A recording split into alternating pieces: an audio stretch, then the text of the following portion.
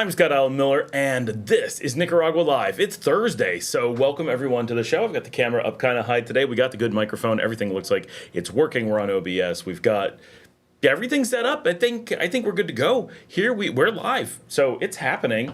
And I'm going to set up the monitor over here while I'm waiting for people to join, which is always a lot of fun. And I've got some wine today. I'm going to be pouring some Cabernet Sauvignon. And, Bryce is already here. Hey, Bryce. Wow, that was fast. We're pouring the wine. I was letting it breathe just a little bit. I don't want to get wine on my desk. All right, we got some Pinyon Sol. I had this in the fridge. Ooh, look at that. And, how's it going, Bryce? How's the new place? Sorry for licking wine while on camera. And, we are live. There we go. I'm putting this up on my monitor so I can see how the show is looking, what's going on. I see the wine just popped up there. And there we go. Got it on the screen. Nice. Now I can see myself on the monitor up there. And Carlos is here. Hey, Carlos, how you doing? Alan is already here. Number one. So I tried to get started. I said at like 2:30, I'm getting ready to go live. And I get that it's so early. I'm like, it takes, from the time I say we're going live until I can walk in and out of the office enough times to get everything organized, at least an hour and a half. And it did. 4 o'clock on the nose, we started. Good time. We started at a good time, but it's not like crazy early. We're just at an appropriate time. But, yeah. All right. I am going to share the link for this over to the group. We got 11 people, 12 people on already. This is happening fast. And here we go. All right, making things happen and letting everybody know about the show.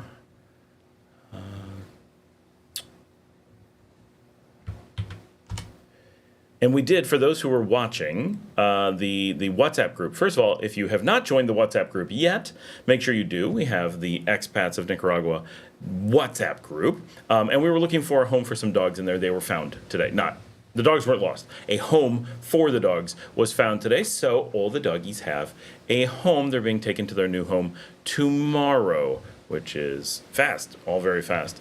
But all the dogs need a new home, and that is happening. So very cool.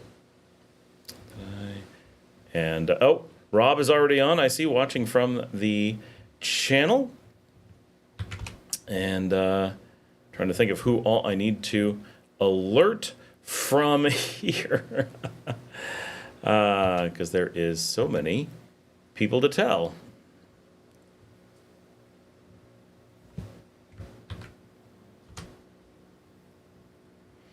All right, let's get this party started. We got 15 people on. Yeah, we're doing well. This is a good warm-up, good kickoff here. Bryce, in discussing his Waffle House-ish restaurant, doing well. Kind of slow the past 3 days, but they tell me it's normal as Nicas don't get paid and don't have money at the end of the month or something. That's normally true. It'll be very up and down. It's just the nature of things. I was out last night on the beach. There was nobody. People weren't out. Larry says, it's like an early Christmas present. Oh, Larry was on before I even told him. That's amazing. Like how fast some of you are able to get on. Luke is here. Hola, y'all. Bryce says, send the number of the WhatsApp. Oh, yeah. It's not a number. It is a link. I'll put it in for everybody because we do this every week. And we got a lot of people. We're pushing 80 people on the group already, which is cool, right? Now, it's in all the show notes, so if you ever need to track it down. Originally, we were putting the announcement link in the show notes. That's not the best one. This goes to the generic expat group, so this is the one that makes sense. Janet says, I'm here, but I have to run to La Colonia for something to eat. I'll leave the stream running too. Janet, I didn't even have dinner so that I could jump on and get this going for you guys. Some dedication, please. Larry says, I'm at Moto Tienda getting my oil changed and aligned my wheels on my quad. Oh, he's on his cell phone today. And Carlos says, great job with the perros. Thank you. Yeah, we actually had 3 we had to rehome. All have been rehomed. One is just a foster. So if anyone is looking for a geriatric Chihuahua who is very nice and not a mean Chihuahua, but a very sweet Chihuahua named Tommy, he does need a permanent home and is currently with a large number of other dogs. Or is about to be. So if anyone is interested in a low-key older dog that would be a very good home companion and doesn't need a lot of activity, he is certainly available, and we will get contact information for anyone. So, but he does have a foster home. We don't have to worry about him. Unfortunately, their owner had one older dog that was not in great shape, and he had to move on to the next adventure, and so she's very sad, but is feeling much better, having found homes for the rest of the dogs, as she is in the process of she just moved out of Chinandega, moved to Managua, staying with her mother temporarily, going to stay with her father in Leon temporarily, while awaiting her final visas to Australia, which she may already have. But she needs a U.S. transit visa in the interim, which may border on impossible now. So she may be looking at going through Cuba, through Turkey, through Istanbul, to be able to get to Australia. It's become quite a thing for Nicaraguans to be able to get anywhere these days. But maybe she'll get lucky with an Australian entry visa. Maybe the U.S. will give her a transit visa, but not very likely. Ecom Insider, hello Scott. Hey Ecom. Luke says liquid lunch I see. I did have some lunch. I had a salad. I was very responsible today. Just lettuce, carrots, tomatoes, and some ranch dressing. Corey's here. Hey Corey. Brian says, today I buy my first vehicle in Nicaragua, a brand new bike, 2024 model with a couple thousand miles. At 5 p.m. I pick it up. I got it through trading an old iPhone 13 Pro Max, which is like nearly $300. Nice. Well, congratulations. Hopefully I don't get in another wreck here. What happened to the last one? Fill us in. Want to hear the story? People can send in stories, send in videos of your adventures in Nicaragua, show things that are going on. It's not just, right, when you guys are like filming questions, boy, 24 people already, 26 people already. Holy cow.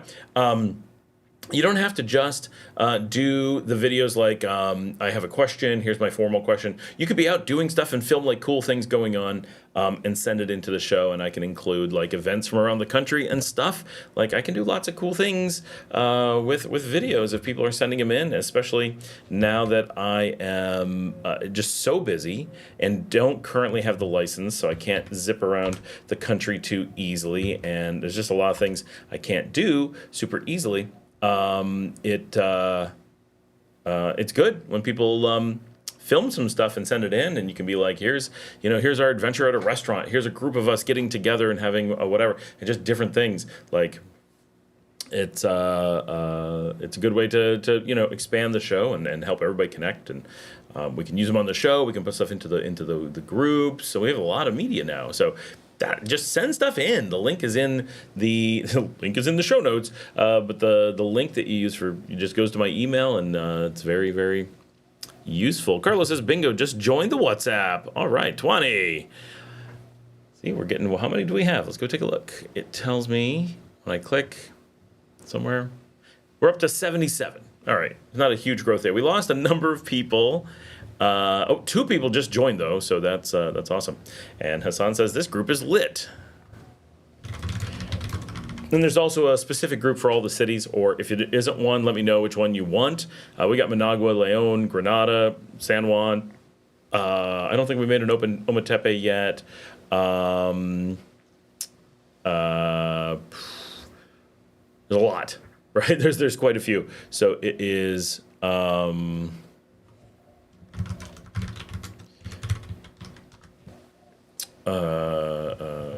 Managua, Matagalpa. Most of the ones that expats are potentially in are there already. Boaco. I know lots of expats in Boaco. They're just flocking there, but they've got a group. So everybody can participate in specific groups that way, which is pretty cool. But also we have the main group, which is really lively, and we had quite the show yesterday, if everybody wants to talk about it. We had a crazy New Yorker. She's jumped on a few times, and I'm a New Yorker, right? So I don't really like it when people become the crazy New Yorkers and give us a bad name. And someone just some Canadian, I think, made a joke about New Yorkers, because we're New Yorkers. Like, you make jokes about New Yorkers. Like, we're supposed to be thick-skinned, right? We're like tough and friendly but cold. Like, we get it, right? Like, you're supposed to be able to say, like, New Yorkers are so cold. We are. New Yorkers, they really like bagels and hot dogs. We do, right? So you can make fun of New York pretty much, right? If you can make it New York, you can make it anywhere, unless you have to drive, right? Says the average New Yorker doesn't have a driver's license, including this one. But she was not what we would call a New Yorker. She was more uptight and nervous, and couldn't handle having people not just give her deference for being from a big city. Like, I don't know, oh, welcome to Genericville, good for you. And so she was kind of pissy about that, and then came on and informed us that everyone in America has a chip in them, and if you don't, you're starving because you're not able to shop at the grocery store. She actually tried to claim that people need to be chipped. And if you're not, you currently, not like some theory for the future, like right now, you need that to be able to shop and to travel in the U.S., which is quite amazing, given that no airport in the U.S. has a reader for these chips. No American has been told about these chips. No one has them, and there's nowhere to get them. So even if you are dedicated to the chip culture and you want to go out and get one, there's no means to. So she's like starving and doesn't think she can travel. Like, none of it made sense. And she was really angry about it. And she was really angry with us for being aware that we didn't have chips and still could go to grocery stores. K117RRC. Hello, Scott. Looks like around February 12th to 16th. May say hi to you in person. 4 to 5 hours at the CR border. News may delay our travel. We'll think how to mitigate. So 4 to 5 hours at the border really isn't that big of a deal. Generally, I mean, like, if you're hearing about it, right, the thing is, just go early. Either you're on a bus and they process you and you just spend a lot of that time sitting on a bus, or go early. If we're doing border runs, which gives us more flexibility, we leave at like 4 a.m. So we're at the border at the time that the border opens, and boom, we're just through.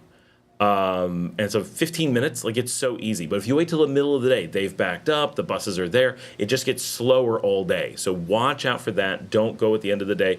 Yes, it's a slow border. Like, legit, it is. And both exiting and entering. So really plan around that. But when doing border runs, doing it early in the morning, it's so fast, it's no problem at all. And even when we do the bus leaves Leon at 6 o'clock, swings through Managua, which is an hour out of the way, picks people up along the way, and we're still through normally in under an hour, maybe an hour and a half on a bad day. That's about the worst we've seen. So you certainly can run into these long times, and maybe I assume you're commenting because you saw someone had long times today, or maybe that was you. I don't always know if it's the same people, but there are ways to almost guarantee that your time will be pretty fast. They're really not busy at certain times, and they're very, very busy at others. So Bryce says, I wrecked right. Wait.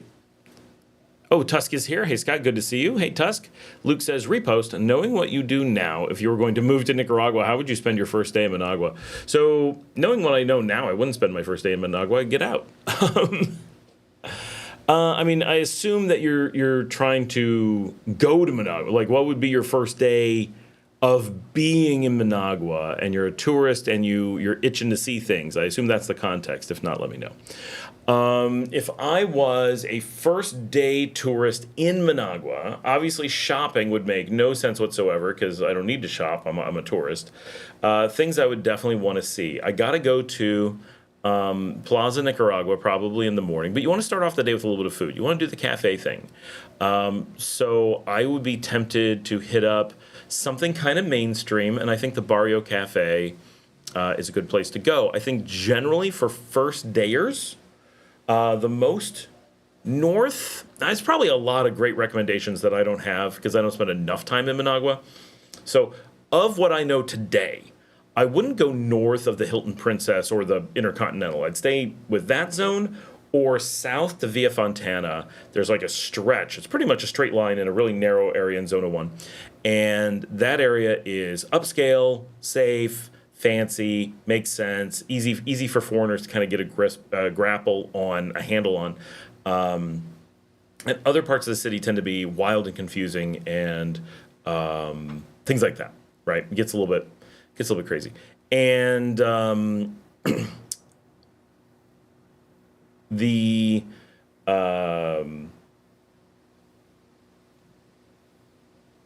I totally derailed because I was reading other comments. That's where you want to be for that first day. So I would stay either there. I'd stay at the DoubleTree. I'd stay at the Hyatt. A lot of that depends on budget. I'd stay at the Cuban. The Cuban Dance, like they're nice, cheap, like it's a hostel, but like a fancy hostel. So you're talking probably 20 or less for a single person, but they're all in that same zone. They have views, they have restaurants, they have things to do. You could walk to things, you could take a taxi to most things pretty easily. That would be my kickoff to day one. This is assuming you have some energy, okay? I would kick off by staying there the night before, being in that zone, and then start the day maybe with Airbnb or hotel food if you want. If you're going to go to a restaurant in that zone, I would start at the Barrio Cafe. They are a little bit on the pricey side, but very Nicaragua fancy, and like they do like a brunchy kind of thing. So it's a really good place to start. Very reliable food for anybody, anytime. Great coffee, good service, nice environment, good area. By the way, we're already up to 34 people on, and just the whole Barrio Cafe experience will start you with okay, Nicaragua has this and Managua has this. It gives you kind of a base in the middle of Los Robles zone, just north of Villa Fontana. So I think it's a good introduction, good, relaxing, like enjoy yourself. From there, I would probably head via taxi to Plaza Nicaragua. Which is on the lakefront. It's beautiful in the morning. It's a nice area to walk around, maybe do some walking. You can either, so first of all, it's on the waterfront. It's a lake. You're not going to spend a lot of time there, but it's a beautiful, like, what's the middle of the city? This lakefront spot is the middle of the city. That's kind of the anchor point for a bunch of things. You can see, you won't be able to go into, but you can see the Ruben Dario National Theater right there at the waterfront. You can walk west and go through the parks. That is the new, there's a couple different parks. The later one is the Parque Palestina. And there's a new one in between that I don't remember its name. And then you can also go east from there. You go up the hill 1 block and then go east, and you're heading through the National Complex, the National Mall, which includes the Capitol building, more beautiful parks and that kind of stuff, statuary and that stuff. It just kind of gives you that I'm in the capital, I'm in the middle of this country kind of vibe. And it's you can take pictures, and the old cathedral, the one that was destroyed in the 1972 earthquake, is there. You can't really go in because dangerous, but you've got that stuff right there. Managua's not a museum town. If you live here and you want to go to some museums there, sure, that's fine. If I'm a tourist on my first day, no, not going to be the thing. It's really going to be, I want to get a little bit of a feel of Managua, and I want to have some good food and relax. I want to kind of do a mix of things, but not too much. So kind of doing a morning walk after the Barrio Cafe will give you that, oh, okay, I'm getting a feel for Managua a little bit, seeing some cool stuff. You can diverge about a block in any direction there, and there's something cool. Maybe walk up the hill, so that's southbound on the Avenida Bolivar. It's easy to say Boulevard because it is a boulevard, but we call it Avenida, and it's Boulevard, like Simon Bolivar. You can go up the hill. That's like the main thoroughfare of the north part of the city, and you get a feel there. You're going to see some restaurants and parks, and it's a really nice part of the city. Come up around lunch. It's a tough one, but I probably would say, because it'll give you, and you could flip this with dinner, right? And depending on how hungry you are, and not everyone's going to eat all the meals, but if I was doing my first day lunch, I might want to head into the hills, like Villa Fontana, and get a view of the city, and kind of get that like cool neighborhood sort of vibe going on. So maybe the Amazonia Resto Bar, something like that could be a really good choice, where you have a view, where you're seeing like the city sprawled out beneath you, and you get to go, Managua, right? Like at some point, you got to have that mirador, that observation point kind of vibe, to get the day going. You could do it at night and look at the twinkling lights, obviously beautiful. But from a first day getting to know the city perspective, I would do it in daylight. Later, when you're like got a nice date and you want to go get some wine and a nice steak or some pasta, and you want to be up in the hills and have that like romantic dinner and see the twinkly lights, that's perfect. Not for your first day as a tourist. Then in the afternoon, I had thought about what I wanted to do, and now I can't remember what it was. I would, if it's me, right, getting to know a city, I want to walk around. So I would probably find places to walk. That's just what I do when I have a city, because what else do you do, really, right? You can drive around, and you can go shopping. Totally not my thing. I do not consider shopping. You don't get to like. Shopping is the same the world over. It doesn't matter where you are, so I find it to be essentially worthless. Sometimes seeing it and just being like, okay, I can go shopping here. Okay, I get this, is worthwhile. But Managua is such not a tourist destination city that I can't even think of like what touristy things you would do in the city. It's just food, shopping. You could go to the movies, but none of that stuff's on your first day, right? So I would be lingering at these places. Enjoy your time getting to know some places, and then honestly, if if there's something you want to do, like shop, totally do that. Leave the afternoon for some logistics. Leave it for a little bit of walking. Don't want to wear yourself out. If you want to, have afternoon coffee, by all means. If you want to take a drive around the city, you could do that. But in general, I'd play it pretty chill. In fact, I might take a nap. I'm not a napper, but I might if I had one day and I knew it was my first day in the city and I knew what else to do. So if I was to take a nap in the city, in my hotel, right? Leverage your hotel. Go enjoy some afternoon air conditioning, because that is the hottest part of the day. You've now seen it. You've had some nice food. You got some time to relax, so you can wait until dinner, right? Notice food, right? Breakfast, lunch, dinner. They're packing right in. You're planning your day around it, but that's okay because it's part of the fun of a first day anywhere, unless you're in Disney World, then the fun's the rides. But everywhere else, right? It's about seeing that stuff. And we don't have that historic downtown like Leon or Granada, so you're not like, ooh, I'm gonna. If it was Granada, you'd be like horse-drawn carriage tour. You gotta do that your first day, right? You're not even in Granada if you don't do that your first day. But Managua doesn't have that vibe. So early, you're gonna get up on the early side. Like let's say you nap from 4 to 6.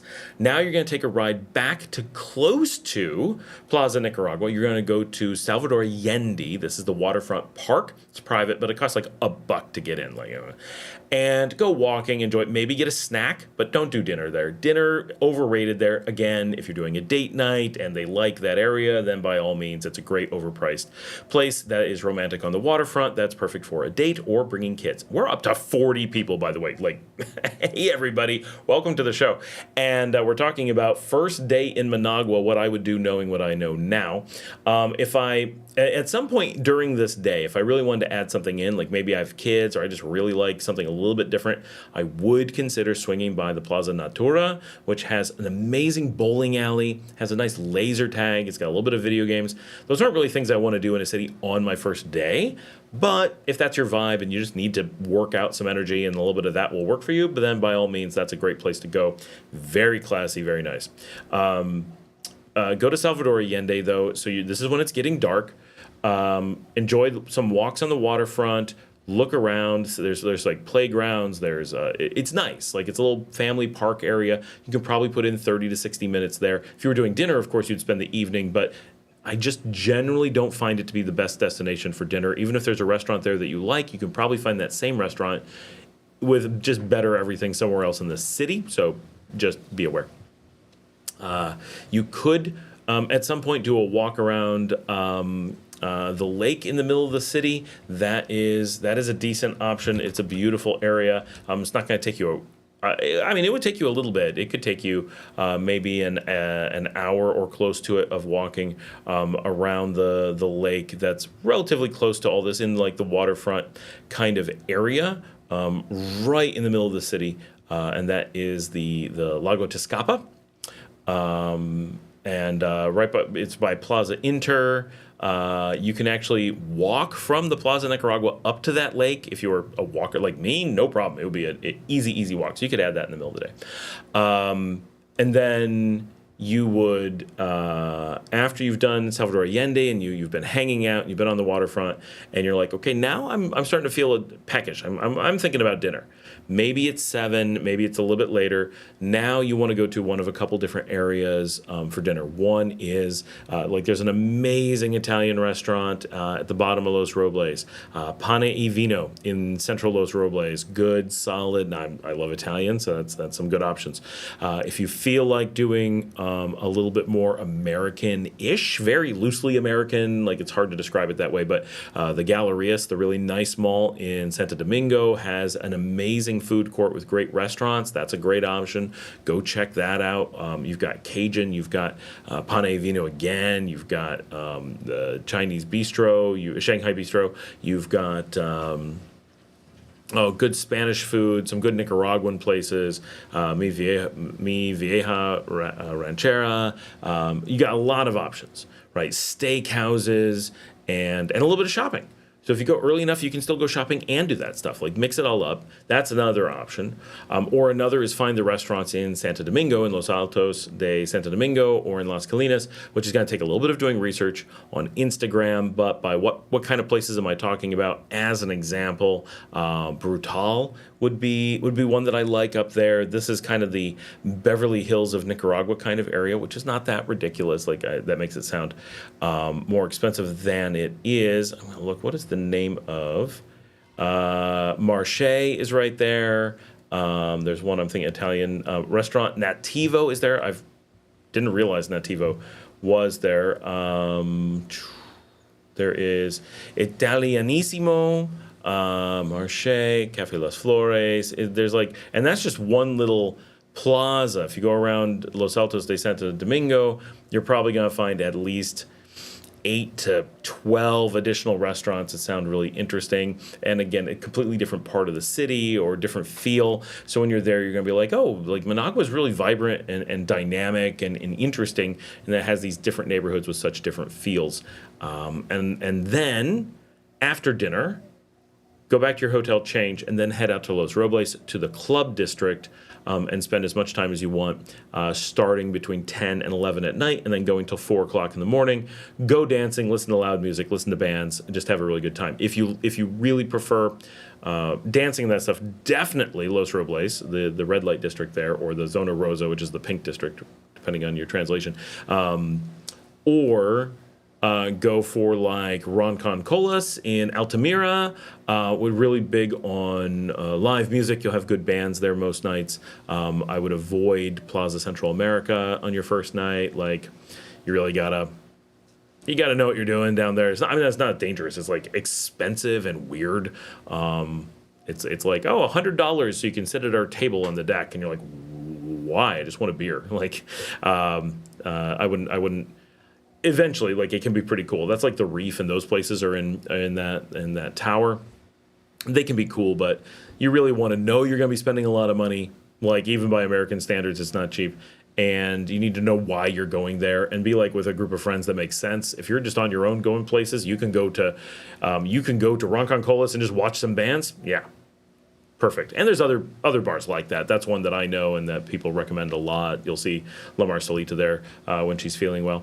Or the club district in Los Robles is the best in the country, most likely. It's just fantastic. You can go by yourself. Just go to any of the clubs, club hop, go dance, go drink, get snacks, have a good time, wear yourself out, and go sleep. That is my first day, given 4 years of experience in Nicaragua, itinerary for Managua. Bryce says, I wrecked right in front of the mayor's office like a month ago, the mayor of Nagarote, and a week ago, and my helmet flew off and busted my head open in the back. Oh my gosh. Got stitched up and sent home. Police came and visited. Wow. Alan says, do departamentos, not cities. I don't know. If we do Rivas as a departamento, though, like San Juan needs to be its own thing. It's not really Rivas in so many ways. Bryce says, they returned my license and passport and said since no one wanted to press charges or whatever, they call it here, they just say, be careful. All right, cool. Did you end up hitting someone or get hit by someone or anything? Corey says, glad you're okay. Hassan is here. He says, Scott. Venus is here. I saw that you commented on Wandering Investor's post about the $65,000 beach lot saying it was way too much. Can you comment more on why you think that is and what you think a lot like that should go for? So pretty typically at the pricier beaches, you're looking at built up property, not fancy, but like at some point you're paying a lot for like a house. Right, so you can have a house on just crap property, and the house is worth $1 million, right? So understood that you can have a really expensive house. But if you're getting like the most basic but stable houses on the prime beaches, like the most expensive, most sought after, most in demand beaches, with a structure on it, actual waterfront, you should be paying absolutely not more than 50. Probably not more than 40. And that's for the prime ones. So where he was looking at the 65, I'm not sure exactly where it was, but their description gave me it's in a very cheap, undesirable area, or less desirable area. It's part of the Managua beach zone, which are the cheap ones because they're just handy, which gives them some popularity, but they're not high end. They're not people go out of their way to see them, and they're relatively remote. Unlike the Leon beaches, which are close to a city, so you have a whole bunch more economic value because people from the city will go to them. This is a far-flung beach, hours from the city, and much less traffic. So whatever the prime beaches cost, it should be less, whether it's 5% less or 50% less. That's a bit more up for debate. But 65K is an absurd number. Absolutely, positively absurd.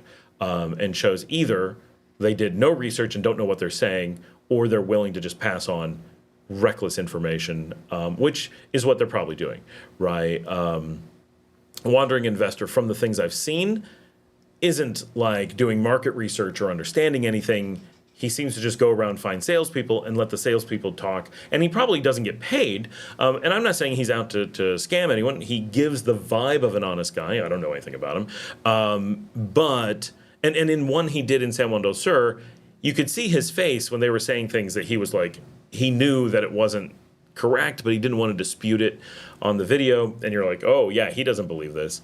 So the problem is, so it's useful, right, to just do what he does. It's very easy. It doesn't require any of his own information. He doesn't have to do any research. He doesn't have to live in a place and figure it out. He doesn't have to, put in the time to actually know things,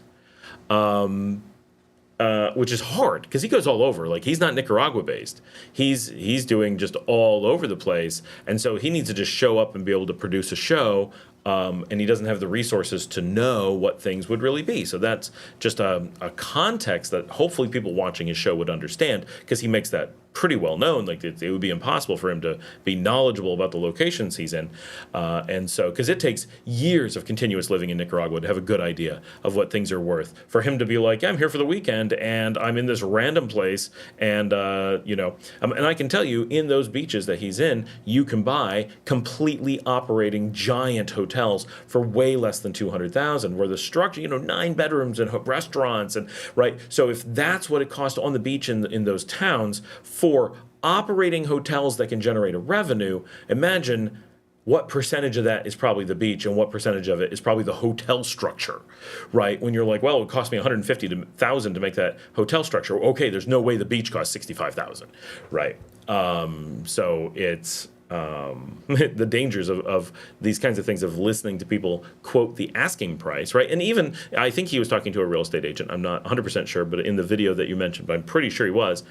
But even, we can give the real estate agent the benefit of the doubt. They may have they probably have no idea what the values are. Why would they know more than anyone else? They don't have any more access to information than anyone else. It seems like they would, but they don't. And they're just repeating the price that they've been quoted by the seller. Maybe they helped come to that price, maybe they didn't. And so they may just be passing on the price as well. And then the seller, we can almost give the benefit of the doubt that they may be unknowledgeable to the market, and no matter what, an asking price is an asking price. They can ask for $1 billion if they want. Doesn't mean they're going to get it. Doesn't mean they're not. But market pressures say what the actual value is, and 65K is just absurd. So my guess is that the property is probably worth about 30, which would be pretty common, that the asking price is a little bit more than double a reasonable price. They could be shooting for the moon, which certainly we've seen. Oh, we're asking $1 million for this place, and it turns out it's worth 100K. Certainly have seen that. That's not likely here. It is really rare for a beach lot to be worth under 10K. However, when we first moved, which is just a few years ago, and the market really hasn't gone up, we went to many places, and we were told, they say 5K, we'd probably get it for 3 in a bunch of really nice beaches that would be comparable to the one that they're talking about. So I'm guessing it's not worth more than 30. And I think that in the 30 range is probably reasonable, but there's every possibility that the beaches, the lots next to it, are actually valued in the single digits of thousands, right? So be prepared that but I would say it is more likely to be worth 5,000 than it is to be worth 60,000. But I think the reality is somewhere in the middle. But definitely far less than people would imagine. Whatever numbers you see, whatever numbers you feel, remember, it's always way cheaper than you would believe that it is. It's always still cheaper. Michael says, while to be watching this in country feels weird. Hey, Michael. Bryce says, can you explain what happened to the guy who pissed all over the statue in San Juan del Sur? Did he get deported? He was Canadian. I don't know any details, right? I only know the stuff from the news like anyone else. Obviously, doing stuff like that, you'd expect to be getting deported, and he got deported. Like, they definitely announced he's getting deported, and the whole town was like, deport this guy, we want him out of here now, right? Once your whole village is like, nope, don't let him back in the village, yeah, he's in trouble. Right? He's got to go. That's a you need to stop on the side of the road and use a tree. No one thinks twice about it. No problem at all. You want to piss on a really iconic national monument that is also a religious symbol in public with people standing around watching you in front of children? Nope, you're gone. Like, come on. Yeah. Hassan says she was tripping. That is about the shopping with your arm chip this morning. Ecom says hit the like button. Carlos says Mujer Loca, that was a crazy lady. Yeah, that was a fun one. I don't know what was going on, but I really hope that she reconsiders Nicaragua as her location. I doubt that she's going to be able to find it, so we're probably safe, but that's the harsh reality of being an expat is that, one, we're not always the coolest group of people. Often we're pretty cool, but it's not always. But in normal society, you have a bell curve, right? I just did the bell curve for some other video. But you have this bell curve of like normality, and you have like pretty decent normal people in the middle, and then you got like super nice people over here, and there's not that many of them. And then you got super terrible crazy people over here, and there's not that many of them. And most people are pretty nice, but they're not, super nice. And they're not, incredibly stupid, but they're not super smart, and they're just kind of, they're normal people. But when you come to expats, your bell curve becomes the opposite, right? People in the middle stay home. It's just the nature of being in the middle. There has to be. If the bell curve was the other way around for expats, oh my gosh, the whole world would be moving from their home country, and there'd be no people who live in the places you're going. You'd be like, I'm moving to Brazil, and you'd get there, and it'd be all people from Vietnam, and you'd be like, why is it all Vietnamese? And they'd be like, I don't know, all the Brazilians just left one day, and all of us just randomly showed up. There's no coordination. We're just all moving all the time, because it just wouldn't work. So luckily for society, there's this inverse bell curve of movement of people. And so with expat groups, you tend to have a surprising percentage that are really awesome. They're like super smart, and they like really cool and friendly, often eclectic, but like this really great group of people who are kind of like society's misfits who finally found their place. And they found it by all having this ability and flexibility and confidence that they can just move abroad and take the time to select the right place for them. So you have this awesome group of expats that finds each other, and they're like, we have nothing in common except that we're all nice people. And then you have this other group like her who lose their minds, have no grasp of reality, are completely nutso, and can't stand that they're around people who call them out on it, who point out that they're crazy, who don't put up with them or whatever. And they think that, or they start to get this idea that if they move somewhere else, either they'll be able to bully their way into being crazy, or that that place will accept them being crazy, or that somehow magically they'll find a group of all crazy people to be with, which generally isn't the case.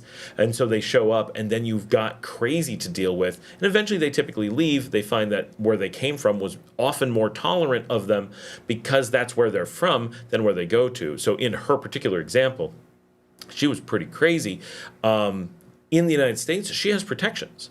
She has protections like family that might take care of her. She has some kind of support group that probably takes care of her. She knows her way around places. She understands to some degree. She has managed to survive to whatever degree she has. I don't know if she's 30 or 80, but somewhere in that range. She has survived for decades and figured out how to function to the point where she's able to get online and consider moving somewhere. But if she comes to Nicaragua, her tenuous grasp of reality, which is thin, is going to be shattered because all the things that she has very likely used as tools to create a solid framework of understanding the world will be ripped from her. And things like, you can't just go, like she was, when we said you're not allowed to just lie to people, you can't go around, defaming people and intentionally conning people. And she got angry that she wasn't allowed to lie, right? Like that was an anger response. And then she started lying as part of the anger response. Well, if you're in a foreign country and you start to con people, and your response to getting called out on a con is to be aggressive, is very likely going to go over poorly. And it doesn't mean you're going to be arrested. But if you want any government anywhere in the world to look at your passport and say, this person has been on vacation here, and we need to decide if they can keep being on vacation here, and they get reports from people who are like, threatened me, lied to me, tried to scam me, they track that stuff. Right? And so if people start calling in, or like the guy who pissed on the statue, and an entire village rings up border control and says, we really want this person not showing up in our village again, they take that seriously, right? Because the goal of the government is to protect the people. And if the people feel someone is a threat, they may, they're not going to deport someone short of committing a crime. Oh, you've done something like really wrong, get in the police car, welcome to the border, welcome to the long drive to Piñas Blancas. But you're just not going to get that renewal. Right? Or you're not going to be able to apply for residency, right? As they go through that process, they're going to be like, we talked to your neighbors. They said no, right? So that kind of behavior, because it's not like get arrest kind of legality, but she was pushing the bounds of what was legal. And if she was here, now doing it on WhatsApp, she's fine. So is she going to explode and do that when she's here? Clearly she was, right? And gave the feeling that her reason for wanting to go to Nicaragua was because she wanted to use the opportunity to have a platform for misinformation. I could be wrong. We could all be wrong. But it would be a lot of us. And it felt like her goal, the thing that was driving her, was an actual desire to discredit certain people she doesn't like and to sow dissent and misinformation, which in her own country, she has a certain amount of entitled to get to do whatever she wants because it's her country, and that's where you're allowed to do those things. When you go to someone else's country, going for the purpose of sowing dissent and sowing disinformation and conning people at a society level is just generally frowned upon one way or another. If she was from Nicaragua and went to the United States and behaved the same way, you would totally expect that ICE would deny any renewal of a visa. They would not show up and deport her for that activity, but they would not renew her visa, and if she stayed, they would deport her for that activity.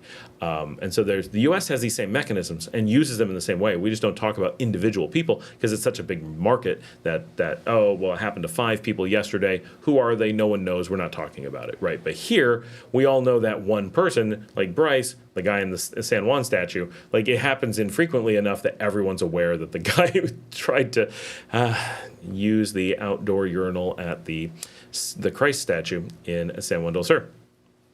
All right. EG is here. Greetings from Texas. Hey, EG, how's it going? Kale says 4 a.m. departure from San Jose. Got it. Thanks. We'll have a rental car on both sides. Yeah, I think if you leave San Jose at, I might even leave earlier than that. San Jose is a good hike from the border.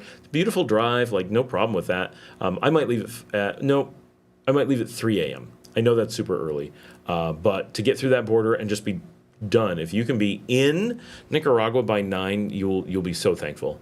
And then, get breakfast once you're in. Have a snack.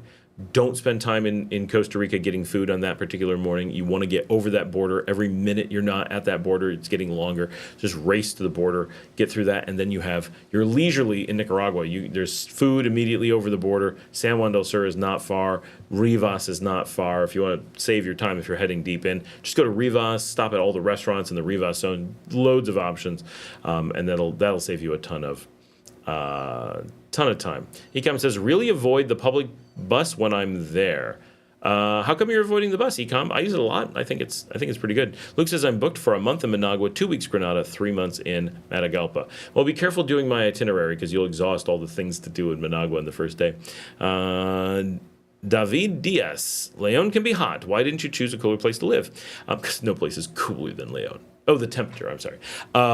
So yeah, Leon is hot. Only Chinandega and its outskirts are hotter. If you live in Managua and you're like, I'm heading to Leon for the weekend, they're like, well, it's hot, right? Like it's that hot.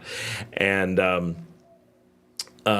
we know it's hot, but you know what? We lived in Granada downtown, and we found that was actually felt hotter. Whether it was more humid or the air wasn't as strong, I don't know. But we felt much hotter in Granada than we do in Leon.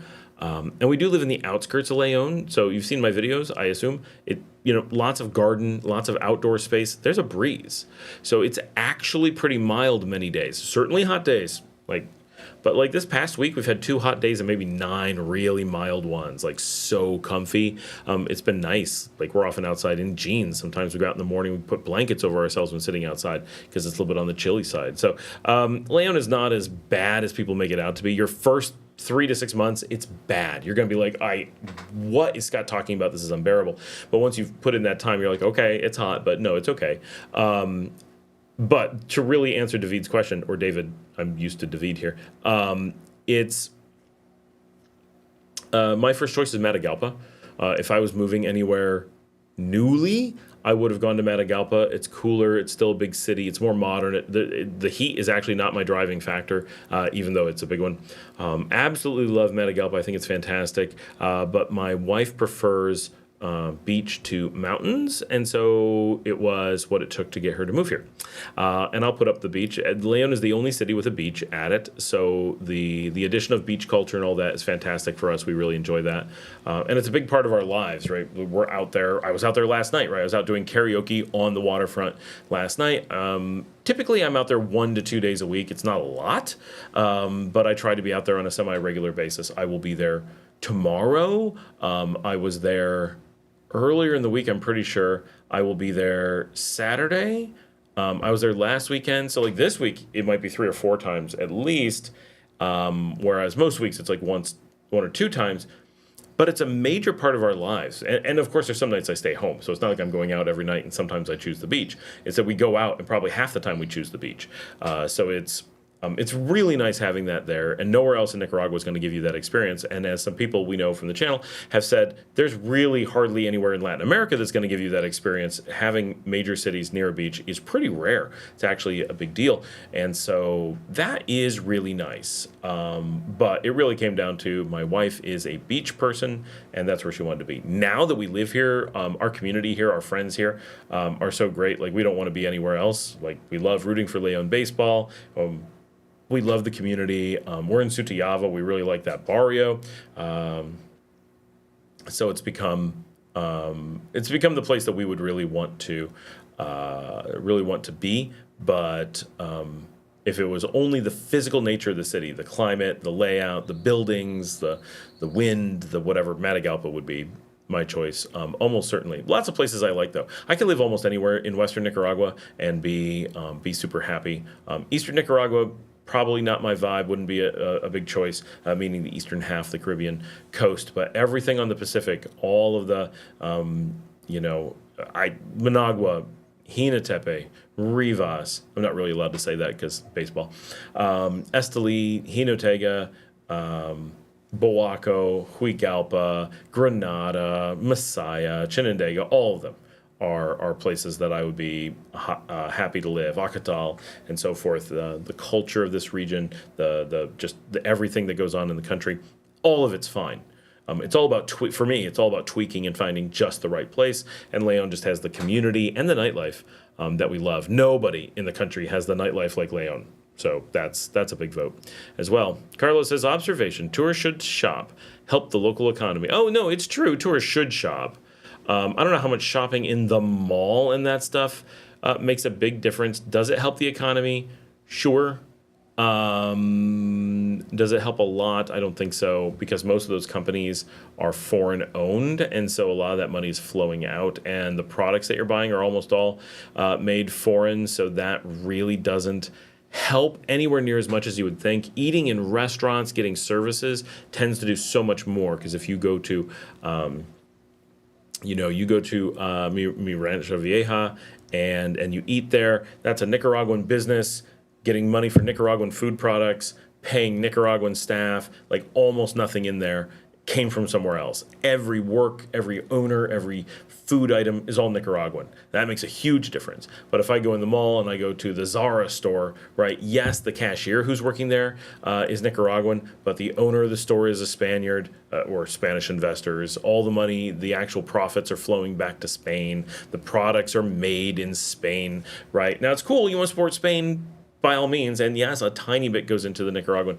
economy by paying rent on the store and paying the cashier and so forth.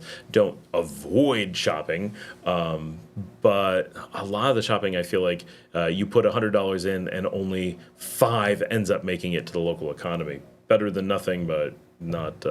And for us, one of the things that we do is a lot of our shopping is done remotely, and we get products in that then become part of the economy, so that kind of converts money into things that can then be given away or sold in the country, and it joint. So sometimes that makes a difference too. Bryce says, David, the only thing I see good about Leon is that it's a more vibrant version of Granada with better restaurants and beaches. I have to honestly say it doesn't have better restaurants. Way better beaches, because they don't have any. Leon is very hot. I don't like going there as much anymore. Bryce also says, it's more expensive than Granada as well? What? No. Granada rent and food is easily double Leon. Every time someone from Granada comes to Leon, they're like, how cheap is it here? We're the cheapest city in the country. And Granada is the most expensive, so that's weird. I prefer the taxis and walking experience more in Leon. Public transportation is nicer as well, and not as packed. Yeah, definitely not as packed, even though we're twice the size. Downtown Granada is very tiny, physically very tiny, but Granada is the cost premium for everything. Of what's $300-400 a month in Leon will be $600 to $800 in Granada. Taxis are about the same, but they're going half the distance. But food is huge, right? If you go to like the main restaurants in Leon, we remain pretty cheap. If we go out to Granada, we're always paying quite a premium for everything. Powertron Pop. Hola, Scott. Hey, Powertron Pop. Alexis Rosales Ruiz says, I love Leon, especially the cathedral, but Managua has more things. Yeah, Managua has a lot more things. That's my big thing. That's why I go there all the time. It's just a lot of stuff. I do wish we had more things here. That would be cool. Holy cow, a lot of things just scrolled by. There's so many people talking. We got a lot of people on. We still have 39. We're basically hovering around 40 people on all the time. It's really cool. Bryce says, I didn't even do the horse carriage tour after I moved out of Granada. I did the Mombacho Trail on my first day. Mombacho Trail is cool, but the horse-drawn carriage is awesome. That's like what makes it Granada. Dean is here. Welcome, Dean. Looking to go to San Mendoza in April. Is it safe to drive a rental from the airport? Yeah. I mean, we generally recommend not getting rentals, or at least really reconsidering it for a lot of reasons, but everything's safe. If the question ever comes up, is it safe to, and you're in Nicaragua, the answer is going to be yes. Any activity that a normal person would consider doing, like driving or taking a bus or walking somewhere or going on a, whatever, Nicaragua is absurdly safe. Everything's safe. The biggest risk with driving, and the reason that we generally recommend against it as a tourist who doesn't have a lot of time, you're on a tight schedule, twofold. One, it may not financially make sense. For a lot of people, it ends up being more expensive than they think, or they think it's cheap-ish because they're used to prices other places, and they go, well, that seems reasonable. And then later, if you were to find out what it would cost to not have had that vehicle and how easy it might have been to not have that vehicle, then people are like, why did I waste all that money?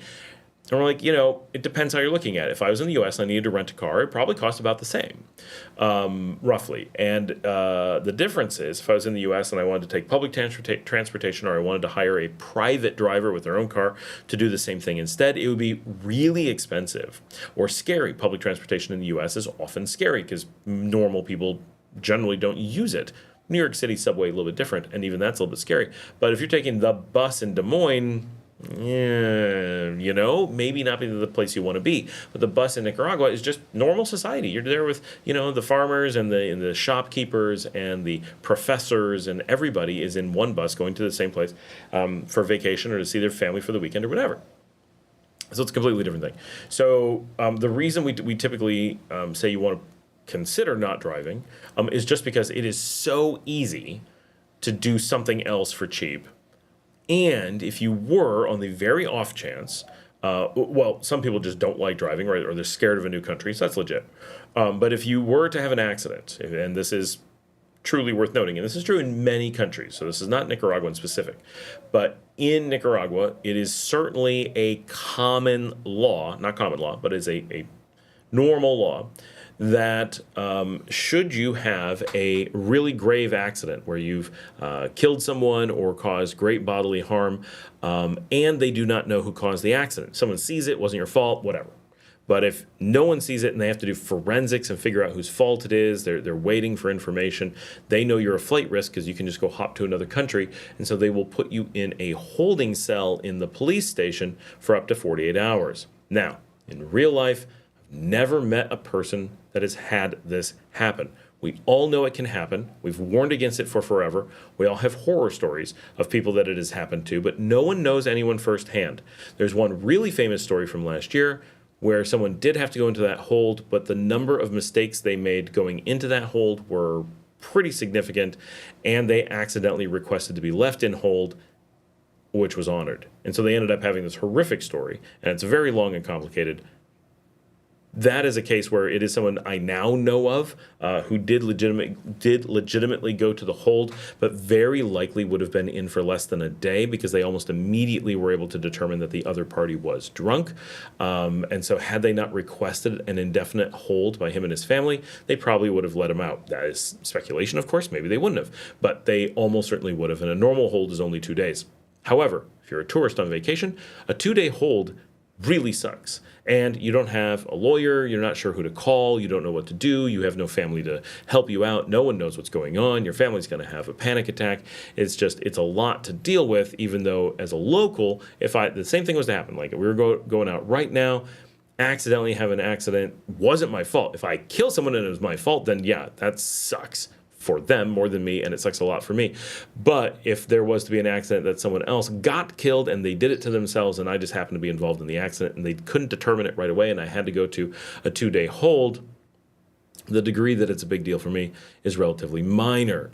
I know that I'm going to be getting out. I know the process. I know that the people on the outside know what to do for me and that they're doing the right things. The right people are involved, and I pretty much just have to wait it out. And yeah, still sucks, but it's not destroying my vacation. It's not throwing everyone into disarray. They'd be like, oh, that sucks. He's gone for the weekend. I'd be like, this sucks. I'm stuck in here for the weekend. And at the end of it, it would all be resolved. And I know that I know it's for 2 days. I know it's being handled. I know it's not going to sprawl, right? Like, I have that confidence and know who to call. So that's just if you live here, driving here is pretty trivial.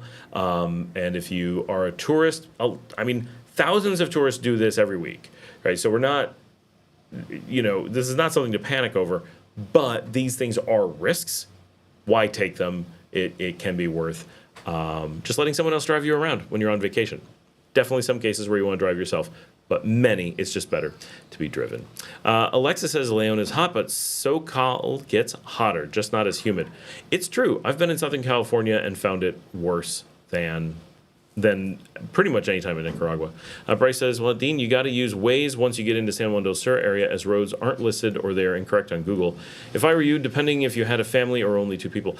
Yeah, the Waze thing is weird because it is Google. Like, somehow Google has 2 sets of maps, and they don't agree, and they have totally different information. Mark says the best restaurant is called Mi Ranchito on the Carretera Messiah. I've not been to Mi Ranchito. How's that compared to Vieja? I've been to that one. I don't eat meat, so those places they're fine. There's food I can eat, but they're rarely like, oh, this was the restaurant. They're just like nice. Dale is here. I figure after spending the summer in Las Vegas at 110, Leon would be comfortable. It's a lot more humid. You might be surprised. Bryce says driving out of Managua can be tricky as road rules and roundabouts are very scary for me, at least when I first moved. If it was you or just 2 people, I'd take a bus and rent 4-wheelers down there. Bryce, where'd you come from before? I found that, so the roundabouts are the same as in the U.S. and Europe.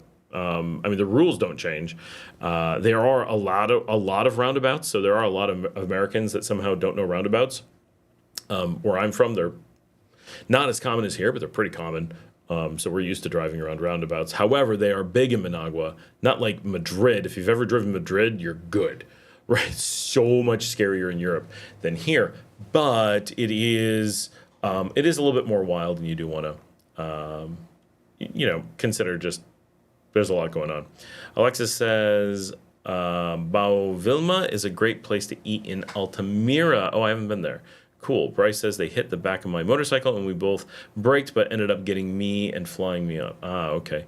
Tito is here. Hey, Tito, how's it going? Edwin shows up. Hey, Scott. Did you see the CRJ 700 USAF air? Yeah, yes, I was at karaoke last night when that happened. That was horrible. Yeah, a lot of people. Yes, last night, Edwin. That was the very first U.S. Air accident fatality in 16 years. 2009 is the last time that someone died in an airline event in the U.S. Tito says, Nicaragua versus Panama. Are you watching? I am not. Let me know the scores as it goes. You're watching on channel 13. I might bring that up in the background. I could put it up on the big screen over there. And La Marcelita está aquí. I knew she'd be back. She wanted to be on the show. She's been so excited to be on the show today. Uy, do I have vino ahí? Right, see? Look who's here. Oh my gosh, she's here. Instead of commenting on the show, which she's had to do for the last couple months, she's here temporarily. We will give you a status update on her. We're going to be doing a video for her GoFundMe soon, but I'll give you guys a status update in just a little bit. ¿Qué es tus planes? No? Okay. Necesitamos comprar los boletos. No tengo mi tarjeta aquí. Está en mi cuarto, pienso que. Y puedes usar para... ¿Y cuánto? ¿Solo 3? Okay. Yeah, how's the game going? Es Nicaragua y Panamá ahorita. ¿En Managua? No sé. Es los semifinales. Sí. Ganó anoche con Cuba. No sabía. Everyone impressed by my sudden use of Spanish? Throws everybody off. Wandering Investor told me that even if I did the $30,000 investment, I still have to wait 4 years for citizenship, opposed to the instant residency and 2-year wait for citizenship. So, one, why are you talking to people who don't know anything about the country? That's a bad spot to start. All the information we've seen on that channel is generally wrong. So a couple important things. Well, first of all, why are you talking about citizenship? So citizenship is never guaranteed. There is no specific wait. That you have to have a presidential order or a National Assembly has to vote on you. The number of people who get citizenship is so few that it's considered not really existing. And it is not tied to your investment, right? Those are separate things. Your investment gets you into the system for investor residency. But the only person I know personally, I know literally one person who has citizenship in the country as an outsider, and it took him 40 years. He's been on the show, and he served in military action, did a ton of things for the country, personal friends with everybody you could possibly imagine, connections everywhere, and it took him 40 years as a resident to get citizenship. So trust me, it's not something you casually get, and it's certainly not something that you talk to. So think about this. The wandering investor is neither an expert in this stuff. Like, he's an okay guy. Like, I'm not picking on him, right? Don't get me wrong. He is disconnected from this almost entirely and is not Nicaraguan nor Nicaraguan. Like, he's not anything in Nicaragua. Like, and if you watch his show, even casual knowledge of Nicaragua, or relatively casual, and that's what we were talking about earlier, that like he doesn't know, or he doesn't put on his show the correct information. He puts wildly misleading things on the show. Now, his stuff on Residency was very good. He had a real lawyer, and he just had the lawyer tell good information, and I've checked him a number of times on that, and it seems to be really good information. So certainly he's trying to put out good stuff. I'm not, but when we've watched his things like the one that was just mentioned, oh, he said 65,000 for a beach lot. He didn't go, that's not what that's worth, which he should have been responsible and done that if he's going to make a show trying to teach you about Nicaragua. That means it's a show about selling you stuff, right? Which is okay, but you have to accept he's just like a salesman, and he's just selling you stuff or trying to get views or whatever. So you can do the $30,000 investment, which I've done. And I've been here 4 years, and I'm not anywhere close to citizenship, right? I've done way more than a $30,000 investment by orders of magnitude. And I have way more than 2 employees by orders of magnitude, which is the requirement. And I have more than 4 years. I have 10 years. They call it 10 years. It's 9.5, but they list it as 10 years, right? Officially, I'm 10 years. And all that. And then you said opposed to the instant residency. I'm not sure what instant residency means in this case. And there is no 2-year wait for citizenship. I have no idea what you're talking about. So I have no idea where he's going with that, but I would say all that information is totally made up. I can't even imagine what it's connected to. But certainly, if you do want to become a citizen, assume you're making a lifelong commitment to try to do so. And that investment, the larger your investment, the more likely you are to have a path towards it. Having a demonstration of wanting to be a part of the country, to want to be involved, to be connected. Going small does not help, right? It doesn't necessarily hurt, but it's certainly not going to help.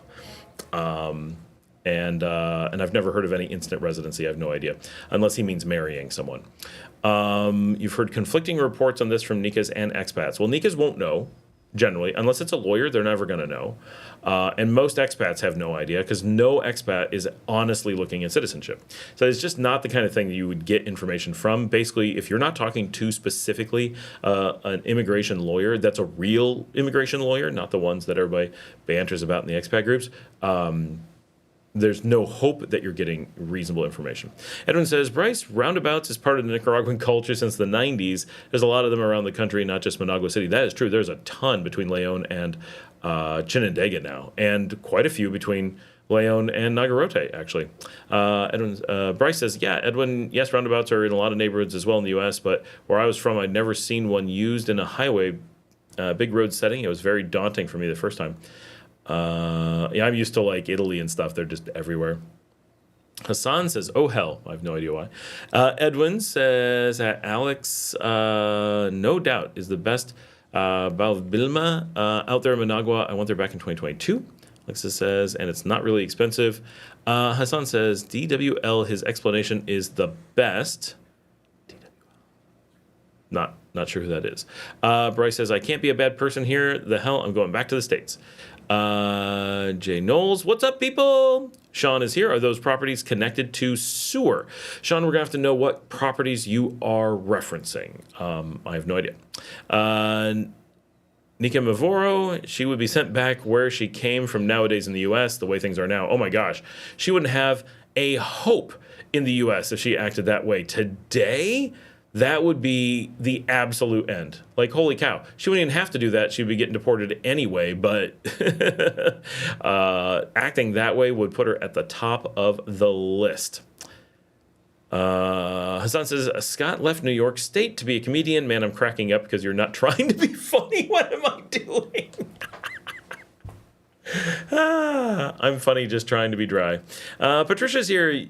You're live earlier every week. I am trying. Like, I have more and more of a setup, and now we've got a few things ironed out, and it makes it easier to be earlier every week. And the earlier we go, it seems like the better we do. Get more people hang out. I have more fun. I'm more awake and get better content out. Like, it just seems to work better. And if we do it early enough, we get different people, because there's some people that just can't be on late or fall asleep or they're in a different time zone. And so if we always hit the same window, we get more of the same people. But if we do it, earlier, we're catching some people who just normally can't be on, so it's nice that they get to be on as well. So I'm enjoying it. It's nice. Oh, I still need to join the WhatsApp group for the public urination story. Yes, you do, because it is epic. I also had a Instagram reel of a couple people in the U.S. Urinating in public and then like falling over in the street and stuff. And I can't see videos of people urinating in public anymore without thinking of you, Patricia. So I need your WhatsApp so I can send these things to you and relieve myself. That was an unintentional pun right there. And relieve myself of holding on to these funny stories. But trust me, the story I need to relay to you that I cannot say publicly is funny beyond your wildest imagination. You will never have been so appalled. It will be, I guarantee, the most horrific public urination American story you have ever heard. I so wish I could make it a video for the day, because just telling the story is so funny, but I can't. And I haven't told Marcella yet, so I need to relay to her the story. Oh, I must have told her in Spanish. It's so ridiculous. It's hard to believe. I just wish everybody could hear it. Okay. Leo is here. My admiration for doing the right thing, sir. Well, thank you. Jay Knoll says, what's your thoughts on microchips? I think that they make them cheaper in China. She's afraid of U.S. microchips, but this week we learned that NVIDIA can't keep up with China, so I don't know what she's worried about. She should just move to China, where they actually do have a bunch of technology the U.S. doesn't have. The thing that amazes me, right, she thinks America is so much more advanced than it is. Like, she thinks we're super draconian, probably true, but she also thinks that we have like this amazing technology that does all kinds, like, how are you going to make that work? No one has the technology for that yet. Oh, they have all this technology. Really? But there's so many things we haven't solved, but you think we have that at the ready and are rolling it out? And more so, seriously, I want to back up on this. She thinks we're going to have this chip and it's the end of the world. This is like, have you heard that conspiracy theory that's like the most ridiculous thing about most conspiracy theories is the belief that there's a secret cabal controlling, of super rich people controlling the world, instead of the very obvious cabal of super rich people who actually control the world. Like, somehow they've managed to convince people that even though there's this obvious group of really rich people who are really obviously pulling a whole bunch of strings, that there's a secret group that's actually doing it, and that these people are puppets so that you don't get mad at them. Like, that's the most, like, I walked in and I shot this guy, and everyone's like, he shot him. And I go, nope, there was a secret shooter. I was the decoy. And they're all like, oh, there must have been a secret shooter. No, there wasn't a secret shooter. I was the one who did it, right? Like, what? It's so easy. And then same thing here. She's so, this digital ID, whatever that means. All right, what does that even mean? They're going to implant this thing into you. Well, I guess it's not a digital ID anymore. Right now, it's a physical ID. Think about that, right? The term digital ID that they're talking about means not physical. But have you flown recently? Anyone been to Argentina? As an example, you walk into the airport, they know exactly who you are. They know who you are through every gate you go through. You don't have to do anything. You don't have to scan your passport because they know who you are and where you are. You go through security without doing a thing. You just walk right through because they don't need a chip. They already know who you are. Because they can do a full body scan. They can scan. Someone just did a thing. They can take a camera and know your heart rate. Like, from your face changes color. It's subtle, but your face changes color with every heartbeat. And they can use like an iPhone camera and check your heart, like, from across the room. Maybe not that far, but not touching you, right? Like me to the camera, I can be like, Where did my? Oh yeah, I can be like, I know your heart rate, right? Because I can see you clearly. We have this technology. We know who you are instantly from your face. We can scan your eyes instantly. We got your fingerprints everywhere you go. Who cares if there's a chip in you? That doesn't identify you. It doesn't do anything. It doesn't help them. It's just a more expensive way to do what they already can do. But it's amazing that she's convinced they have this high technology to this weird, impractical thing and doesn't even pay attention to the fact that the thing she's should be, if she was worried about people knowing who she was, doing was done long ago. Nor does everyone realize that humans have been identifying people by looking at their faces for millions of years, and no one was concerned about that. So I don't know. Genevieve is here. If there was another pandemic, but this time more deadly and contagious, were all imports and exports? Where all imports and exports were shut down, would you rather be in Nicaragua or the USA, and why? There's really no situation where I would not want to be in Nicaragua in a drastic case, but a number of reasons. One, in the case where there's something that bad, the United States is probably going to fall apart, and Nicaragua probably will not. Those are big probablys, right? So obviously, we don't know. What I can tell you from the last pandemic is that the United States did freak out. Both the government became more authoritarian and the people got weird, right? So both sides didn't react well to a pandemic, and the United States is not, for those who are not aware of this terminology, it's not food sovereign. Meaning at any given point, its importers can shut off the food supply and the United States goes into meltdown. It does have enough food to survive calorically. It does not have enough food to practically make it. It depends on imports for a portion of its food supply, a large portion, primarily from Mexico, which is why in the past, when there's been a standoff with Mexico, Mexico just shut off the food supply and the U.S. buckled fast, right? Because the U.S. depends not only on foreign workers to keep the food supply going, of course, but it also supplies on foreign supply chains to keep the food going. Nicaragua ranks as one of the only food and water sovereign countries in the world. There's only 6 countries that are expected to remain water sovereign until 2050, Nicaragua being one of them and Honduras being another. So 2 of the 6 are right here in Central America, obviously sharing a river border, so there's some tie in there. But our ability to remain capable with our ability to feed and clothe and stay safe and all that is much better than the United States. So is anyone going to shut down all imports and exports? Probably not. But they could. It's an extreme concern. But if they did, Nicaragua already doesn't have a lot of imports. We work from a very limited supply chain position already. And food, we don't bring in that much from the outside. And what we do, we would miss it. My gosh, bad peanut butter would be the best thing we could get. However, I can make peanut butter at home. I live in the middle of the peanut fields. Not literally, but they're really close, like a mile away. Buy a bunch of raw local peanuts, make our own peanut butter, right? Like we'd figure that stuff out. We have food. The U.S. would obviously have a ton more of a lot of things. However, the United States manufactures surprisingly little inside the country. What it does manufacture is almost entirely dependent on parts from other places. In the pandemic, Nicaragua never went into lockdown. It did get hit by the pandemic. It was very real here. But we never went into lockdown, never had the weird mandates, and we're a much less dense country. Take that as you will, but I mean population density.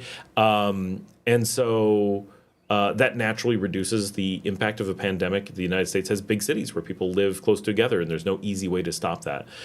In Nicaragua, we do, but they're relatively small percentage of the population. Most of the population lives with a lot of space and open air around them. So things like social distancing just happens. Like in Nicaragua, they just go, hey, can everybody stop kissing each other on the cheek every day? Like that, thanks. Right? And that pretty much does it. And you don't need to make a law about it. You just need to remind people, hey, all that kissing might not be the thing to do. And that's kind of it. And they go right back to it when things are okay. So, I would definitely rather be in Nicaragua. I mean, in general, it's a safer, happier place. Weather here is definitely better in a pandemic. It's better all the time. in my opinion, but it specifically has weather that leans towards good during pandemics. There's just a lot of things. Pandemics, I feel like, are specifically a thing that Nicaragua shines at. That's a weird way to put it, but you know what I mean. And the United States is, because of its giant cities and highly interdependent infrastructure, tends to fall apart, whereas so many things are direct farm to table here that we'd still have, even if we were cut off. Leon is on its own. We can't travel to the other cities for some reason. We got enough food supply that, it would suck a lot. There's a lot of things we wouldn't have, but we'd keep putting meals on the tables and have water and be okay, and have access to the ocean, right? So we have a lot. Like the fish would keep coming, the rice and beans would keep coming, the rum would keep coming. So y'all can go do what you're gonna do. We're having we wouldn't have the Coke to mix it with, but we'd have the rum and we'd be okay. So. That's the real answer. Flor de Caña makes the difference.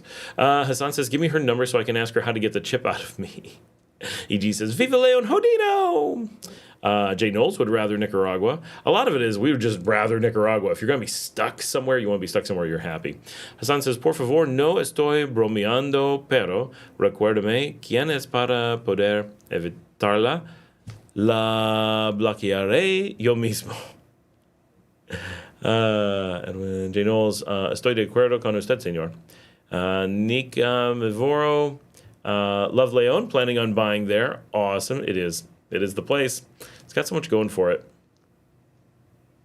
Dale says, I like the idea of shopping at markets and small local stores. It would be nice to know that my money will go directly to the family that I'm buying from instead of going up the corporate chain. And that's definitely the case. If you're buying homemade things and direct food items, that does the most. Anytime you're getting processed food or manufactured products, those things are coming from somewhere else, so they're just buying them and reselling them. But even then, it's still they don't have a middle manager somewhere that's making money. It's like these people selling from their house, they're the ones getting what money there is. I remember she said, this is Hassan, I remember she said something about Bible verses, and I didn't make the connection when she mentioned chips. Government, I was like, go have another one, beer. I remember she said, and I didn't make the connection when she mentioned chips. Do you mean you didn't make the connection that she was claiming the Bible talked about chips?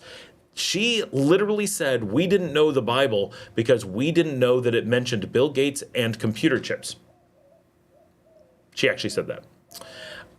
Nika Mivoro, I love Nicaragua. I'm planning to buy there in the near future. Maybe I pay you a visit for assistance. Heck yeah, come to Leon, let's hang out. Son says, you all making me consider Nicaragua, definitely within budget and simplicity. We love it here. It's pretty universal. The people who come here are very happy with the decision most of the time. Of course, the people who come here generally have taken a bit of effort to select it.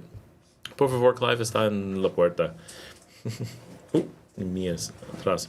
Bryce says, it's true. I was trying to find a house to rent there, and low-entry apartments weren't living up to what I had in Granada in the center of the city. Maybe the public listings were just high. Oh, Bryce, public listings are 100% fake. 100%. They are not connected to reality in any way. At all. And I mean, there's not even there's no listings for Leon. None. Now, Granada, I know on the street, like, there's one really famous, super fake place in Leon. I can only imagine that's where you went. But that is not how you look for apartments. That will only give you misinformation. Now, you can get a house here for, we showed them on the show. You can get a full brand new house for $145 a month. Actually, someone just looked today, and if you're Nicaraguan and can get the Nicaraguan rent rates, it was like, oh my gosh, was it 80 something for the house? It was really cheap, 2-bedroom, 1-bath, little place. Salud. And we were pricing it out on the group today. Leon is beyond cheap. But yeah, never look at listings. Never speak to a real estate agent. That will get you the wrong information. That's how they make their money. Right, all of the money to be made in those things is putting the high prices, because if you want the low prices, people know to go direct. So if you're looking in those things, they know they've got you, and so there's no incentive for them to give you good prices. Luke says, Genevieve, Nicaragua, 80% renewable energy, water sovereign. Yep, agricultural country, great climate, and better people. Yes, that's right. I forgot. We produce our own energy, which is a big deal. We produce energy for most of the region. The U.S. does produce its own energy as well, of course, but big deal for here. Dale says, Marcelita! El dijo. De Dale. Buddhist is here. Buenas tardes, Marcelita. And Mario. Hassan says hi. She says, hola todos. I think you can hear her. Mi micrófono es nuevo y super bueno, entonces todo, sí.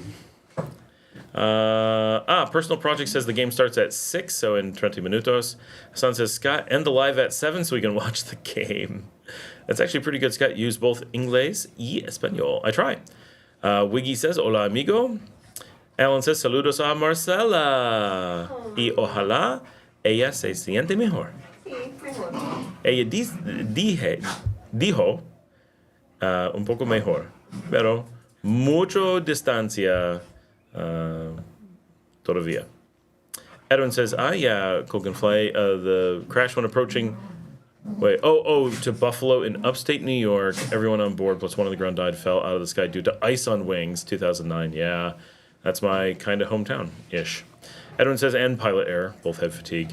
Hassan says he's a blogger to get likes. Yes, speaking of wandering investor. And it's fine. Like, he's a guy, that's what he does. He's there for likes. He's not there for accurate information. He's not there to clarify information. And that doesn't make him a bad guy. Doesn't mean he's doing something wrong. It just, you have to have that context of understanding where he's coming from, what he's doing, what that stuff is. So watching the show to get information is probably quite bad. I'm kind of like watching House Hunters International. Now that's falsified. That's completely fake. It's fictional, right? But you can kind of glean. Like, they show real places. Like, oh, we're going to show, Aruba. They really film it in Aruba, right? They actually go to Aruba, so you could be like, those beaches are pretty, those house styles are pretty, but the prices, the people, the things they're looking at, all fake, right? So be aware, this is kind of similar. He's going to people who are salespeople, it seems, in most cases, and just letting them do their sales pitches, and either that makes the show easy for him to do, or he gets paid to do it. Probably the former. I'm not saying he gets paid. Not likely. I don't think that's true. But it's definitely an easy way. Like, if I was going to do that, one, I would feel dirty and dishonest. But understandably, it's an easy thing to do. I can just call up the people that put up the fake price postings that Bryce saw in the middle of town and say, look, here's these houses. They're super expensive. Leon is expensive. And even though I know it's super cheap, I can just do that. And it would be quick and easy to make a show, and they would give me resources. Even though they wouldn't pay me per se, they'd be like, yes, come show our offices. Yes, we'll go show you these houses. Yes, we'll do all these things to help get people to think these are reasonable prices so we can make outrageous amounts of money. And they can be making tens or hundreds of thousands of dollars per misleading listing, let's call them. And if I'm out there putting my integrity behind it, it would be really easy for that to sell quite a bit more. Even when I do just mention things, right? I can mention places that and not have any opinion on the prices. Be like, these are list prices. I'm not even commenting on good or bad. And people say, like, yeah, just by you putting it on the show or mentioning it, the number of people who are interested, the amount of sales that happens just goes through the roof. So that's all it takes. It's not stuff I'd be willing to do. I would feel dishonest making that content, but it would be so easy. I could just show up in any town, go to whatever salesperson is there, and just let them sell whatever they want. That's the easiest way to make content. Bryce says, I'm from Alabama, and my town was only 198 people, and the town close by was 19,000, and only existed on the college campus in 2 suburbs. Have you ever brought any lawyers on your lives before? Not on my live, no. I'm pretty sure my lawyer has been on the show, but we never... Oh, she's definitely been on the show, but we never say... we never really go, that's my lawyer, but she's been on the show. Joel's here. Hi, I'm from Tipitapa. I am currently living in Montana. That's quite the move. Por favor, la puerta para el perrito. Él está triste. It's a bit cold here, not as bad though. Anyway, have you been to Corn Island yet? Gracias por el amor a mi país. I've not been to the Corn Islands.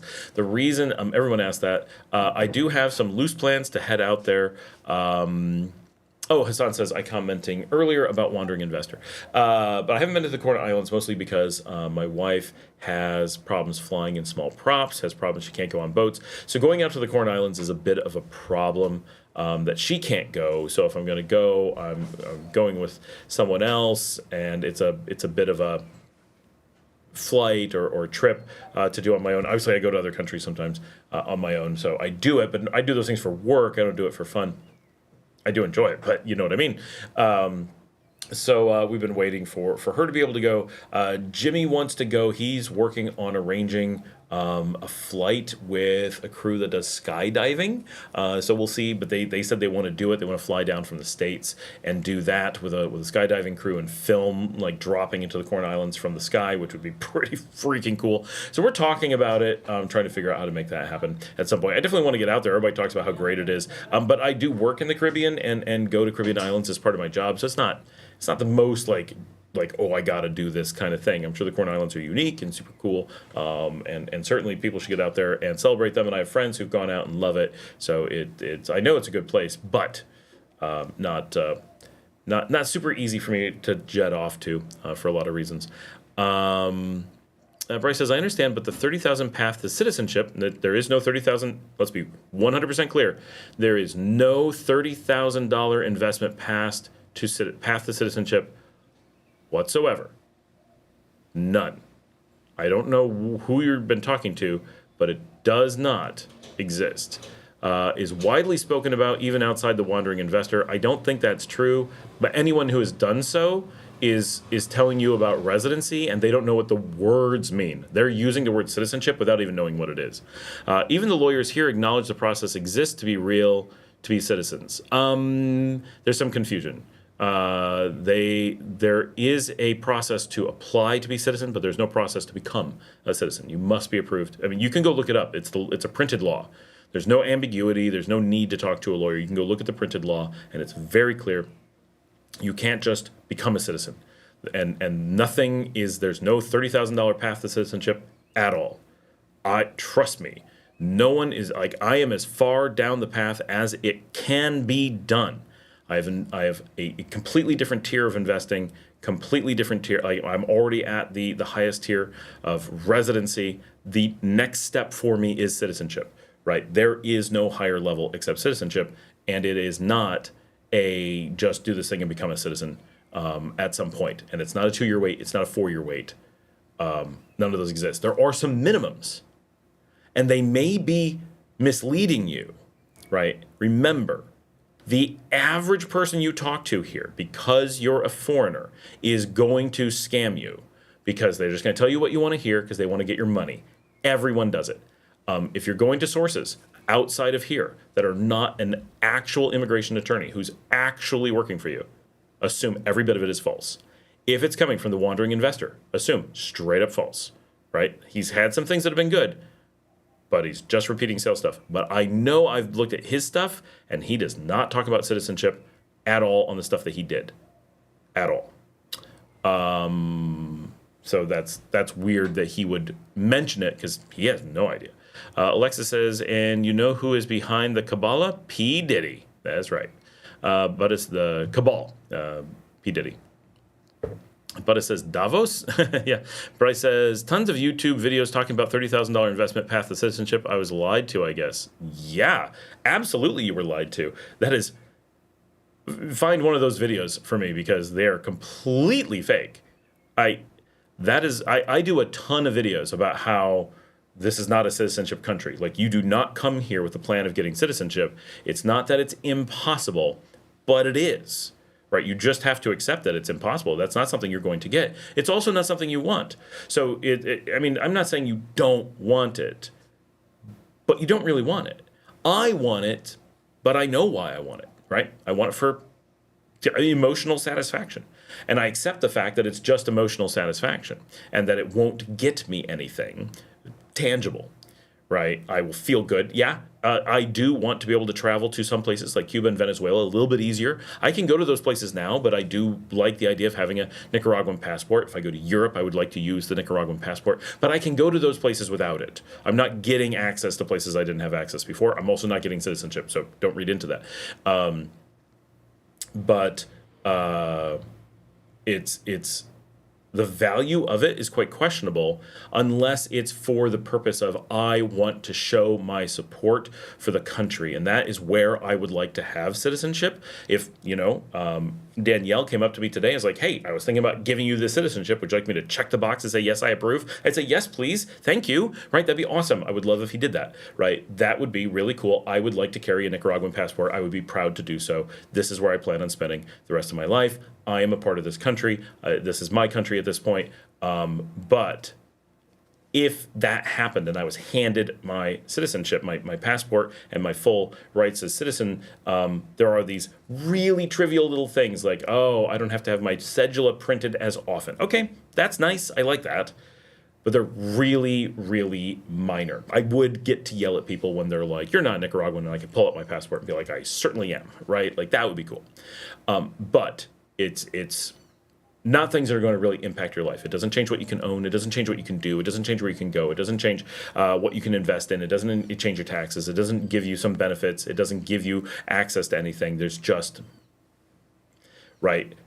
So it's a famous thing that YouTubers scam citizens. So one of my favorite shows is Near Shore Living. And on that show, Ron goes on quite a bit about the scam. The secondary passport thing is a scam. The entire push for you to have a secondary passport is a scam. Then the first scam is to make you think you need it. Then the next scam is to try to sell you specific ones that you may or may not be able to get. And then it becomes a residency scam. And then it becomes that there's all these layers of scams. And the first one is convincing you that you need a citizenship. And then the next one is convincing you can get it in some place, or that you have to go through a process with them or whatever. So it's a big sales thing to get that out there. It really is.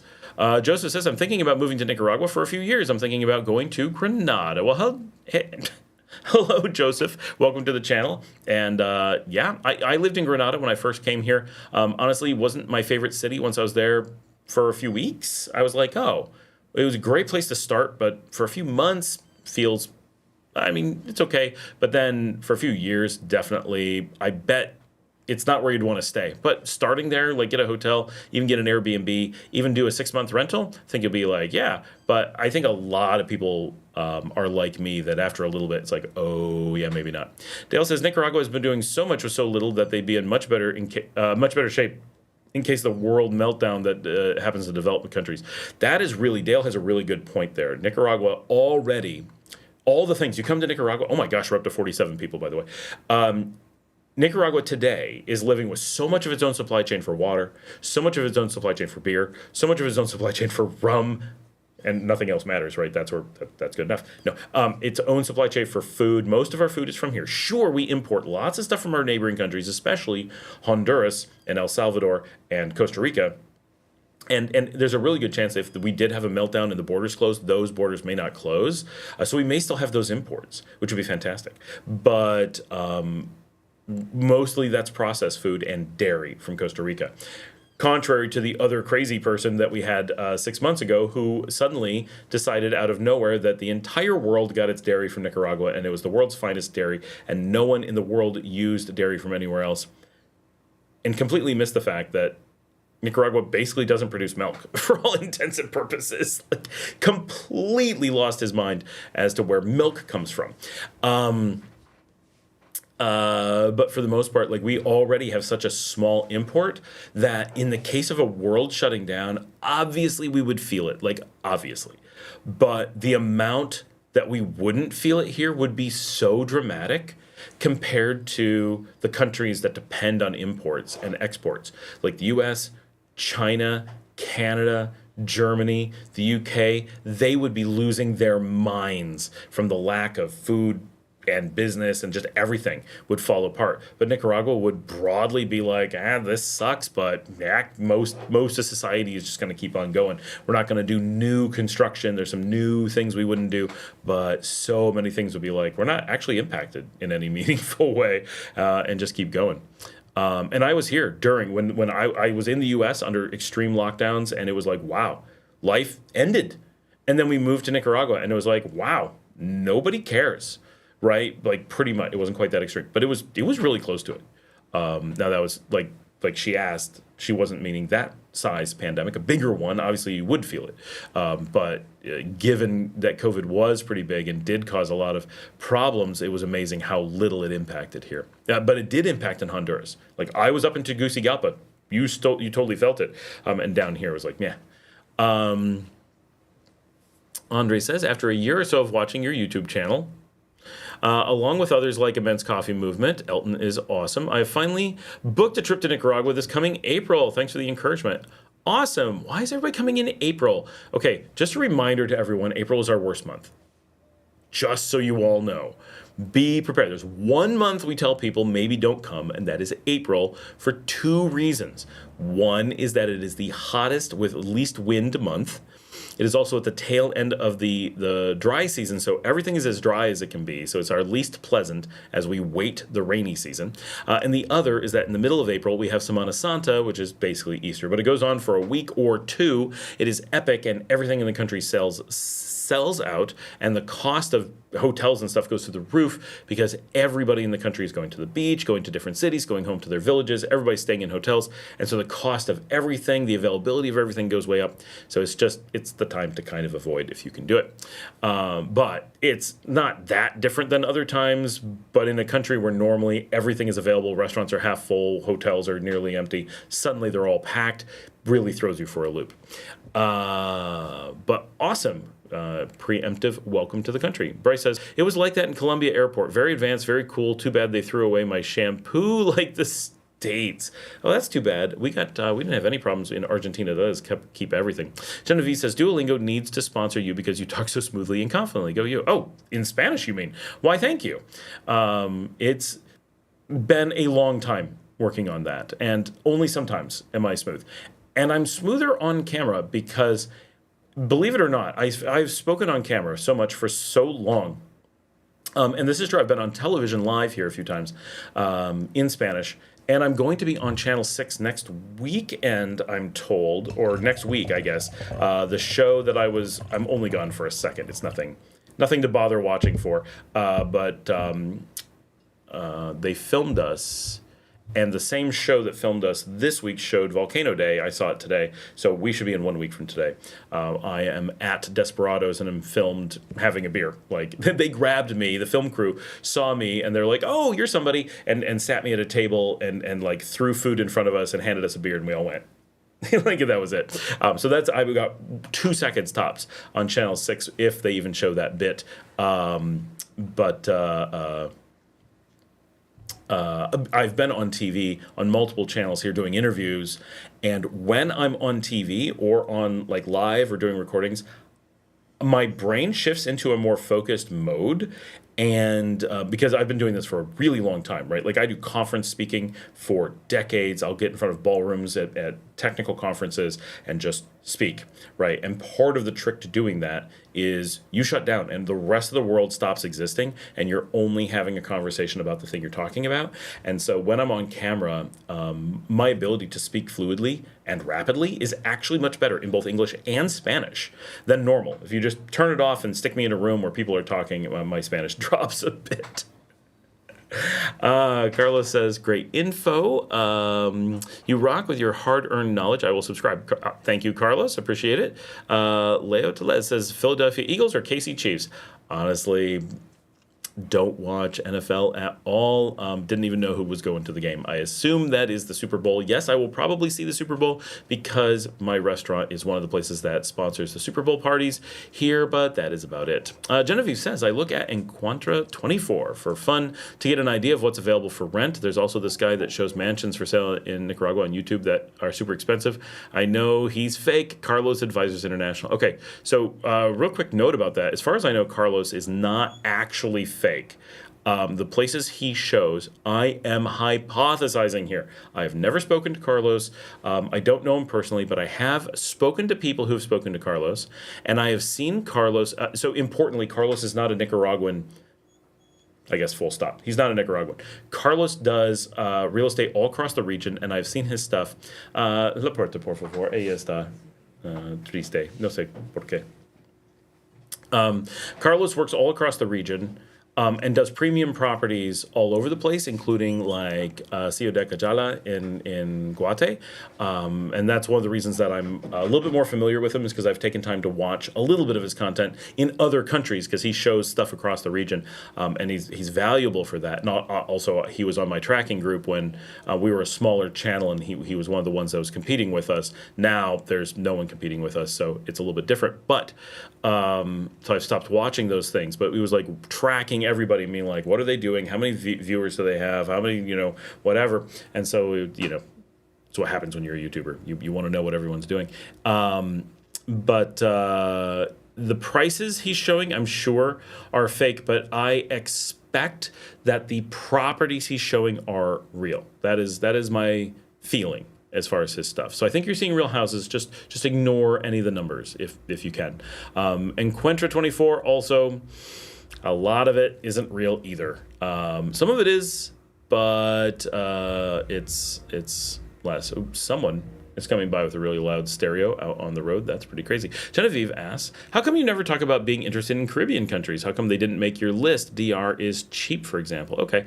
That's a good question, actually. I don't tend to be, this is just very personal, I don't tend to be a big Caribbean person, and there's a couple things worth noting, right? So I'm American. So Cuba, which is obviously a super interesting Caribbean country, very difficult for Americans to live in. It causes political problems back home, and generally Cuba will not let you. At this point, I probably could move to Cuba if that was my goal. I'm not Cuban in any way, so I don't have any kind of familial connection. If I had that, of course, there'd be some way. I would have to apply as, I'm a resident in Nicaragua. I have a long term in Nicaragua. Please let me in, kind of thing. And they might consider it. It's up to them. But I don't have a clear path to that one. Puerto Rico we looked at when we were younger, but it's still in the U.S., so we weren't really interested. A lot of the smaller islands, they just we're not English. We're not interested in English speaking countries because we want to raise kids. I've mentioned this before. We don't want to raise our kids in a country that speaks English because they already speak English. We want them to be specifically exposed to multiple languages so that they get that part of the brain that lets you learn other languages better. And hopefully that works. I think my youngest daughter is speaking Spanish quite a bit already. My wife, at this point, speaks better Spanish than I do. I read better Spanish than she does. I have better grammar, but she can hear so much better and talks in Spanish so much more than I do. Like, she spends her days just conversing with people a lot more. But I have more education, more time studying it, and more time working with it day to day. So we have different kind of paths to our Spanish, but our children hear us speaking it all the time. And I'll be places and just speak in Spanish, and they'll be like, you said this, right? Or this has happened. Like, they don't need us to translate for a lot of things. So that's been good. So that's a reason. So the DR specifically kind of falls into a list of yes, if you were pushing for places that we would certainly consider living, DR absolutely should be on the list. Quite often people are asking me about Central America, specifically in the region. It's a little ways away. I know it's kind of in the region. And it's good to often keep on the list. We consider them ideologically a part of the region. We haven't spent time there, so I can't actually comment on it, but I have friends who've been there. Larry has lived there quite a bit, and I think it's fantastic. It doesn't have the Pacific. It doesn't have the ability to drive to other countries. I understand Haiti is there. But a lot of them, we really like traveling and being connected to a lot of places. And Nicaragua has some of the best infrastructure, lower cost of living, safer than DR. Easier for us to move to, but obviously DR is very easy. But our ability to just drive to Costa Rica, just drive to Panama, just drive to Guatemala, all these things, that's really nice. And flights from DR to the US are short, but that's long-term not something we expect to do nearly as often as flights from here to other places. For example, we're much more connected to South America and the Central American region. Even Mexico, we really don't go to. I love Mexico, like nothing against Mexico, just for whatever reason. We're not super tightly connected to it for whatever reason. And yeah. So I guess that's why DR is not on the list. But the rest of the Caribbean, just too small. We want a place that's bigger. A lot of them are expensive. If you have a specific one beyond the DR that you think is interesting that I've overlooked, that's some kind of miraculous location. Love to hear what you think it is. But most of them like Martinique or Turks and Caicos, they're just tiny places, which they can be fantastic, right? If it's the right place for you, it's the right place. And island living can be amazing. We lived on Crete, we lived on Sicily. Those are big islands, but living on tiny islands with our kids long term, there's a draw to that for sure. But overall, I like being in a bigger country connected to a lot of other bigger countries. And the CA4 as a group, which we get to now that we're residents, it functions as a single group to us, is really nice. Like, that's really something. Carla says, I forgot. What do you do for work again? I know you work remotely and travel a lot, so I do a lot of stuff, right? So I have a technology consulting firm, which kind of doesn't really hint very well at what we do. We do a really large scale of outsourcing technology and business processes at a high level for companies of all sizes. So from small things like small businesses and clinics and that kind of stuff up to big manufacturing companies, some of the world's largest firms, and for governments. And so we work in everything, basically everything IT, all kinds of business consulting and software engineering. We make our own platforms for things in finance and all kinds of government systems. It's really interesting, and we've been doing it now for 26 years, so we're not a new company, so I get to travel both because we have clients places, so when I'm going to Belize, for example, Guatemala, I'm heading up to talk to clients there or to sit with clients. When I'm going to like Bolivia and Argentina, I'm going down where our teams are, so our main offices are in Bolivia. We have offices here as well, of course. Bryce says, Scott, how can you stream the same live stream on two different platforms without buying an extra camera? Tips. I want to stream on TikTok and Instagram at the same time. So that's not too bad. The really only way to do it? Well, there's a couple ways. I believe with something like OBS, I've not tried this. You should be able to stream to multiple from that itself. However,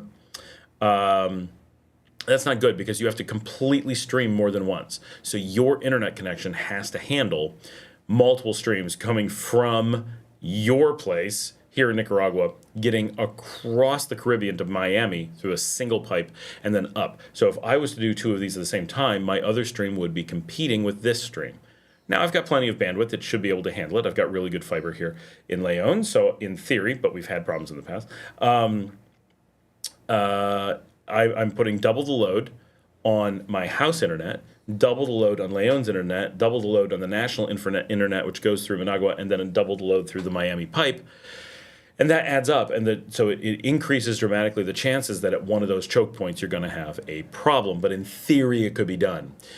What you do in practical sense is you get a product like StreamYard, where you send a single stream to them and you subscribe to have them send to multiple places. And so you pay a little bit, you get one stream to them, and they handle the bandwidth inside big US data centers to hand it off directly. And they probably have direct links to YouTube and Instagram and those players so that you're able to get really high bandwidth, really low latency directly to them, and so you don't have to worry about things. And they'll send it to like 6 or 10 at the same time. I don't know what you would want to send to, but you can send to YouTube and Twitch and Facebook and Instagram and TikTok, and these days probably a couple others, and there's always something I forget.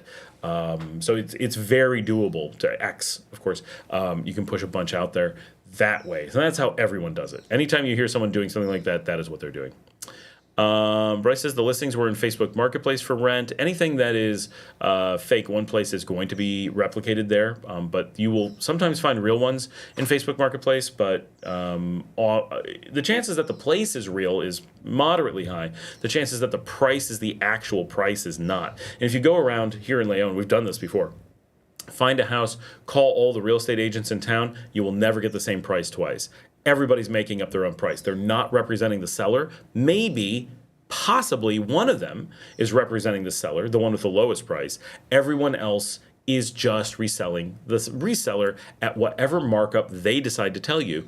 And so, for example, something like this, I don't know exactly what's happening, but Juan wants to rent out his house. He wants $400 a month. He foolishly hires a real estate sales agent, a seller's agent, who then marks it up to $450 and advertises it, but doesn't do anything to advertise it, right? They put it on Encuentro 24, they put it on Facebook Marketplace, they do things that Juan could have done easier on his own than engaging the real estate agent, and then they just do nothing.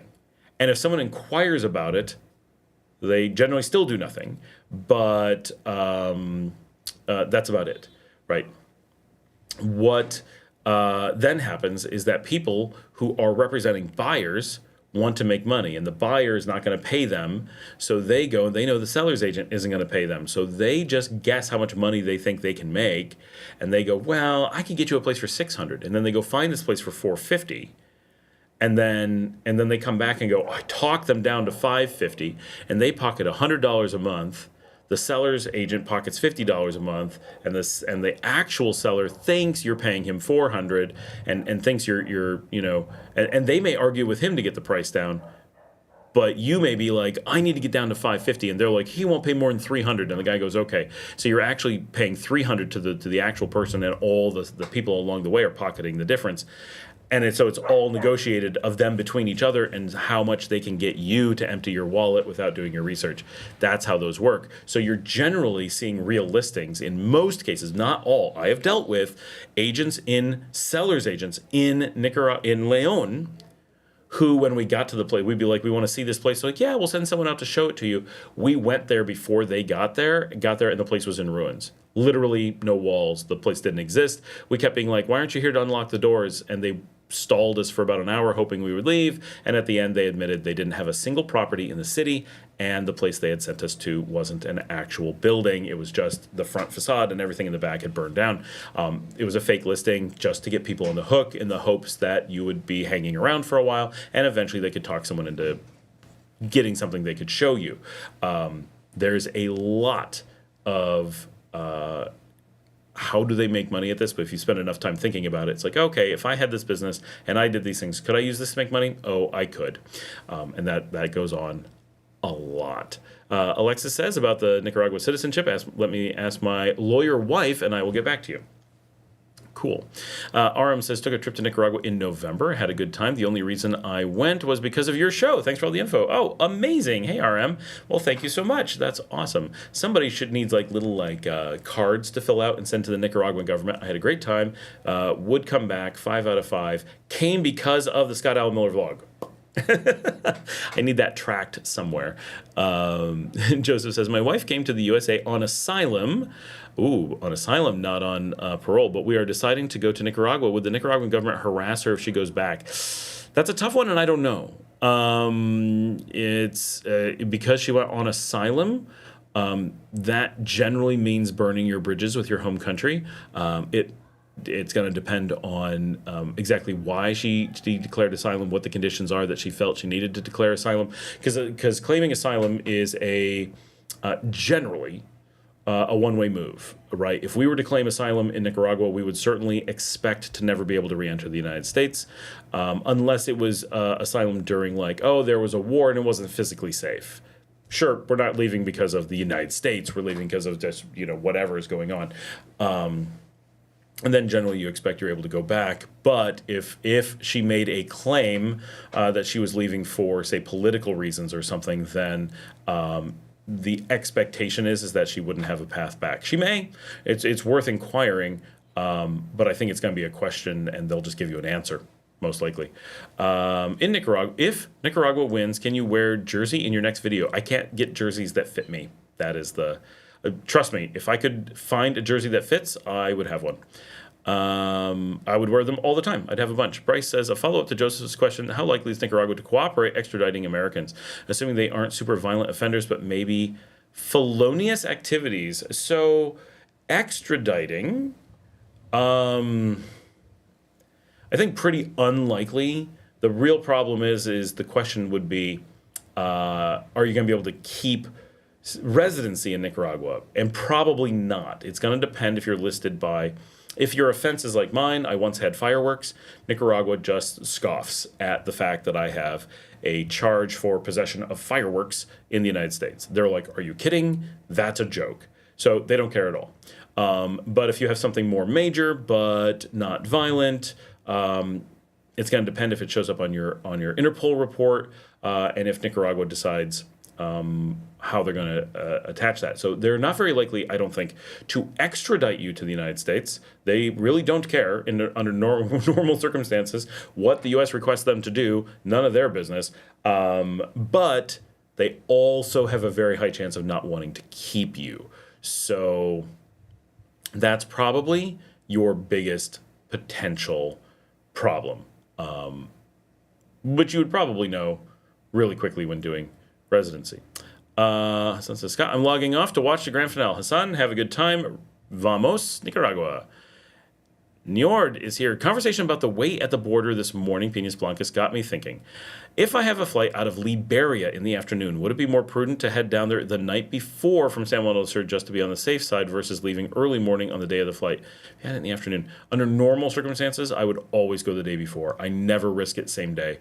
Often you could get away with it, but you're pushing your luck. There's so much chance of traffic, of a breakdown, of the border being slow, something like that generally is bad. Okay, Bryce says Nomad Capitalist is one popular YouTuber it talks about. He's also famously all fake. With Nomad Capitalist is the one everyone uses. So Wandering Investor is one of the better ones. So we're like, yeah, lots of problems, but he's mostly like on the legit side. Nomad Capitalist is not at all. He doesn't know the first thing about Nicaragua. If you look at his videos about Nicaragua, every single thing is wrong. It's like pulled from like Google AI or something. Like it's not even casually checked. It's so absurdly wrong. And all of his stuff is just selling classes. Like he is the example every honest YouTuber uses as this is the fake YouTube crap that goes on. These are the passport bros who are taking advantage of people who aren't doing their research and going to and if you watch his channel, it doesn't take much. If you just look at like what his videos are about, it is not possible, and we've made videos about why it's not possible for him to have any idea what he's talking about, because he doesn't live in Latin America. He lives in Southeast Asia. He may have decent information about Malaysia, where he lives. He has a very small amount of staff, and all of them are focused on these really not very cool activities of selling people on their completely unnecessary residency packages, right? The whole thing. Like if you're watching his shows, you're asking for misinformation, right? But they make their money by pretending to be experts, and he gets all dressed up and acts all fancy. And I'm sure he's a nice guy in real life, and if you watch his show, there should be no expectation that he has the slightest clue what he's talking about. And he gives away, like he says how big his team is. He says where they're based. He gives this information. He's not hiding it.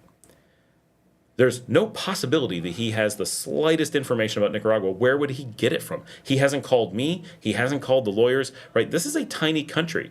We know when there's legitimate stuff. It's like Lonely Planet. They don't come here. They came here one time 15 years ago and did a casual one-day walkthrough of Leon, pretended to be the authority, and now every restaurant and hotel that they recommend hasn't existed in years and wasn't generally good before it went out of business, as is often the case, yet they still swear by it being the best thing. Their new books say the most ultimate place to go is, and it's my friend's place that hasn't been open as long as I've lived in Nicaragua and never offered the services that Lonely Planet is advertising. And everyone knows when Lonely Planet comes, because we'd have to see them. And if you're going to be wandering investor, if you're going to be nomad capitalist and you want to say something about Nicaragua, you have to be in Las Bonitas. You have to be in our beach, or you don't know this market, just like you'd also have to be in San Juan del Sur, and you'd have to be in Leon. Someone like that can't hide in this market. Everyone would know he was here, and he's not. None of them are. Wandering investors in the country, but not on our beach, right? So they're really limited in what little bit they know. They're going online and pulling unreliable sources that they have no way to vet and just repeating it because they know if you're watching their show, you're not checking. That's their market, is people who don't check and aren't thinking about what they do. So yes, he would definitely say, I would expect him to say that. So that is the expected where you would get misinformation. Ever been to Suriname? No, my wife had a friend from Suriname. I plan to go somewhere unpopular soon. Would like some insights. I mean, Nicaragua's pretty unpopular. Here you are. Suriname is definitely an unpopular area. Suriname has kind of a reputation of being off the beaten path for sure. Like, that's super cool. And probably pretty interesting. But there's not a lot there, like, at all. Not a lot of land, not a lot of people. Like, the population's small. But it's got a cool, Atlantic coast. It's in a neat region that people don't go to. It's mostly jungle, so you're mostly going to be going to Paramaribo and hanging out in that zone. Getting there will be super expensive, I guarantee. Who's got flights there? What are you going to do? I expect you fly from here to Havana, and then Havana to Caracas, and then Caracas to Paramaribo. That is my guess. Conviasa is probably your best flight path. Maybe you can get there on Avianca. But that's one way to go. There is lesser known places. That's pretty high on the lesser known list for this region. I don't know if that may be. I mean, French Guiana, certainly not well known, but it's also just France.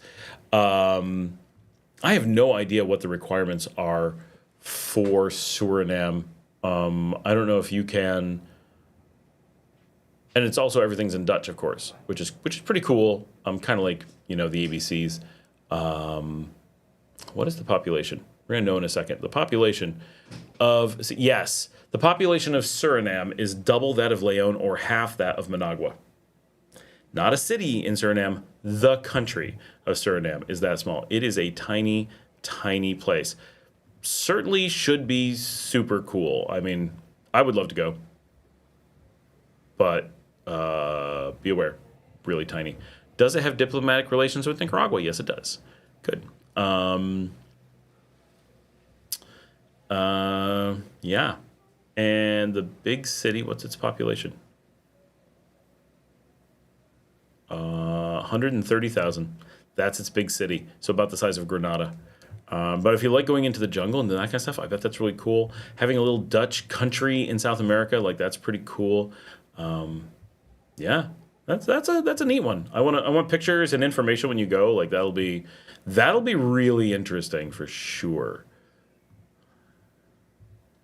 Bryce says, or a place underrated. Oh yeah, Nomad Capitalist says Managua is the only city he's had a gun pulled out on him. Yeah, like,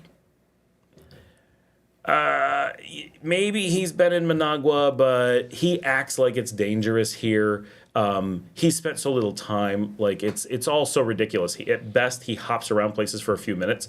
And so, like, why is he in Managua? Well, if you're a nomad capitalist and you want to do research on Nicaragua, you wouldn't be in Managua. So what was he doing there? And why has he never been anywhere else that you would go as his audience? Like, it doesn't make sense. But it says, be right back. Sopa de Frijoles is calling. Tim says, I found you have to shop around for everything in Nicaragua, whether it's a house, rental, or nacatamale. That is true. Genevieve says, wait, I didn't hear your answer about the RX and fentanyl question I made like 10 chats up. I did not see it. I will try my best to find it. Scrolling on this is very hard. James says, Nicaragua Power, 120 volt, 230 volt, 6050. It is North America. So we're from Panama to Canada is one grid. It never varies.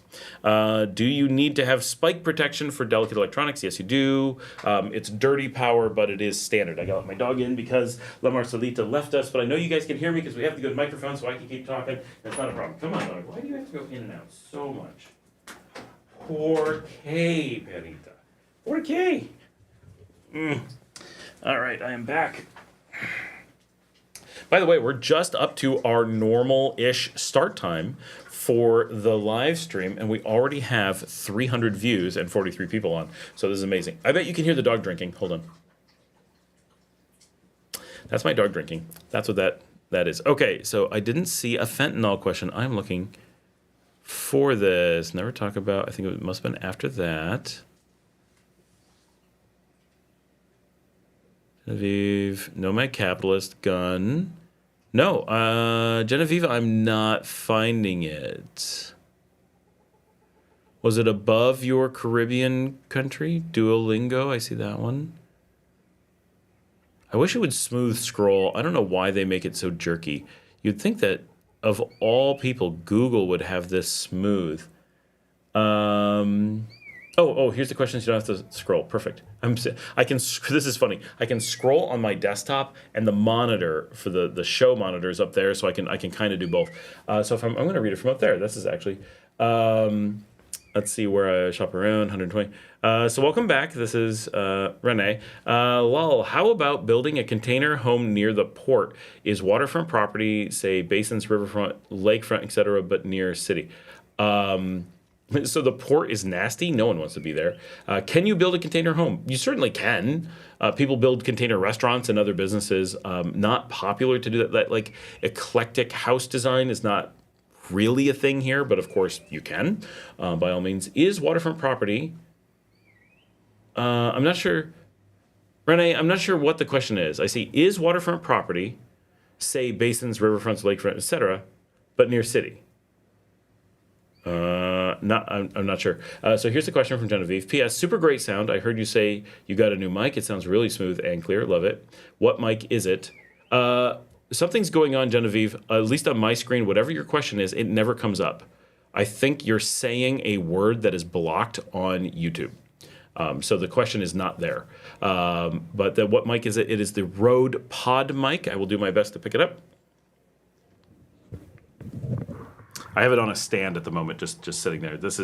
It's a Rode Pod mic, which is a very, very pro podcasting mic, and then it has this extra pop filter on it, so I can really like, and it doesn't cause any major problems. But I love this mic, and it's not the USB version. It's the full XLR version, and it's pumping through a Rode Streamer X, which is basically the Duo or the Rodecaster Pro in a small form factor. So I can't do a whole bunch of switching, but it gives me the same audio processing as those really good ones, and then that goes USB into the Mac. So it's an amazing mic and audio physical hardware processor combo that's really super cool, and I love it. So this is the mic I was all through like November. I'm like, I'm getting this mic, and it was sitting at my dad's for a long time, and it's really heavy. And now the next thing I'm getting, because obviously it's on a iPhone stand, I'm just leaning it there. I'm getting like a big arm, so it's going to be like at mouth level, and I can have it right here and just be just on the side of the screen, so it like looks cool, like I'm doing a show. And then eventually I'm going to get a second one, and I've got XLR cable, like it's all cabled up and done right. So we're getting there. And I like the Streamer X. At first, I was like, this is like a little gimmick. It's kind of cool. Now I'm loving it. I'm really into the Rode hardware. I actually disconnected the Atom and stored it away. Don't need it. This is a better way for me to go. And if I'm going to make a whole bunch of noise, like I'm going to cough, I have a mute button. I can just, and I'm back. Like I actually muted it there, right? I didn't really cough, but I hit the mute. I could do anything, right? If I'm going to sneeze, mute, no problem. So I like that.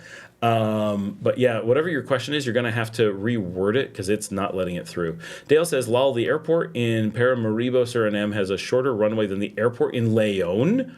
Oh my gosh. Well, that's, well, okay then.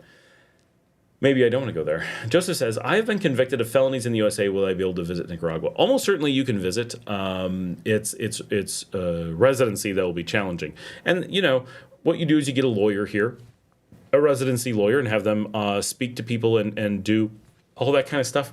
And they'll get answers for you long before you have to apply. So come visit, say you fall in love, and you're like, wow, this is great. I want to stay here longer. As long as they let you in, you won't have any problem. And then you can apply that way. And it really is. It's a small country, right? So those things are a discussion. Like, look, this was 40 years ago, or this was 10 years ago, this was expunged, this wasn't. And you can always pull your Interpol records and see what they are. So you'll know what they're going to get ahead of time. And then, that gives you something to work with. So you can be like, here's the one thing, two things on my Interpol that I have to worry about defending, and then bring that to a lawyer proactively and be like, hey, let's find out if this is going to be a problem or not, so that I know if I should apply or not. Renee says, available. Would a container house be available? How about building? Is waterfront property available? Rivers, lakefronts, but near city. Yeah, I mean, there's waterfront in a lot of places. Managua has a little. Granada has some. Leon has some. The Rivas zone, you could argue if it's near a city, that's pretty far. Huigalpa kind of could be near a city. You get in a little bit eclectic. Jinotega has some waterfront near the city. Those are the big ones. We're not really big on city. San Carlos is on the river. That's riverfront, and I wouldn't call it a city, but it's a village. So there's some. Does Interpol show only ones input by the government, or does state warrants also show up? Unfortunately, I don't know. I have no real info on law enforcement. Alan, if you're here, do you know if state crimes show up on Interpol? He'd be the one to ask. Rennie says waterfront available for reasonable prices, if you will. So yeah, waterfront, everything's a reasonable price here if you just don't let people lie to you. Build a container and set our home on waterfront property, but not necessarily expensive or remote beachfront. Yeah, no. There's stuff available for sure. It all depends on the kind of waterfront that you end up liking or whatever. But all kinds of. I mean, there's so much water here, so much ocean, both oceans. 3 good-sized lakes with populations on them. Other lakes that hide out there that could have stuff on them. We don't have a lot of rivers, but the Rio San Juan is pretty big, and there's stuff on it. For such a small country, there's a bit. Remember, Ometepe is 55,000 people, every single one of which lives near the water on the island, and then there's all the people who live around the lake. That's a lot of people. So and all of it's cheap, right? There's very little expensive housing. Genevieve says, these stories of some people unaliving, for buying medicine online because they've been laced with fentanyl. We got this. We're figuring this out.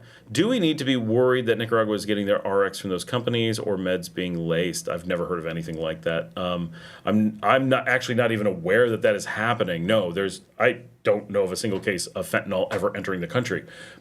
That probably does not mean it hasn't, but that fentanyl is not a thing here, right? If you got caught with fentanyl here, effed, you'd be effed. That would be the description, right? This is not a country that allows that kind of stuff. And fentanyl is made for the American market. It is an American drug. The rest of the world really doesn't see fentanyl for any, no one else has a legitimate reason to have it. Obviously, the U.S. does not either.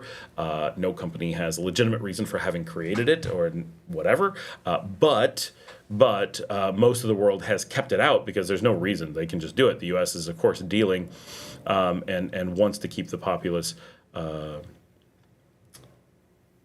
not so concerned about what it does. So things like that are very popular. No direct experience, but I'm going to say no. We do not worry about our meds in that way. Especially because the supply chain here, everything's so small that tracing things would be very easy. They would know everyone who was involved in the sale. Josh says, I joined late. Always enjoy these. Thanks for all you do, Scott. Wouldn't be here in Nicaragua if it wasn't for you. Hey, Josh, how's it going? And Joseph says, what requirements do I need to visit Nicaragua for the first time? Vaccination? Nothing. Passport, show up. That's it. $10. T-Mobile says to keep, I guess, and use number 50 extra per month or 25 cents a minute. 50 extra per month? What are you paying now? I don't even know if I pay 50 total and it's all included. But remember, you don't make calls, period. You never make calls on a cell phone. So something would be like there's something being missed. Like it says 25 cents a minute. Why is there a minute involved? So what's the situation where a minute would ever come up? Because you don't make calls here, and you certainly don't use your cell phone for calling people in the United States from a cell phone. So I think you're looking at the world from the 1990s telephone perspective and not in modern communications perspective by the numbers that you're giving us. Because like for me, T-Mobile is 100% free. Like I only pay, I feel like $40 a month, and I have unlimited global usage. But of course, I would never make a phone call. I would never receive a phone call. I only get text for the purpose of two-factor authentication. It's for the data, and any call I make is going to be made over VoIP for traditional phones, whatever country I need to call, and over WhatsApp for anything in Nicaragua or anything modern. And so there's no minutes. There's none of that cost exists. So we need to know what your use case is that you're trying to solve with a cell phone. Or is it just 25 cents a minute, but you never plan on making a call, so it's free?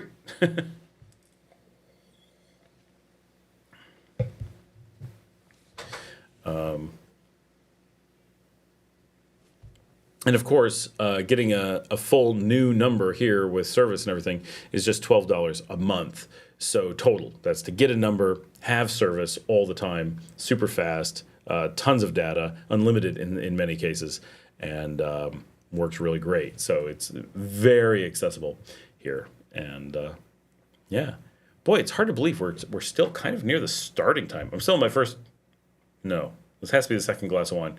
How did I lose track of a glass of wine? Our chat rate is way down. You guys are not chatting enough. I got behind. There were so many things.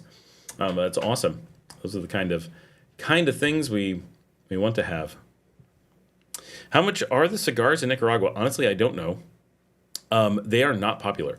A lot of people ask about cigars because we make cigars here, but they are not sold commonly. People do not smoke cigars here. So Bryce used to live in Granada. I know of a cigar shop there. Small thing, pretty basic. But here in Leon, like I've never even seen a cigar shop. I'm sure one exists, but like that's how rare they are. I've never seen someone smoking a cigar here. The last time I saw a cigar was 2019, and it was the girl I was with was smoking it. Right? Like that's it. No, that's not true. In 2021, I was in Granada with my friend Brian, and he smoked a cigar, right? But it's like that. Like it's this really limited foreigner thing. It's totally not part of Nicaraguan culture, so you really never see it. James says, looking at flights, Montreal to Nicaragua is through Dallas. Toronto to Nicaragua is through Miami. Oh, that's it. Wow, that's weird. Oh, Dale says, that was yesterday's video, wasn't it? Cell phones. It was. I went over that in the cell phones yesterday. Josh says they have brand new homes in Managua for $16,000, 2-bedroom, 1-bath. They are the cinder blocks homes. Yep. Josh, have you found any cool developments of those that you like? I'd love to see some on a map or check some out. But basically, we were talking earlier, I think Corey was asking about this. Casa Leon is the one we were looking at here. They're basically the same. It should be the same designs, the same layouts, and everything, and the prices are pretty much the same. Bryce says, Genevieve, a Nicaraguan can go to Russia with no passport. Really powerful passport. Well, they can go to Russia. I don't know if it's a really powerful passport. There's a few places they can go. Wait. A Nicaraguan can go to Russia with no passport? And then he says really powerful passport. I'm pretty sure Nicaraguans need a passport to go to Russia. Maybe you mean without a visa, which is cool. Luke says, buy the cigars at duty free. Bryce corrected it. No visa. Really powerful passport. Now it makes sense. I'm like, I'm sure Russia needs to know who you are. John says, what would your best guess be for 2025 expatriation rate this year in Nicaragua? Thanks. Of Nicaraguans repatriating to Nicaragua, it's going to be really hefty. We're expecting hundreds of thousands to be flown back from the U.S.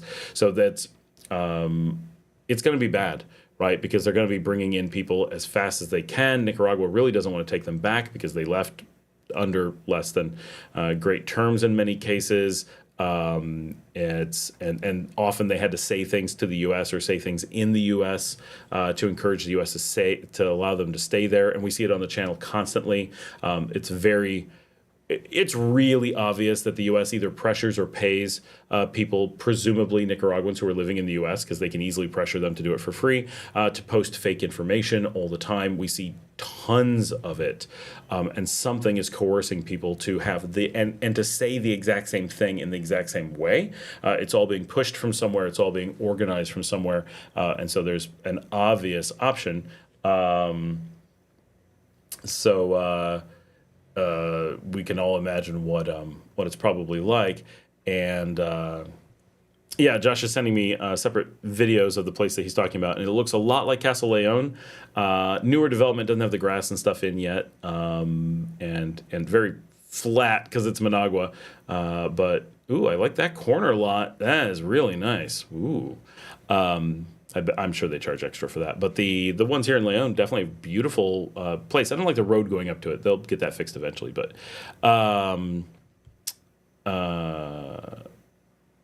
oh, he said he's going to send me the videos. Yes, I have them, Josh. Thank you. But the expatriation rate, I'm expecting a few 100,000, probably, which is going to be really tough for Nicaragua to absorb. We're expecting a lot of problems from that. TJ's here. Yo, Scott, he says. Hey, TJ. James says, what's going on with the foot recovery? So you may notice that I'm sitting a little bit lower. I discovered that my chair was too high and my foot was angled, and my seat actually leans forward in this chair, which means my foot was braced on my toes, holding me up all day long. Like I easily put in 12-hour days in my office. Easy. I mean, you guys see me do the live stream. We hit 8 hours last week, right? So it's easy to put in some serious time in this chair, and it turns out I lowered the chair so my foot is flat on the floor. Within 2 days, it's noticeably better and improving. So I think I found the main culprit that at least was keeping it from being able to heal. So it feels like it's getting a lot better. And I've been out, like I was out doing karaoke last night. When I do karaoke, I stand up and kind of move around. Like I'm doing stuff on the foot, not a ton, but a little bit, and not a problem. So yeah, I think it's coming along finally after all this time. Genevieve says, one of the things I can't wait for is living there and being able to afford a maid. I hate household chores. It's so true. Having a maid is one of the best things ever.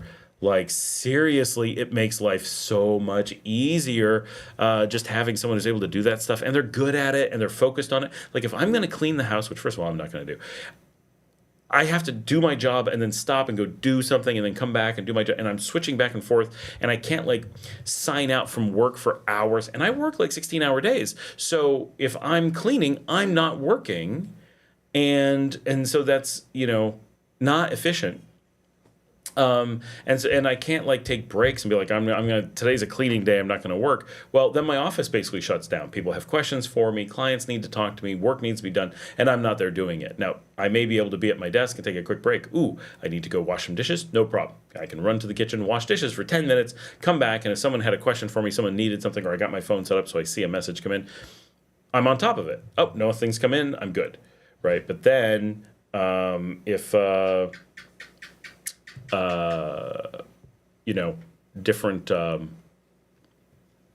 different real work needs me. If I'm away, it just completely interrupts it. So it is great, and it makes me so much more efficient and able to make more money so that I can pay for the maid. Bryce says, I have the Shure MV7 Plus. It's very good for using on USB-C. This one's available on USB-C, but it costs twice as much. And I want the flexibility of the like, I'm always going to use XLR, I think, so I don't care, because I'm going to use it with like a Zoom recorder if I'm in the field. I'm using it with Rode XLR input equipment if I'm here, so I'm not, could I wipe that stuff out, save money? Because that is a $280 input device. If I went with the more expensive mic, I could plug it directly into the computer, way more convenient, a lot less cords, but I really like having the physical hardware, and that's always what I'm likely to use. So, Boeing says Nicaraguans do not need a visa to visit Russia. U.S. citizens do need a visa to visit Russia. Of course, yeah, there's a few places. Same thing, Cuba, Venezuela, it's Bolivia, easier for Nicaraguans. But we can also get visas. So, yeah, it's nice, but it's not a big deal. Bryce says, yes, very good passport. It's why I would love to be a Nicaraguan citizen. What do you plan on doing with the passport, really, that Nicaragua will, like, where do you think you can go that's actually going to make a real difference? Like, if you want to go to Russia, just apply for a visa. Like, they'll let you in. Americans go there all the time. So it's, yeah, maybe not during the war, but in general, Americans can go to Russia without any real problem. Yes, you do have to apply, and it's one of the worst. It's like an extreme case. There's very few places that Nicaraguans really, and to go through this huge effort of not have to file some paperwork for a visa one time, feels extreme, right? Genevieve says, it'd be so fun for all of us to hang out in Nicaragua. You should consider doing a group hangout, Scott, with your viewers. That is actually a plan. A lot of people have mentioned it, and I don't know why we didn't think about it sooner. We got two things in the works. One is we're going to try to do a Leon meetup, and once I have a car, I could do a wandering meetup. These little these little tiny gnats because of the studio lights. They love my eyes. I could easily do, we're going to Granada, we're going to Managua, we're going to San Juan del Sur, and do local meetups and just like plan them a month in advance or whatever. Just pick a restaurant, we all meet up there, and like that would be really cool. And we're talking about doing that steak tour later in the year. That would be fantastic, and obviously be a smaller group, but really tight for like 2 weeks, all hanging out together. That would be some really cool stuff. I am reading from the screen up there in case you're wondering why I changed angles. I'm like, why? I could keep my head up and look at this, and then I'm at the same angle as the camera. Link the video from Josh, please. I will try to. They're not things I can link, so I got to figure out how to get them for you. Dale says, yay for the foot. Renee says, I spoke to T-Mobile yesterday, so the first rule is you don't speak to your phone company. We keep telling people this. Do not alert governments, employers, vendors. Never alert people that you're moving to Nicaragua. It's not the correct terminology, and it is none of their business. But if you talk to them, you always risk misinformation, getting shut down because they find that you're doing something that they don't like. You use the wrong terminology, and they freak out about it, whatever. But he says it's $50 for unlimited talk, text, and internet. Otherwise, yes, regular service. Okay, so just $50. Yes, text is fine. 5G slows to 3. All calls are 25 cents a minute. Yes, that's the standard plan that we get, and we get extra lines, just $10 or $12. So it's really, really cheap once we have our first line. So we've got, I don't know, 6, 7 lines that cost us like nothing, and we never make calls. And you don't use calling in Nicaragua, so there's no calls to make. It's very easy. KL7RRC, Nicaraguans do not need a visa to Russia, only visa for UAE as a stop point, recently implemented, whereas Americans don't need, so the difference is Americans don't need the UAE or any of the points in between. They can go right up to the Russian border, and then they only need the visa to get over the border. I don't know how easy the UAE is for Nicaraguans. The other thing that Nicaraguans generally need is a passport for the U.S. to get to Russia. That's where it's difficult because it's a pain.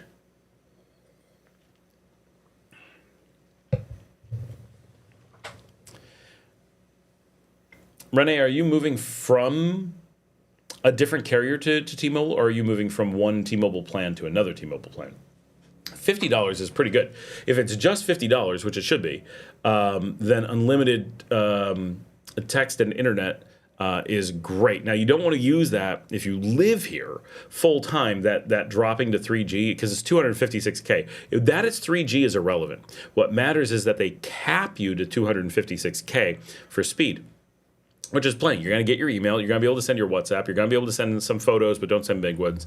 You're able to do basic things without any problem. But you're going to want, if you're here for any length of time, you're going to want a local one, so you have the incredibly fast, hundreds of megs service from the local carriers. Depending on airlines, some provide it, or $4,000 bank account statement must be the drinking an Argentinian red wine. Actually, that's a good question. I feel like it is, but I don't actually know. Nope. Spain. We do get Argentinian wines, I believe, are the cheapest here, but we do get a lot of Chilean and a lot of España and Italia. We never really see Portugal, which is too bad because I really love Portuguese wine. I never really see like ports and sherries, which I really like. That's too bad. We do get some Italian wines, but not the kind you dunk cookies in. But the really crappy thing is I haven't seen the cookies you dunk in them here. That I miss from Italy. That is my favorite dessert, for those who don't know, is dunking Italian cookies in Italian wine. Renee, additional $50, I've got to receive calls at time. Okay, so this is a big question. Why do you need to receive calls? Something's got to be wrong. Now, I understand that you need to get a phone call. I'm not saying you don't need to get a phone call. Why would you ever want to receive a phone call? And I don't mean on your cell phone. I mean to the cell number. What is the circumstance? I'm a business phone professional. I own a phone company. I cannot fathom a time where I would want that event to occur, no matter what my business is, no matter what my personal life is. That is not something I would ever want to have happen.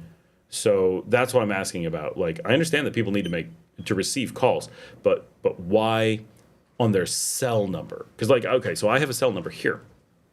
And I would never take a call on it. If someone dialed me on this, it means they don't really, okay. Oh. But if I'm going to be making a call, I want it to sound good. I want people to actually hear me. And it is on this. This isn't actually, you can hear right? Can you guys hear that? Like, this is a real phone, right? And this is it's going to sound better than normal American phones, right? And it's going to show up as being in America, and it's going to be perfect and flawless, and it's honestly a lot cheaper than paying to do something on the cell phone. And way more flexible, right? As a business professional, one thing you never want to do is have a cell phone, the actual cell service, handle a call, because it automatically degrades the quality to a point that everybody can hear it. Like, you may not realize what you're identifying, but if you talk to someone who's on a cell phone, you can hear it, and it's more noticeable now than it used to be, because WhatsApp and Telegram and other free tools sound so much better, and modern business phones for the last 20 years are so much better that when you use cell service, instantly everyone goes, that sounds terrible. What's going on? They must be on a cell phone. And then you go, why is a business on a cell phone? And not a cell phone making a business call, a cell phone making a personal call, because cell phones are always personal. So there's, in my opinion, there's always a better way than to need to take calls on a cell phone, even if it's personal. There's some other way. How do you talk to people in the U.S. and keep your number? You just port it to a normal phone. Normal phones, like landlines. This is okay. So I'm going to jump to John's, and then Renee, I'll be right back to you. John says, "What would you say is the general perspective of the Nicaraguan people towards obtaining higher education? Would you say it's fairly high or not?" It's people get.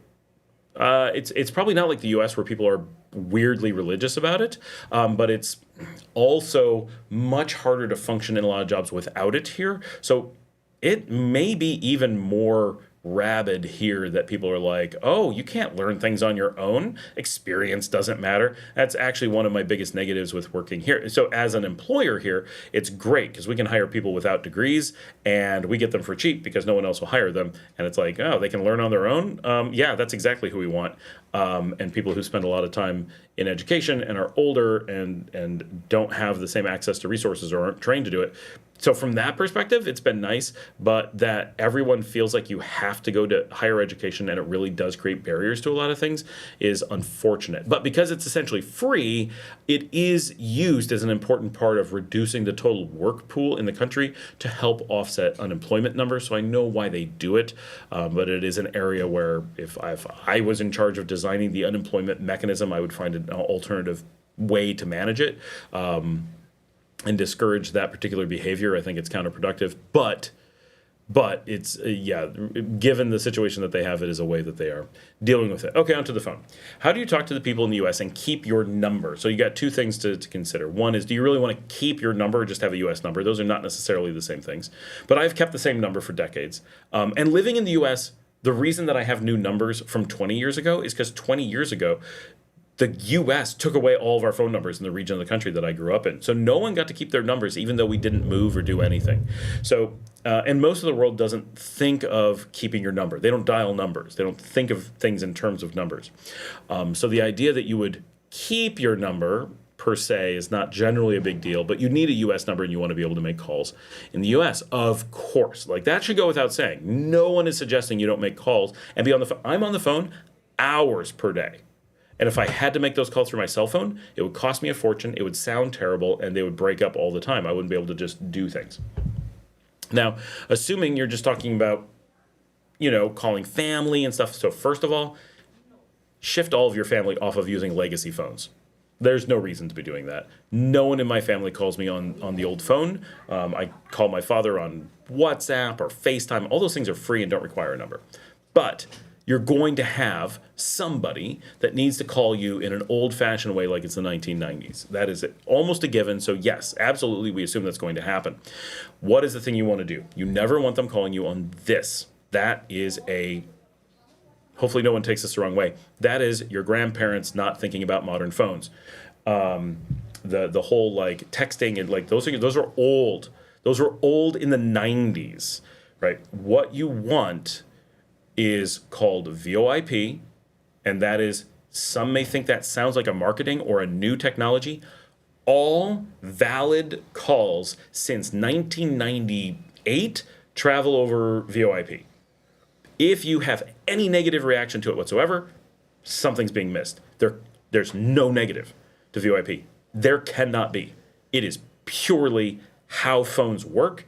Everything that isn't VoIP is a nasty facade layered on top to make them work poorly, to try to force you into paying more money. So you always want to be on VoIP. So options. There are carriers. I know a lot of people, and I've used them in the past, but it's been a really long time. Use Vonage. For those who don't know, the reason I don't use a lot of these carriers that people talk about, I own a phone company. I'm not selling it to you guys. We don't do it for expats. It's for companies, right? So, but my phone runs through my company. So I have higher quality service, higher quality everything, because I do it through my own company. I don't have to do any of the things that other people do. But getting a line from Vonage for home is a cheap example. I'm going to bring them up and just look up what their prices are, because I've not looked at them in a really long time. But it is who I had and who I got the number I have. So I have a home number that I originally got from Vonage long ago. And I'm trying to find, do they not just sell phones anymore? I know people on the channel have talked about using them. I have no idea how to find their normal everyday phones anymore. Did they stop selling them? Do you have to go to someone else? I have no idea. Well, we're going to use them as if they are an example, and maybe they don't sell this anymore, but someone does. And you go to any valid phone company, right, and buy a phone for home, which back in the day was like $20 a month. And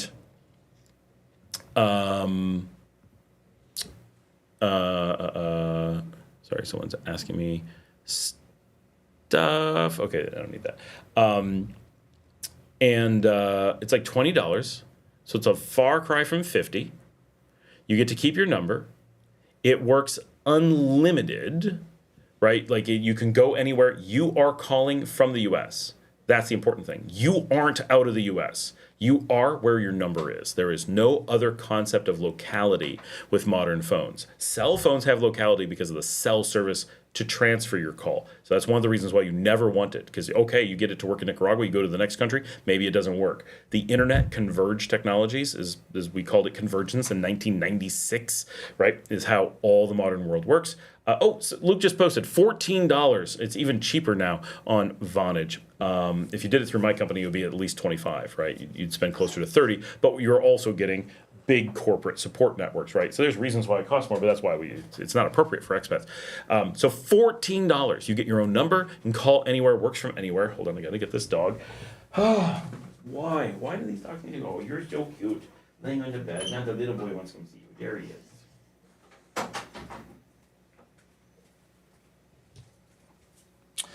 And then you can do things like have a house phone, like I have, full phone on my desk. So when I'm on the phone for hours a day, I just throw. James, a landline in Canada is not $90 a month because I sell them. I am a phone company in Canada. It is dirt cheap. It's just that the companies you're talking to are scamming you or ripping you off, however you want to look at it. But no, if I'm only getting a line in Canada and I have no other service, I know I can get one for $25. If I had no other service, that's if I'm getting a new account. Because I already have an account, I get a line in Canada for 25 cents a month. Literally, that's what I pay for a landline in Canada. And I have one. Someone asked me for one the other day. One of my employees is like, oh, I need a line in Canada for something. Because Canada doesn't have the same extortion on text messaging as the US does. Real thing. So we do all of our testing in Canada, and we pay 25 cents US per month for having every one of our Canadian lines. But that's right. Bell is not a real phone company. That's an old-fashioned fake phone company.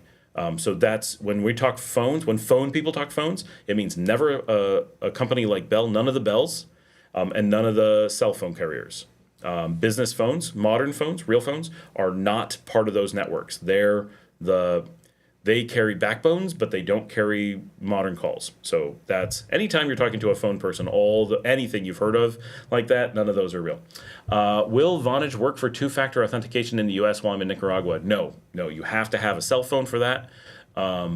Because it's just a practical thing. A lot of banks look to see if you're using someone like Vonage, and they have deals with the cell phone carriers to detect and to block you using those. It technologically works 100%, flawless, but it is a common con in the US, and this should be the FCC shutting them down.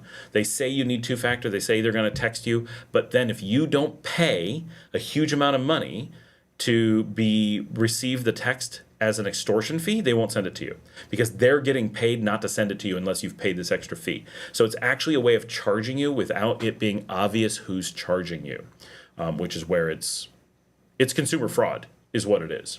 But no, you'll need one because the United States allows consumer fraud in that way, and there's no way around it. Trust me, as a phone company, we would be doing a lot of stuff. Yeah, James, VoIP is all modern phones. Everything is VoIP. What Bell does is they give you a complete joke that no one should ever accept and then turns it into VoIP, but charges you for the facade. The VoIP that they're paying for is super cheap. Google Voice I can't get to work. I've never tried. Vonage was great when I used them. Just looking at Luke's note. So you get Vonage, you get that $14. Now you have a US phone. You're 100% in the US. Now, the texting will work on it. I'm not saying it's 100% won't work. I'm saying that for reliability, you have to have it. Dale says, so I have to keep my T-Mobile line. That sucks. Yes, the U.S. has engineered a system where they basically, for all intents and purposes, you are taxed via your cell network. Is there a little bit. So you just put your number on Vonage.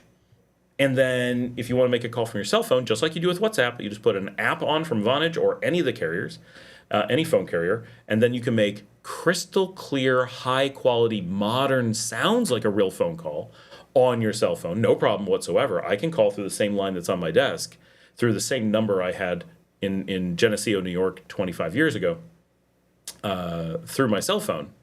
But I can also get it in my landline. I can also transfer it to other people. I can do all kinds of modern things with it that you expect to work with phones. And so if you get those limitations, yes. So assuming you're coming from the U.S., you must be because you're looking at T-Mobile. The U.S. Portability Numbers Act in the early 2000s was there to make the guarantee that no matter what you do, you can keep your number. No one can lock up your number unless you're not on a regulated, long story. You get to keep your number. You always get to keep your number. It's yours. Just never let it go. Once you let it go for 1 second, it's gone because they will destroy your number. Every carrier is out to get your number if they can because they hate you if you quit their service. So they'll always be after it. But trust me, every possible thing you've imagined about phones, the answer is better. Except for that one texting thing, the SMS thing. But from a technology standpoint, modern phones are really cheap, really reliable, and work everywhere in the world, and you can always keep your number, at least for Americans and Canadians. And that is universal. Everyone has somehow become convinced, and always been, that these things are not true. Oh, no, phones cost a lot. Oh, phones don't work well. Oh, phones don't sound good. Nope, they always do. And trust me, I work every day. I'm the guy they put on the phone, and they're like, this customer says that VoIP won't work for them. I'm like, of course it will. We don't even check. We know 100% it's always going to work. And people are just convinced. Everybody lies about it to such an extent. People think they have to have a lot of bandwidth. They have to have fast connections. Couldn't be farther from the truth. So it takes nothing to make a high-quality phone call. And they're so reliable today.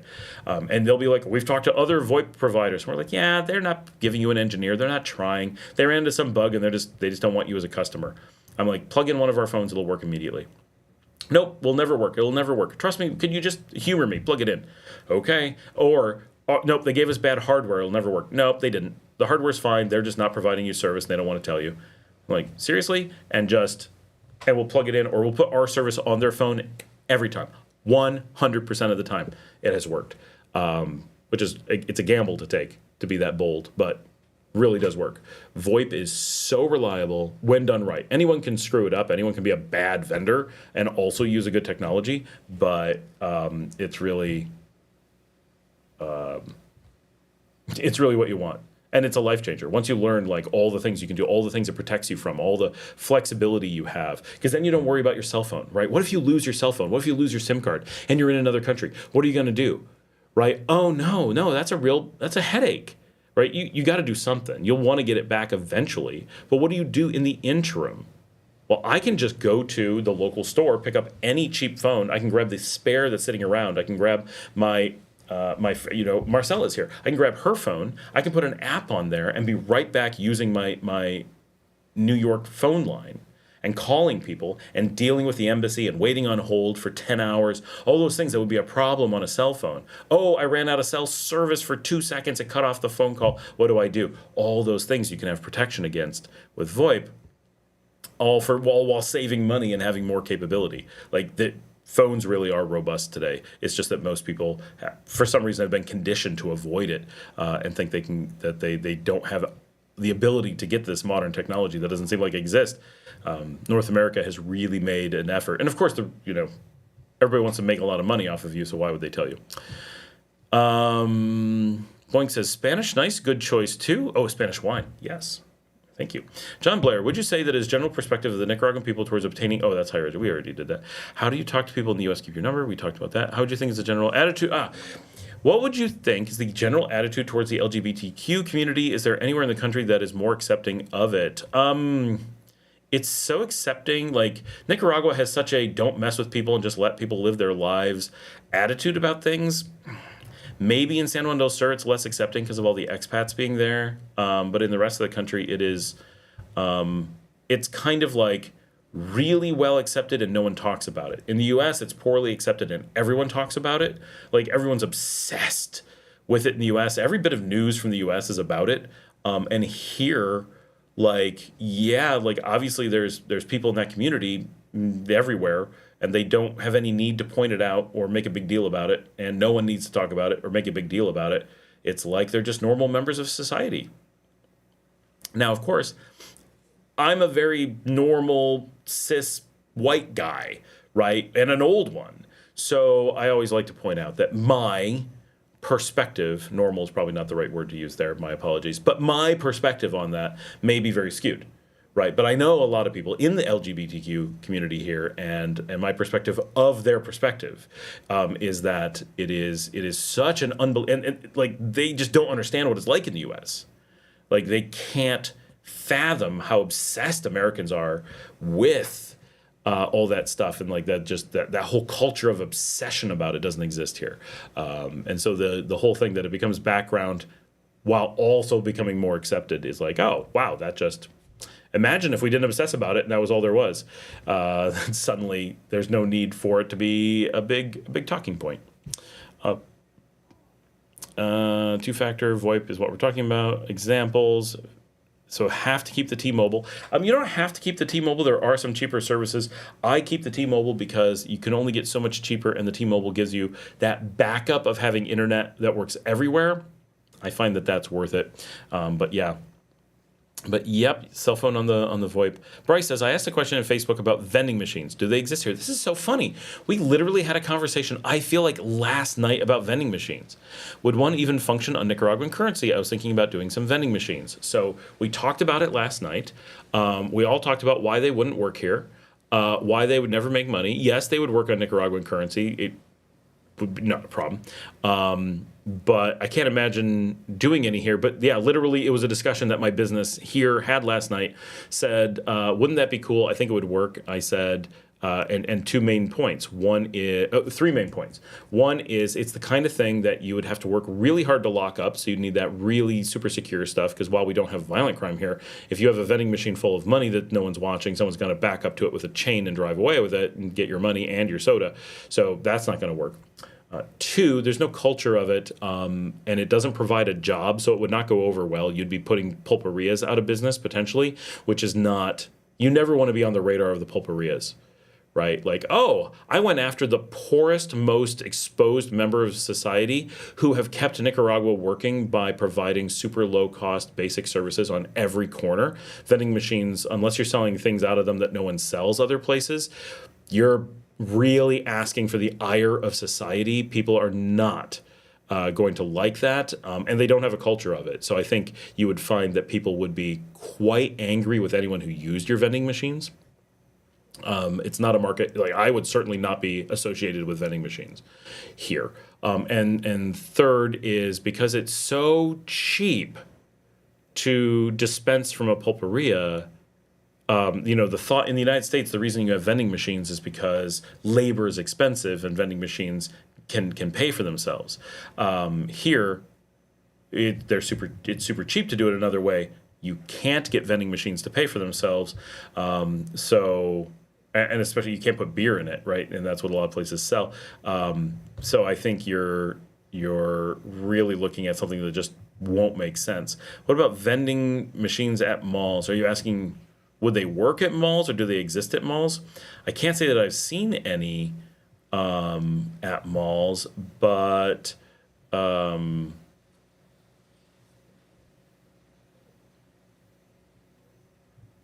like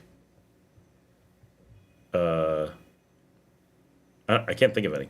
My number is so old. It started out with Nextel, Singular, Sprint, AT&T, Verizon, and finally T-Mobile. Mine's bounce around a lot. Do they exist here? Would they function? Oh, I was thinking about doing, yeah. And the other thing is, just because it's so cheap, like there isn't the cost advantage of doing them. Bryce said, why did the government hand out 3,000 Cordobas, which is practically nothing, to students for graduation? Seems like a political stunt. I'm not sure. All that money should have been used for new roads or something else. Well, they paid to go to school, right? So getting some of it back if they bother getting to graduation. But we have like unlimited money for new roads and stuff, right? So here's the question. What thing do you think they're not funding that they should be funding with that small amount of money? And, if you think about like they have to pay $300 or something to go to university, and then you get 80 back for graduation. That's like a nice little incentive. Like they want school to be free, and you want people to go to school, and it's only people that graduate. Genevieve says, you said cis man, you're a man, period. Well, cis is a reference to that I like women, not not that I'm a man. Americans are over it being a thing. What you do behind closed doors is your business. That's the number one reason why Trump won.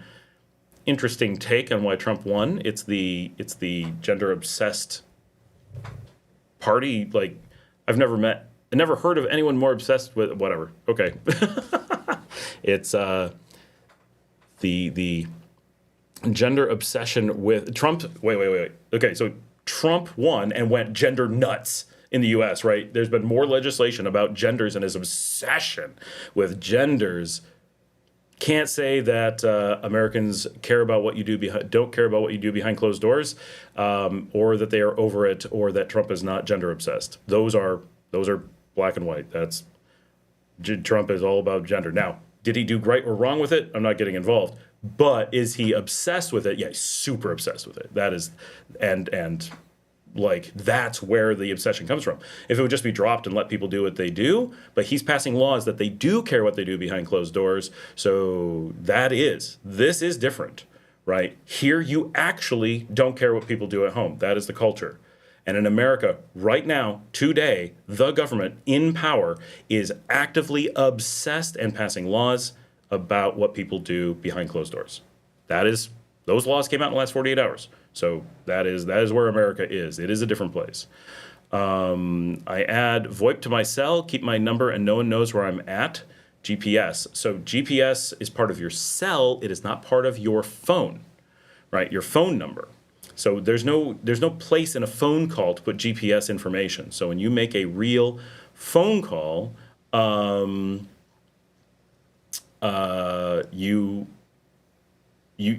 a phone call, right? Cells have additional data. So they're able to pass GPS, but they don't. That is not how they track you. The data actually comes from the cell phone tower.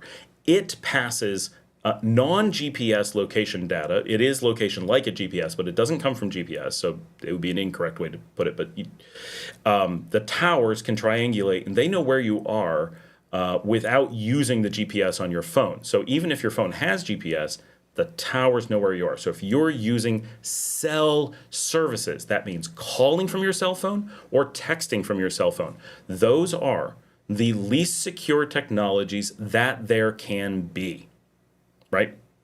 That is as little as can be.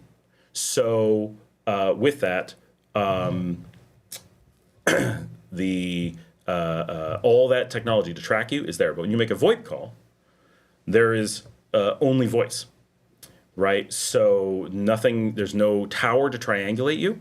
There's no GPS to track you. Those are all part of the phone systems. That's one of the reasons why you never want to use it. So not that that very conspiracy theory, right? That they know where you are. They're using all this technology to know where you are. That's not very practical, and people really can, they can listen to the background sound and figure out where you are if they really want to. But all of those things, everything is awesome with VoIP. Everything is crap without it. Is it like imagine an aspect of phones, VoIP makes it good. The only thing that VoIP doesn't solve is it doesn't allow you to put video onto traditional phone calls. That's like it. Other than that, it gives you the best quality, the best everything, and no other system allows that either. Right? Nothing is ever going to do that. American phone calling doesn't do stuff. It seems vending machines once was in a hotel on the on one of the islas of Granada. Okay, that's funny. That's why I asked if they do exist. I mean, they must exist, but it's just such a things. So many families need the money to buy school supplies. Are yellow school buses disappearing? Yes, they are. I've seen new buses running in Managua. So most of the buses in Managua were never the school buses. Never. Were not recently the school buses. They were other buses. But the school buses running between the cities are being replaced. More like, why not in abundance? Right. Well, for exactly those reasons. So here's with any business, right? Ask the question: what market are you trying to serve? Who would benefit from a vending machine? And if they benefit, would they use it? And if they use it, would the profits make up for the cost of the vending machine, the need to go empty it and refill it, and the need to protect it? Right. So generally, it falls into the same kind of category. As like the ATMs. Why are ATMs not available just open on the sidewalk? Because people will drive up, put a chain around them and drive away and then whack into them later to get the money out of it. It's worth the risk because people are poor. There's a lot of money in those things. So they have to be inside with armed guards and cameras, which fine, not a big deal. And it makes you extra safe when going to an ATM. Like that's great. But it means there's fewer of them. They're less accessible and they're more expensive to operate. So a lot of places like Las Bonitas and Ponaloya don't have ATMs at all. You have to come into the city because nobody is big enough to bother investing to have that level of security, and none of the banks will. It's not a law. It's just the banks won't let you have one unless you do that. So you find them in like the AMPMs and stuff out of practicality. When you're looking at a vending machine, you're basically looking at the same equation at a smaller scale. It's much cheaper than an ATM. It has less money in it than an ATM, but it's easier to go back up, put a chain around it, and drive away. You have this risk that the machines will be damaged. People are not used to them. What if they have a problem, or they're just going to kick them until they get their stuff out? And so you need to buy those machines, which are not cheap. And then I used to have one in my garage, right? So they're cool, but you're going to do all this money, and then someone just takes it and takes off with it or destroys it. And then what do? No one knows how to repair them in country. So repairs and parts are going to be expensive and time-consuming, and all to compete with pulperias that I just noticed. He said, "We good when the pulperias close at lunchtime." I don't know where. Maybe in Nagarote, in most of the country, they're open all the time. There's always another one. There's always something open. I mean, we looked into this last night, and we were like, it just, very difficult business, I think. Now, you could put them into a secure area. You could have like a little automat like they used to. Like you go in, you got a room, and they're all protected, and there's cameras, and you got lots of them. But now you have a really big investment. And again, competing with pulperias is generally not something you want to do.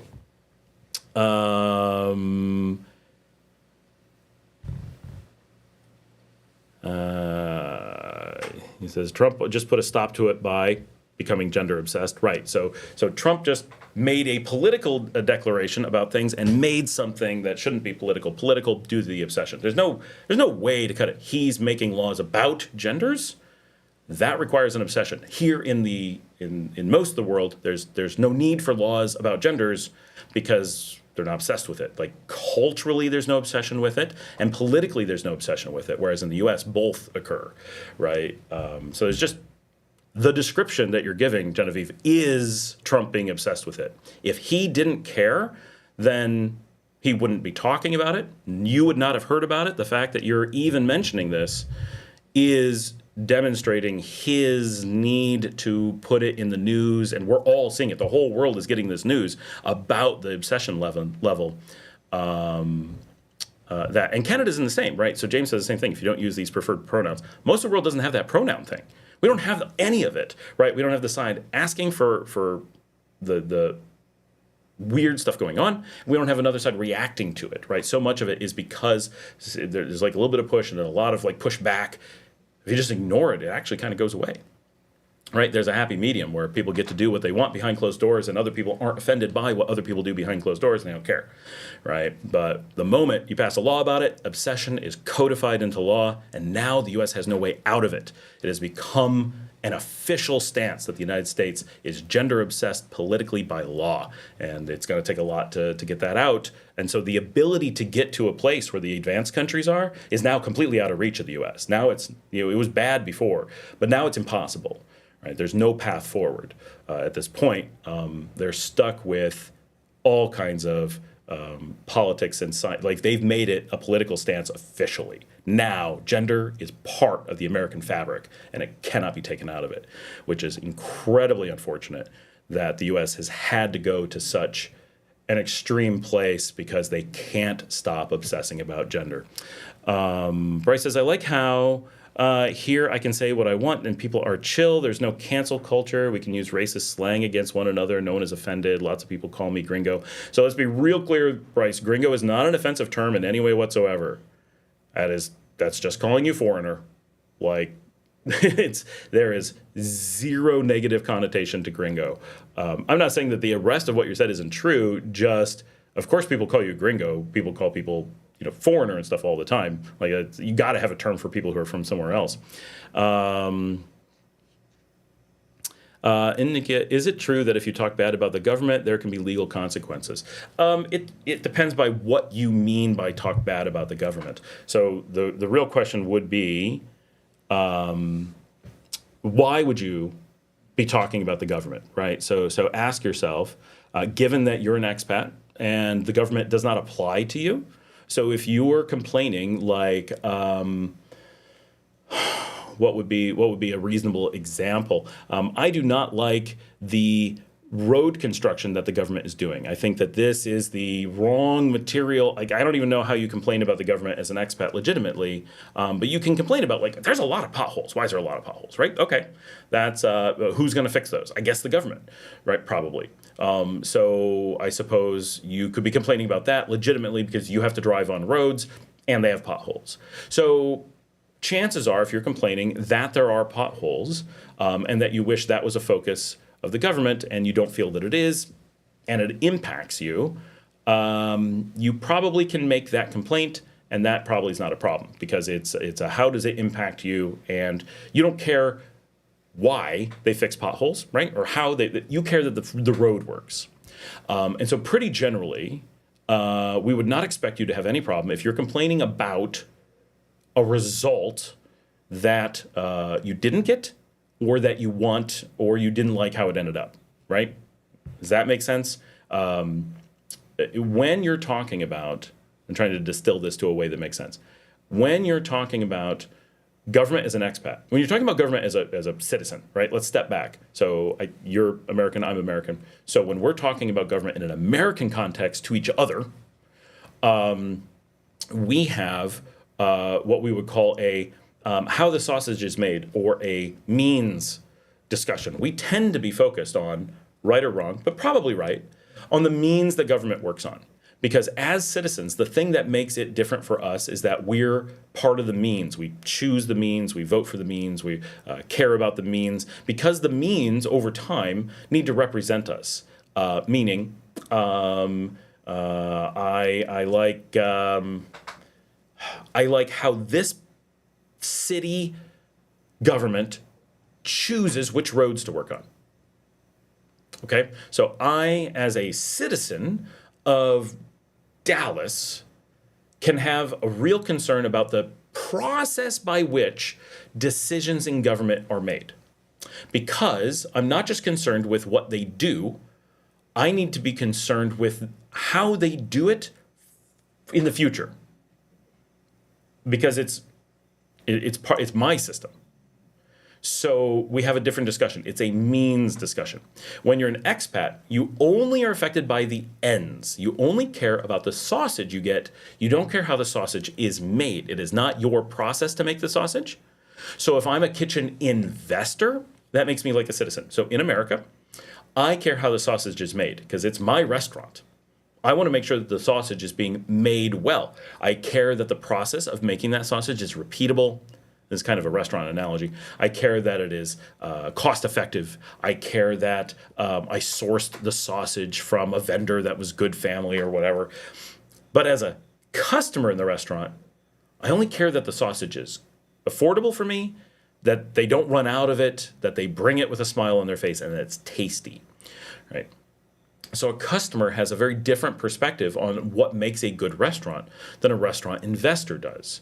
As a citizen in the United States, I care how the sausage is made, but as an expat, if someone comes and visits the United States or moves to the United States, but they're not a citizen, and they're just a resident expat, then they have every right to have opinions about the result of the government. Now, if they don't like it, and they say, well, I wish this road was fixed, but instead of this one, is that a big deal? No, it's not a big deal. I just wish. Well, of course, we all wish, right? Are you angry with the government because they did that? Well, then why are you in a country that you're angry with, right? So that's a question to ask.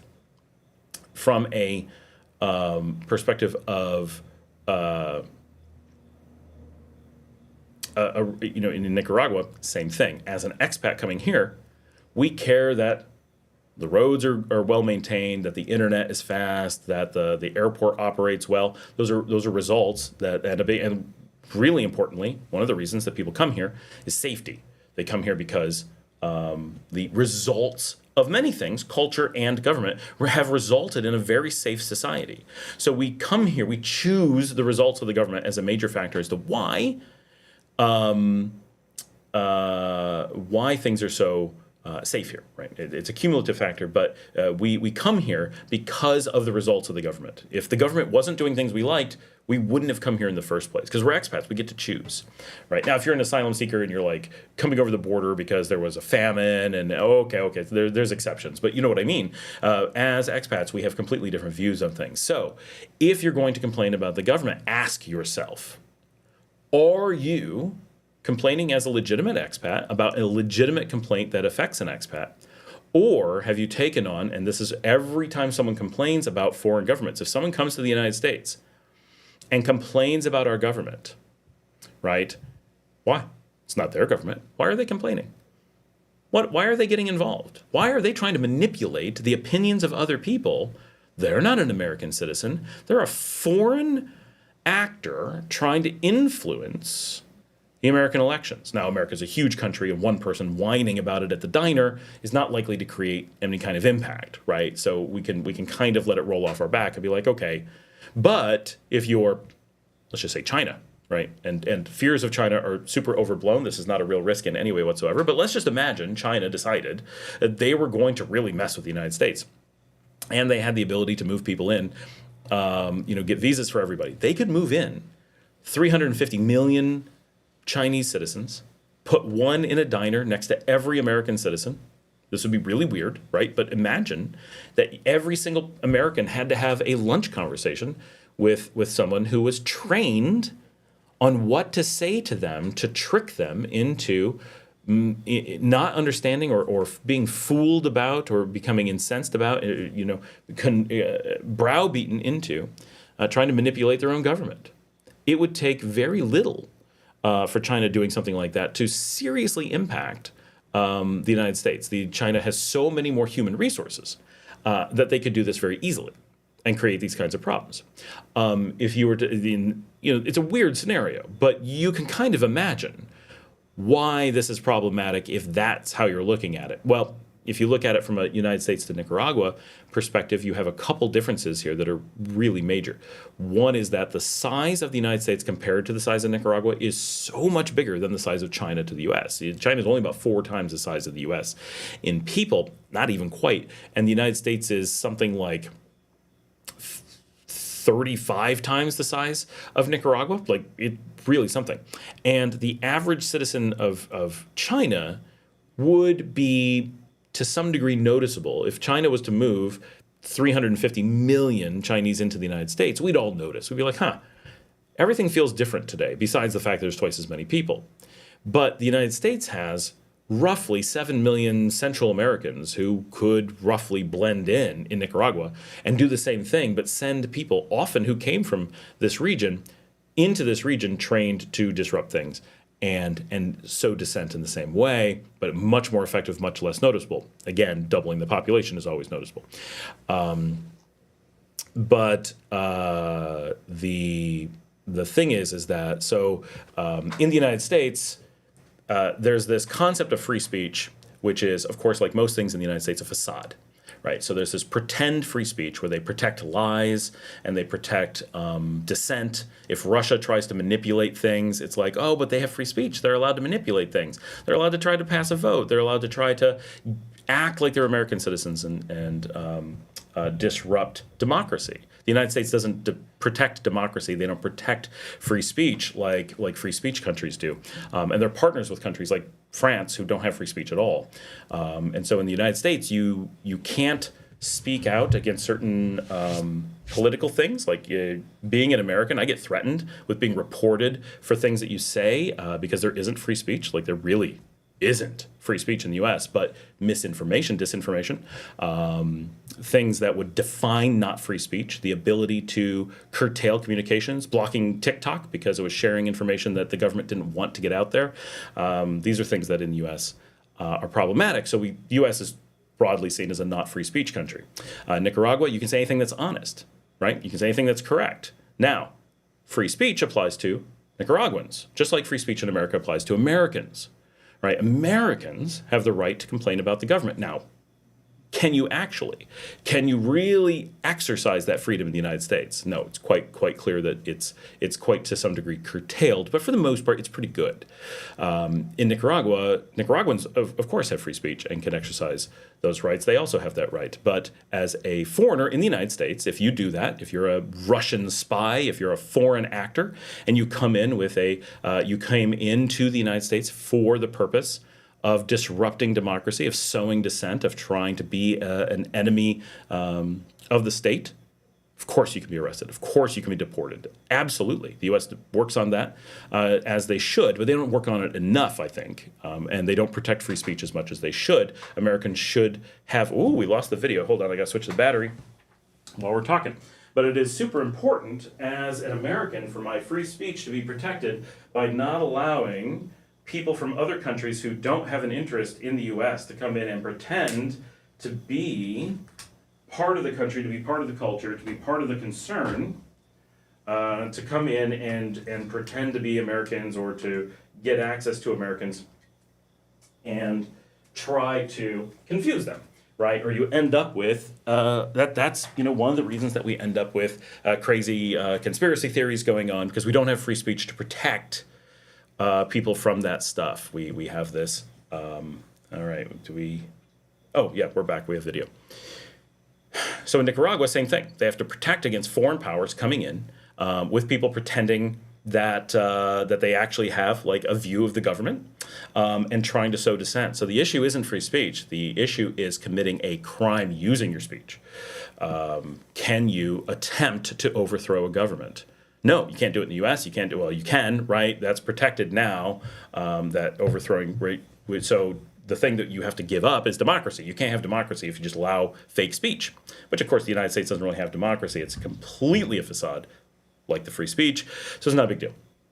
So here, like any free speech country, there has to be limits to make it free, or speech becomes not free in any way whatsoever. When lies are protected, no speech is free, obviously, right? And you can't argue with that, right? There's no way to say, oh yeah, no, we can allow outside influences to come in and drown out all true information, and we can shut down any access to real information. Obviously, you have to protect honest speech, or it's not free speech. You can't even pretend to be in the free speech game. Like U.S. and France, they're not in the free speech game. France doesn't claim to be, right? They're probably more free than the U.S., but not much. But they're like, no, we don't have free speech. That's not a good idea, and the U.S. is fine with that. Because so the U.S. uses control of the media to make it not relevant, because there's not a democracy. You don't have to worry in the U.S. about foreign actors being able to overthrow the government, because the government isn't controlled by the people. There's some influence, but obviously, and then it never was supposed to be controlled by the people. Look at the Constitution; it's written it's not supposed to be controlled by the people, obviously. And they thought it was a bad idea to be controlled by the people, and people agreed with it in the early days. Now people are obsessed with the word democracy, and they think that that's what you need, but the U.S. fundamentally doesn't believe in it, just like they don't believe in free speech.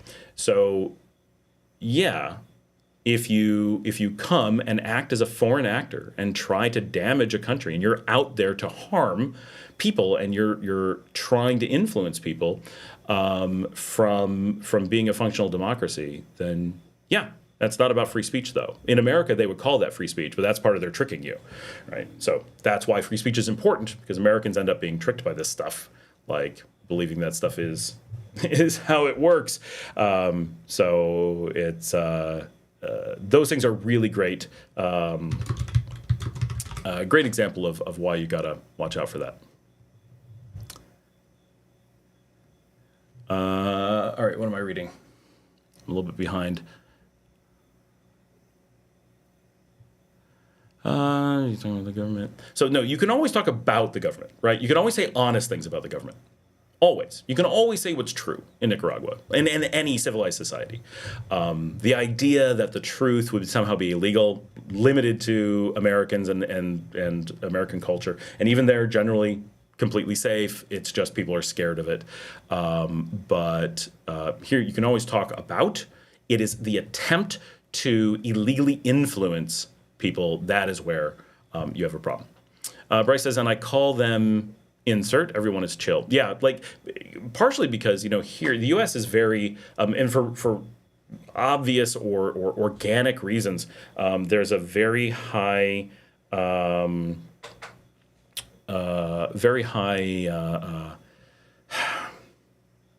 racial tension is just kind of built into the American fabric for a lot of reasons.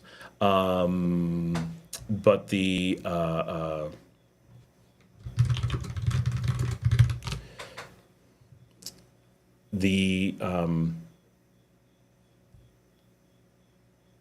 Nicaragua, because society was blended, and because it has, for its essentially its entire history, a very clear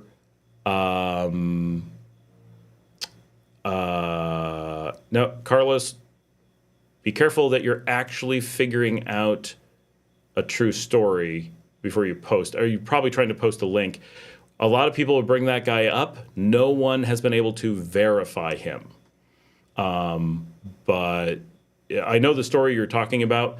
We have no way to research it, but be super careful with foreign media reports of something that no one is able to verify. It doesn't mean it's not true, but the U.S. media provides a lot of misinformation, and it comes from the U.S., so we don't have any confirmation that story is true or complete, right? Again, doesn't make it not true. We just don't know. But be careful repeating it as if it's true, because we know that all the stories we get like that we are able to verify from the U.S. are not true. There's absolutely no reason to assume that it's true. That would be unlikely because of the way that it was presented, because of the way it was written. It was written in the sense that it is not true. So until we have evidence otherwise, it is written like someone who was told what to write because they wanted to get something. which is common. We see it on the comments a lot. Okay, hold on. How can I add VoIP and keep number? Just go to Vonage and set up an account and tell them you want to move the number. But the thing is, if you move your cell phone number to VoIP, you're going to need a new cell phone number for your cell service. Not a problem. Get a new one for your cell service. Never tell anyone that number except for your two-factor authentication. For texting, like your bank, give them that. But for people who are going to call you, give them the house number. And then you're all good. Then it's super easy.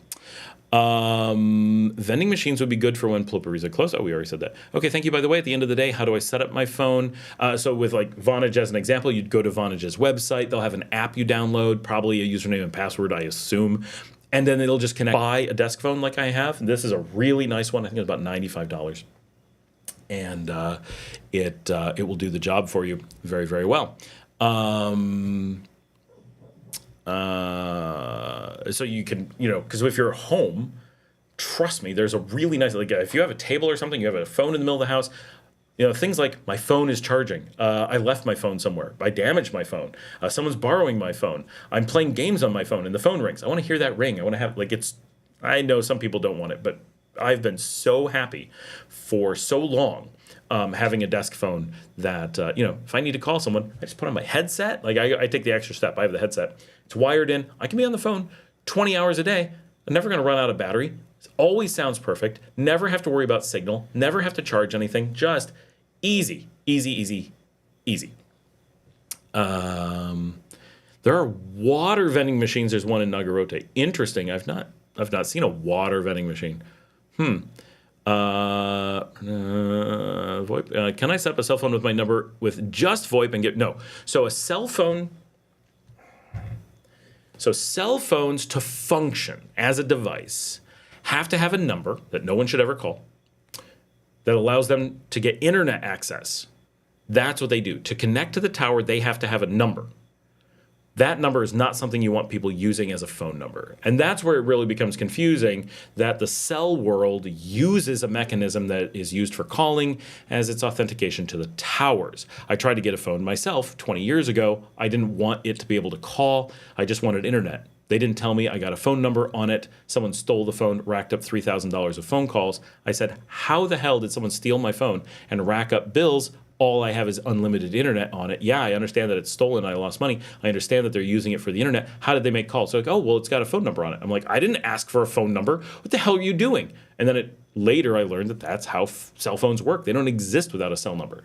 So you have to have that cell number or it's useless. So you have to think of them as completely separate services. Just like phones at home, you have to have internet and you have to have your VoIP service. They are completely independent things. One can never replace the other. They should never serve the same functions. Your internet provider and your cell phone provider are data connections. They have to exist. And then your VoIP is just a data service like your email, your WhatsApp, and other things like that. So that's the way to think of it. All right, vending machine. What city do you recommend I move to in Nicaragua? It's a very loaded question. I'm in my late 30s, going in with my wife and small child. Well, yeah, Bryce says Nagarote. Nagarote is a really awesome town. I like Nagarote a lot. A lot of that, Joseph, is going to come down to what you like, what you're looking for, right? Like what kind of weather you want. Oh, the audio is cutting in and out. That's weird. How is the audio cutting in and out? Am I doing something? I stopped waving the phone around. Maybe that was doing something. Dirty water dogs are sabrets and onions in sauce. Larry says, just jumped on. I've been counting the minutes to get back on. Did you tell your viewers about the new passport instructions? I did not, Larry. I'm going to write those down to make sure I get them right and then post them somewhere because it was too complicated for me to remember and listen to. I'm listening while doing other things. But Joseph is asking, what city should he move to? So the thing about San Juan del Sur, basically there's two Nicaraguas. There's Nicaragua that you see on my channel, Nicaragua that has the culture and the cost of living and the all that kind of stuff is is one way. And then San Juan del Sur has a very different, it's an enclave. There are Nicaraguans there. It is an old village, but it was a village that really sprung up for supporting Americans long ago. Hold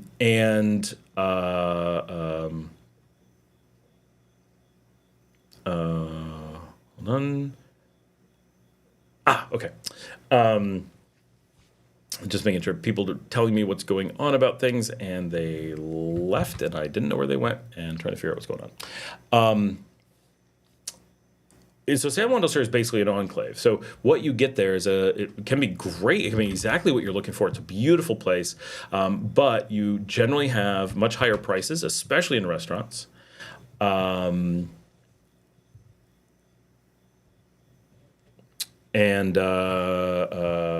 Sorry, so many people talking to me. We're taking 2 seconds while I answer people. Just get that out of the way so I can.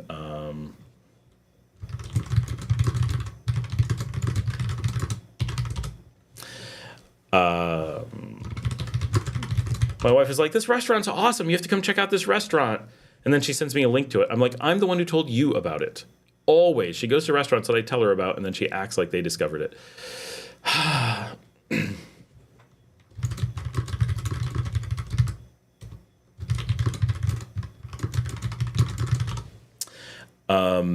So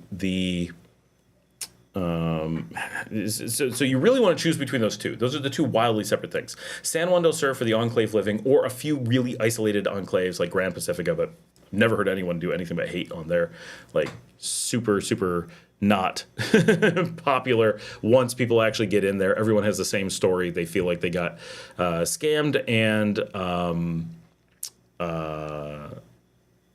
they don't get the value, and they can't sell their houses, and they lose all their money, and the internet is terrible, and you can't work remotely from there. It's just so the enclaves are always risky. They come with a lot of problems, and if you like Nicaragua, why would you want to be in an enclave? But San Juan del Sur is a lot bigger and does have some really cool stuff. Like, it definitely is.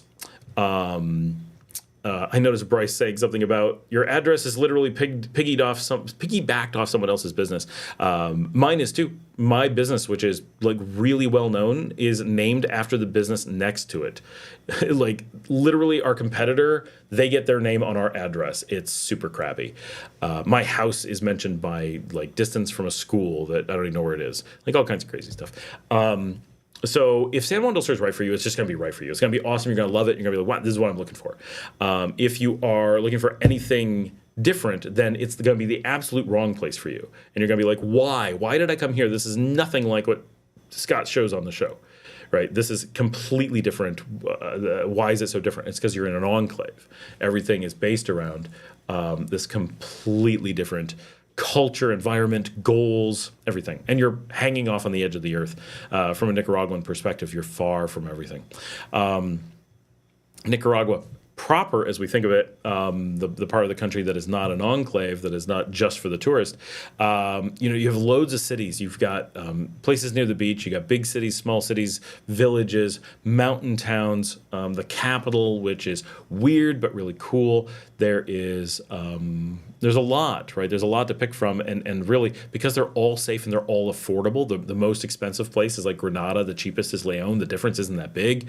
At most, it's double, which when everything is so cheap is not a big deal. You're going to worry about number of restaurants. If number of restaurants is a major concern, Managua is going to be your choice. If you need cooler weather, then you're going to want to be up in the mountains, one of the towns up there. If you want big cities, that limits it to a few. If you don't care, but you have more options. It's tough. It really is. And I think it's tougher than a lot of countries, because I think if you're going to Italy, right, and you're like, okay, I care about big cities. You're going to be like, okay, you got Rome and Milan. What do you think? Right? Well, what about Naples? Okay, we're ruling that out, right? There's like hot and colds, and it's pretty easy. I mean, every place has nice stuff, but I feel like in Italy, when you get good, it's so good. And when you get bad, you're like, oh. But in Nicaragua, I feel like there's a much more even, different, because mountains and beach and hot and cooler and stuff. But I don't feel like we get this dramatic, people will like this city and not like this city.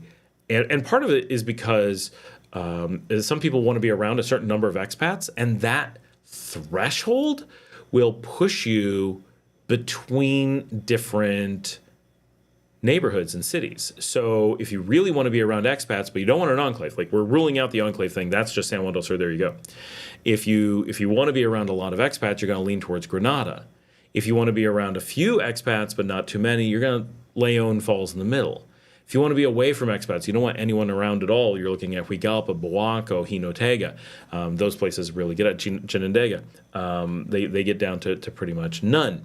And so those differences can be a big deciding factor. But that doesn't make one place nice and another place not nice. It just makes it a good match for you and not. So it really so much comes down to what matters to you, what factors is your family looking for, because it's all safe, it's all affordable.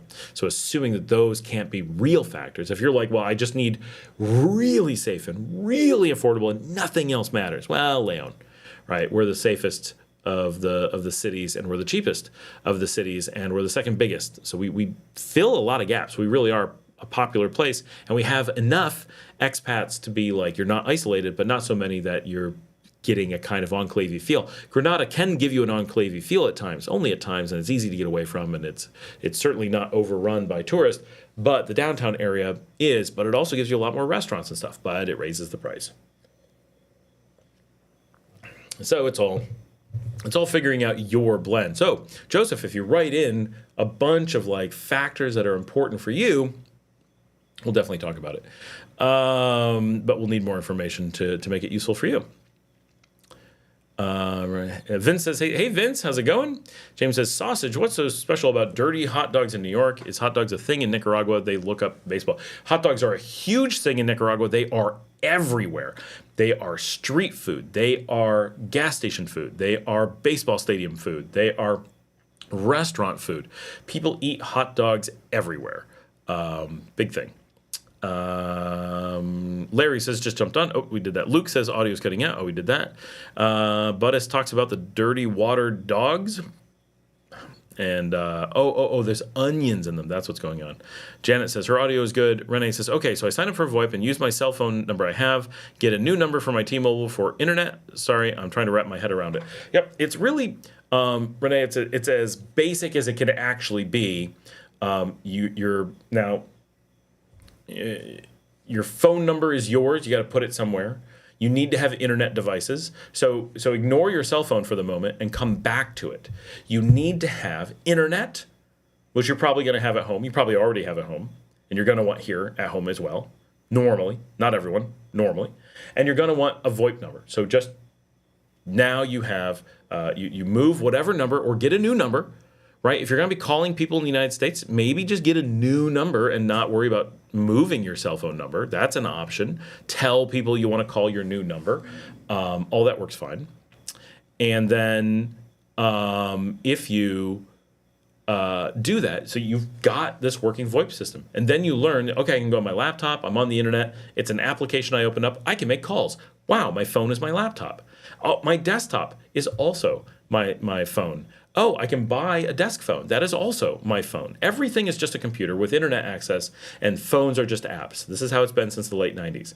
Everything is either obviously that, or it's actually that pretending to be something else. But everything is that at the end of the day. Andrew is here. He says, Scott, good to see you. We'll be back in Managua in June. Awesome, Andrew. Good to see you as well. And preemptive, welcome back. That's a ways away. But so everything in the phone world is computers on the internet, and phones are just an application on top of those computers. Just like WhatsApp is an application on your desktop, on your cell phone, whatever. Telegram, all those kinds of things. Skype as well.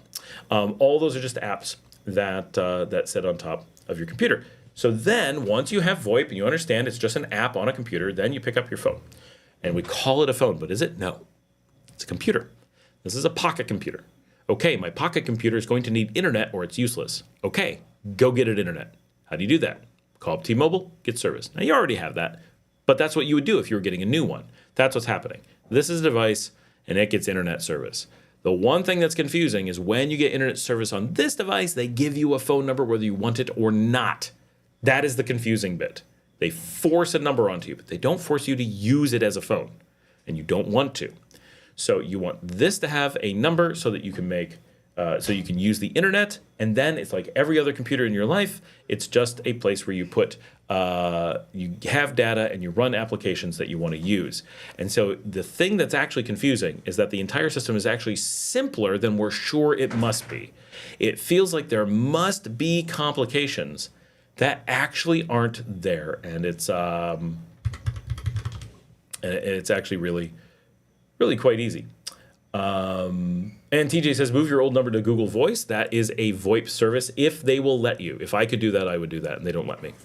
I have tried that for a long time, and 20 years probably. Just jumped, dirty water, sign up. Sabrats is, are we talking about the hot dogs again? Andrew, Don Tomatillo says, I use Skype to call the USA. It only costs $2.99 a month. I also have a Nicaragua prepaid cell phone. Oh, Skype may have numbers that let people call you. I assume they charge by the minute on top of that, I think. TJ mentions Google Voice. I don't know, TJ. It always says, no matter where I am, no matter what I do, Google Voice is not available for you, not available in your region, not available at this time. They always have a not available for you message. And this goes, I mean, decades ago when I was living in the U.S., had not ever moved abroad yet, still was, never available. And no matter where I've lived in the world, it always says the same thing, not available in your country, just like it said in the U.S. I have no idea, but that has been my experience with Google Voice. And all my other Google experiences are that you get invested in it and then they take it away with very little warning. Some warning, but very little, and it just sucks. So I've kind of given up on them. Genevieve says, I think it's autocorrect, it should be two-factor text or whatever they're called, work in Nicaragua if you have T-Mobile. Yes, two-factor works just fine. It's just normal text, right? So it's still on T-Mobile, and that's how we do it, right? So that's the one piece you have to maintain. For some, like banks and stuff, they will require a paid cell phone two-factor text platform, or they won't send you the text. Why? How they make enough money to be willing to screw people over that much, I do not know, but that is where they are. Now, someone told me that the Microsoft Communicator is working in Nicaragua, and it can be used for a lot of banks. You may get lucky and not need two-factor text if you put some effort into it, but pretty much everyone needs it. Still, it's one of those things where they've basically figured out how to lightly push a few vendors to really lock people down and take away your freedom to be free of the tax of American phone services. It's like technically there's no law that makes you do this, but the government has made it that you have to, and there's just no way around it. Do banks two-factor text give you a hassle because you're out of the USA? No. When you send a text, it does not know where you are. So I own, like I said, I own a phone company, and texting is one of the platforms that we have. When we send or receive a text from someone, it does not receive GPS information, it does not receive tower information, and it doesn't receive carrier information. So I can't tell that you're on T-Mobile. There's a level where my carrier can tell me that the last connection was T-Mobile. So I might be able to tell that. But I cannot tell which of T-Mobile's partners or where in the world that text came from. That information is not in the text. So you're protected in that the text infrastructure of the world does not carry enough information to identify you as being out of the country. Because it's a U.S. text coming through the U.S. phone system, it isolates that. So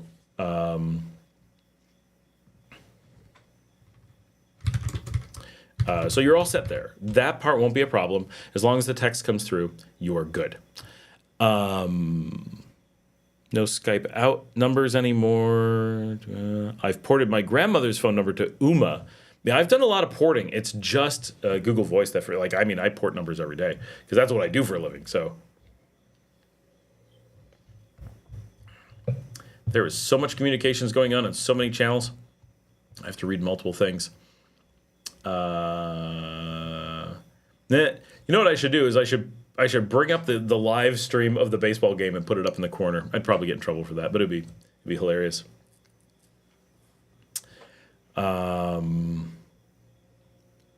Yeah, but so VoIP makes everything easy, but you still got to have that two-factor, unfortunately. Now, I think the two-factor is going to go away. People are starting to revolt against the texting thing, partially because it's so insecure, partially because it's such a problem. It's so unreliable. It's so slow.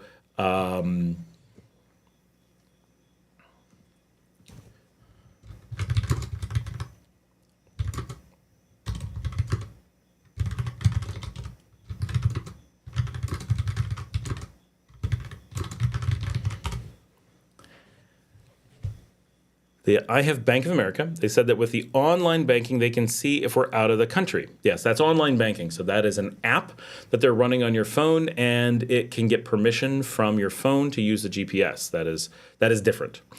Do you think that they're lying? Because I think they're trying to say they can deny transactions. So American banks will deny transactions. Don't use that app or block GPS on your phone, whatever.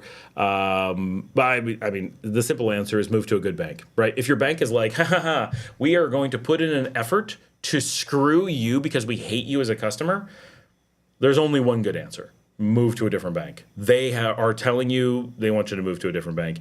If they're doing it right, can they see that you're out of the country? Yes.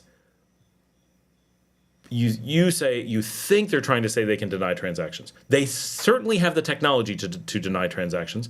I suspect that they're trying to say that they can tie your transactions to where your app is, and that they may use it as part of a decision matrix to algorithm to decide if you have a stolen card or something. I doubt that they're going to deny transactions because you're out of the country. Bank of America is a pretty major bank, and simply detecting that people are on vacation and shutting off their bank accounts seems unlikely.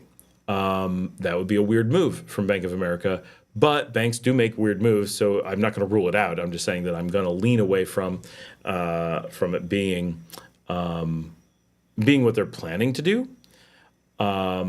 Yes. So the big way around that is not to use your phone for banking. And that sucks because phones are convenient for banking, of course. But so my bank doesn't care where I am. Like, they fully know where I live. They're like, that's interesting, cool. So no problem. All my banks are like that. All my banks are professional banks. None of them give me a hassle for anything. But I do know people with one of my banks who has been hassled. So it can happen, but mine have never said a word to me, ever, never cut anything off. And most banks wouldn't, because why would they want to throw away business, right? That's a pretty wide open fiduciary crime in the U.S., right? Janet says the credit card fraud area will block a transaction when they think the card was stolen, which is where it's handy for them to know where you are. And they can be like, oh, no, she lives here, so this isn't stolen or isn't likely stolen. Of course, they don't know it's not stolen, but it used to be anytime I showed up in Atlanta, they would think my card was stolen.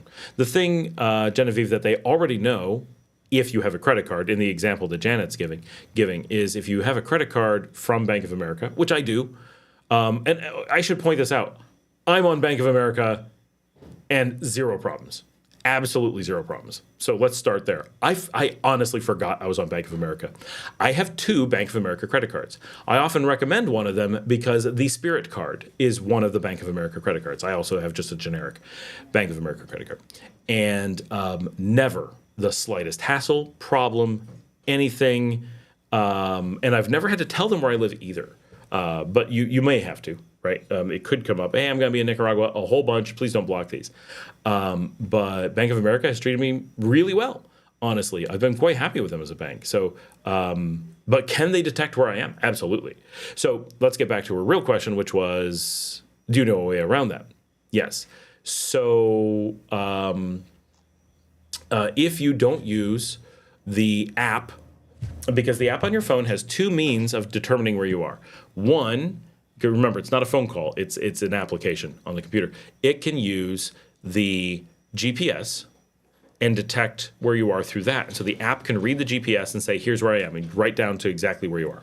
The other thing it can do is it can talk to the towers and say, where am I, even if the GPS is off, and the towers can determine where it is and let it know if they want. So it really knows where you are. And it also knows where you were recently, so that can be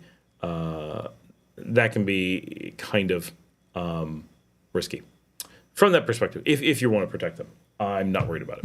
So if you use your desktop app, desktops have a lot more protections than cell phones for this type of thing. So if you open the Bank of America app on your desktop, one, again, going to point out, it just works. You don't have to worry about it. They really aren't going to cut you off. I use it every day. But can that app detect where you are? Unlike your phone, it can't detect exactly where you are.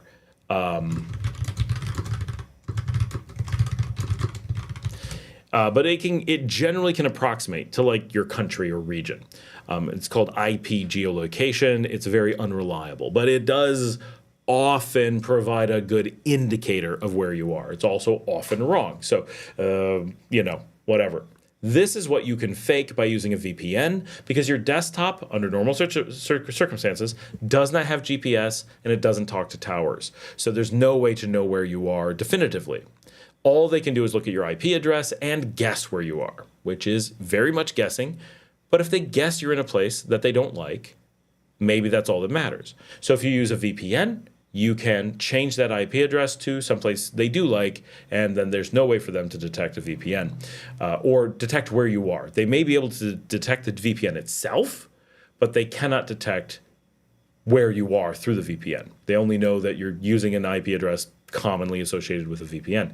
You also can, this is the nuclear option, right? The brute force option. You can put a computer in the US somewhere. Let's say you have a sibling and your brother, and he has a house, and you get a really cheap little $40 computer. It's absolutely tiny, uses no power. Hide it in a corner, connect it to the internet, and you remote into that, and you use that for your banking. Your computer actually is in the US, and no matter how much detection they do, even if they were magic, that computer is actually in the US. You are actually in the United States. So there's no like seeing through it. It's not like with a VPN, it's an unbreakable facade, but it's still a facade. But the remote desktop option is literally you are in the US. It is.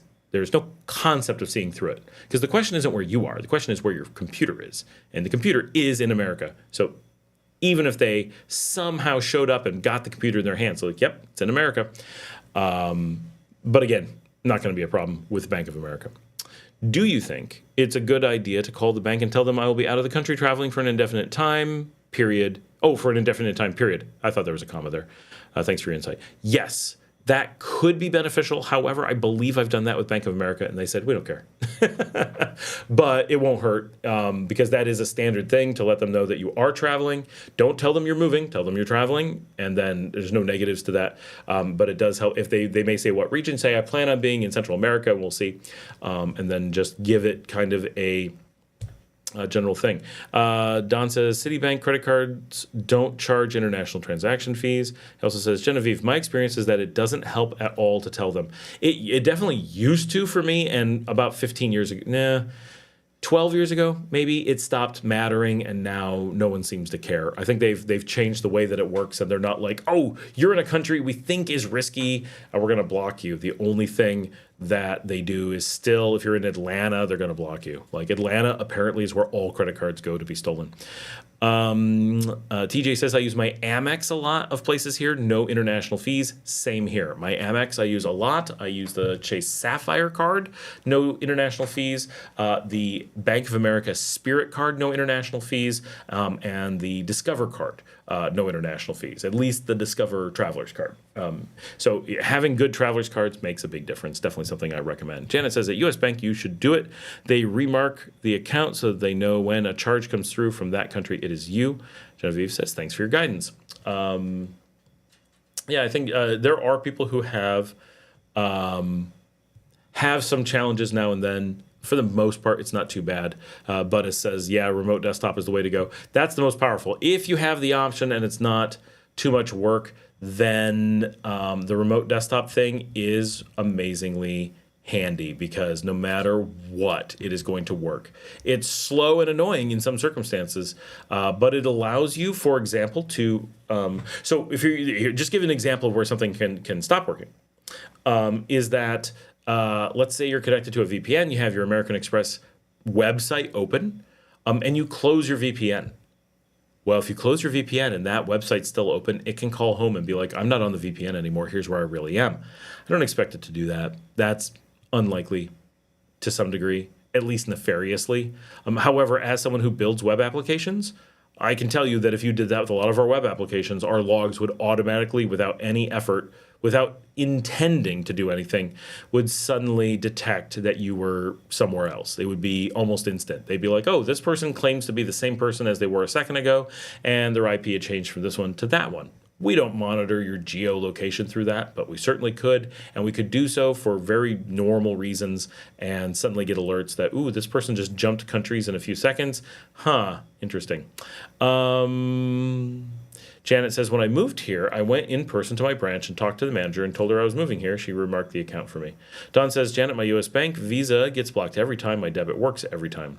Janet says, from here, did you have them remark your account? Do you call customer service? TJ says, Tailscale, that is a VPN service that lets you do a lot of things. I do use it for some things myself. It's very nice. It's a little bit more work than some VPNs, but definitely more powerful. So I choose it. I use it to connect to my dad, for example, something you can't do with the VPN services that everybody thinks of as VPNs, lack the most basic features that we normally associate with VPNs. So it's funny that it's like, I got a VPN. Oh, can you do normal VPN things? No, I just do this one thing that's generally useless. Oh, why do people call that a VPN? I mean, it is, but it's very misleading. Al Vars says, are there any fees associated with a Wells Fargo Visa? I honestly don't know. I do have a Wells Fargo card, and I believe there are fees, but it depends on the card. There are, like, for example, I have a Amex that one's always the case. I have a MasterCard that does not have fees, but some do. I have a Visa that does not have fees, but some do.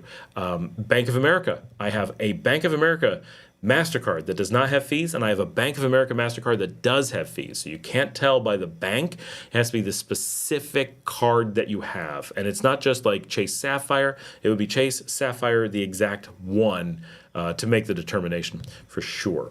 But it says Capital One Venture is good. Yeah, generally, Chase Sapphire and Capital One Venture are considered the two best of the separate cards, and then American Express.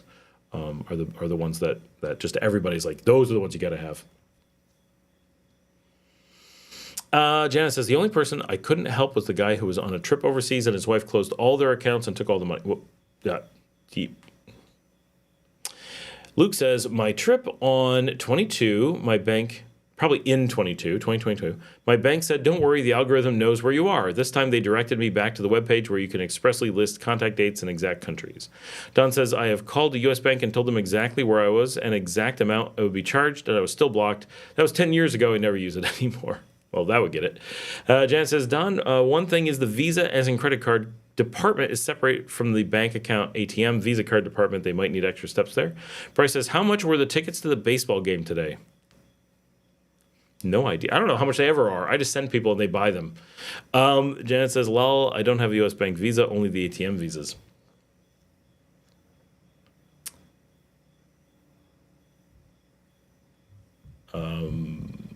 There's so much conversation going on that I can't follow it all.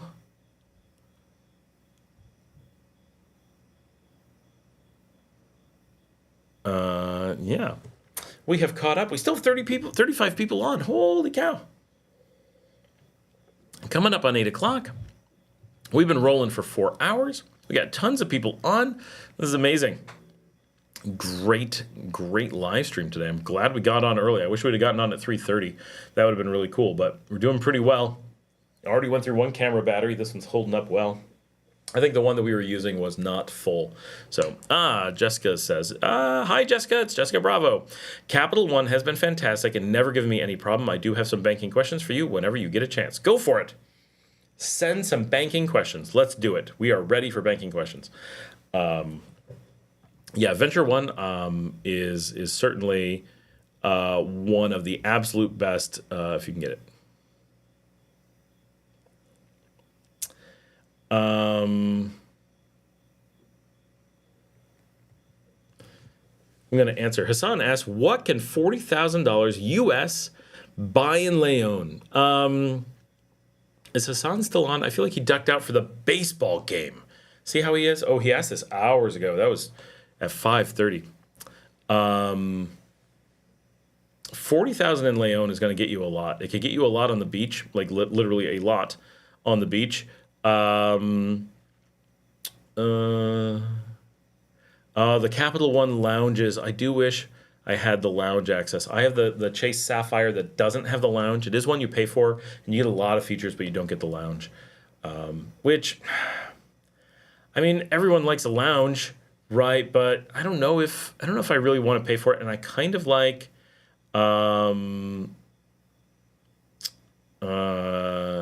being with normal people. The lounges are just, I don't know. I feel pretentious. But I do use the VIP lounge at Managua now. Maybe if I had lounge access, I wouldn't feel that way. Njord4 says, my daughter Mia, which is also my dog's name, sorry, that is her name, is excited about heading there in March and wanted to know how big the bugs are. So the bugs here are so the ones in my office right now are tiny. They're mostly gnats. But there are bugs here. You can get some pretty big bugs. I get big tarantulas in the house, but they're not a problem. I just and blow them out of the house and they run away.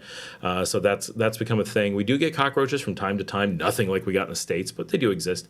You get crickets pretty regularly. They're normal size. Once in a while, we'll get a grasshopper or a katydid. Centipedes, that kind of stuff, very rarely. I've seen maybe one in the yard, but not in the house.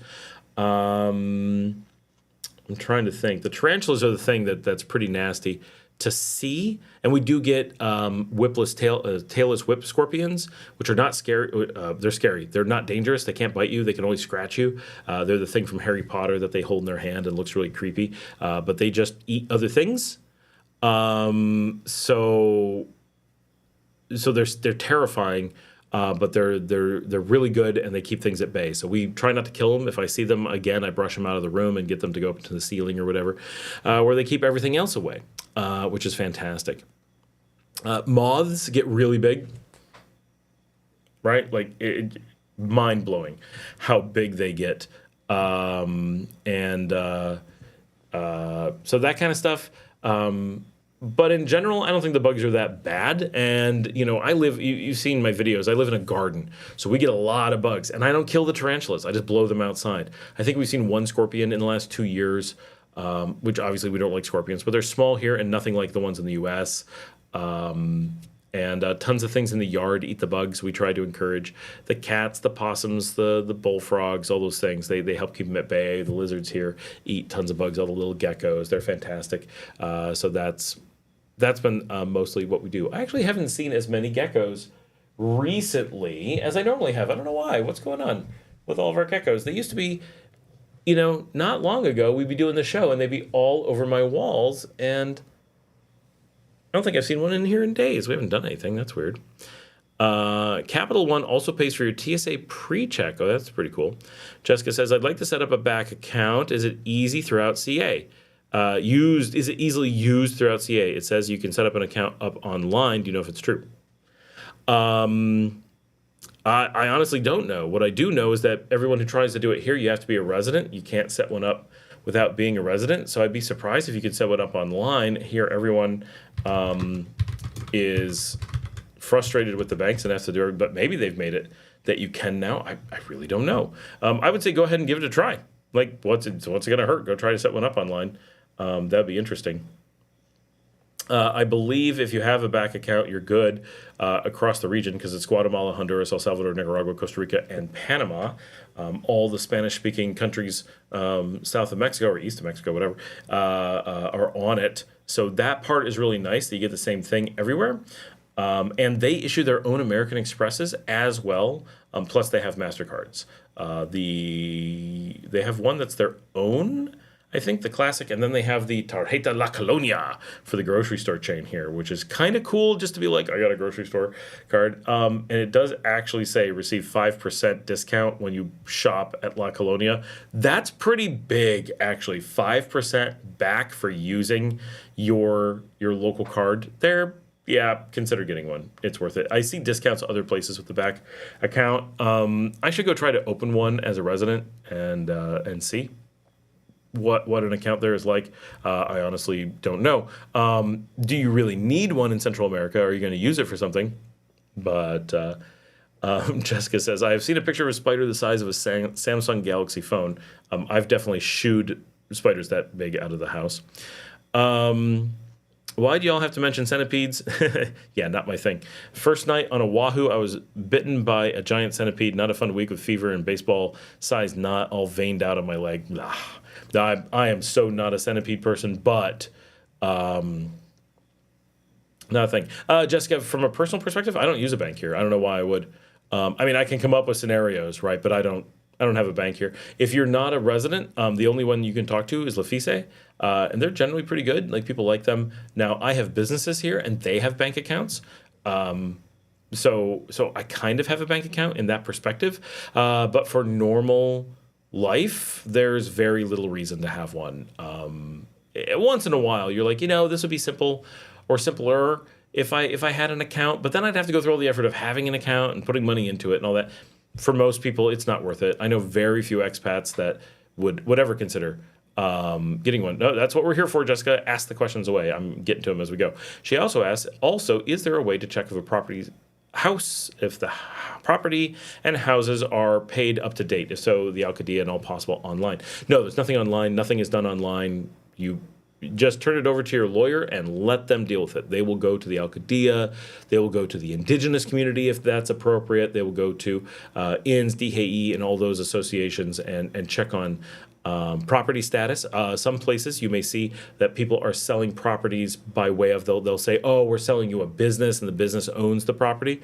There's legitimate kind of approaches to where that could kind of make sense, or there's a reason why they're saying they're going to do that, but it's really complicated because you're not allowed to own tons of businesses like in the US. It's a different mechanism here. So you have to dissolve that business and absorb it into another business, and it's a big pain. But the important thing is, if you transfer a business, you're transferring all the debt and all the liabilities of that business. Whereas if you're just buying a house, you only have to worry about simple liens, not just property liens with the other. With a house, you have property liens. With a business, you could have business debts that are very hard to look up. So it's a concern. Don says, bum, bum, bum, there's a product called Skin So Soft by Avon, which is a natural mosquito repellent. Can anyone else suggest anything else? Not. Oh, that's why I'm like, where's he going with Skin So Soft? Oh, James says screwworm in Costa Rica. What that about? Screwworms are nasty, and Nicaragua is working so hard to keep them out. They are an invasive fly species and terrible, terrible, terrible.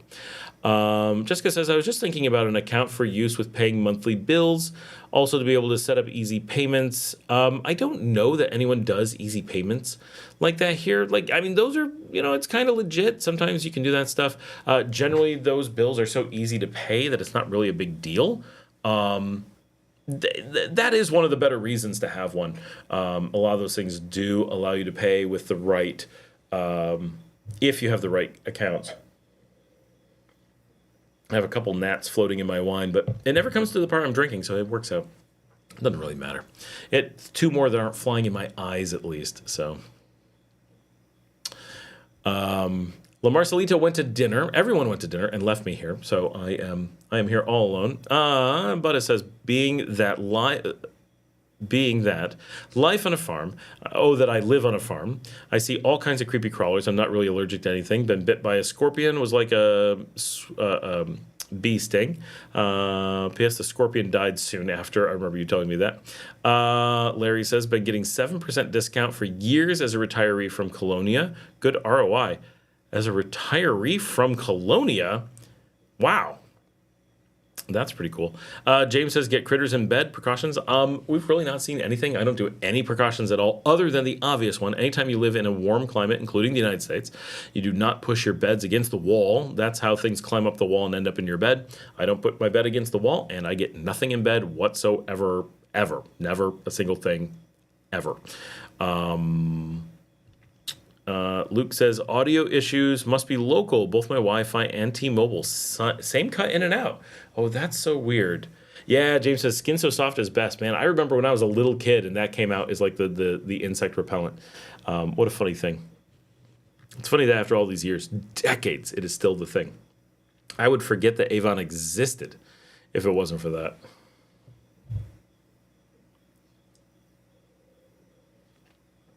Yeah, Larry, that's what I was talking about with the discount from BAC. It's the La Colonia Ahora Más card is where they give a 5% discount, but you get a 7, so you don't need it.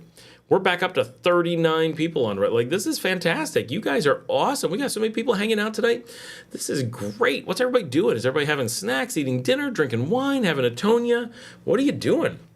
This is cool. I'm just waiting for Jessica to have more questions. I think overall, the thing that most people I think find is that the effort of opening a bank account is so much that they're like, it's not worth it. I'll just pay my bills at the pulperia or whatever, or some other way or something. But you can. Okay, Jessica says, I just know in Costa Rica they have SinPay. Oh, it seems to be what she means, which allows quick contactless payments. And when I try to rent a car, they wanted a deposit, but only accept cash or something similar to Venmo. In Costa Rica. Here, everything's credit card here. I wouldn't. I don't know anywhere that I have to do that back stuff. The only time that the only time that I run into anything where I'm doing stuff with the bank accounts is if I'm paying. If I'm paying a person, I'm sending money to someone, and they have a, let's say, BAC account. I'll run to the Super Express around the corner, no big deal. Give them, say I'm sending 300 cord. That'd be tiny. I give them 300 cord. I give them the account number. Boom, it shows up in their account. In theory, I could do that from the house if I had a BAC account, and I could deposit or transfer or whatever directly to them. That would be easy. Pretty minor thing, but yeah, that kind of thing does exist. However, everyone does it between banks, and so it would be like if I had BAC, I need them to have Lafise. If they have BanPro, like it's a mess. Everybody goes to the Super Express anyway.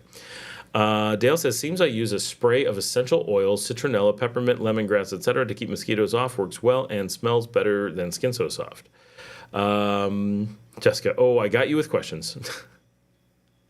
The car company wouldn't take card over the phone. It was a real pain in the butt. Wait, was that in Costa Rica or Nicaragua? I guess a lot of places wouldn't take it over the phone, maybe. But would they take something else over the phone?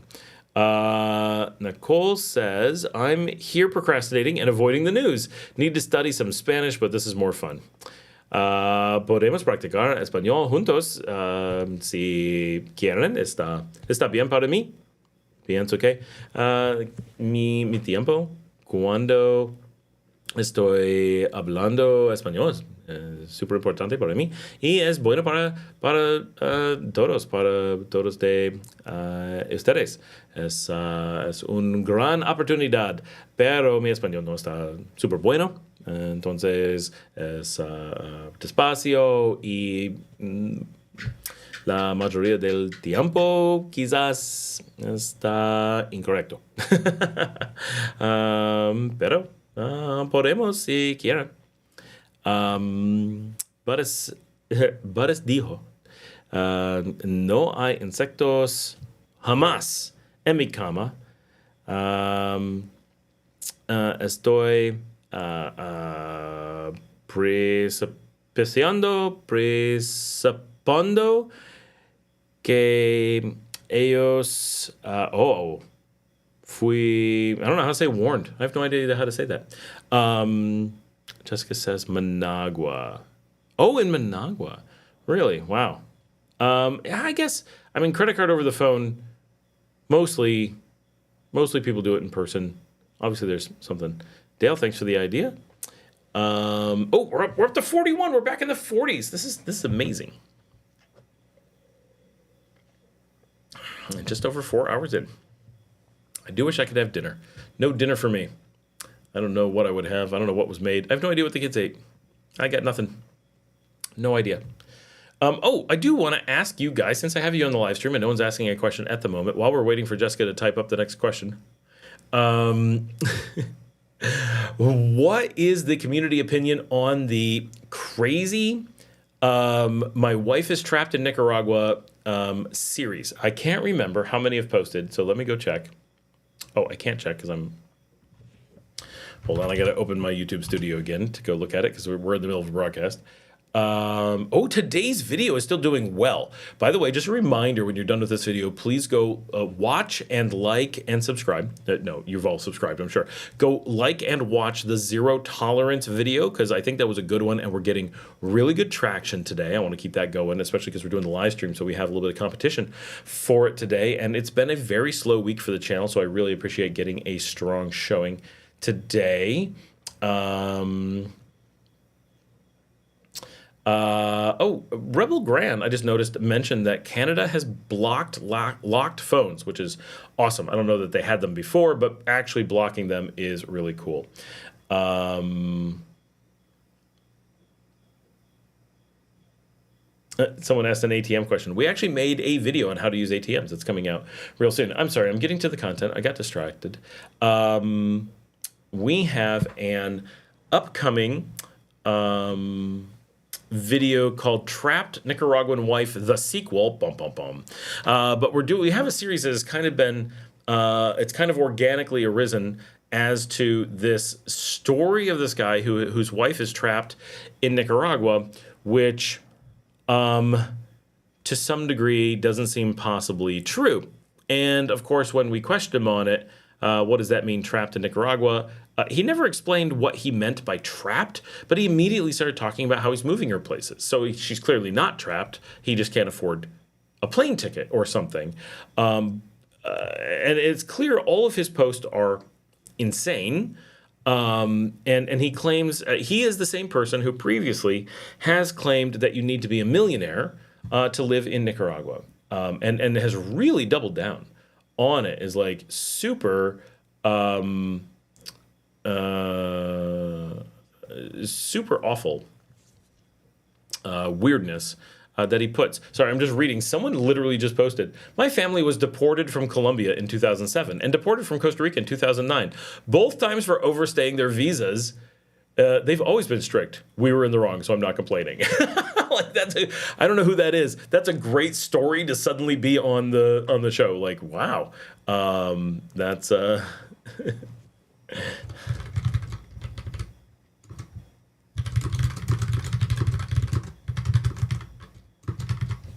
That's a funny one.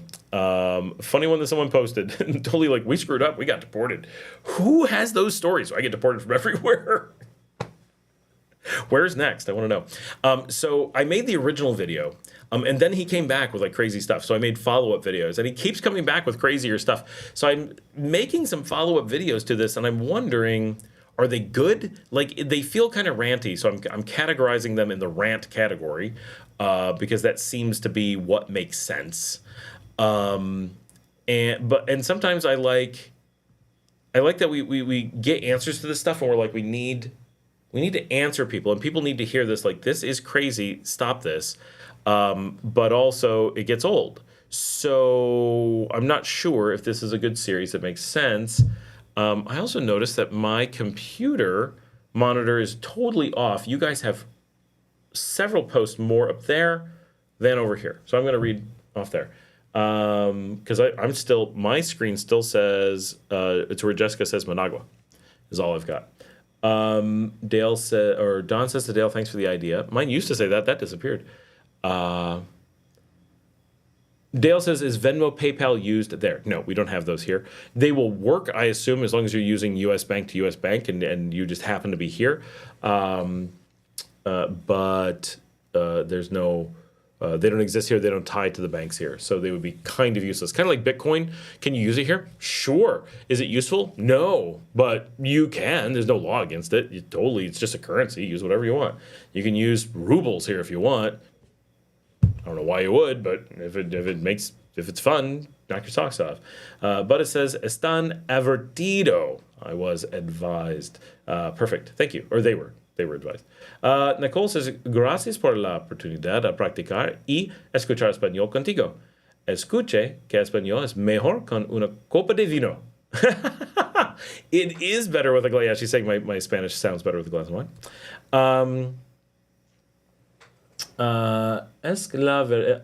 Is that, yeah, is that true? Yeah, that is true, for sure. A little bit of wine goes a long way. Porque tal vez, which is, quizás aquí, In a lot of, so we were talking about this the other day. Someone who's learning Spanish was like, quizás we're not used to hearing that. It's always tal vez. And here it's like always quizás. It's interesting. However, I mean, quizás obviously is used, like the famous song, quizás, quizás, quizás, bum, bum, bum, bum. But it's not tal vez, tal vez, tal vez, even though it would fit. Like, you could do the song with that, but they don't. So I never hear tal vez here. I hear it from like my Bolivian staff. I hear it from people from other places, but I don't hear it here. Maybe people are saying it and I'm just missing it. Maybe I hear quizás when they say tal vez. Porque tal vez necesita también para escuchar mejor. Carlos, jumps back to English. Thanks, Carlos, taking me out of my vibe. What are the prices of buying a house for a retiree in good areas? Leon Managua, Esteli. That's a hard one still, but it's not impossible. I think pretty typically, I've heard Esteli has gone way up. We'll assume it hasn't. We'll try to leave it in the list. I think quite often a lot of retirees, if you have the money, so right. Let's be clear. If you want to be cheap, $16,000. We all looked. You can get a house for $16,000 new. Can be done. Is it going to be cool? No. Wait. They scored big at the end of the 9th inning. Which inning is it? Wait, what's going on? Oh, no, Nicaragua has to score. No. We're in extra innings. Panama. I like Panama. I used to live in Panama. So you can get a house for $16,000. It really depends what you're looking for, but I'd say the average retiree. So a couple ground rules, right? I don't know how you want to word that. Typically, a retiree is going to want a smaller place. They're going to want a North American style, meaning not colonial, not open air. They're going to want it sealed because it's what they're used to.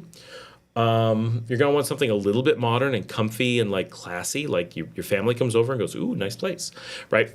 Now, maybe I'm wrong. Maybe you don't care about those things. Maybe you want an antique house that's very antique-y and open air and colonial and just it makes you feel like your grandparents. Because why not? It's fun. And who likes those? Retirees, right? I get it. I have a friend who like goes out and parties with me. He's a little bit older than me, but not much. We party together all the time. Me, I prefer very modern houses. I don't have one, but I prefer them. He lives in the most artsy-fartsy old grandparents' house you can imagine. It's also super baller beyond wildest imaginations. He has 2 entire bars in his house. He has a British pub bar, the biggest British pub in a house bar I've ever seen, and then he has a sports bar, which is far and away the largest bar I've ever seen in a house, bar none, pun intended. Huge bars. And gardens in between, cafes in between. He might as well have an entire restaurant complex in his living room. It's insane. But the front of his house is all like super old fashioned. Like that's what he likes. Doilies on everything, the old, rocking chairs and wood with scroll work and all that stuff. But just assuming like, and I'm going to give a good example. Larry lives in a great neighborhood. With a great house, and I always forget. I'm pretty sure Larry said and showed me 3 bedrooms. I think it's a 3-bedroom, 2-bath there. Sorry. And it's beautiful neighborhood, gated community, private security, good, decent location. Not my favorite, but not bad. Really, like all the neighbors' houses look fantastic, just spot on, very upscale. The houses are not large, but they're very serviceable. Tiny backyards or pool options. Available in 2 and 3 bedrooms. Living room is small but very modern. Kitchen small, very. It's kind of like what a lot of people picture moving into the tropics from America before you do any research, and you're like, there's all this fancy stuff. Like it would fit in a Costa Rica brochure quite well. And those in Leon are between 60 and 80,000. Now it's going to be more in Managua. Figure at least 65 to 85, if not 70 to 90. For the same type of community, there's always a little bit of a premium. You get out on the Messiah Road, it can be a little bit premium on top of that, 80 to 100. You always pay at least 10 to 20,000 just for being on the Messiah Road, right? But great location. Esteli, probably a little bit above Leon, but probably not too much. So that's probably in a range that would make sense, right? 60 to 80,000 here, maybe 60 to 100,000 overall is a really good kind of range to assume. And I know that's a huge range, but it's going to depend. Do you want a slightly older place? You want a little bit small? Just 2 bedrooms, 1 bath, don't need a lot. You're retired. You have, you're a couple. You have a bedroom. You have a guest bedroom, and that's all you need. You got a living room so you can hang out and watch TV or whatever. Your bedroom doesn't have to double. It's not like a studio, right? So is that enough for you? For a lot of retirees, that's plenty. If you were my in-laws, if you were my father, who's retired but single, my mother passed away a long time ago, that would be more than enough for him. He has a 2-bedroom apartment now. It's beautiful. The house would be very comparable to that. That would be about 60,000. He has a super modern apartment. If that was converted into a house in Larry's neighborhood, 65,000. And my father would find it incredibly comfortable, has built-in air conditioning, it has beautiful gardens, it's all nice flooring, nice everything. It'd be very comparable to where my father lives in the U.S. today as a retiree. If you were my in-laws, they're still both alive, so they're a couple, but it's just them and their dog, their Boston Terrier. They would also find that having a 2-bedroom would be perfect. My mother-in-law would use it as like a craft room. My father-in-law would just sit in the living room, like that would be his place to be. And they'd use the kitchen some, but they'd only use 1 bedroom, and the other bedroom would be convertible into a guest bedroom. Super comfortable. So that could work really well for a lot of retirees. And that's an upscale place. That is a comfy, modern, sexy, like this looks cool in pictures. You're sending pictures to your kids who haven't retired and you're like, eat your heart out. I live in this. It's not huge. This is my downsizing paradise pad, right? This is like bragging rights kind of thing. Entry-level bragging rights, but bragging rights kind of place, probably around that price. If you're going to be in one of those, really snooty neighborhoods in, oh my gosh, somehow we just shot to 74 people on the live stream and now to 134. What is happening? Welcome everyone who just discovered the live stream. We suddenly have an outrageous amount of people. We are currently talking about 143 now. The prices of retiree houses in Nicaragua, what you could expect for a nice modern house that would be very comfortable, very nice. Now, if you're going to be in like Los Altos de Santo Domingo in Managua, now it's really high end, or Las Colinas, and maybe Larry can jump in. He has lived in some of those areas. He may have a better handle on the pricing than I do, but easily looking at quite a bit more, like 120, easily pushing up to 200, but you're getting into super exclusive neighborhoods. You're getting into really nice amenities. You're getting in big clubhouses, your own gymnasium, big pool areas, just all kinds of beautiful stuff. You're getting into really fancy. And of course, you can spend a lot more than that. You can go up to Villa Fontana, for example, in Zone 1 in Managua, and you could find larger houses with estate kind of settings. And of course, you're going to be spending several hundreds of thousands of dollars. I have seen really high-end apartments, and we're talking really nice, in absolutely luxurious compounds. Now, they're pretty big. They're not small, but we're talking really nicely appointed. And I've seen them listed at around 900,000. So certainly in the absolute best neighborhoods, getting into the million numbers is completely possible. But you're into very exclusive. You're into a handful of places in the country. I hear that the apartments just behind Brutal are in the millions. So there's certainly you can get to where you're spending a lot of money. But it's generally everything that you get is going to be so much more affordable than you're used to. So that will remain true no matter where you go. If you're looking at like one of those $1 million apartments in Managua, it'll be truly like you didn't just knock your socks off. You're gonna have to get a golf cart and have security drive you a few blocks away to find your socks. It's gonna be blown off that much, right? These are really luxury kind of places. Now, if you get down to San Juan del Sur and you want to price that down there, everything's gonna step up a little bit. There's a lot more selection of this kind of thing, but you're going to have higher prices, right?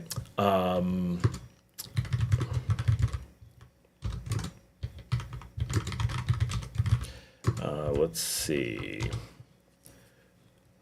Seth Hayes is here, says, thank you for your videos. I probably watched 20 hours of your videos. Very informative. I plan to move in the fall. That's amazing. Are you moving because of my videos? I love it when people do that. Or are you just already planning on moving and I'm just research? Don't tell me if it's the latter.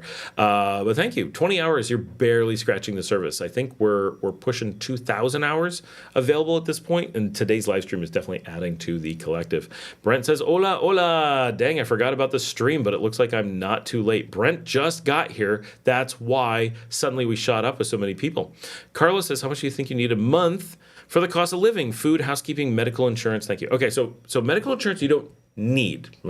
This is a want, but it is definitely an option, right? You could seriously consider having a medical insurance plan or a medical discount plan, especially if you're retired. That may make more sense, but health insurance or health care is so incredibly cheap here, and without insurance, you have the flexibility to go anywhere. If you do get insurance, unfortunately, I don't know what that typically costs, so you're probably not looking at crazy numbers for health insurance because health care is so cheap. But often, if you are going to get health insurance, something that you're going to want to probably focus on is health insurance that is international, meaning that you can go anywhere in the world. Typically, the way it works is whole world or world minus US, because US is a completely different pricing model than the rest of the world for insurance. So most insurance companies worldwide will give you everything, but you have to pay a huge premium if you want to include the US.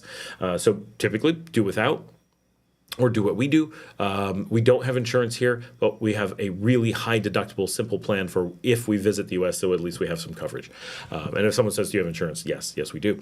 But we're almost never there, and it never works when we're there. Every time we're there, it's useless. We can't use it for anything. So I don't know why we bother. But we pay almost nothing for it given the way that it works. So I guess that answered my own question, but you get the point.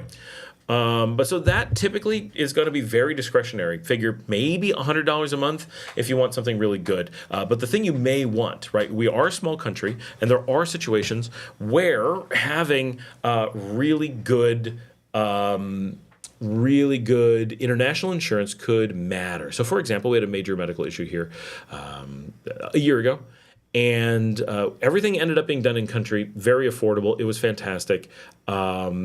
No need to go anywhere. But there was a moment where the first hospital we went to was like, this is bad. This is so bad that Nicaragua cannot handle it. You are going beyond the levels of the country. They were upfront immediately. They were like, we are going to send you to the top hospital in the country. That's Vivian Pellis. We are going to immediately send you to Vivian Pellis. We are calling ahead. We are prepping them that they are prepping you for an airlift to Medellin, Colombia. Right now, we don't have insurance. We're paying out of pocket, but that's fine because Colombia is also affordable. We're just going to slap down a credit card. We're going to be fine. No problems. We said, are we going to Mexico? Are we going to Colombia? They're like, where should we go? We're like, the best is Medellin. Let's go there. They're like, let's do it. Right? So they were ready to airlift to Medellin. Then we got to Managua, and Managua was like, hold on. Let us take a look. Let us make a determination. We're not going to just send you to Colombia because the regional hospital was unsure of what to do. And then Managua stepped in, did everything, and it was an unbelievably major medical event, a full-on epic stroke. And by the end of the night, they're like, look, this is bad, of course, but we've got this. We are 100% in hand, no problem. There's no reason to go on a plane. In fact, that would be bad. It could exacerbate the stroke. It could trigger another stroke. So we are, everything's here, and we've got this. Like, no, we're the experts. Like, there's no reason to go anywhere. And absolutely all of their care, their medical equipment, everything was top notch. Perfect. The in-room care was awesome at that hospital because it's completely private. You're able to order steak dinners, like catered. It's crazy how good the service is, and then like how good the food is, and just wow. Right? Like it is impressive. The quality of care is impressive. The quality of food is impressive. The way they approach all of it is just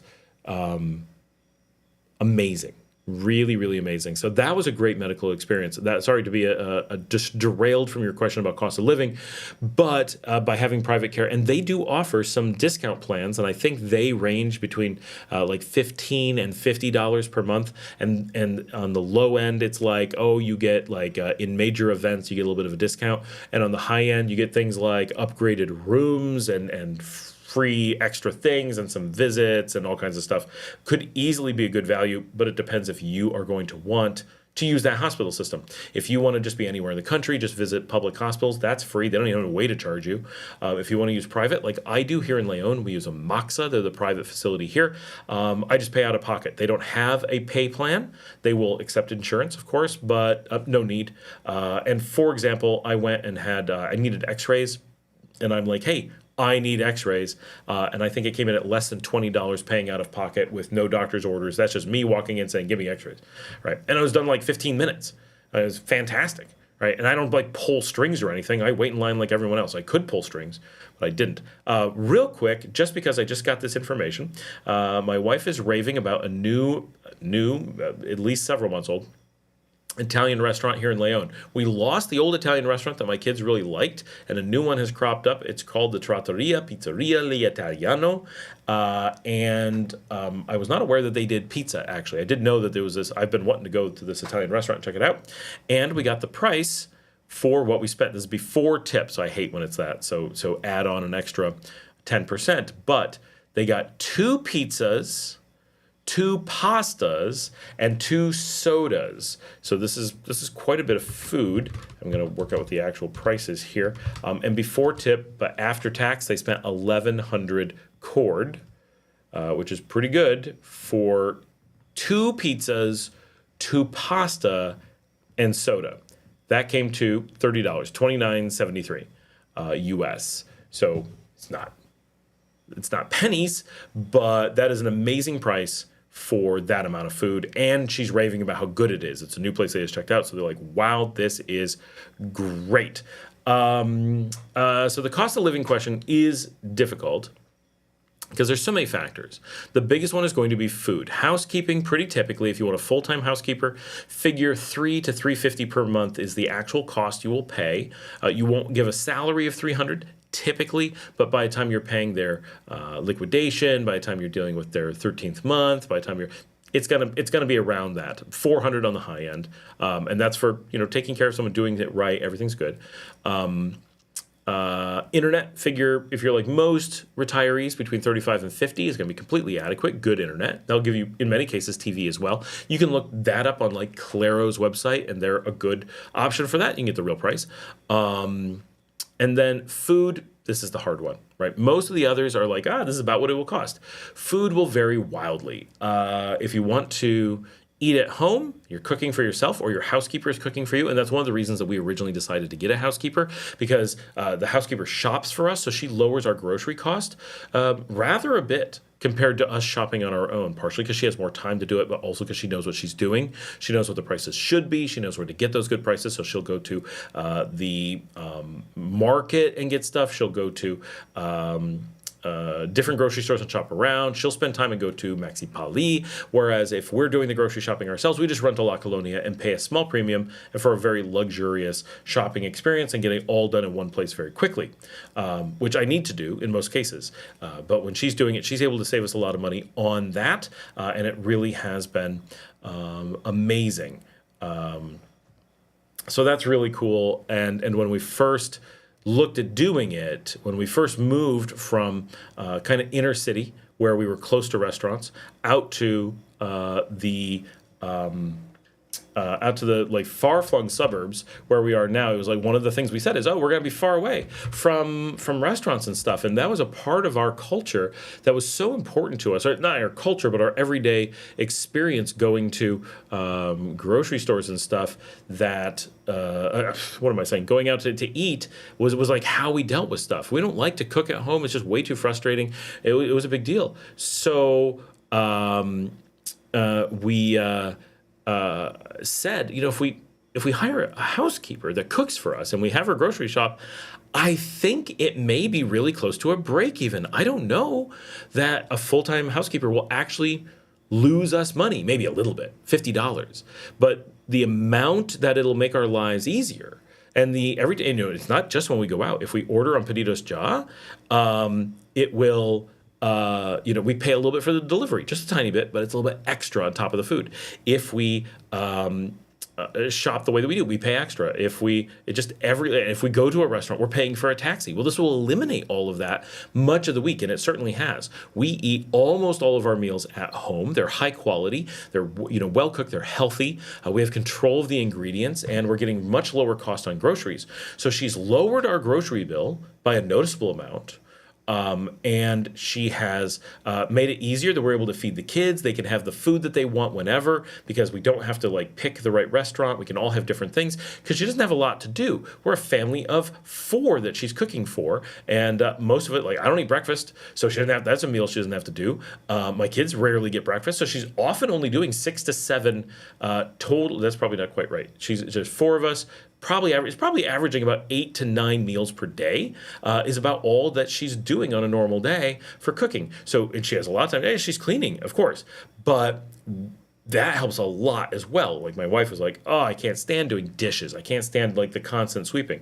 But we have a person who does that full time. She loves her job. For her, it's a very relaxing, very stable job with good income. She works, if she has something she needs to do, we don't have a tight schedule. She needs to show up late, no big deal. We know when the bus is coming. So even if she's coming on the bus and that's late, we know the bus hasn't arrived because we can hear it from the door. It's super, super easy. And she just texts us. And of course, we're friends. So it's very casual, but for her, it's a really excellent job. And for us, basically, we're able to give her that job for free versus how we were living our lifestyle before. And it's healthier and more convenient. So it's been a absolutely slam dunk for us by lowering the cost of food. But you have to factor those things in. Are you going to keep going out to eat even though you have a maid? That's going to make for a lot more cost. Now, this is a good example, though. So my wife is providing what it costs to go out to dinner for 2 people tonight, $30, and you could extrapolate that for a month. So let's say you're going to go out to eat every night for a month, and you're not going to have the maid cook for you. They're just a cleaner, which some people do. Then that is 30 meals a month at $30. That's $900. Then you're going to want to have lunch as well. Let's assume that you're going out for it cheaper. Let's say that's $20 per meal, and you're doing that. That's another $600. So you're looking at a $1,500 restaurant budget. And then let's assume that you never go out to eat for breakfast. You always cook that yourself at home, or your maid puts it together for you, or you skip a meal. That's a going out to eat at reasonable restaurants every single day cost, $1,500. That sounds right? Does that sound right, everybody? I think I did my math right. $50 per day. That's $1,500 a month. So that's not crazy. For 2 people, a retired couple, that is a pretty good amount. And there's going to be days where you don't go out and spend. Well, first of all, there's going to be days where you don't go out to eat twice. There's going to be weeks where you don't go out to eat twice. There's going to be times that you do go out and get the best steak on the beach. And I can tell you, my restaurant has the most expensive tomahawk steak in Las Bonitas, in León.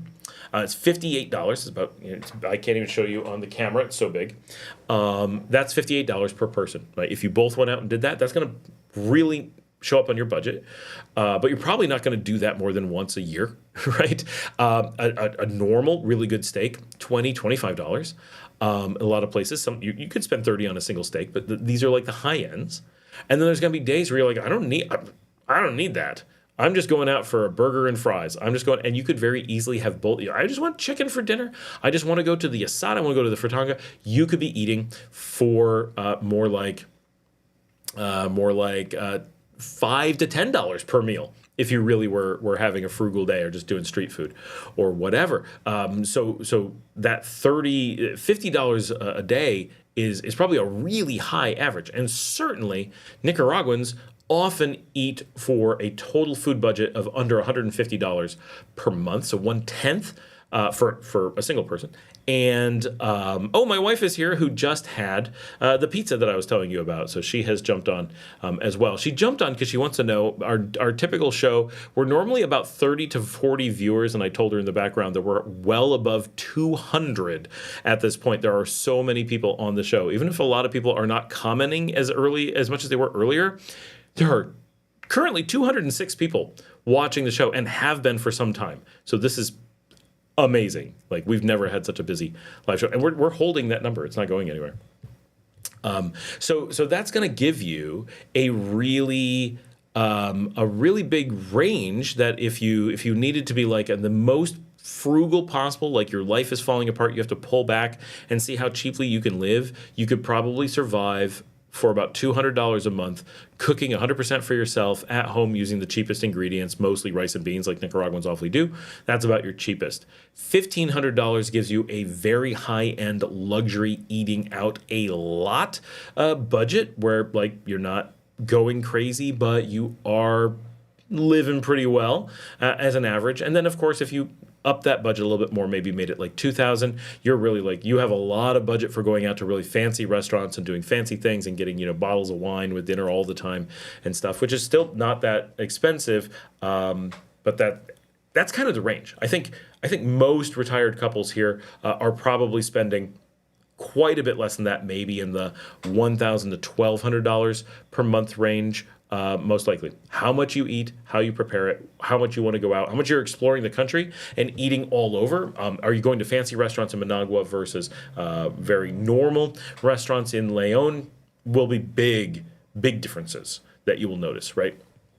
So those are things you'll have to kind of gauge for yourself, but I think you do really well in that range. Janet points out it's only the fifth inning, so Nicaragua has plenty of time to pull back out. So overall, Carlos, I think that is kind of your price range to consider for food. And let me know what other pieces there are going to make sense, but that'll be, I think that's pretty useful. And my wife can jump in and say what she thinks. She looks at the food budget a little bit more tightly than I do. Yeah. I do want to point out, Brent, you did bring the crew with you. It is a little bit less now, I think, but we're holding it. It says we're holding. 208, still going. I'm at El Nika Man. Hey, evening, my gringo amigo. Hope all is well, or my gringo amigo. That's probably the better way to pronounce it. Hope all is well in my beautiful home country, Paisito of Nicaragua. Greetings from Gringo Land in Houston, Texas. I hear it's cold up there, Nika Man. I do not want to be there. Way too cold for me. Dodd says, hey, Scott, I made it to Nicaragua. Awesome. Congratulations. Welcome. Moving from Laguna de Apoyo to Esteli tomorrow. We like our 0% beer, finding Heineken at the gas stations. We like it. Does Tonya have a non-alcoholic beer? They do not. I'm trying to think. I saw a non-alcoholic here recently, but it was definitely not Tonya.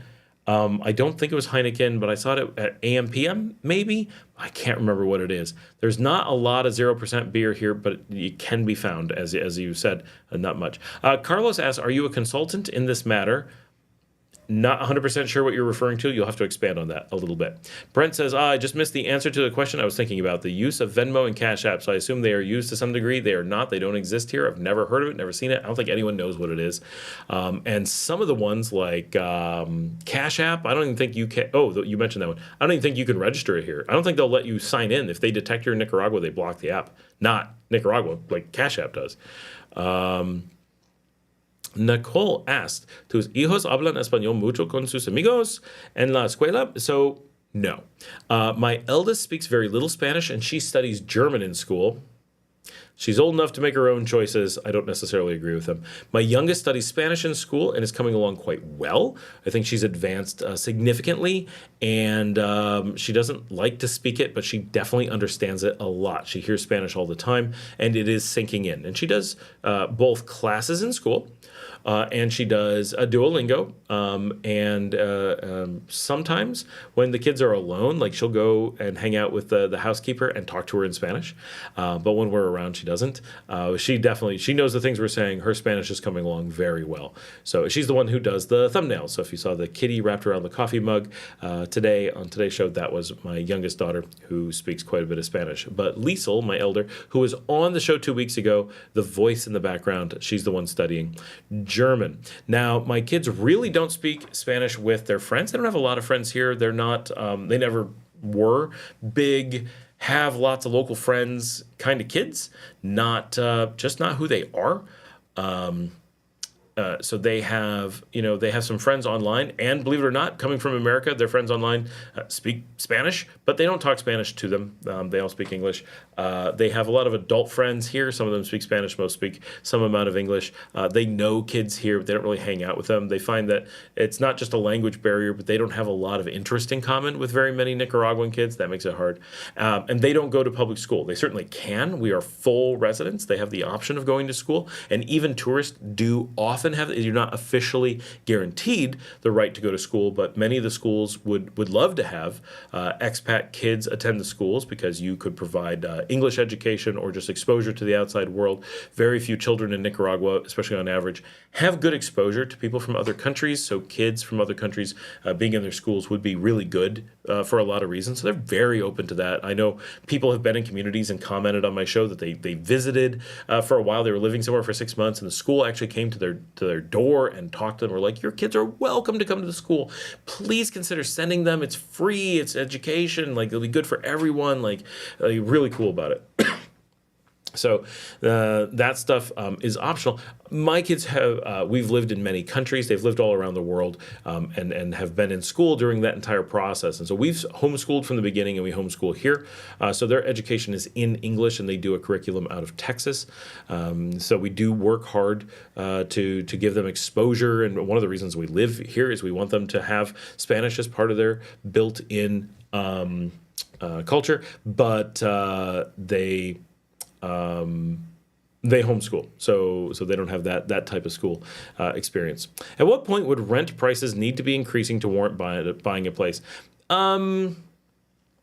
That's a good question. A lot of it comes down to you and not the pricing, right? Do you ever plan on moving? Do you want to do things with your property that you can't do as a rental? Do you want to have a big place that they don't rent? Do you want to be able to make upgrades or have a kind of place that isn't available as a rental? Then buying often comes in regardless of the price.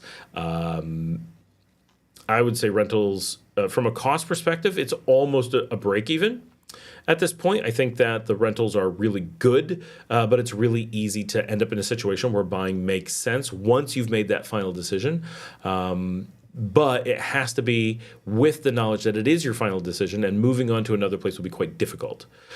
Because selling a house here is very slow and kind of a crapshoot, right? You'll be lucky if you get to sell it within 3 years. So if that's cool and it's like, well, it's a legacy, I'm going to leave it to someone. I'm never going to move out of it personally. Whoever gets it can hang on to it for years before they sell. Yep, fine, buy. If you ever are like, you know what, I may want to switch to a different town, or I might want to downsize or something, rent. It's difficult to really say, but so when you're looking at let's say a house that's currently renting for maybe $200 a month, right? What would it be worth if you could buy it? Well, if I could buy that for $19,000, I would buy, right? As long as it's a place that I really want to have long term, and I'm sure that it's going to make sense for me, buying that would be very logical. But what if it was $30,000? Well, I don't know. That's a tough one, right? We had one that we knew we had an opportunity. It was a special opportunity that we could have bought a house for 21. That was it was renting it at 200, and we almost took the plunge. Had we had enough liquid capital to just splurge on it, we may have jumped on it. It was a good deal, but it wasn't a fantastic deal. At 19, we would have bought it for sure. I'm sure that would have pushed us over the edge. That would have been 10% less on the buying price. So you can look at it the other way. If the rental was 220 instead of 200, that would have pushed us over. Hopefully, mentally, that mental space would have hopefully made the same rational decision rather than being emotional, which is always the risk. So that's kind of the ballpark. Overall here in Nicaragua, I think that the renting isn't like, wow, that's so much cheaper than buying. I think it is on average right now cheaper than buying. It is a good place to be, and it is good flexibility to keep as long as you can. But I expect those rents to come up 30% over the next few years. Could be a little bit longer, but over a little while, and that would make somewhat of a difference, but buying when you can't sell is a very risky thing. So Yeah, that's I think a lot of the factors are less than financial and more the liquidity. Daniel Evans says, do you know anyone who owns property who spends less than 6 months per year there? I do. Do they just use tourist visas? They have to. If you're here under 6 months of the year, the only option to not have a tourist visa is a special permission high-end investor visas, which would be and I know someone, I've been on an interview with someone who had that. They've invested millions of dollars in the country, have been here for decades. And as part of their investments, they work throughout the region and have to travel all the time and sometimes are out of the country for more than 6 months. And the country does not want to give them up as residents and so gives them permission to do so, and no problem at all. But under normal conditions, unless you're a large-scale investor, part of the requirement for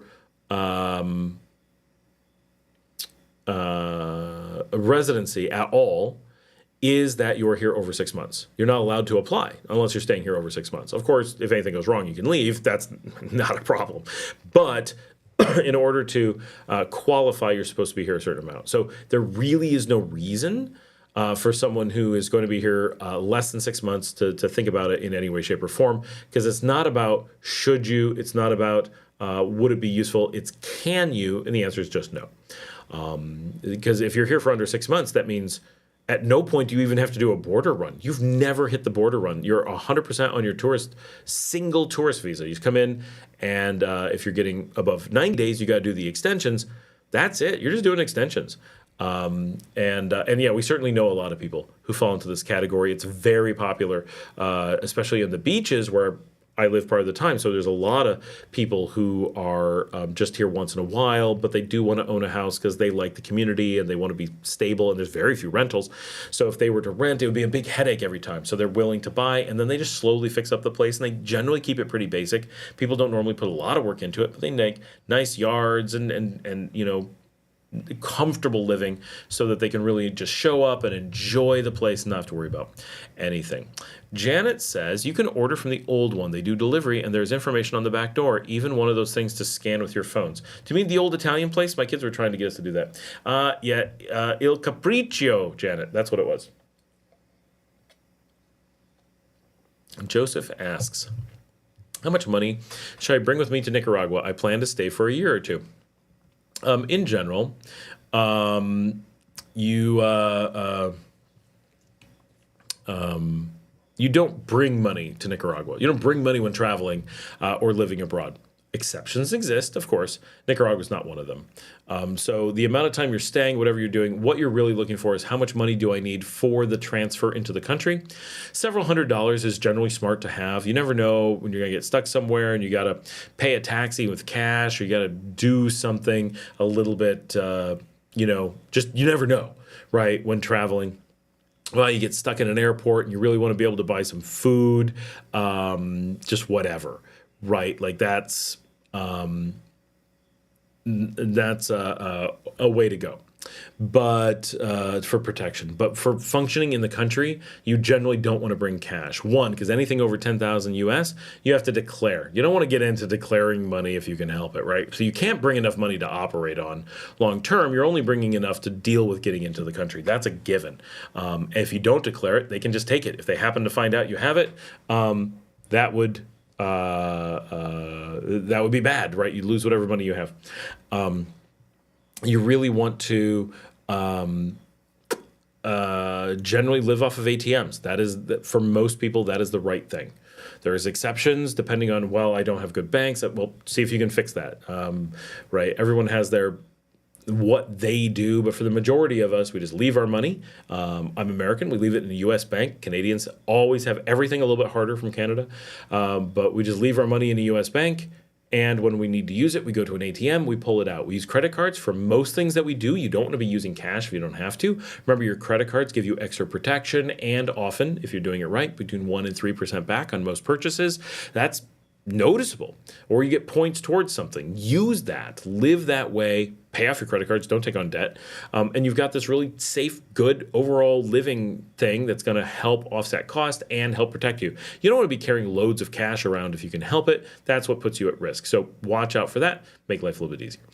When you do use cash, just go to the ATM. Have a good bank in the U.S. that's not going to charge you extra fees. I have an ATM video coming out in a couple days that's going to explain a little bit about the math of ATMs for people who haven't thought about it and apply it to real ATMs here in Nicaragua. And if you can, get a Charles Schwab card, which has no international fees whatsoever for a debit card and covers the cost of your ATM on top of that. So in theory, you have zero cost whatsoever when using the ATM. Perfect. Now you have access to cash with no overhead, and you have money back when using credit cards. It doesn't get any better. The one thing you never had to do was bring cash beyond enough to get through your first day. What I would often do is travel something like $300 of cash, US, use it to cross the borders, get in, save it as your cash hoard for when you leave the country. Use Cordoba that you take out of the ATM while you're in the country, and just keep it as simple as that. And that is your travel cash. And when you're in the U.S. or you at some point you acquire a little bit of U.S. currency, store it with you're like, oh, I spent $40, so my $300 went down to $260. Okay, over time, you'll probably accumulate a $20 bill here and there, put it into your cash hoard of US dollars, and just let that build up until you have about $300. And then when you're doing your travel days, carry that with you as a single cash cachet that you keep with you when doing your travel days. I think that's the easiest thing. It's going to give you the best value, the best protections, and keep you from having right here. These flies love to land, these gnats. It drives me nuts. That's the way I would do it. Like, we don't travel with cash. I often travel, I travel solo sometimes. 200, that's all I take. Like, I really don't want to be carrying a lot. Nicole says, parece que vale la pena. Me suena bien. To my wife, Dominica, everyone say hello to my wife. I think she's still here. I don't know if she disappeared. Hey, Dodd, I have seen non-alcoholic beer at Super Portos in Managua. I call it the Gringo store because they import all kinds of stuff and sell it super expensively. I'm not aware of a domestic one. Yeah, pretty sure there's not a domestic one, and we all call it the Gringo store for sure. Living abroad with Eric. Eric is here. How's it going? Congrats on the big number, Sam. Loving the new high-quality cameras. Thank you. And microphone. Don't forget the new microphone. Carlos says, a consultant, meaning is if it is your job like a real estate agent. Like this? Like doing stuff in Nicaragua? No, I do not get paid for this. I am a consultant in such a context as I provide this advice. I do like, if you want to call me, you can buy me a bunch of coffees. I do an hour of consultation on the phone, one-on-one with people for 12 coffees. That's a buymeacoffee.com/Scott Allen Miller thing, like Patreon. So that is like, that eats up my time and ties me up from things that I have to get compensated for that. So I do this minimal amount to kind of make it a thing, but it certainly is not what pays our bills. It is not my business, and I am in no way a real estate agent. I'm actually very ethically opposed to real estate agents.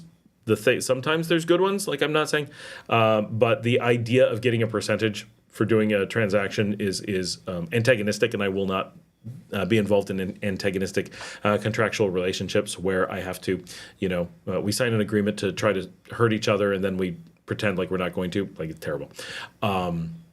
But purely consulting, helping people understand how to move, look at their issues and that kind of stuff. Yeah, I mean, this is, I could be paid as a consultant. The biggest thing, and a lot of people have mentioned to me, how much, and Eric, Living Abroad with Eric, who posted immediately before you, has talked to me about, really I should leverage this. We have a very large community here of amazing people. You guys see how awesome all the rest of you are. And it's good to be in good company, right? Like all the good interactions reflect well on the other people who are interacting. And we have this great expat group now on WhatsApp that's so good. And like we have a fantastic community here, right? And it's large. We have a lot of people. There's nothing else like this in Nicaragua whatsoever. So we have this amazing community. Could I charge services for helping people relocate and do a bunch of stuff? Yes, clearly that could be done. And we've talked about it a bit. I do have a full-time job, right? So do I give that up? That doesn't sound like a good idea. Is that something we would want to do? No.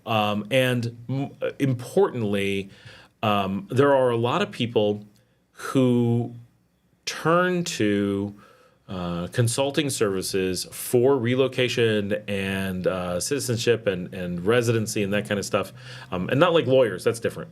And real estate agents, and they put out this content, and it's for the purpose of selling something, and it makes it very disingenuous. First of all, so like, if I was selling services, could you trust that I was saying Nicaragua was great? Yeah, it may seem very genuine, but it would be like, well, yeah, he likes it because if he doesn't like it, he doesn't get paid.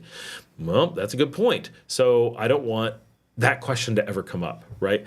And like I've seen a lot, right? There's the couple that do the videos in Ecuador. They don't like Ecuador. It's the one place they've been, and they're just selling crap consulting, and they will say anything to try to sell you their consulting services, and everything's just a hook. And they don't know different countries. They don't actually like the one that they're in, and they don't actually know very much about relocation. And so it's a terrible situation. They make tons of money, but I would feel really dirty being those people. I don't want to be them. I don't want to wake up and realize I'm them. That would be terrible. And there's these, like, we had some con artists come in from Paraguay who lied about everything, made everything up, and they're selling relocation consulting. They had been in Paraguay for 2 weeks. They didn't have the slightest knowledge. There are so many backpackers who are just passing through Paraguay, and if you talk to them, bought them a beer, and said, hey, what do you know about relocation to Paraguay? They'd be like, dude, I'm backpacking through, I know nothing. Right? But this guy has half the knowledge those guys do and sells relocation services.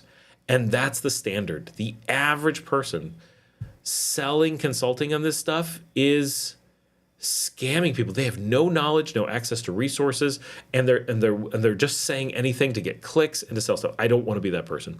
As much as I would love do it, like I love doing this stuff for sure. Doing it as my job. I love my hobbies being my job. This is one where it would feel like a conflict of interest. It would make me feel icky. So I don't do that, and that is why. And that's why we're going to try to do a couple like things that are different, that are very fun and just not like I don't have to sell you on it, like the steak tour. I don't have to be like I love Nicaragua and I love steaks, so we're going to do this thing. Give me money, right? It's going to be. I'm a vegetarian, first of all, so we're not going to steak restaurants that I love, and I'm not selling. I can't help you. All I can tell you is that we're going to eat steaks, so enjoy.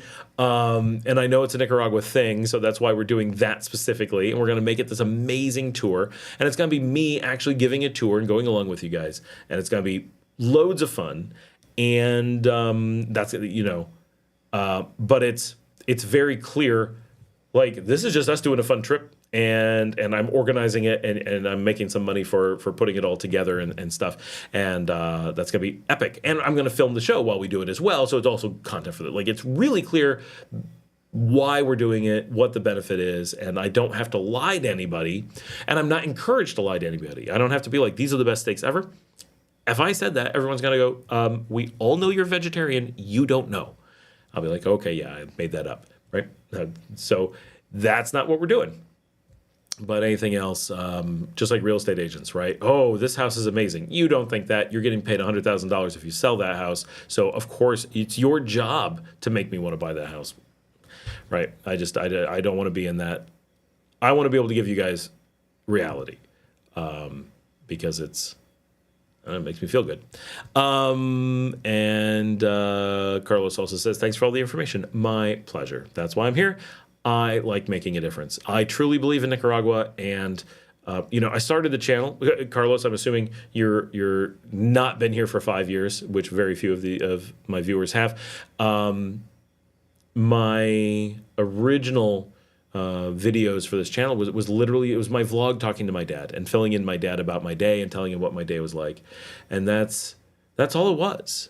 Right? It was just this very personal, hey, Dad, here we're moving to Nicaragua in a year. That's how it started. It was originally, hey, we're about to visit. And we had lived here previously, but I was visiting again. So I was like, I'm going to show some stuff about why I visit. And then I got busy and didn't. And then it was like a year of we decided to move. Here's our thoughts. Here's our planning process for moving. And then it became here's our first year moving. Here's what it's like getting a house. Here's where we live. Look, this is where your grandkids are growing up. And it was kind of like that. And then suddenly we got some people who were watching and were like, wow, we want to see more of the country, different cities, and different stuff. And I was like, oh, we're getting a few people. It was like a few people, right? We've had more people on this live stream than we had on those videos, but it was enough that we noticed that it was like, okay, this matters. Like someone likes this. Maybe I should make a show about the country. And then as we started showing the country and we started sharing our experiences and sharing things that we learned, people just jumped on it. And we're like, this is a different format show. This is partially because I'm not selling anything. It really does have a different feel for sure. And a lot of people started coming and meeting me in person, and it just became this really cool community thing. And so it's kind of organically evolved into becoming a tourism and relocation. And I do Latin American living because I work throughout the continents, and I work in Belize, and I work in Bolivia, and I work in Argentina, and Guatemala, and we visit Panama, and we go places. And so we have this access to knowledge. And I think that, like living abroad with Eric, I think we have a really unique Latin American story that allows us to bring a lot of knowledge and experience and impression and feeling into the space that would be lost if we weren't doing it. And when my company was investing in Nicaragua, initially opening offices here, one of the things we constantly wanted to show staff, here's what it looks like, here's where you could be living.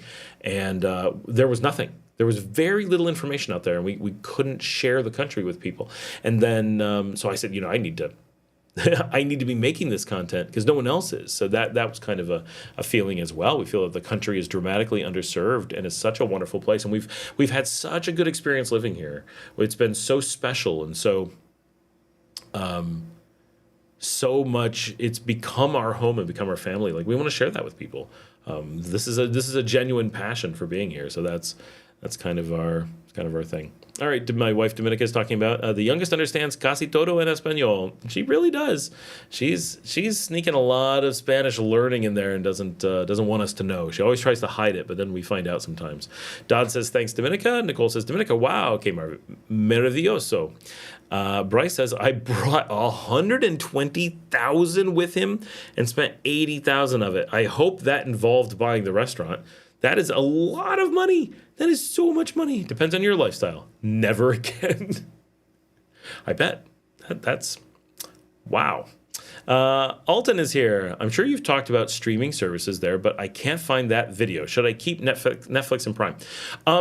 So Netflix works fine here. Prime has the Prime stuff, but a lot of the extra stuff that they have in the US they don't have. We keep Prime because we do watch the shows from time to time. But it gives us good shipping in the US, and we still use Prime shipping for shipping to our carrier into Nicaragua. So that has, I don't know if that's worth it, but that's our reasoning. Because Amazon really does work pretty well here. And we still use, like anytime we're going to the States, we're using Amazon like crazy, shipping to where our hotel or friends or whatever we're doing. So that continues much like it did before. So Prime seems to have value for whatever reason. Netflix, it's going to depend on you. So something that you have to consider is, one, are you going to watch as much? So first of all, just move here and decide later. I would say, like, don't make your decision before you come. There's no reason to. But we definitely shed some amount of services. We're like, okay, we don't need this many. One of the things that we noticed, maybe this doesn't apply to everyone, we noticed that we watch a lot less TV. Nicaraguans watch a lot less TV. So because of the style of the houses, because of the lifestyles that people have, because of the lifestyle that we are steeped in here, we have given up a lot of TV just naturally. We didn't think about it. We didn't plan on it. We didn't say, you know what, I don't feel like what. Let's cut out TV. There's nothing like that. It's just we naturally use less of it. So that's one aspect.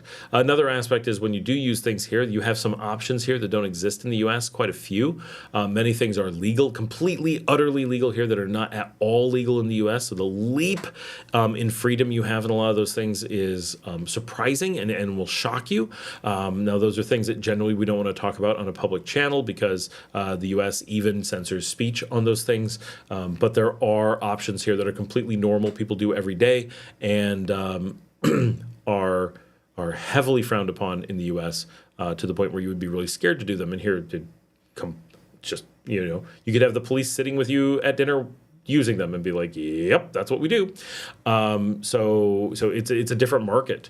So a lot of people find that once they've adapted to Nicaraguan thinking on some of those things, that a lot of those services, they're like, yeah, I don't need this because I use everything less and I have alternatives that are often quite good. So that is that's often going to happen. But don't cut it all out. So when you get here, you're like, oh no, what do I do now, right? But maybe make the decision quickly. Bryce says, I was turning credit into cash at gas stations, asking the dude at the pump to charge me $100 for Cordoba on the card reader and racking up points. And is the Charles Schwab debit card the only one you know of that has no international fees, or do you know of others? Off the top of my head, it's the only one I know. Probably a lot of credit unions and stuff probably have that and just not widely advertised. Not sure, but Charles Schwab is definitely the one. James says 6 months continuous residence or over 6 months per year. Yes, gotta be the majority of the year one way or another. Bryce says at Dale, best to open up a bank account here and use the country's debit card. Use your USA credit cards here. You can use Western Union first time, free international transfer. I don't know if I'd agree, Bryce. If you have a Charles Schwab account, which is free, you get 100% free, but you have no fee whatsoever to move the money into the country. So with the Charles Schwab, you have all of the flexibility of your money being in the U.S. and all of the access to it here with no overhead whatsoever. If you move it into a Nicaraguan bank account, you have limits on how you use it, and you have at least a small fee for transferring it in. If you're doing a one-time transfer, it's not quite as bad, but if you're doing it on a regular basis, you have income in the United States that you need to deal with, then that you're going to be paying like wire fees on a semi-regular basis. Plus, if you're doing wire bank to bank, you're doing it in chunks, then you are often dealing with money laundering controls. That doesn't mean you're in trouble. It just means you have to go through extra paperwork because of the large amounts of money being moved. But if you're at an ATM, you're moving small amounts, they monitor it, and you don't have to do any extra paperwork. They monitor it through the system. So it's very, very straightforward and easy. I see.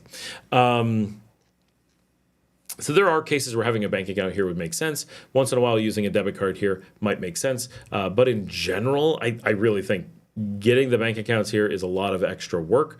And often people are incurring extra fees if their money is coming from the U.S. If your money is coming from Nicaragua, then obviously don't ship it back to the U.S. The rule of thumb is never move money until you need it. Wherever it's being generated, keep it there until you've got to spend it. So that kind of explains the thing. Mary W. says, tour sounds great, right? Everyone is excited about the stake tour. I'm starting to put together a plan. I've got kind of a map of where I want to go, but it's we got to work out exactly when we're going to do it, how we're going to organize it, how we're going to stay. But we're figuring about 12 days starting in Granada, which will answer TJ's questions of when am I coming to Granada? When I do the stake tour. Sure, I'll come before then, but I don't come to Granada very often. It's just out of the way, and it requires me to take time off from things. And right now, that's not something I have, especially being away from the house. It's really a struggle to put that together because we're dealing with stuff, and we're going to at some point get Marcela on the show, La Marcelita, to talk about her medical condition. And we're going to be putting out a video very soon on the show to really dig deep into that, so everybody knows exactly where she is, what's going on. She's looking and feeling pretty good right at the moment, but she only gets so many hours like that. She can't sleep at night. She's got a bunch of stuff going on, and it's dramatic, right? So we want to keep everybody up to date on that, and help her get everything that she needs, right? Get the resources that she needs. So we're working on that. TJ, Mary says, WhatsApp group is awesome and lots of activity. Great idea. Thank you. It popped up as an option, and I'm like, I got to do this. And yeah, it's been fantastic. How many people are on there now? Did we get any? 78. We gained one more while doing the live stream. I should have shared the link for it when we were at our peak, but we still have tons of people on. So this is the WhatsApp group for expats in Nicaragua. Please, if you are not a member, consider it's free. Obviously, just join up and talk to everybody. It's pretty awesome. TJ says, cancel the USA Netflix and get it here. It's cheaper. TJ, is there any requirement for getting it here with a credit card here or something? That's good to know. We're probably just going to cancel ours. Like, we're just tired of it. We never use it, and they've locked it out from us. So we're like, why? Why would we bother using it? It just, real quick, Carlos, I'm going to jump back to you, but I want to answer these other quickly. Oh, TJ says you could do the live stream at my house. That's actually a cool idea. We should do that. I have a bit of equipment, but I can do this. Joseph says, where's the best place to exchange USD to Cordoba? You never do that. You never exchange. Exchanging always has overhead, and there's no reason to do that. USD is accepted here, so in a pinch, your US can be used. You do not bring more than the amount of money you use for transit. So that's part of the North American thinking that you really want to get rid of. Never, like, in an emergency, of course, somehow you ended up with the wrong currency and you got to change it. Sure, yes, emergencies happen, but exchanging money should not be something that an expat thinks about. That shouldn't be coming up. I don't know. There is a country somewhere on earth where that would make sense, but I've been to 40 countries and never once has that been a thing that would make sense. It is always go to the ATM, take out local cash for what you need. Don't exchange money. Exchanging money takes... we did have an exception for that in Argentina, but that was a unique situation and it went away. You're back to don't do that in Argentina. So it's just take your debit cards to the ATMs. That's how you protect yourself. That's how you get the good deals. That's how you don't carry too much money. That's how you don't have to interact with money exchangers. Can you exchange money safely in Nicaragua? Yes, of course. Are there decent rates? Yes, of course. But is it going to cost you money for no good reason? Yes, it is. There's just no reason to do it. Just visit the ATM. As we like to say in my career, whatever you do, just don't get weird. Just treat it normally. Don't think of anything as a special case. Nicaragua couldn't be simpler. All complexity comes from, you imagine it must be complex, so we come up with some extra task that needs to be done. Don't. What if you were traveling from Chicago to St. Louis? Would you take out a bunch of cash and get there and do something weird with it? Nope. Just have some cash when you're traveling, and if you need more money while you're there, hit the ATM. It's that easy. Janet says the group is a little time consuming if you're very distractible. I know, you guys have done like 100 posts while I'm talking. I'm trying not to watch it, but it's like scrolling by like crazy. I'm like, oh my gosh, there's so much people talking. TJ does point out he used his credit card with a fresh email address and worked fine with Netflix. Very interesting. That is a good idea. Not sure we'll bother because we have worked around it, as you know, TJ, but it's good for people who want to keep it. Back to Carlos. What activities could you do to help the community as a retiree living in Nicaragua? Sports for kids are good options. That's a tough one. People always want to volunteer and stuff, and that's fantastic, obviously. I think a lot will come down, again, like figure out the community that you're in and see what the options are. See what people need, get involved. Of course, lots of sports. Kids have a lot of sports. Kids have schools. Things really are well organized and there's a lot of resources. Here, one thing that is pretty universally missing is English language schools that teach real English. So if that's something you're able to do and you just want to volunteer, right, as a job, that always creates a problem. But if you just want to be like, I'm going to have kids come over, we're going to sit in the park and we're going to do English classes on Wednesday afternoons, that would be amazing. People would jump at that. People would be really glad you did it. You could make a big difference, that kind of stuff. In general, I don't know. Organizing, litter pickups or doing your own litter pickups, like that kind of stuff, can work. But and this is one of the biggest kind of ways of viewing it as an expat. You want to be involved in your community, but you generally don't want to be a community leader, an organizer, under normal circumstances. I'm not saying you shouldn't. I'm not saying it's bad.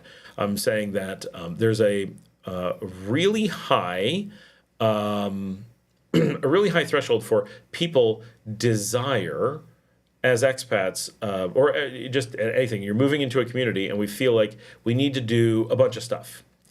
And there are some things that are really good. And here TJ says, I volunteer at the English school all the time. That's a great one, right? That's a spot where we offer something that is specifically lacking and it's really needed and makes a really big difference. So that stands out, and there are other examples of that I don't know of that are similar, but they're relatively rare. definitely go out and support things. Go out and watch sports. Be a part of the community. Get just involved with the existing things. Absolutely. As expats, there's this really strong tendency to come in and try to provide solutions. Supplying help, absolutely. Supplying participation, absolutely. Supplying excitement and energy, yes. But there's a temptation to be like, I'm going to start this program. I'm going to add this thing.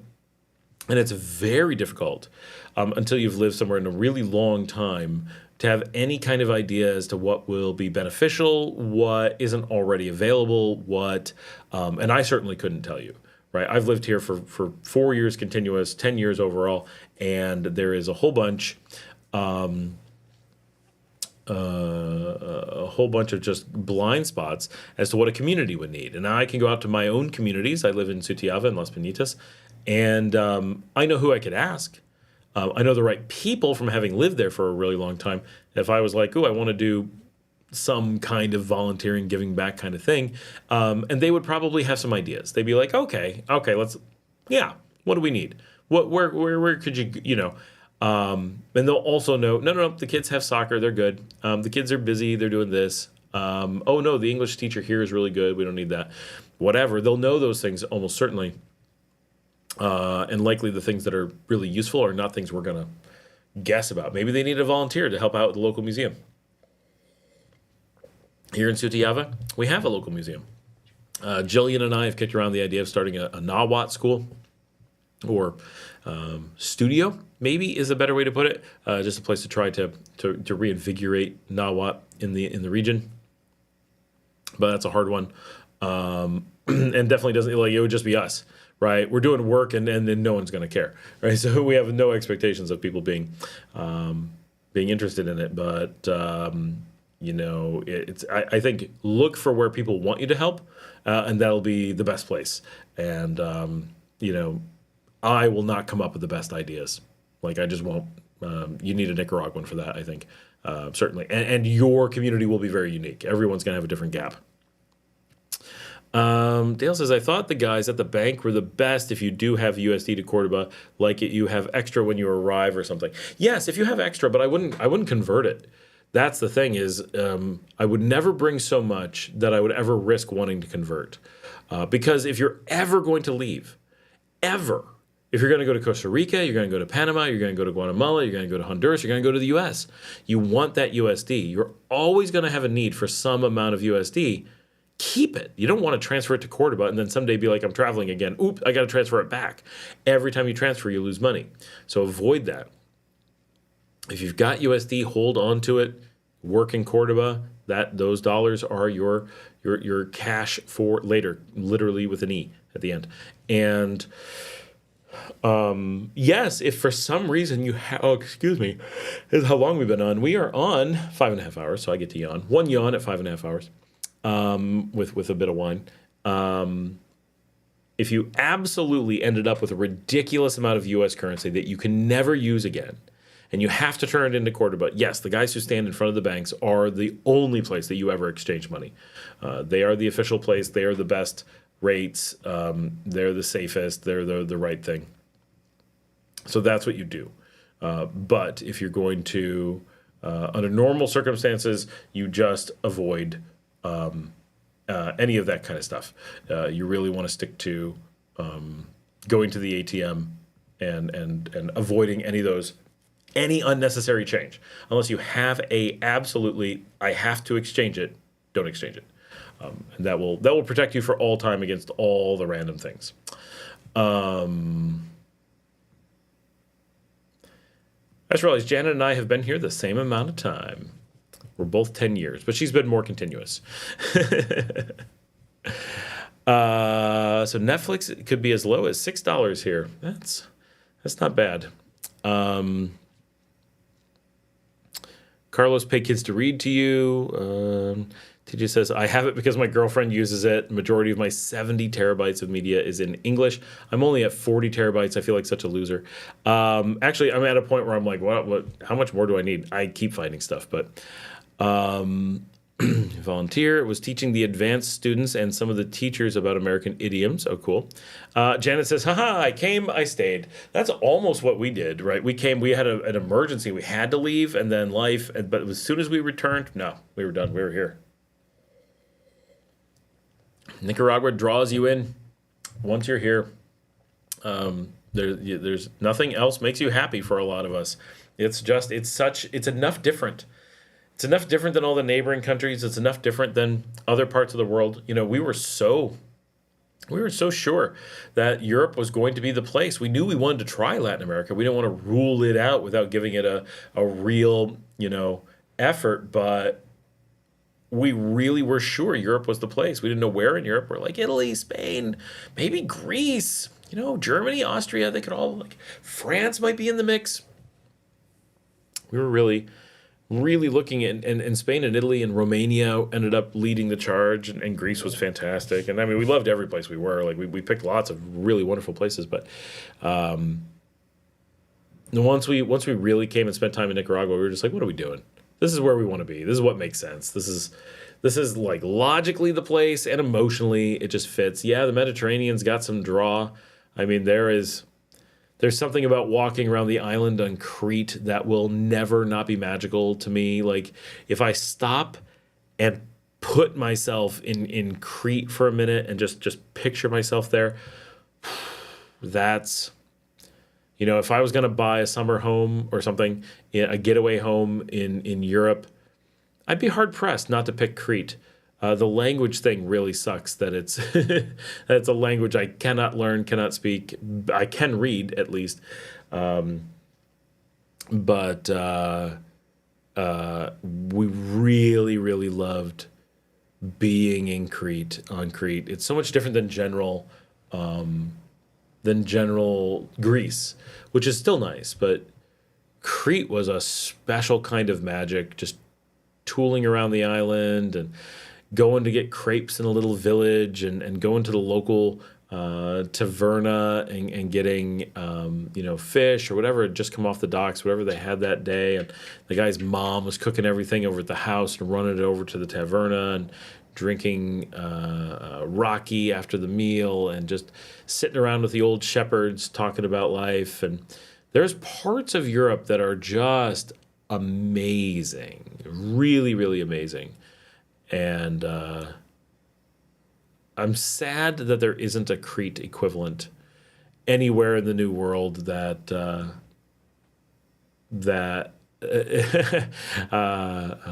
we could go to, and that is something that's unique. There's some spots in Europe that are just so beautiful and different, but you add in Argentina, like all these different countries in Latin America, and there's so much of it is covered in similar ways. It's really just that Mediterranean island thing that's so hard to get. But when I'm on Crete, I miss Nicaragua.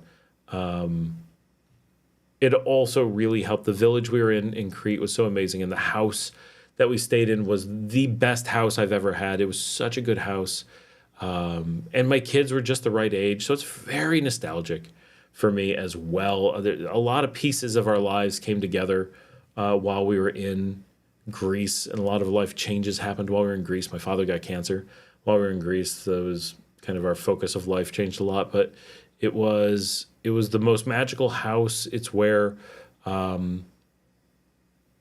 it's really the spot where my kids and I started playing video games together in just a huge amount. Like, it became our thing.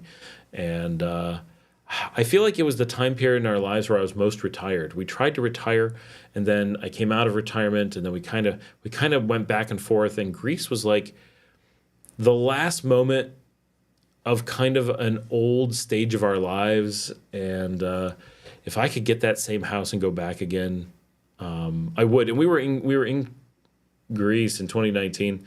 And we didn't go back to the house, and we didn't even go through the village, but we did go to our old bakery and went to a few of our old haunts and drove and stayed very, very close to where we were.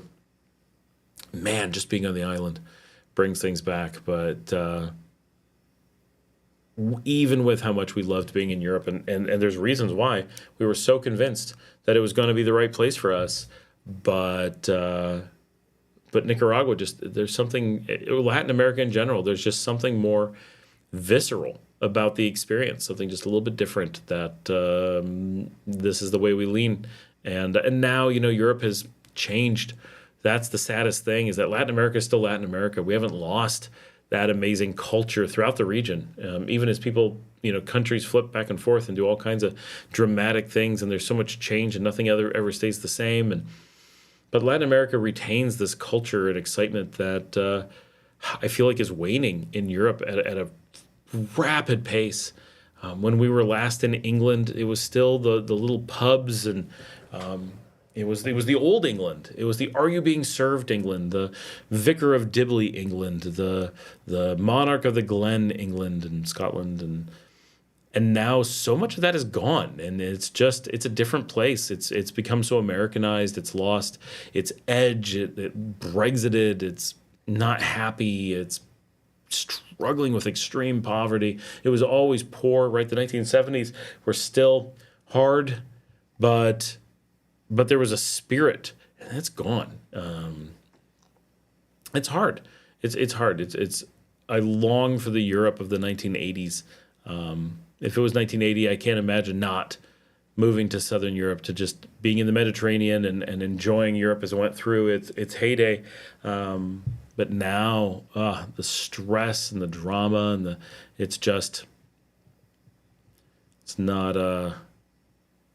it's not the Europe that I miss.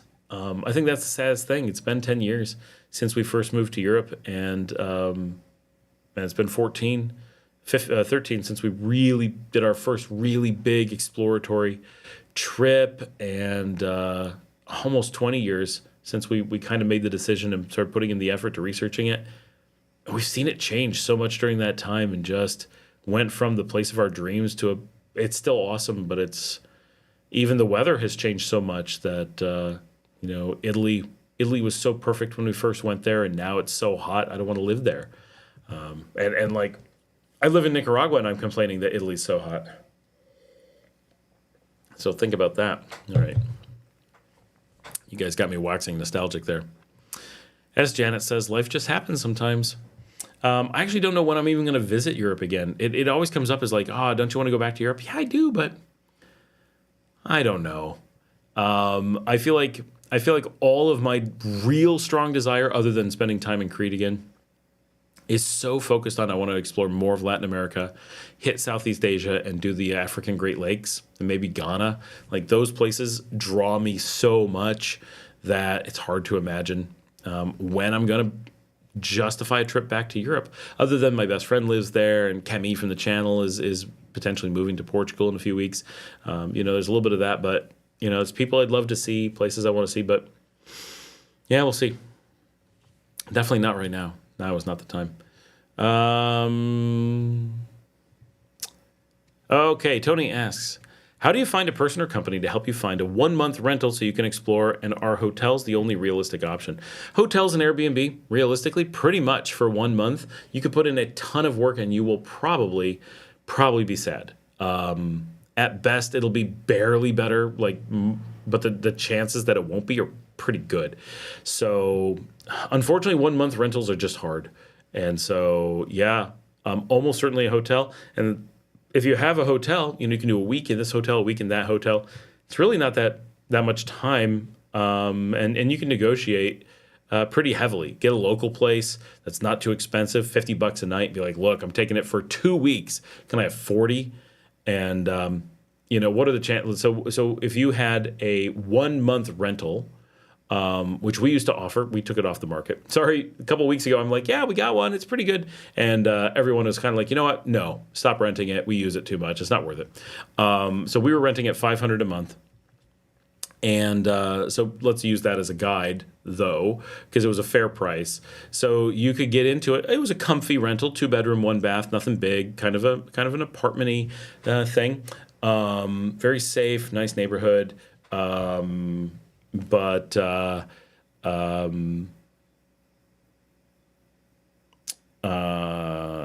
500, you're looking at nearly $20 per day. and it's a single location, and it's month at a time, and it did not include electric, which would probably run you $100. It may not. Most of the time, we were getting $10, but they changed the electric. Long story. Definitely more than $10. So let's just say it was going to be $600 to make the numbers easy. It's going to cost you $20 a day to stay in an apartment, and it's not going to be very luxurious. You're not going to have a maid clean for you, nothing like that. Nice place, like I like it. We use it all the time. It's a very comfy apartment, very happy with it. But at $20 a day, there's an awful lot of places you're pretty much getting into a hotel at that. And if you're taking a hotel for a few weeks, that gives you the flexibility to move to another place for a couple weeks. And you're going to notice that you can like explore a little bit. You have some more flexibility, and you can be like, oh, I'm only doing 2 weeks, not exactly a month, or I'm doing 15 days or 16 days. And you might be able to get down to the $20, or maybe you'll spend a little bit more. But there's a lot of places in Nicaragua that will do $20, especially when you're there for a length of time and you're not just focused on the expensive weekends. You won't get the fanciest places, but you will get places with maid service, or you get an Airbnb where you have protections. It's just, for a single month, I'd be hard-pressed unless you have a real clear reason to go for the short-term rentals. 2 months, yes, might be worth the short-term rentals. Then you're like, okay, I really get to settle in, get to know the neighborhood, and it's worth it, right? But for a single month, that's really cutting it tight to try to justify it financially. And we've talked about doing a thing where we have apartments around the country and people can move around and see the country while just moving from one long-term rental to another, and have like a really cool plan for that. That would be like super fantastic. But we don't have that in place yet. Something like that would be different. And that's almost like an Airbnb setup at that point. But for 1 month, stick to the more formal things. It'll make your life easier, I'm pretty sure. Patricia says, I can't believe you're still alive. We're not even on 6 hours yet. We're still on the short side. We always do at least 5 hours. We normally do 6. Last week we did 8. We've got this. We know what we're doing.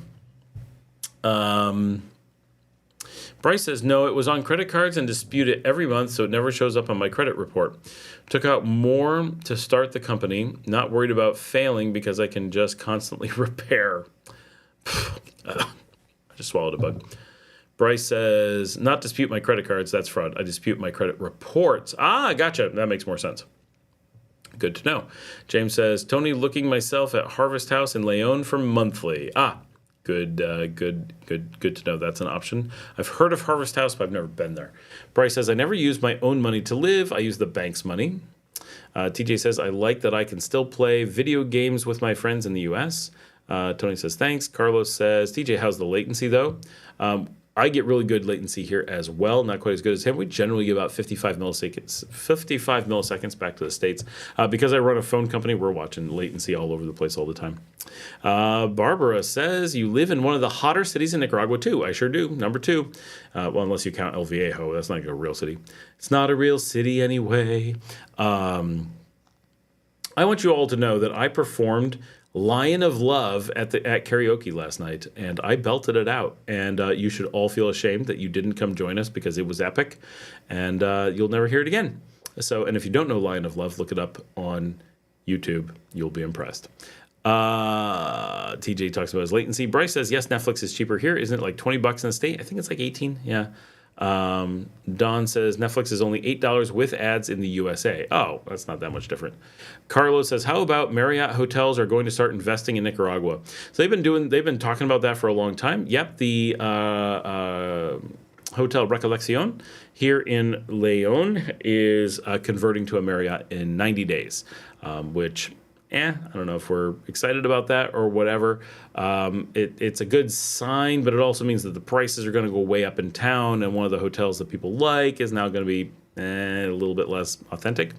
But it's cool, and I'm nothing against Marriott, and I use the Hilton all the time in Managua. If it was Hilton buying it, I'd be like, so cool, it's my Hilton buying it. And because it's not, I'm like, well, whatever, because that's where I'm a member and use all the points. Bryce says, yes, but it depends on the version you buy. Alton says, why are flights between the C4, he means the CA4, cities so relatively costly? It's mostly because no one wants to do it, and there's no good flight path. There's very little need to fly around those places because we can take buses and ground transport so cheaply. The flights are mostly going on places, and very few of them are direct. It's not a very popular thing to do. I know it seems like as expats who live in Nicaragua or in the region, it seems like, wouldn't it be the most obvious thing to have dirt cheap flights between the capitals of the CA4? And for us, it would be. Maybe. But honestly, I don't know a single expat who has ever expressed a desire to go to any of those countries. Me, constantly.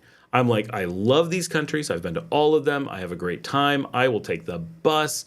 I will do it. However, of all the people who want to do it, I'll take the bus. So the one guy who cares will already go, and I don't need a flight. So, or the flight, like, yeah, you're going to get me let's say you're going to get me a $70 flight out of Managua to San Salvador. Like, okay, but let's do the math. So I got to take a 2-hour drive to Managua to catch the $70 flight. So it's 2 hours to head there.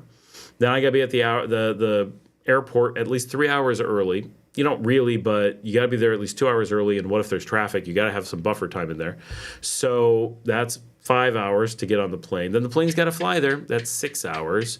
And I've spent $70. And I can only go at, 2 o'clock in the afternoon or whatever. All right. It's not terrible. But then I got to deal with, did I pay a driver to take me out there? That's $80. Did I take my own car? Do I have to park out there? Now it's a big hassle dealing with my car. Did I take the bus? Okay, but now I'm taking the bus. I got to take my luggage on the bus. Then I'm going to the taxi from the bus to the airport. It's just okay. Like, it's fine. No big deal. I'm not whining about it. I'm just adding up the math. And the math says, by the end of the day, if I'm really, really doing it, I'm looking at maybe, I don't know, $150 and 6 to 7 hours to get to the airport. The airport, which is not where I want to be. Then I need to get to downtown or whatever. All right. What if I was to take the shuttle? Well, the shuttle will pick me up at my house at 6 a.m. Well, that's a little bit early, but it's convenient.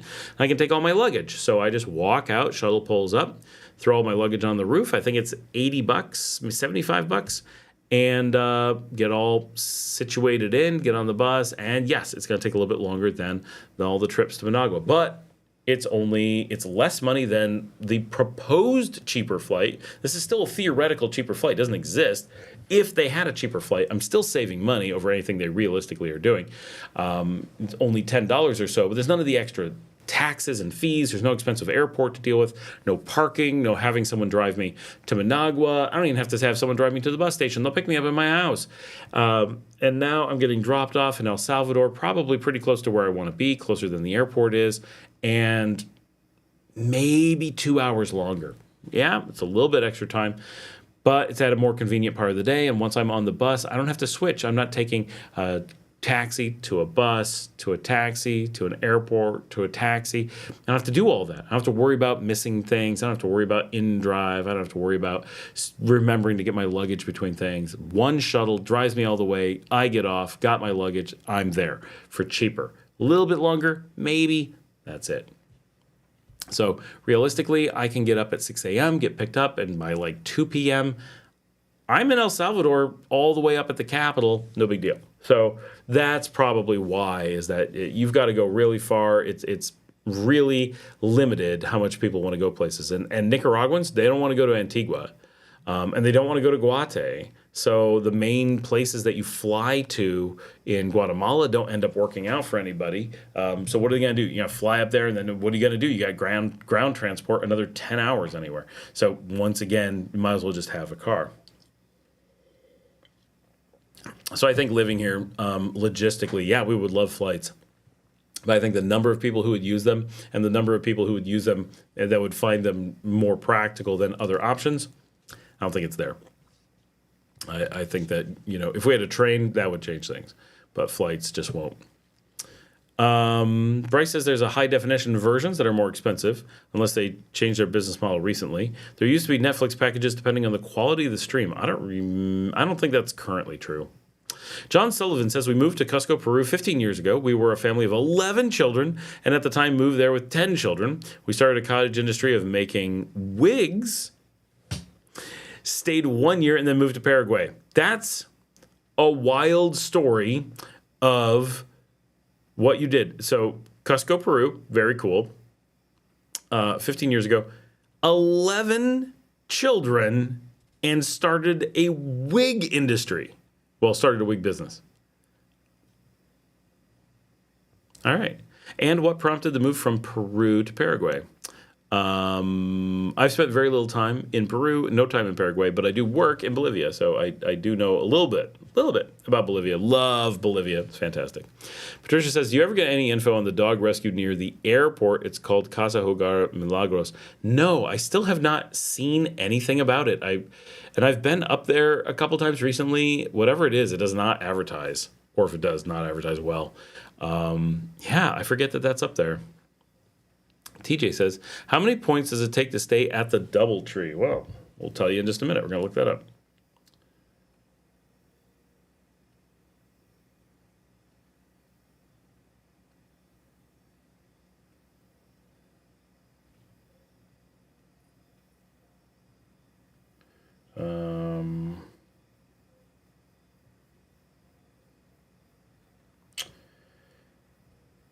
Hilton, looking up the Hilton. I have the Hilton app. It's very handy. Oh my gosh, it signed me out. Why would it do that? Okay, just let me in.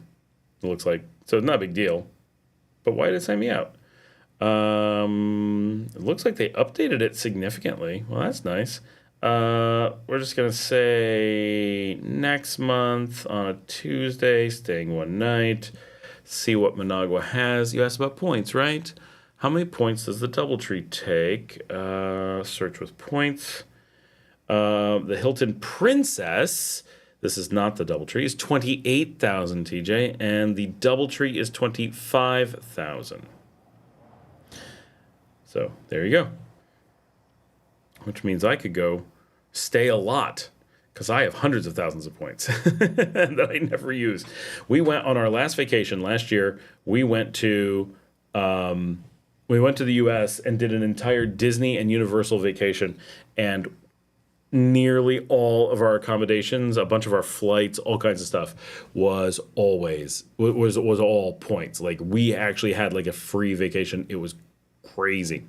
TJ, Alton says Managua to Guatemala City. So there is one sometimes, and I have to fly it, and because I work up there, and it's a little bit expensive. It's not crazy. It's under $200, but it's not cheap either. I just saw it. Avianca was advertising it this morning, so I just happened to see it today. Now I can't remember what it was, but I will look it up and just see what their advertised price is, because they have a new, let's make sure, flights from Managua. So this is the new ads they're running.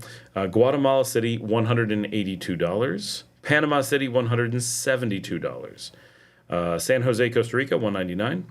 Mexico City, $294. Lima, $294. Bogota, $331. San Salvador, $351. Oh, I'm sorry. The San Salvador is round trip. That's not so bad. Are any of the others round trip? No, everything's one way except for that one. They snuck that in with a high price. That's weird. Fooled you. It's actually cheap. Oh, okay.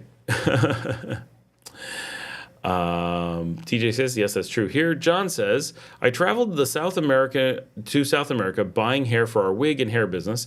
Each region has different or definitive types of hair and definite values. I think it means different, but yeah. Interesting. That's interesting. Traveling to South America for hair. I know nothing about the wig business. That's really interesting. I would not. I don't know. I wouldn't picture the intricacies of the wig business. I kind of feel like everyone would just get their hair from around town. People are cutting their hair, go to the hair salons, buy it off the floor. No, just kidding. But you know what I mean. Kind of how I picture it. We have had a total of 644 views on the live stream so far. This is This is pretty good. It's not our record, but we had a busy period. It'd be really cool if we got that back. We're back down to normal numbers, but we're still really healthy. This has been a good day. We got a good view duration. We've had a ton of people on. It's all quite excellent.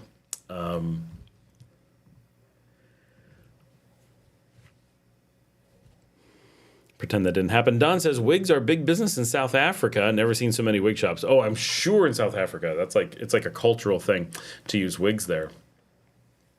Here and you know, when I moved to Texas from New York, I'd never seen a wig shop. Never. Moved to Texas and they're pretty common. So there's definitely a cultural difference there. South Africa, very popular. I wonder why. I wonder what makes wigs popular in one region and not in another. It seems like such an expensive thing, like a complex thing to do. It doesn't seem like it would be it seems like the kind of thing that would be considered kind of a luxury, like I don't know, maybe they're cheaper than I think. It's all very interesting. I don't know. I need a wig, obviously. I have no hair. It would make me too warm. I can't imagine wearing a wig. Oh, it would be miserable. I get so warm so easily. The one thing I can never do is cover the top of my head, or I will just die. Not in the cards for me. Wearing a hat is one thing, like that's much lighter, and even that makes me really warm. In here, I've got the air conditioning on, so I'm nice and cool. Like I'm dry, but if I'm outside, I'm gonna start sweating. So if I have a wig, bleh, not pleasurable. Today's video is doing really well too. 673 views on the daily, which is pretty fantastic. It's only been up a few hours, so we're riding high. The stats are like, yeah, you've had a rough week, but we're back. This is good. Oh, people are right. Patricia says there's lots of wig shops in New York City for the Jewish community. All right. Tom says, Scott, don't get a wig. Hair is overrated and annoying. Nope, I have to get a wig. I have to wear a wig on the show. I should go with like some big punk rocker thing, or I don't know. I'd look pretty funny in a wig, I'm pretty sure.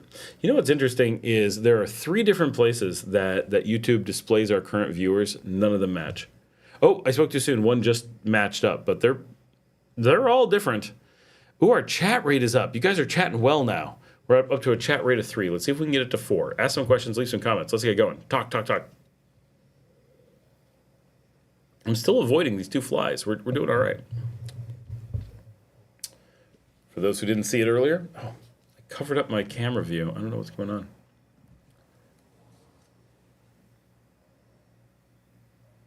I have to hide my face. Bum from Spain. Producto de España. Vino de la tierra de Castilla. Peñasol. Selección Cabernet Sauvignon. Las mejores uvas de los viñedos. De Valle de las Piedras maduran bajo el sol radiante en esta región. Del centro de España es el origen del Peñasol. Qué bueno. John says, great thing about South America of inexpensive labor and plenty of long hair. Janet says, well, I can report that I have now been able to complete 2 of the 4 after-class reports I need to do from hours and hours ago. Douglas is here. How's it going? Scott, do the max headroom thing. That thing? I used to watch that show. Oh my gosh, I need to see if I can find that show. What are the chances that Max Headroom is still available somewhere? I'm going to go with not likely, but that was a decent show. Anybody remember Max Headroom? I want to know. That was a terrible show. Wig shops are all over the place in New York City. This is Dale, especially in the outer boroughs and uptown Manhattan. Oh my gosh, Max Headroom complete series. There it is.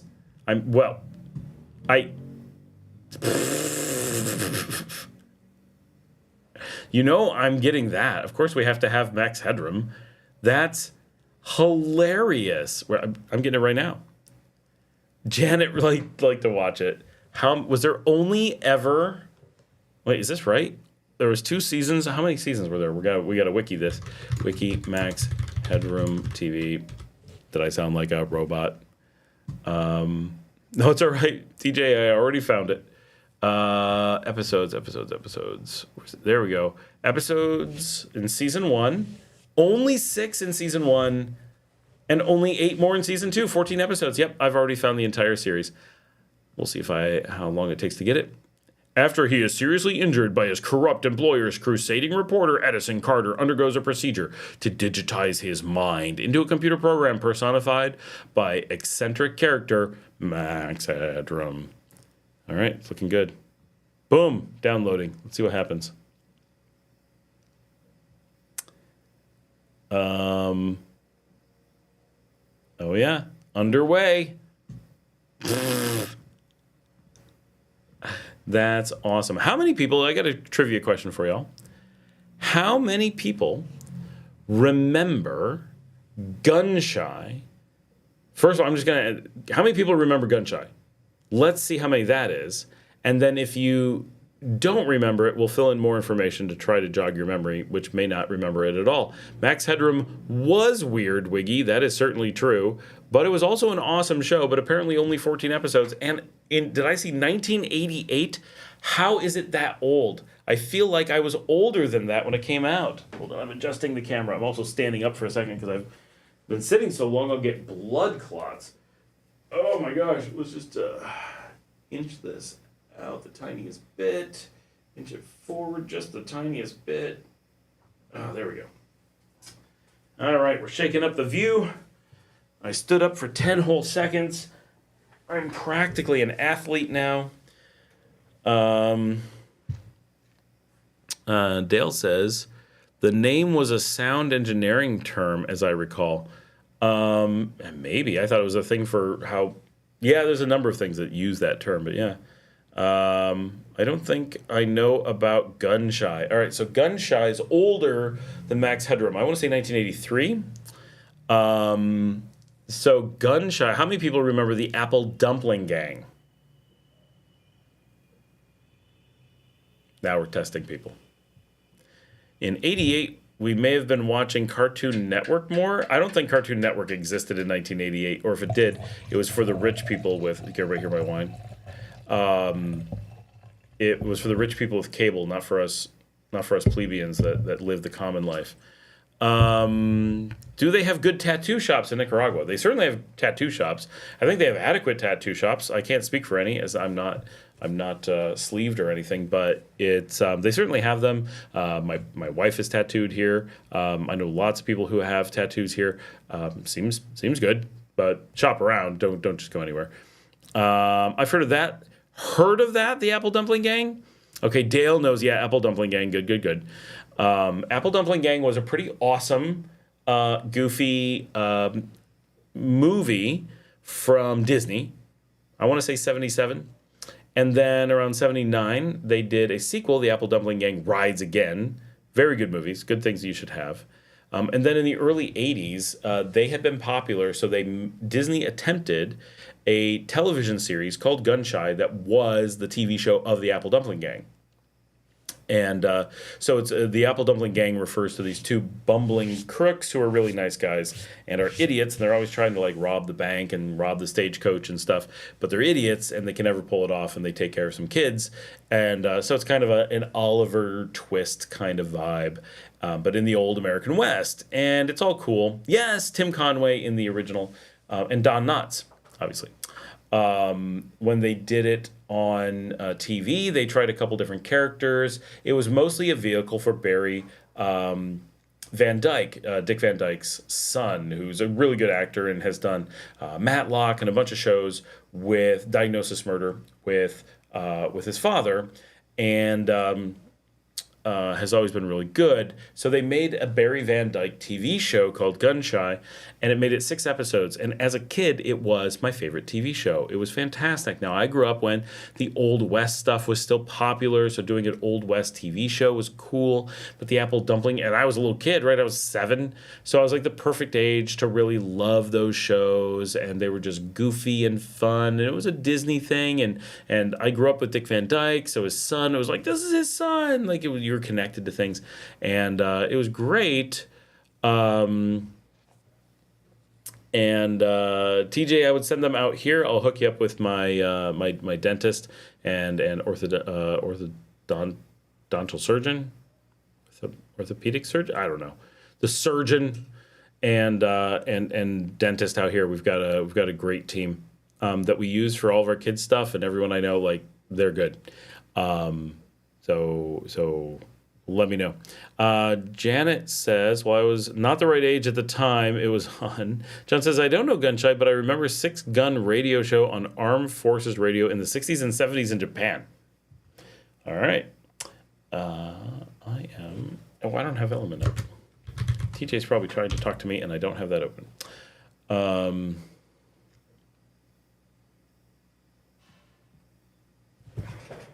There are so many flies flying around me today.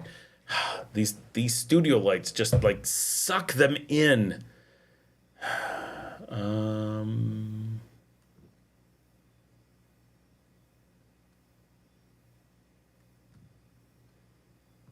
There we go. What was I looking up? What am I looking up? It was not gun shy. Oh, dental implants. Yes. Jan says, my favorite TV show is the original Star Trek. I was like 7 when the original started. Oh, okay. You know, have you watched the latest Star Trek 14? It is a train wreck. Dominic and I watched it. We made it halfway. She's like, I can't sit through this. And we're like big Trek fans. It is painful.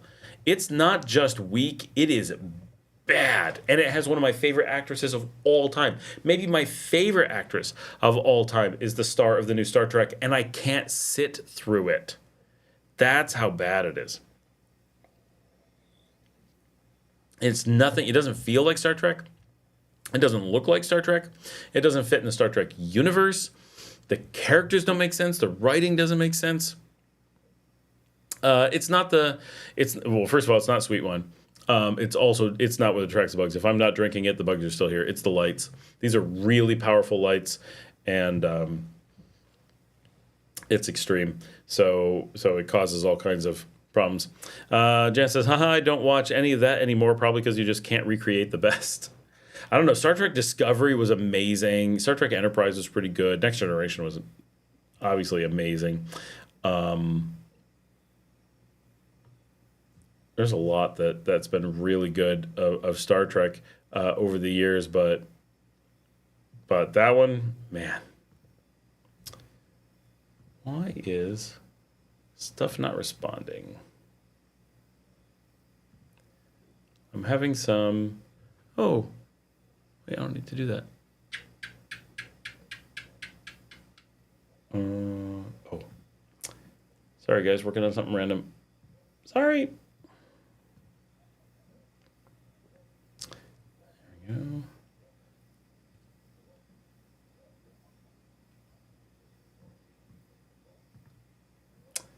Max Headroom will be available in 17 minutes. Oh, yeah. Oh, that's funny. I'm having source issues on OBS. Why is it being that way?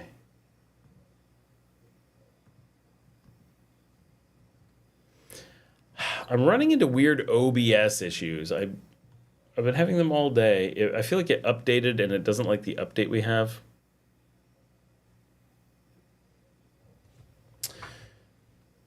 It's misbehaving. Put this back over there, put this back here.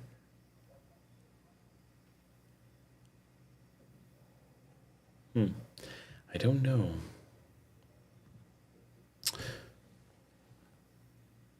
Jan says, "Oh, those were great too, but the generations have changed now." Yeah, I mean, there's been a lot of generations. It's been a long time, but they've got some really good stuff. It was so upsetting how bad it was because I like even like the stuff that I'm like, okay, what are they doing? Like I like the reboot; they were good. I like Discovery. Like all the series that they've done recently were pretty good. Picard was pretty weak. Boy, did they pick some weak people for that. Who was that terrible actress they put in that? My gosh. It was someone I've seen in other things and could never sit through stuff she was in. and then they put her in Picard as a main character. It was such a It was such a bizarre choice. I can't figure it out. Who is Alison Pill? She is so just always angry on film that when you're watching her, you just feel like she's just angry. And you're like, why? Why don't I feel uncomfortable all the time that she's on? I don't know. And she's done a million things. I can't believe how much she's done. But there's some show that I'm used to her from that's like,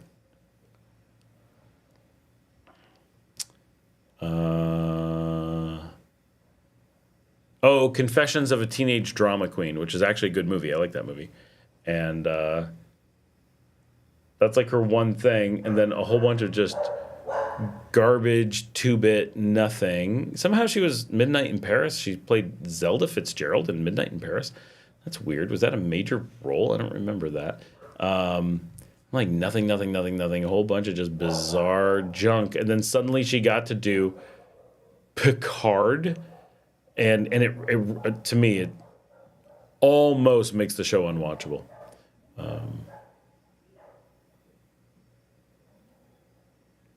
Oh, it's a minor character. All right. Yeah, very weird.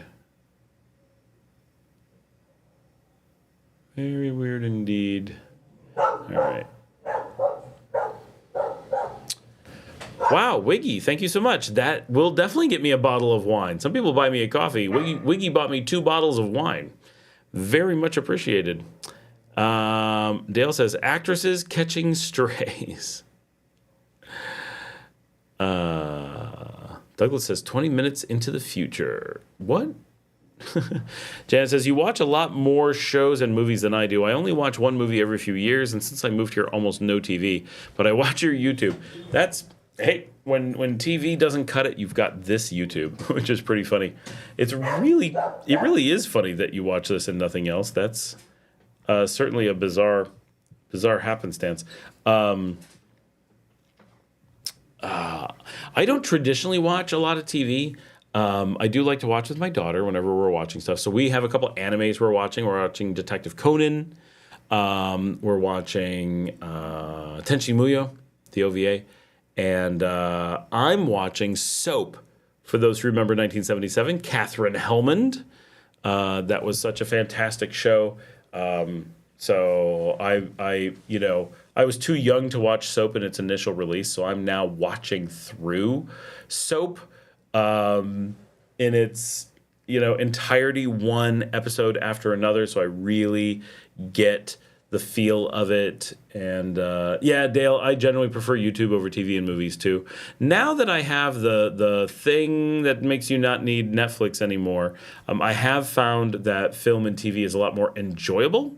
So the biggest thing is I'm doing cinema studies with my daughter, with Liesel, who is here. And in doing cinema studies, it's so much fun to kind of sit down with movies and we discuss the movies and we do it together. And it's like this big thing that we're like bonding over it. And it's great. So we really enjoy that, even though the movies are old and sometimes terrible. But we recently watched His Girl Friday, which is great. But one of the things we do to add more to the thing, obviously, like in His Girl Friday, we're talking about the importance of strong female protagonists existing in male-dominated fields and why His Girl Friday is this really important film from that perspective. Plus, of course, Cary Grant, big actors, like really important film. It's really cool, right? And but also, how is this a remake of an earlier film? How does this compare to other remakes that are made after it? What about Burt Reynolds' take on the same character? Do you realize that His Girl Friday is the only one of all these that has a female lead because it was actually not a rom-com. It was a comedy, but it was a play and it wasn't a rom-com. And so adding in this aspect of looking at how the movie plays in over time and stuff, and looking at it historically and watching the development of cinema as time progresses is really interesting. and makes it so much more fun than just watching a movie. It's like, oh, okay, let's put on an old movie. Okay, it's black and white, it's fun. Haha, funny things happened in the past. Yep, enjoyable, passing the time. No, we're looking at the actors and the events and the history that's going on at the time. Like, we're like, okay, so these jokes they're making. So, Babes in Arms, 1939. His Girl Friday, 1940. Both of them making fun of Hitler. Both of them joking about Nazi Germany, like really laying in to Nazi Germany. And you're like, wait, this is before the war. This really shows how much it was in the zeitgeist ahead of the war by years that Americans were putting it in Hollywood films and making fun of it. And like what was going on in Germany was big international media at that point. And it's like, wow, we're a long way away from Bridge on the River Kwai, and we're a long way away from all these like movies that are inspired by the war, and we're not quite up yet to Bob Hope movies. Well, maybe we just did one. And like seeing how these things progress and how the war was already inspiring film prior to the war for America, and then how it inspires the war, and then how people make movies about the war for years afterwards, and how it influences, right? Operation Petticoat, so many years later. Why is it but still a really important film about World War II? And how the movies in the 1940s and early 1950s are so obsessed with the South Pacific and Hawaii, North Pacific, with the Pacific in general, with tropical Pacific locations. And they're so like, oh, the world is all about palm trees and all about the ocean and warm climates and this stuff. And you're like, why was that so important? Because the war created this sudden exposure to parts of the world that the U.S. had not been really that exposed to before. In the 1930s, Hawaii was part of the U.S., but no one thought about it. No one was like, Hawaii. But by after it had been bombed, it was like, this is part of America. And then it became so iconic during the time of the war, and like the way the art changes, the music changes, and being able to look at that, the whole experience of studying the movies and enjoying them, it really takes on a whole new element, because you're viewing American history and world history through the lens of storytellers at the time, and really cool. John says, how is the local rum in Nicaragua? I can't believe he's asking that question. When I lived in Paraguay, I drank the local rum and some of the great local hand-rolled cigars. It was so cheap and good. John, our rum here is quite often considered the best in the world. We're one of the most competitive rums ever. We do like 35-year single estate aged rums, barrel-aged with white oak barrels from the bourbon industry in the United States. Like, rum is king here. It is huge thing, and our rum is big business, taken extremely seriously, drank in copious amounts, and is widely considered one of the most competitive rums on the planet. So if you're looking for the rum experience, this and Guatemala are really the big ones. DR a little bit. I do like the American Virgin Islands a little bit for rum. They make some tasty stuff, but Flor de Caña here is world class for sure. Jan says, I listened to the news, and there is a funny gambling guy named Vegas Matt that YouTube suggested when I was watching your things. He is wasting his money and joking. I mostly need to listen to something in the background to focus on the work I'm doing, even housework. Dale says, I could see having the ability to just choose any movie or TV show instead of scrolling through a couple of services to see what they have and then choosing one of their selections. Yeah, absolutely. That's what I do. I now have every movie, every TV show that I could possibly watch in one place. Instantly works, even if the internet's out, just works fast, works reliably. And one of the things I love is that it's all stuff I want and none of the stuff I don't. So it's distilled to the best of what I want. It's absolutely fantastic. And one of the things I really enjoy is, let's say, His Girl Friday. We just click on His Girl Friday, and unlike Netflix, which leads you to maybe you'd like to watch, it gives you some garbage. This gives you some recommendations, people who watch this also like, but it also tells me like all the actors. It gives me a write-up on the movie, tells me the age, gives me a bunch of details, and it shows me all the actors. And if I click on one of the actors, it shows me all the movies that they're in. And if I click on one of those movies, I can watch those movies. And then it can lead me to other actors, other movies. And there's like this connection of data that doesn't seem to exist anywhere else that I can find. It's like having IMDb and just being, you know how you get hooked on those things and you're like, oh, what did I know this actor from? Like I just did with Alison Pill. And then it's like, oh, that movie, who was in that with her? With this, I just go this and then that and boom, and everything is just there and instant and works really well. And then you're like, I want to watch it. Boom, we're watching it. And all kinds of great controls that I don't have with other things. Like my phone becomes a remote. So I was at my dad's watching movies. I was watching How to Train Your Dragon with my kids. And I'm just like, oh, we will need to pause it. And it's like, oh, the remotes are stupid. We're using a laptop. And I'm like, no. Bring it up on my phone. And I'm like, pause. And it's like, it pauses it. And it's like, what? And I'm like, I need to move it to a different TV. Whoop! And just throw it to another TV and suddenly we're watching it over there. And just like all these controls and all these devices and things just freaking work really, really well. And it works everywhere. Like it just works. I just noticed that our title for today's event is misspelled. Can I fix that? Saving? What happens? Does it correct it up there? Probably not. You probably have to refresh. But yeah, Dale, it makes watching movies so much more enjoyable. It just corrected it. Yep, it takes a minute and it changes the spelling. I could change it to funny things while you guys are watching and no one would know, right? Like you know, instead of Nicaragua Live, wow, it's a crazy world, I can change it to like live discussion of how to order rubber chickens from China. And people walking by be like, what are you watching?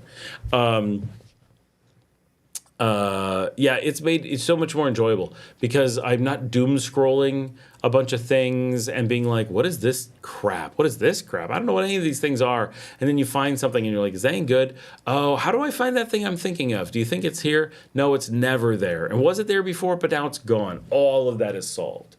And it's just, instantly, here's a million things I want to watch. Boom, and I'm watching it. And it's been so good. So I'm really appreciating that. Joseph says, do the police pull you over for petty stuff and ask for money in Nicaragua? So you don't get pulled over for things generally. You are pulled over, right? It is random, and that's how it's supposed to work. They just, every 10th car, every 20th car, every other car, they just have a pattern that they're doing, and they pull you over. Now, if you do something wrong, you're going to get pulled over. I've had people report that they do ask for money. I've never experienced it, and all the people who say it generally are less than reliable, right? And you say, are you sure you weren't speeding or something? And then they're like, well, and it's always like, oh, my dad was here. He's saying goodnight. Night, Dad.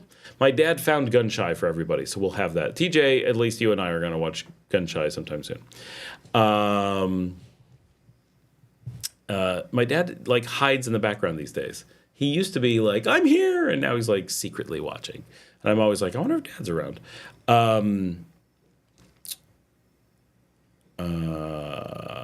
What did I? So every time that it's someone telling me they got pulled over and they claim that they were just asking for money, they always seem a little bit hesitant when I'm like, oh, they asked for money? Why didn't you offer to give them your license? Because that would have called their bluff. They're like, well, I didn't want to. I'm like, I mean, yeah, 10 years ago, I was with someone who had that happen, right? The shakedowns did happen in the past. And I'm not saying they never happen. But I've been here for 4 years. I drive all the time. I know people who drive way more than me. We do a lot of driving. And I can tell you the number of shakedowns that we've had since we've been back for 4 years, 0. Absolutely 0. One time I had a cop kind of hint that he wanted breakfast, and we went, no. And that was it, right? Now, have I been pulled over? Yeah, a ton. I'm pulled over all the time. Pulled over, talk to the cops, so I never get asked for money.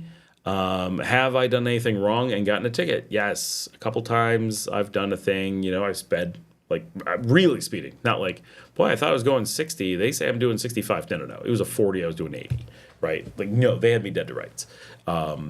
And of course, I got in trouble, as I should, right? I was going way too fast, and I wasn't thinking about where I was. It was on me, and so yeah, I've been pulled over, but like I know a lot of people who drive here, and if people were getting shaken down, like we would know, and it's really not happening. Again, somebody, yeah, but is it happening much?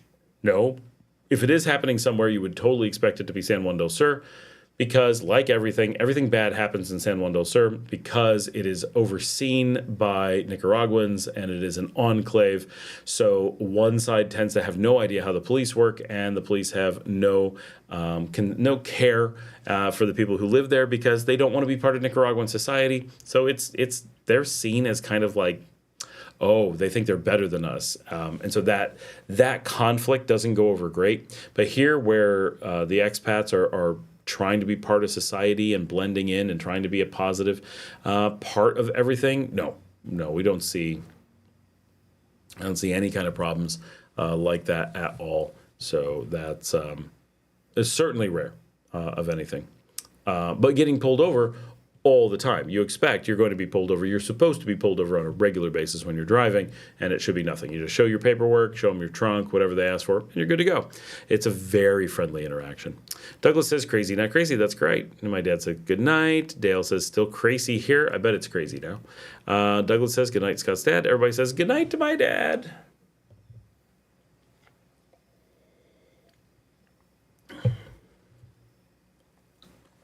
Got to fly that time. All right. Now we're down to 30 people, but not too bad. It is 10, almost 30. All right. We are okay.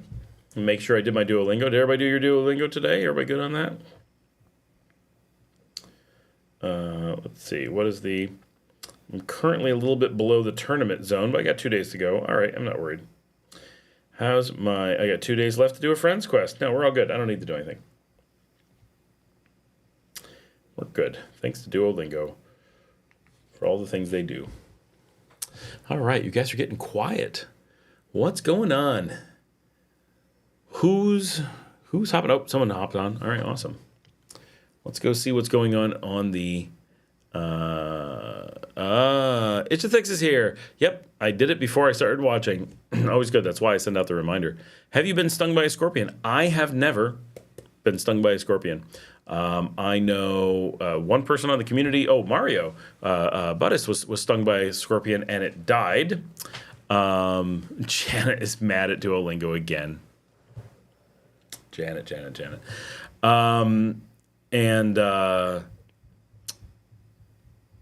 I gotta figure out where I am in this unbelievable thread that I've been missing. Hey, how's who knows the score? What are the score of the game? 50 lessons at 90% is a hell of a friend's quest. Oh my gosh. What is mine? What is my friend's quest? Are you in my friend's quest? Are you in my friend's quest? That is my friend's quest.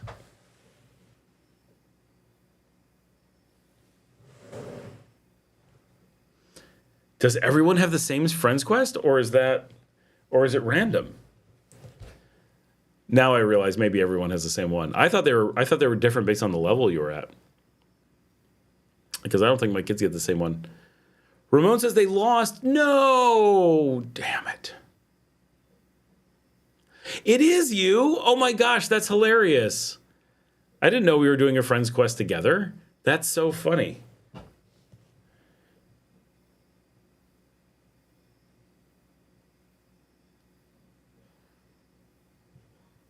How's your Spanish doing? You're ahead of me, aren't you? I feel like you have some... Wait, why can't I see your Spanish score? Isn't your Spanish something insane? You have like 200,000 points in Spanish. Yeah, I think... well, that's why I think we get matched up, is because our level's high. And that's hilarious. Yeah, we got a lot we got to do. But I got 2 days, so you see, I'm on it. I'm paying attention. Jan says, I tried to make them feel better. They won a lot. So they're number 2 in the whole region. That's not bad. Yep, first loser. It's okay.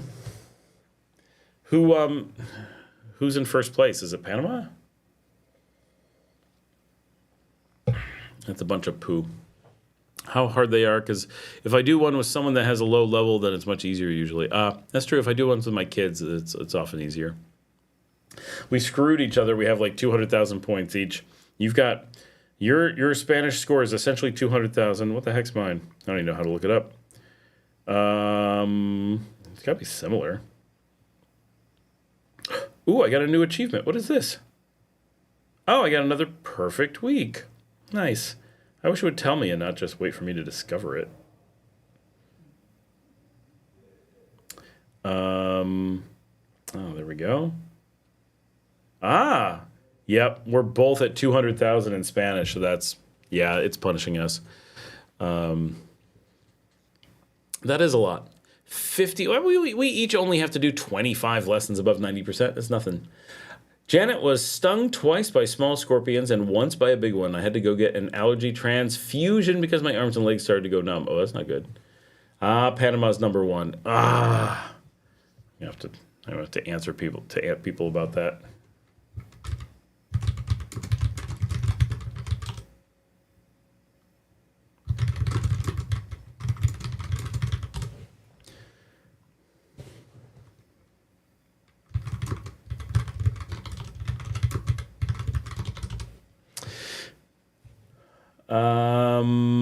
I've been studying very hard in anticipation of heading to Latin America. That's good. We'll actually see how it does on the ground. Mine's been doing pretty well. I feel like my progress has been really strong, and it's certainly not the only tool I use. I mean, speaking Spanish every day matters, but it's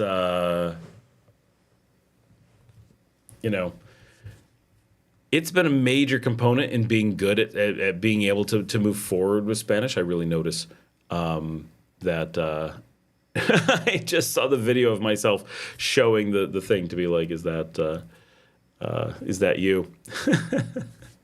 Everyone is mad at us. They're like, you guys are doing 90%? What is going on? Wait, but what level, Josh, what level is your Spanish?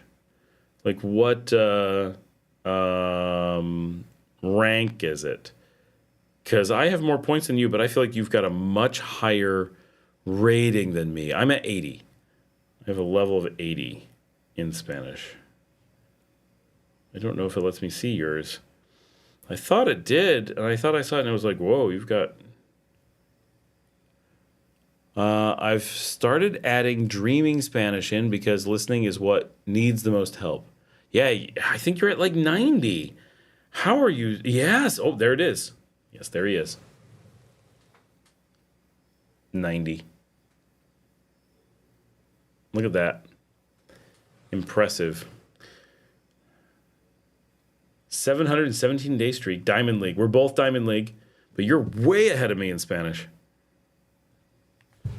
I mean, a score of 10 is big. Now, do you do a bunch of legendary? Because I'm working on filling in my legendary, and that may slow it down. I've been trying to figure that out. Has the U.S. sent any Nikas back? Yes, it has. We've had people on, not the live stream, but we've had people on the channel mention that they've already had a spouse sent back. I've talked to a friend of mine. She has not been sent back yet, but we anticipate she will soon. I don't think very many have been sent back, but I think we're anticipating a lot quite quickly. Now, whether they've arrived yet or not, that I haven't heard. We wouldn't hear, right? It wouldn't be the kind of thing that they would like announce. It's very private. But there are certainly people being sent back for sure, which is why we're anticipating a very high likelihood of there being changes to regional policies about immigration here. It's just, we have to be realistic that they are going to. We're going to see some kind of retaliations, tit for tats, or whatever. They're just going to. We know they're going to be upping the stringentness of visa enforcement here in Latin America. They just have to. They can't let it go unanswered, which is fine. The U.S. has the right to send people back. Everyone else has the right to send people back too. And for so long, so much of Latin America has been like, no, it's okay. We'll not. We're going to give you some flexibility. It's cool. And now it's like, why have we been doing that? Why have we been making it so easy for Americans to ignore?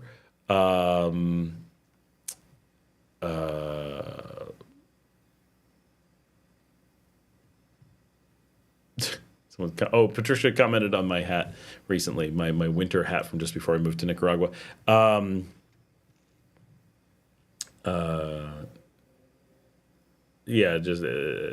this is the person who commented that their family was deported from Colombia and then deported from Costa Rica. That's what they were responding to, is our conversation about the expected zero tolerance in Latin America as expect people to be sent back. No one answered me, or I didn't see it if they did, as to your opinions about the videos about the crazy guy whose wife is trapped here. And I realize only one of them has gone live. Did I get distracted and only partially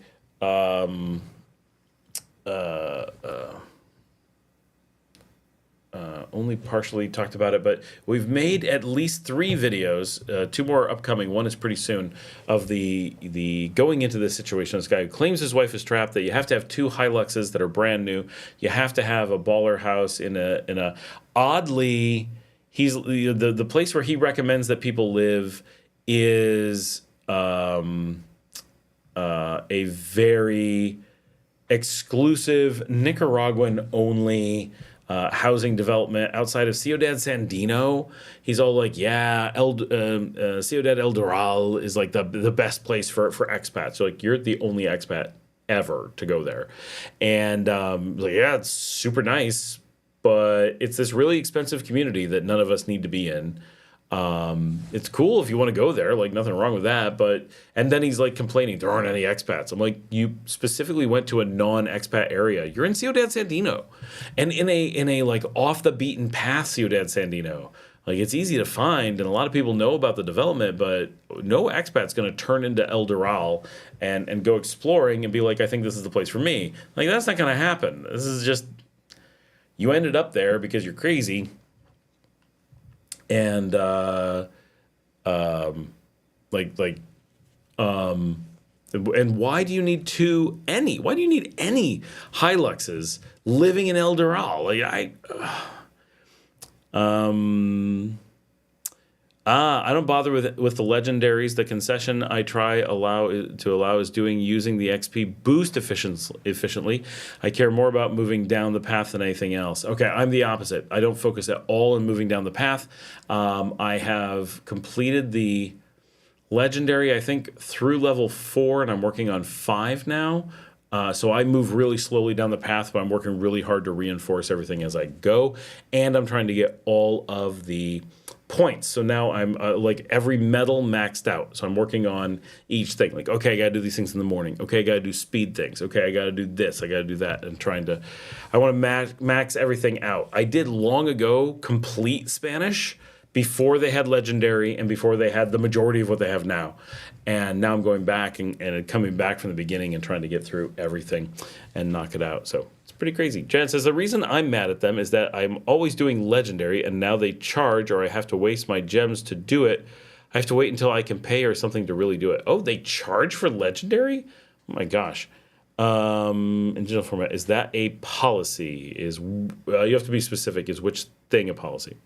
Did the U.S. impose sanctions? The U.S. has always had sanctions. No new ones that I'm aware of has come, and no new ones that I'm aware of are being discussed.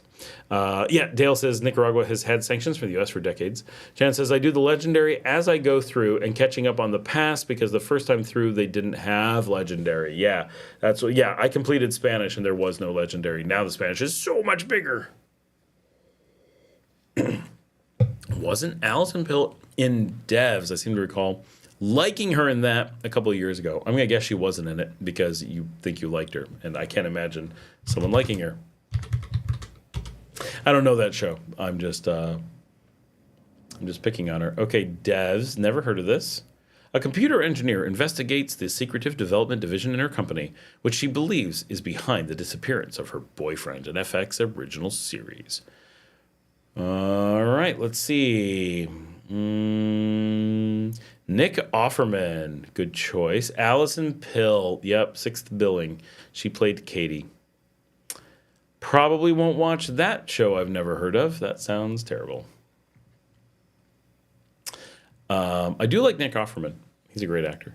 The free version of Duolingo has gotten kind of crummy. Got to turn them profits. That sucks. Yeah, we pay for it, but we don't pay for Max. I find it a really weird thing that they're like, you got to do Max to do all this like voice stuff, but their voice stuff doesn't work at all, and there's no trial for Max. My wife is always like, you should try it. I'm like, there's no trial. I'm not given any trial at all, and what I can tell you is that the stuff it's supposed to be good at doesn't work in the regular Duolingo. I love my Duolingo, but the stuff that they're promoting is the stuff that doesn't work. So why would I pay for that? That makes no sense. Yeah, Janet also, right. I completed Spanish long ago, then it changed. In digital. So should people from the U.S. visit? There's no reason not to visit. Nothing at all. Definitely come visit. The more that the U.S. is acting bad, the more important it is that more people get a direct access to Nicaragua. And oh, I see Hassan. Vamos, Panama. Thanks. Yeah, we get it. We lost. Thanks. Douglas says, it was a good story. Get watching. Oh, devs. Dale says, Allison is really getting slammed. I have no idea who she is, but her ears have got to be hot. Ghost in the Shell. Oh, please don't tell me Allison Pill did one of the Ghost in the Shell series. I have a whole bunch of them. I've only watched so many. If she did the live action, I could live with that. I'll just skip it. But yeah, I don't know. She definitely ruined shows for me. So I don't know. She, to me, is not an actress. She's a person who's grumpy and gets on camera. Like, she's like the human personification of Grumpy Cat. Duo Max is a joke. You can use an AI assistant on your phone and ask it about what's on your screen. Oh. Yeah, that's dumb. And like if you're going to pay for Max, pay for people. Pay for people to talk to you. Or, here's a tip. Just go out and talk to people. Move to a place that speaks Spanish. Go talk to people. Hassan, you like Panama too. Scott, we know you love Nika more. I do like Panama, but I want Nicaragua to win. Yeah, Scarlett Johansson. I don't know why they pronounce it that way. For live action, and never really. I mean, she's good, right? I'm not complaining about Scarlett, but I don't know. The live action just didn't seem like. I haven't watched it. I like the original. I've been watching Ghost in the Shell since I was little. My daughter watched Ghost in the Shell with me when she was 8. I don't know. And it's good stuff. It's decent. It's not my favorite anime. You're getting into that old anime. I'm an Akira guy, right? You got to watch original Akira. That's good stuff. That's really, really good. Dark and heavy. I remember watching 1994 when anime was so rare that people used to consider it illegal. They'd be like, nope, this is bootleg. You can't have this. Americans aren't supposed to see this stuff. Do you remember like growing up in the 80s and being in university in the 90s? It was literally treated like anime was contraband. Like we were not supposed to have any access to Japanese media. It was like secret. And there was no idea why, but it was like this big deal that you could watch Japanese media and the Americans didn't want you to see it. And what a weird cultural thing that was growing up in America and believing that the government controlled media so much that they limited what TV shows were legal in the country, even on VHS and Laserdisc. And they probably did, I don't know. And we could only get it, in digital. He's so close to Managua, so you can't fly to Managua first. There's no other airports to fly to Managua from. Where would he find it? Even you don't know where he lives, so that's really silly because he can basically, if he had to, he could walk to Managua. But there's nowhere in the country except the Corn Islands that has a flight to Managua. So you'd have to get to the Corn Islands, fly to Managua, fly back. We don't have airports. It's not a thing. And we had it on VHS. It was bootleg. It was in Japanese, and we had to have one of my suite mates spoke Japanese, and so he translated for us as we watched.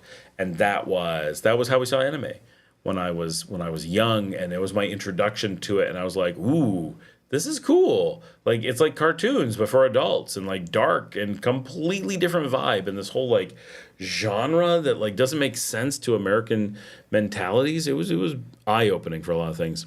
Live action Ghost in the Shell does have some decent visuals, but the most interesting takeaway is how much you can lose or change in an adaptation. That was kind of what I would guess about it. Not that that's bad, but I sort of had this like, that's not going to be what I think it's going to be, or what I want it to be, kind of thing. So I have it. I could watch it at a moment's notice, but it never really makes me say, hey, I want to watch that. I rarely want to see a live action remake of a anime or cartoon. Now, if it's My Little Pony, of course I want to see that in live action, but for normal things, not so much.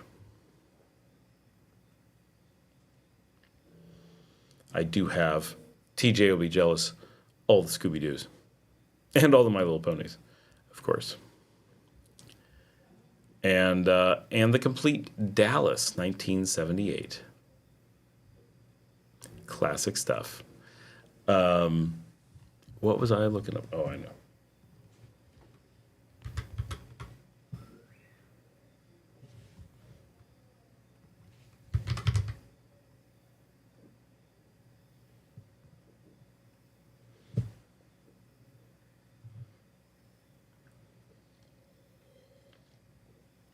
The other movie that they did that way was Aeon Flux. Anybody remember that? When was that from? 2005, a full 20 years ago, they made a live action Aeon Flux. And, the guy who starred in Aeon Flux was Johnny Lee Miller, who's also the star of Elementary, which was really good. Good Sherlock Holmes show. That's all he's really known for. That Mansfield Park. Not bad. That was a good one.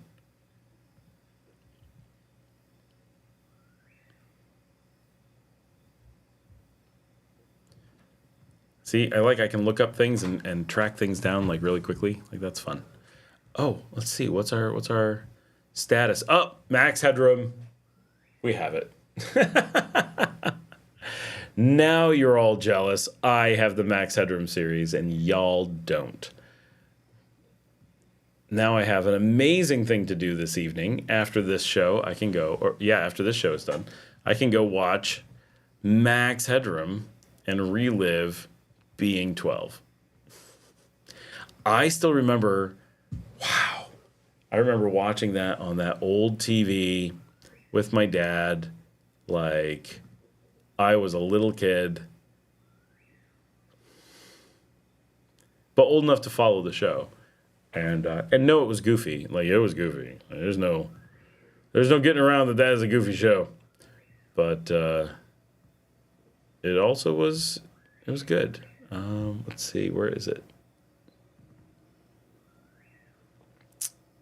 Max Headroom. So sad that they only made so few of them, but it was not a show that made any sense. There was no way to make that a show that made sense. Much more interesting. Oh, my oldest daughter met her husband because they were both moderators on a My Little Pony site where the ponies wore armor and had battles. I think it was called Pony Island. There's a story. I'm going to send that to my kids. That is a funny. How have I never heard that story?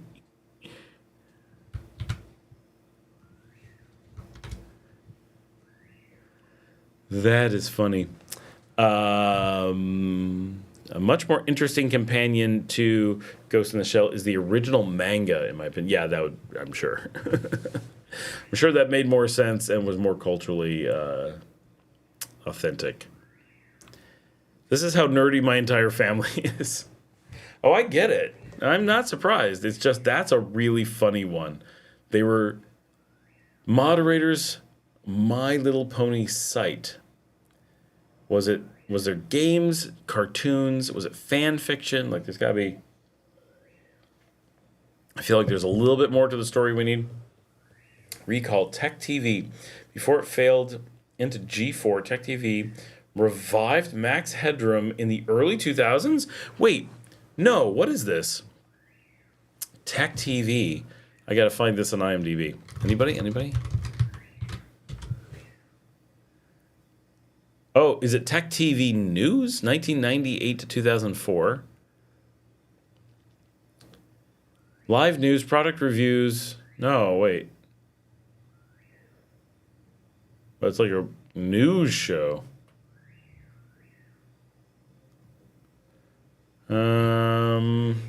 Is that what we're talking about? That's less interesting. Or I'm missing something. There are many stories, she says. I think a lot of that, but I never went there. Oh, reruns. Oh, Leo Aporte.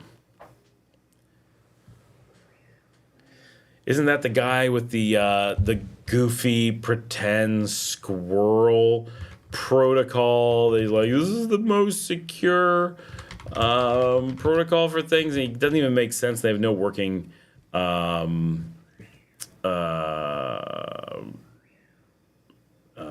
implementation. No, that was Steve Gibson, but weren't they like friends or something?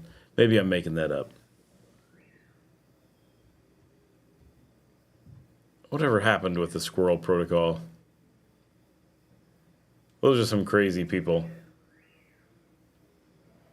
Yeah, they claimed they invented it 12 years ago. 12 years ago. Ever seen someone use it? Nope. But I had all these people in technology. Oh, it's like this big thing. Oh, it's so good. Oh, blah, blah, blah. No, it's not. It's stupid. No one uses it. No one's done anything. Okay, here's Steve Gibson. When did he make a video about it? Let's go look. How old is this? This was not there last time I tried to say how dumb this thing was. Let's see, did they get somewhere? 5 years ago. 5 years. Nothing for 5 years. Okay. We can safely say that never came to fruition. I mean, it's all interesting. They came up with some cool ideas, but it failed, moved on. The world don't need it. Still showing on YouTube. I really don't watch those tech shows. When I was a kid, I did. Oh, I remember the Computer Chronicles. Man, I would watch those. The Computer Chronicles were epic. You know, I grew up in the 80s. I fell in love with computers in the very early 80s. So, I mean, I was programming by 85 and working in software by 89. But in those days, like everything was in paper magazines and TV shows had to report the status of everything. And oh, what a different world it was. Like it was crazy what computer world was like. Steve Gibson is 20 years still running every week. What does he do every week? That guy's a nut job. Like he makes something on floppy for doing he makes the stupidest software.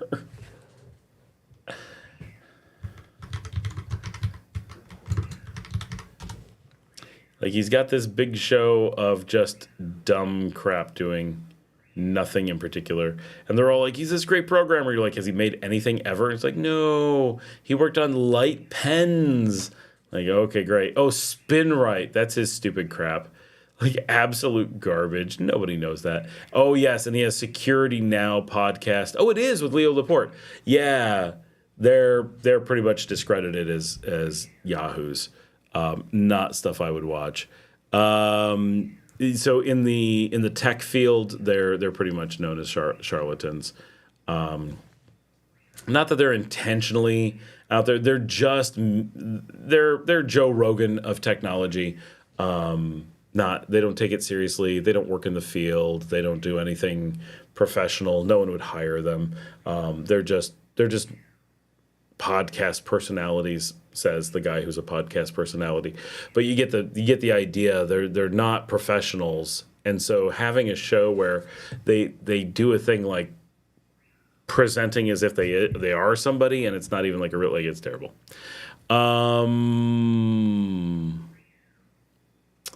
Jessica says, "Oh, hey, by the way, I'm the girlfriend of Tim from a couple weeks ago. We went to Huigalpa. Ha ha ha ha. I just got off work, so I missed probably other answers I might need. Go ahead, ask again. We'll get to it."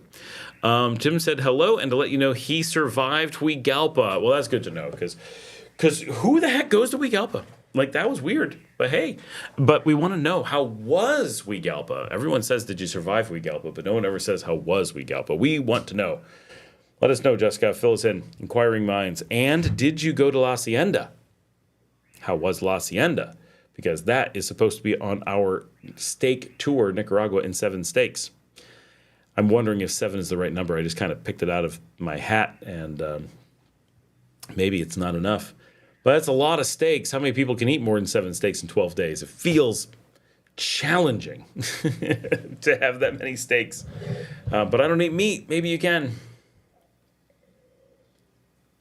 I think we need to do a steak and then like a salad night where we're just like, we're light, healthy, fiber. We're going to push things through so we're ready for the next steak. And I think that's important. That's an important aspect of the whole tour, is giving you the tools to eat more steak. I am filming steak this weekend. That is part of my weekend plans. I am taking videos of steaks. Yeah, that'll be great, considering I don't eat them.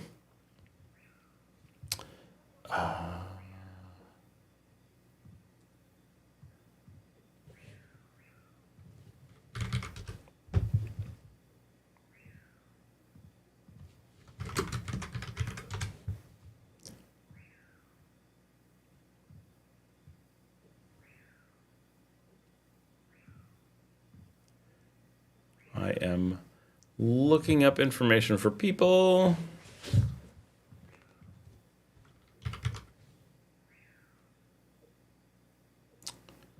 Now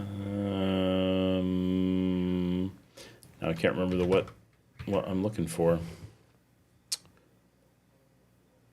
There we go.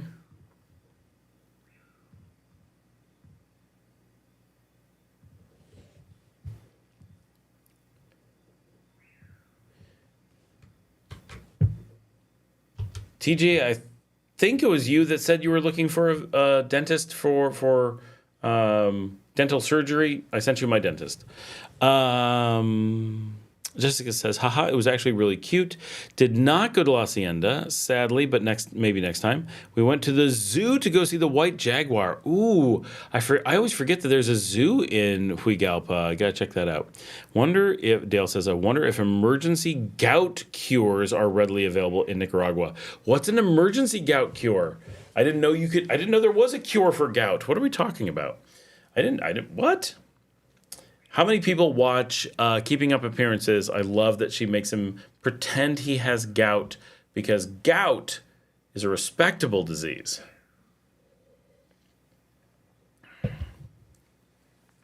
Well, TJ, you'll have to come out and hang out again, because my dentist is here, but she's excellent. Everybody raves about my dentist. Not me, obviously. I never go see a doctor of any sort. I don't believe in medicine.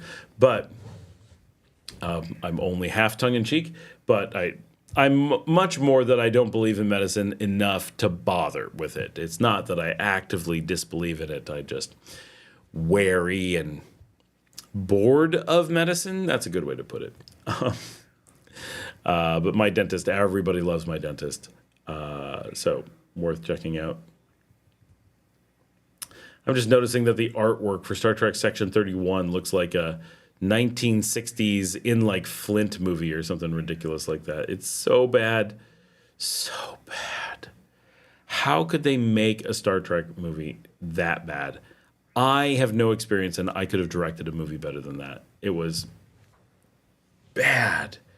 Just bad.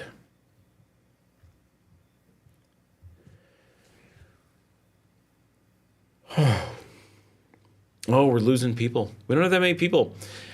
I can't say get people on. That won't make it easier. But if we could get some people on, that'd be great. Oh, while we're looking, I gotta see. With all those people who watch the live stream, did we get any subscribers?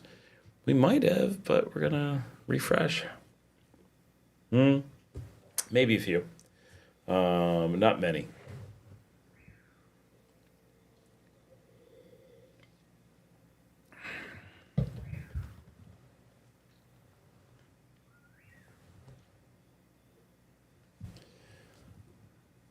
If anyone's out on the town, La Marcelita is at La Fabrica and is hungry because there's no food. Nothing she can eat. Pleasure units per in like Flint. I'm glad Douglas knows in like Flint. Boom, boom, boom. And Dale says all those steaks. Yep, all those steaks. In Like Flint is a good movie. And Our Man Flint. I can't remember which is first and which is second, but if you've never seen them, they're pretty good, and they are far and away, without any doubt, the inspiration for Austin Powers. So you got to watch those and then watch Austin Powers, and you're like, oh, I see. Like, obviously, this is what this is. It was, those are some good movies. And I'm such a big Austin Powers fan. And that feeds into my cinema thing, like why it's so good to study cinema, because so much, cinema is not that old. So it's like being in the early days of Greece when it's like, yeah, we just wrote this Iliad thing. Oh, we wrote this Odyssey thing. All right, I see how the Odyssey references the Iliad, blah, blah, blah. Like, it gets interesting because of that stuff. It adds something to it.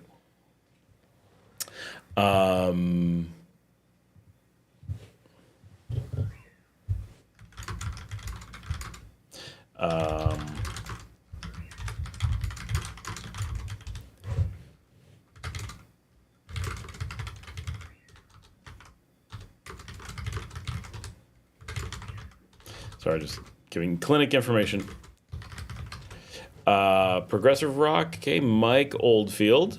But he was probably in like Flint.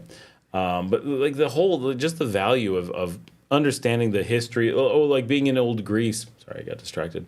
Imagine being in the first, couple hundred years of literature and being like, it's a throwback to this thing or an homage to that or whatever. Like, it's really interesting. It adds so much more to the whole experience, like putting it in context and everything. So it's pretty cool. Man, I haven't had a steak in forever. Beef is horrifically expensive in Korea. Oh, I'm not actually too surprised now that I think about it, but it's a really big tomahawk here. Our tomahawk is 58. That will be on the tour for sure.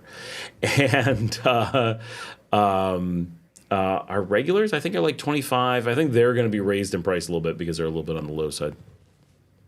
But between 20 and 30 for most really good steaks in the country, you're mostly okay. Managua, you're going to pay a little bit more, but for the most part. Can everybody hear the voices outside? Is the microphone pick them up? Because it's that good. Can you hear the car doors?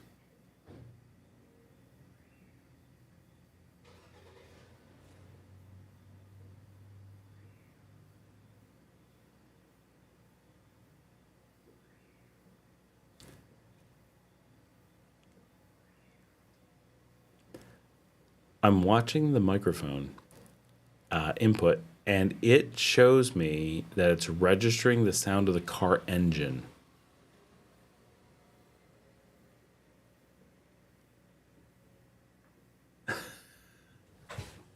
Like, I can see the bar moving. It's silent here except for the car engine in the parking lot.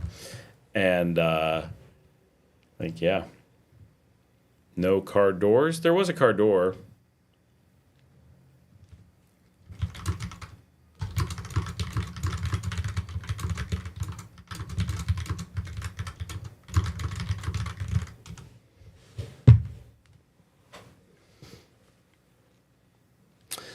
And the car pulled away.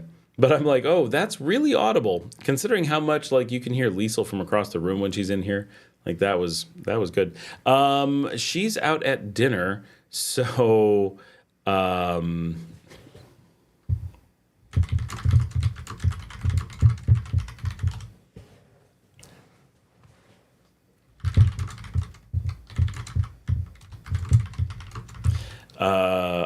if I had headphones, I might be able to pick it out, but on the phone, no. Yeah. If you're on I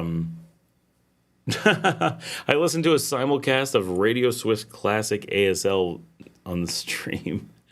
Are four-wheelers or ATVs or as street legal or used there? So they exist here? No, they are not street legal. This is we're a big country. It's not like we're one big beach community. You can't drive around with ATVs on the roads. That would cause all kinds of problems. Now, if you're in a beach community, quite often you can get away with it. So Larry drives his ATVs all the time. So it's people do it, but when they're on the road, definitely people are angry. You definitely want to be careful because people will call the cops on you because they are annoyed. If you're going really slow and being careful, people won't care. If you drive them like people drive ATVs on the road, be aware that there's nowhere you're going to go that the locals are not mad about it. And if you do it a bunch, they will call someone on you. So just be aware. But if you're on the beach and you're mostly being touristy and being careful, it's fine. People ride them on the beach and all kinds of places all the time. Larry does it all the time. But you want to make sure that they're really recreational vehicles and not road vehicles. Like anything, you can't just put something on the road randomly. So, yeah, we have seen like really big, like side-by-sides, like big Can-Ams that are registered and they consider road legal. So it's definitely more lenient than the U.S., but not like a four-wheeler. That would never fly. Especially because you have to have a seatbelt on. So you'd have a hard time having that with a seatbelt. That would be bad. Flip one of those with a seatbelt, your head's going to whack on the ground. It would be quite a mess.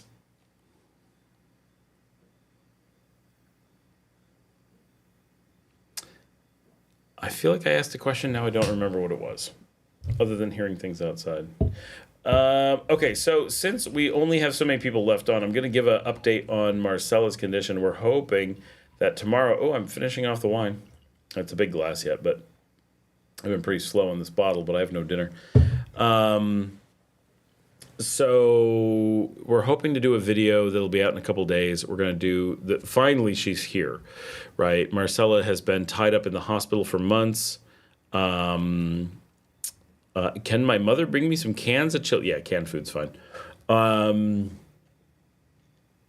So she's been in the hospital for months. They finally diagnosed her with Hodgkin's lymphoma. It has been a mess, but it's been very, very hard to find. She was supposed to start chemo 2 weeks ago. She was so sick, they hospitalized her and kept her in the hospital for 2 weeks, with an extreme like fever and like all kinds of problems. They finally got her to a point where she was clear, and started chemotherapy. Chemo started, I believe, on Sunday, and they just let her go home.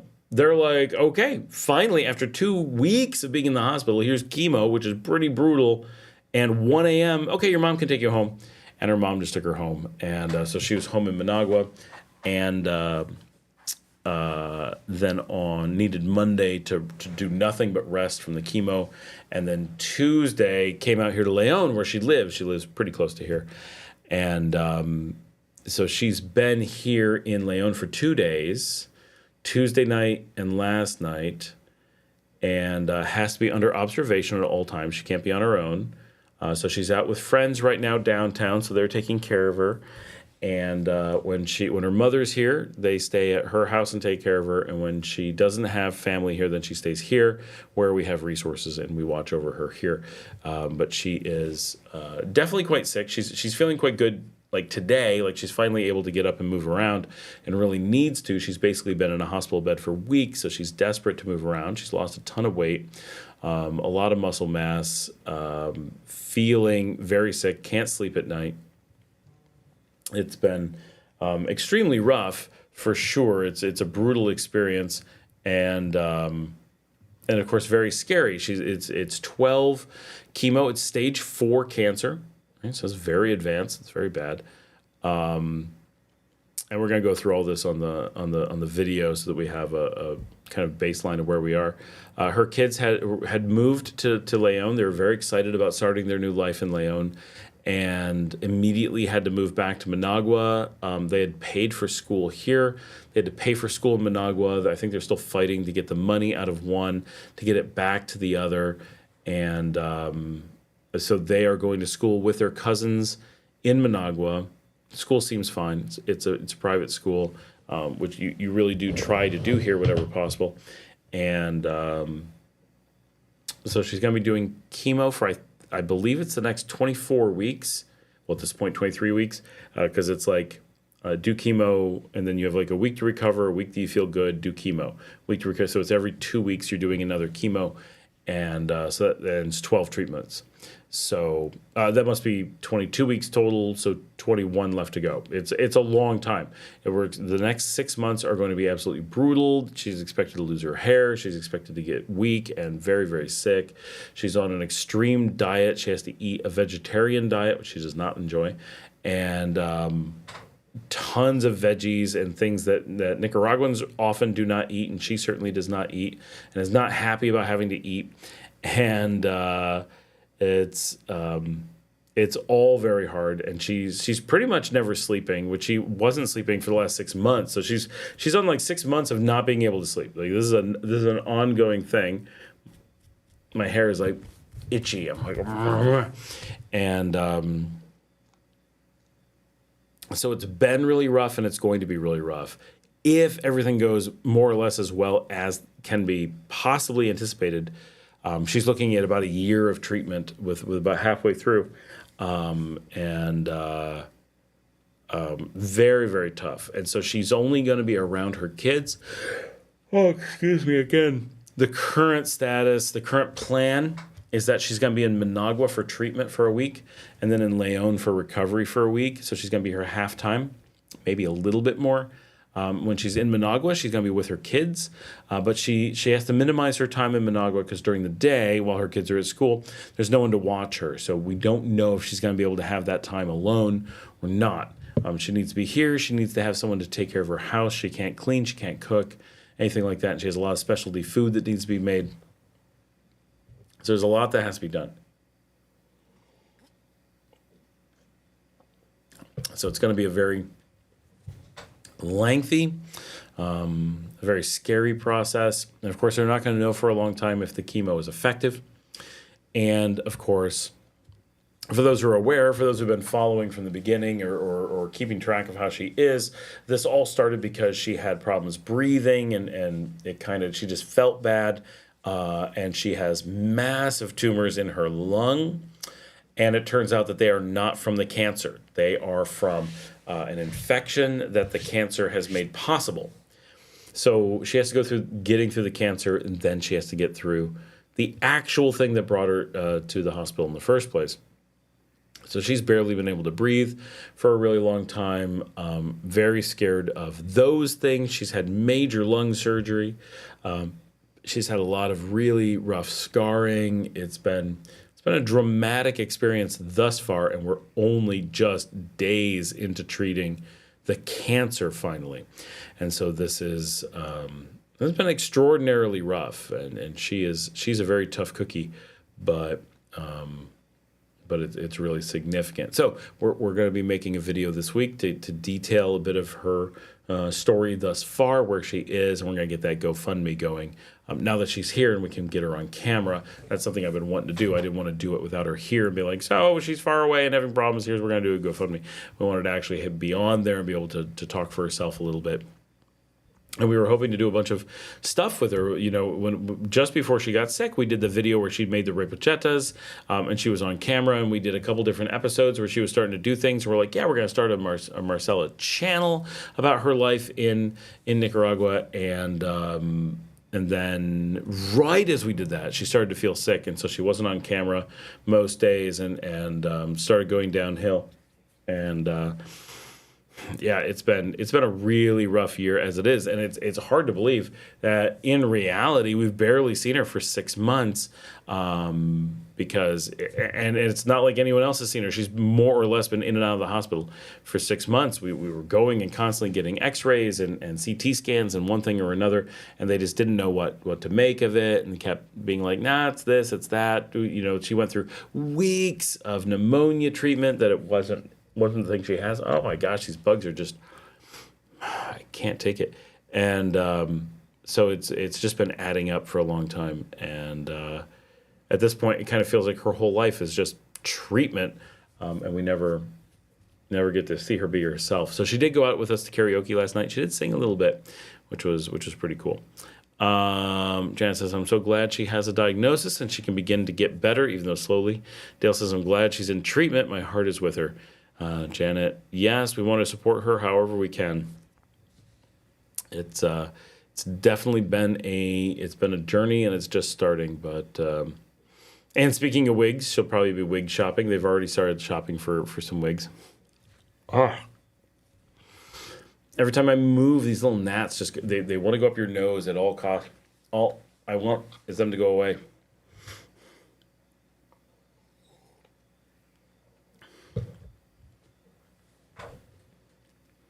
I also have a very wiry mustache, so sometimes it decides to bother my nose too. And so the combination, you're not sure what it is. And you're like, is it hair? Is it a bug? But it keeps bothering me. Podcaster problems. Here we are at, what time is it? Almost a quarter after 11 on a Thursday night. We are pulling through. So hopefully that'll be up soon, and we will have GoFundMe, and we're really hoping to raise about $4,000 more. She's already raised $1,000, which is making a huge difference for her, because the healthcare is free, and this will all be in the video. But you know, healthcare here is free, and she's getting really good care. She's being treated at Managua, which is the excellent oncology unit in Managua. But she has a lot of costs. She doesn't have. Her mother has a new bakery, Panaderia. And basically all of her family that is willing to care for her is part of the new bakery. So they're very limited in being able to help her. They're doing a ton, but they're really pushing themselves hard to find time for her and to keep their business afloat. She has a lot of family that is not supportive, and they bailed not only on her, they won't give her any support, they also bailed on the bakery, and they're not helping out with the family business. So there's just a lot of that going on. So she really has no one to support her for the most part, very, very little family support. And so that's a really big deal. So she needs money for people to clean her house and to cook for her, to watch her kids, and do a lot of transportation, and to deal with like school supplies and some basic stuff. And that's the biggest thing. And we're hoping with $4,000 additional, because she's gone through a lot of the initial money already, because she had to get a lot of like just preparing, like needing to make life comfortable enough to deal with treatments.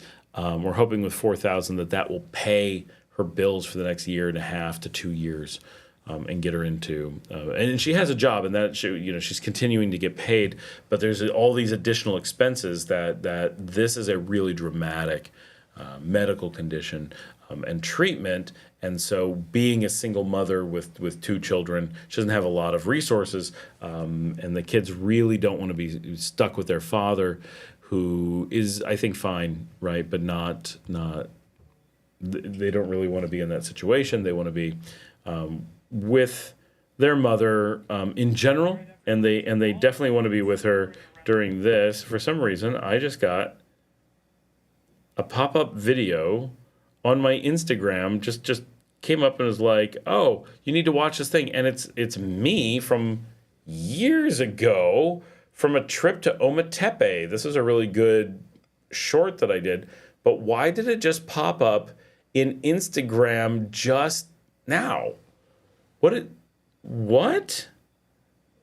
just happened? That is super weird. Okay. Anyway, I'm like, it buzzed me. Like, you have to check this news. Like, all right, what's going on?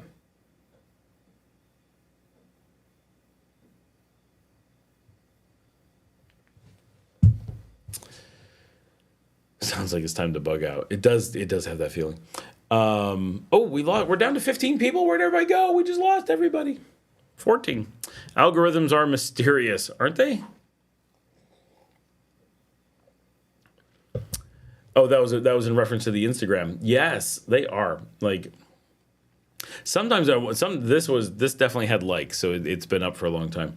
But sometimes I wonder if it's like something stuck on my phone that hasn't uploaded for a really long time, and then it finally uploads for some reason, and it's like, oh, we finally got this, and then boom, you're out of nowhere. You're like, I uploaded this like a month ago. There is evidently a wrinkle in the universe, time and space. Janet is a reader of Madeleine L'Engle, I do believe. How many people read Madeleine L'Engle? There's a question. Let's get a roll call on Madeleine L'Engle readers. I've actually read almost everything she's ever written, which is wild. Like sometimes I really don't even like her writing, but I've read all 3 of her major series multiple times. I've read them in paperback, and I have them all on Audible, which I've never really. Well, to be anyway, as far as I'm concerned, the way it might as well be magic. Janet, yes, indeed. Aha. Do you read only the Wrinkle quintilogy, or are you also a fan of Meet the Austins and the Austen trilogy? And what about the Arm of the Starfish trilogy? What's its actual name? Now we gotta look it up.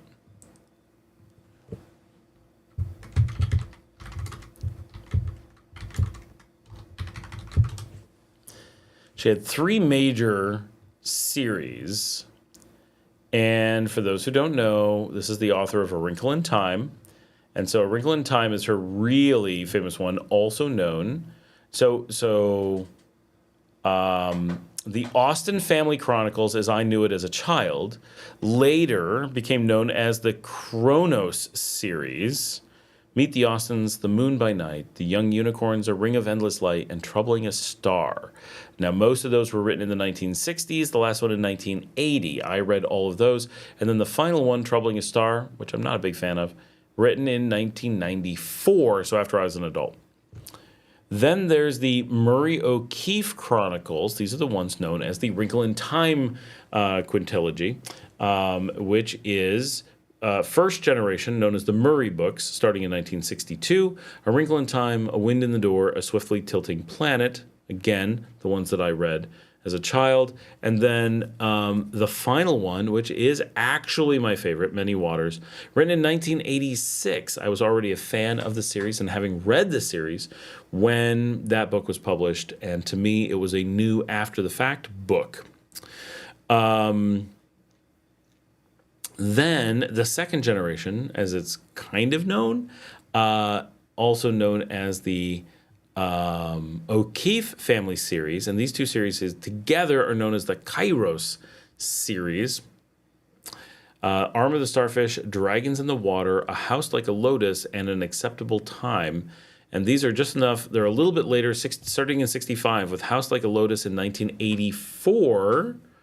That was House Like a Lotus came out in time for me to see it as an old book, and Many Waters came out in 86, which was new enough for me to see it as a new book that I had to wait after I'd read all of the others. And then An Acceptable Time, 1989, was so much later that to me it was something I didn't read until I was an adult because I had moved past the series at that time. The original series, including An Acceptable Time, is also known as the Time Quintet, which is what I was thinking of as the title. I read those quite a bit when I was very young. And honestly, I think the Austen Family Chronicles is actually my favorite, especially the older ones. Troubling a Star, I didn't read until so much later. I don't even...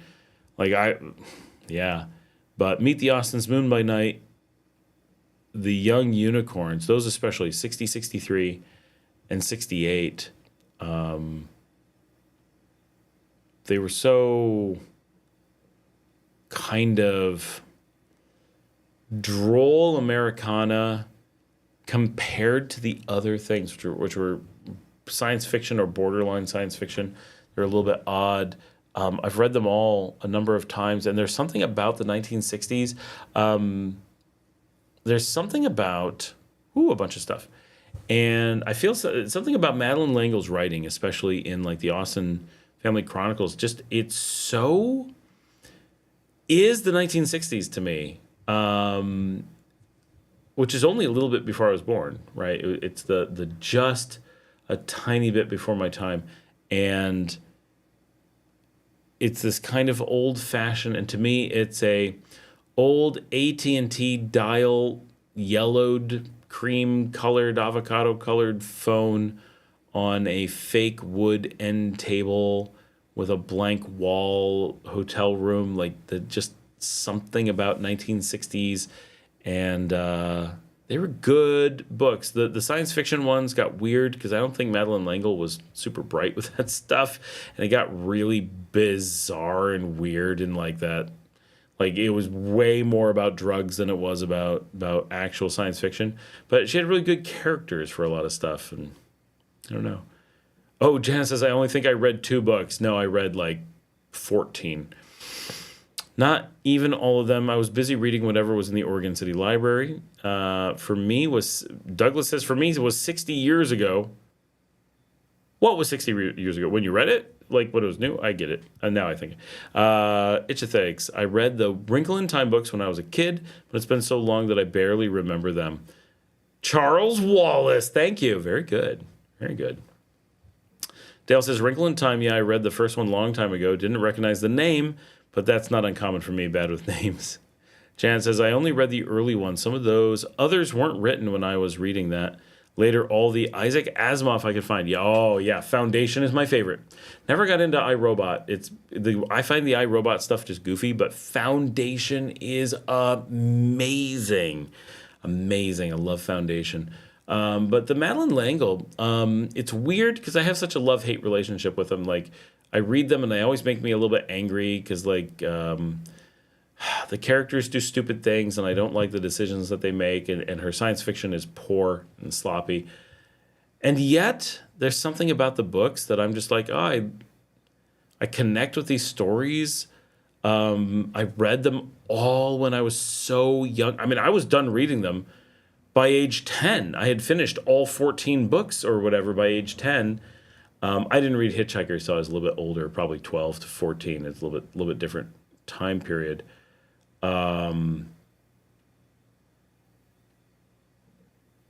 But they take me back heavily, and put me in a childhood state of mind, probably because they were books that I connected with so much when I was so young. You know, I was talking with my wife recently about this, and my wife is a absolutely avid reader. She never reads less than, say, a book every 2 days, and will have times where she reads more than a book a day, like over like large periods of time, like over the course of a year, she can be above one a day.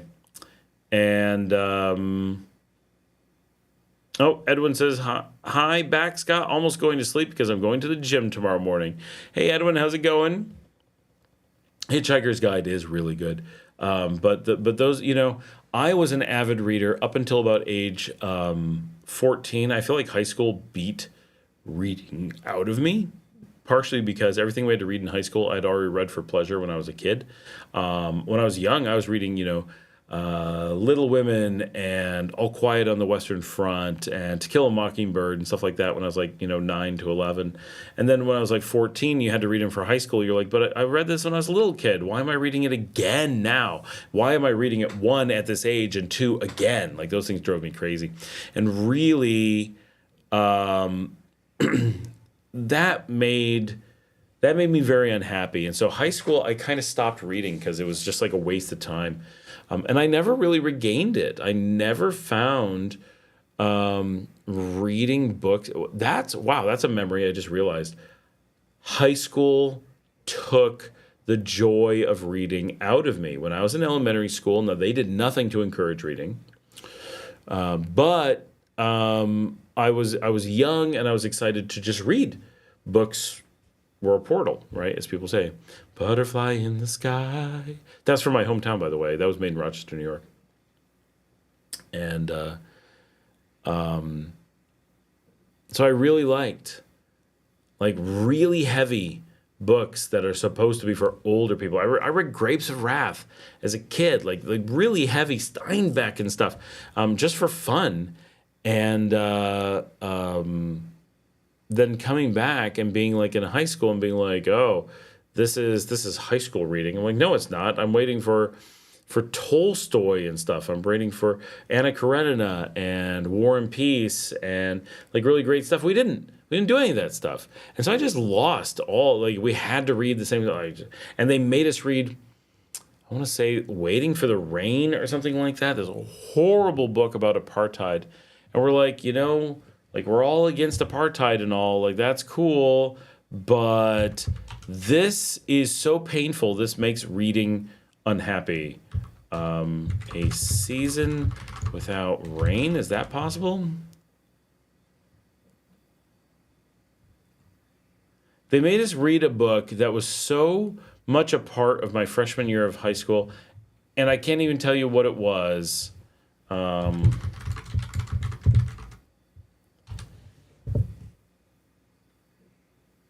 Waiting for the Rain. No, that's from 2024. Nope. It was an old book. And by the time we were done reading the book, apartheid was over. It was like, oh, we did it. And it's like, oh, because we suffered through this book? Is that how we did it? Was that useful? Isaac was awesome. One of my faves. And yeah, Foundation was excellent. Robot ones were engaging, but Foundation I've returned to many times. Me too. And the Apple series. In the end, Panama beat Nicaragua in the final. They are a father in every sport. Find read H. Beam Piper's stories on Gutenberg. Don't know those. Jan says, I read the fattest books in the high school library, like War and Peace. Then I took a Dostoevsky class at university to have a chance to read Dostoevsky. That's pretty cool. Justin says, my mom is from Guatemala and wanted to get dual citizenship. Any ideas how to acquire it? Well, Justin, dual with the United States? With where? Where do you live now? And what is your situation as far as where were you born? What citizenship do you have? Does your mother have Guatemalan citizenship? What's her status? That'll help. We don't have definitive answers on Guatemala, but we can probably get you closer. M. Edwin says, am I watching Super Bowl, whatever, on, that must be 59, on February 9th? I am very unlikely to be watching it unless I am at my own restaurant promoting it for an event. Then I'll probably show up because it's a party, but I won't pay any attention to it because I don't even know who's playing. Like, to me, there is nothing in the world more boring than American football. I will watch the Managua American Football Women's League because it's Managua, and yeah, that's about it. San Francisco. Oh, United States, San Francisco. She does have both. Start with A Planet for Texans. I don't know. Want to have it with the mess going on here. Oh, I bet, Justin. Yeah. So if your mother's Guatemalan born, there's a really, I'm sorry, she is, I'm sure. Given that your mother still has her Guatemalan citizenship and had it when you were born, there's a really good chance that you only need to contact the embassy and ask about obtaining or claiming citizenship. That's probably really easy. Now, how old are you? That's a good question. Janet, I agree about the American football thing. I just can't do it. It's more than I can handle. American football. I can handle a lot of sports. That one is the worst. The combination of the actual sport being really boring and it being a franchise of a single company is just, my brain melts out of my ears. I can't. Thank you, 43. I'm glad I dropped out of high school before my love of reading was killed. Unhappily, the computer has curtailed my reading the last 15 years or so. I ended up, I really don't enjoy reading. My wife still reads like crazy. Neither of my kids read at all. And my wife is so upset about it. And every so often, I'll be like, oh, I used to read Madeleine L'Engle, L.L. Montgomery, Mark Twain. I had lots of things. I read good books, and I was serious about it. I read everything that L'Engle wrote. I read Anne of Green Gables. I was so into. That's L.L. Montgomery. When I was 16, got my parents to decide to take a vacation in Prince Edward Island, and I drove from New York to Prince Edward Island to look at a map. It's a long drive. And I went to all the places in the book. I went to the haunted forest. I went to Green Gables itself. I took pictures of it. My pictures from that trip when I was 16 years old are still to this day used in the Department of Tourism for Prince Edward Island. I really took it seriously. When I was older still, let's see if I can figure this out. So I'm 48, and this was 16 years ago. That actually seems recent, but that would have made me 32. That seems about right. I mentioned that I read All Quiet on the Western Front a couple times. I've been to Eric Maria Remarque's house. I've been to the Maria Remarque Museum and the All Quiet on the Western Front Museum. I've spent time in the town that inspired it, and I've connected in ways with a lot of the literature that I'm really interested in interesting ways. Edwin says, good night, Scott. I'm signing off. See you next Thursday live stream. Edwin, have a good night. It's a thanks. Kindle and ebooks have turned me back into an avid reader. It almost could. Sometimes my wife has ebooks, and that's what she uses is that stuff. She uses Kindle, and she loves it, and I like it, but I feel like my love of reading is just gone. When I was older, I read voraciously, but it was all technical and business. I studied and went through. I had a library. I spent over $50,000 when I was young amassing a library, and studied so much. But hold on, Justin. We're studying this Guatemalan nationality law. We're getting there. I actually have it up on the screen. I'm picking up some information. So give me just a second before you disappear. But you did say, before I sign off, I just found your channel, and it's great and informative. Thank you so much. I'm going to type because I don't know how far behind you are.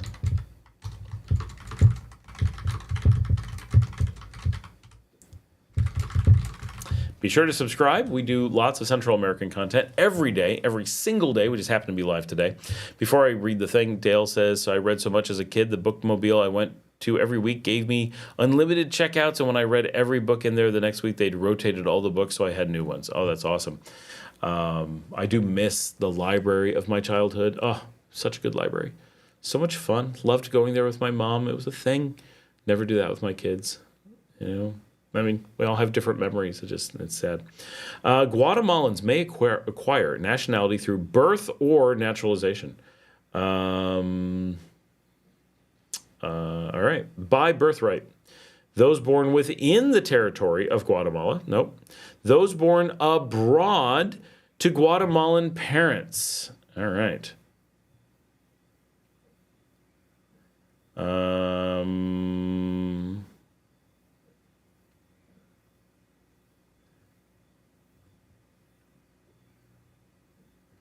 Dual nationality. Guatemala has a dual nationality agreement with Spain, whereby their nationals of origin can opt for the other's nationality solely by establishing their legal residence in the country and registering this desired change. Wow, that is the best dual nationality program I've ever heard of.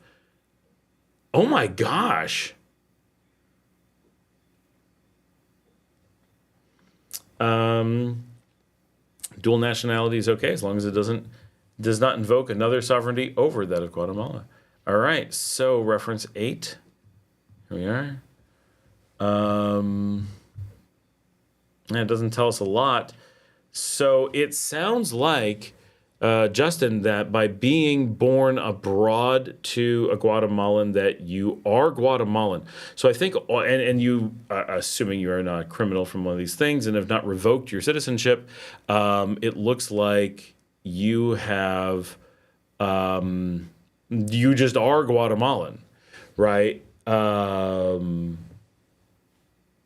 Because you have both jus soli and jus sanguinis in Guatemala. Like, Guatemala is like, nope, we don't give up our people. So I think you just need to reach out to the embassy and request your passport. So you believe you are born a Guatemalan citizen. You want to verify. You definitely want to claim your birthright, and you would like to receive your passport. And I have a feeling that might be all you need to do. So definitely go down that path.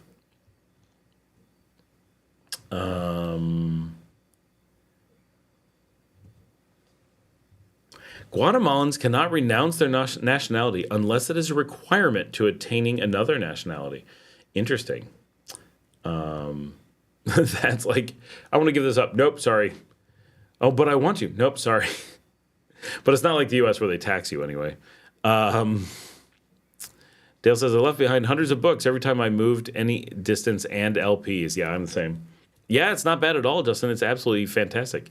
He says, sweet, I'm going to make an appointment at the embassy in San Francisco. Yeah, you're probably good. And if you spent much time in Guatemala, it's my second favorite country. If I wasn't living in Nicaragua, I would live in Guatemala. Hands down. Absolutely love it. My favorite city in the world is Guatemala. Roma. Rome is so good, and I instantly feel home in Roma. But I also I don't quite feel home in Guatemala City, but I do feel comfortable. But it's more like it feels oddly more exotic, and but I absolutely love every moment. I never am in Guatemala City that I'm just not so happy to be there. I'm also so happy to be in Rome. Those are and Madrid. Those are my big three cities so far that I found. Really like Buenos Aires, but it's not on par with those. I think probably Rome, Guate, Madrid is my order of cities that I love. But if I had to live in one, Guate, then maybe Madrid, then maybe Roma. It's a little bit hard to say. I do find Madrid easier to speak, but I used to speak Italian. I can do it.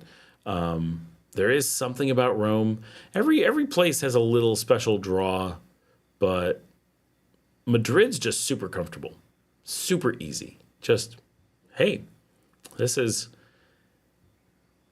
just is. I don't know.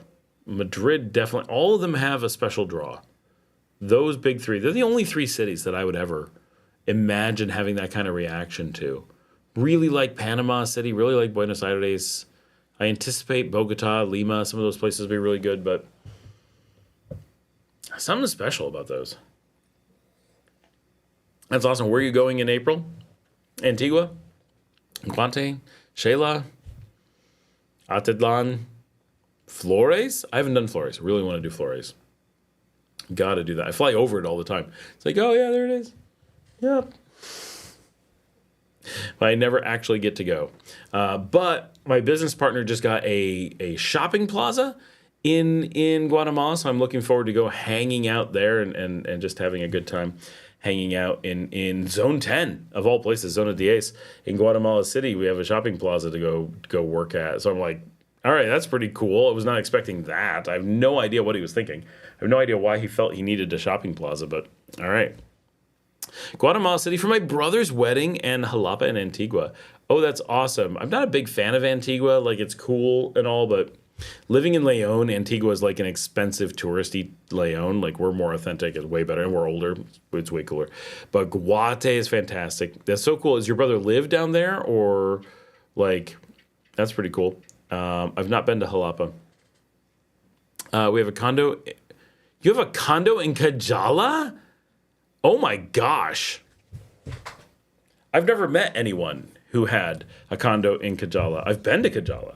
I've walked around. Like, that's, wow. That is so freaking cool. That is, I don't even know. I don't know where to go with that. That is really something. Wiggy says, what can you tell me about Atitlan? Looks like a nifty place. Atitlan is definitely super cool. I love it. However, I don't know how much. So it reminds me of Ometepe, but inverted, because it's a lake with the volcanoes around it, and it's so beautiful and unique, and you have these neat little villages. Sorry, I'm losing my voice.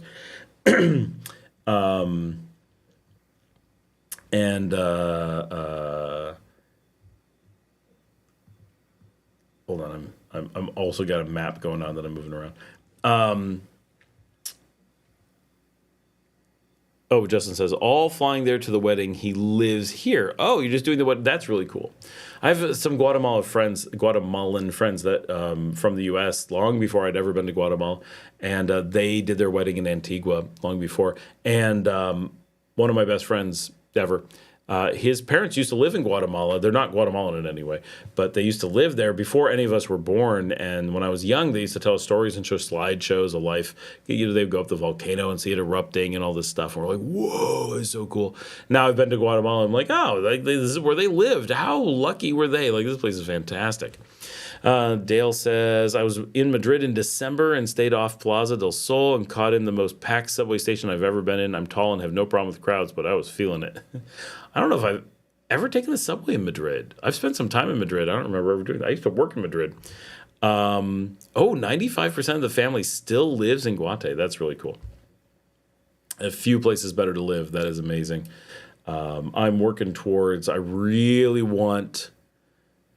Really, by the end of this year, which is a whole year away, I'd really like to finally have a condo in Guate. I wish in Cajala, but I'm looking more like Diaz. But wow, what was the question? Oh, Atitlan. So Atitlan is well worth visiting. Understand that it's very touristy. Even if you go to the authentic villages, they're pretty touristy. That place is so overrun with tourists, even though it's giant, but it is magic. Don't skip it. And I'm going to tell you, this is one of my, and you're going to be like, this is the dumbest thing I've ever heard. But, what did I say? Okay, so Panajachel, you come in, and then it's got to be San Marcos La Laguna. That sounds right. It's the place famous for where you jump off the cliff, which is not why I was there. And now I've got to double check this. I'm going to have to check my videos. But we stayed in... did we? No. We found the most amazing... oh my gosh.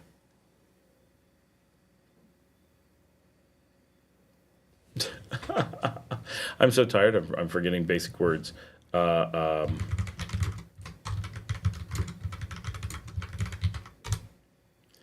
What am I thinking of? Poutine.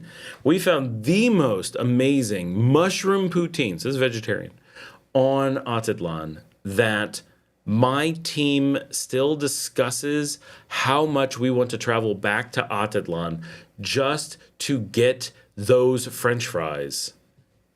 Years later. It was 3 years ago. We still talk about it. Same person. I've traveled to Argentina with her. We've been around the world. No. We still talk about the poutine in Atitlan, of all things that you could possibly imagine.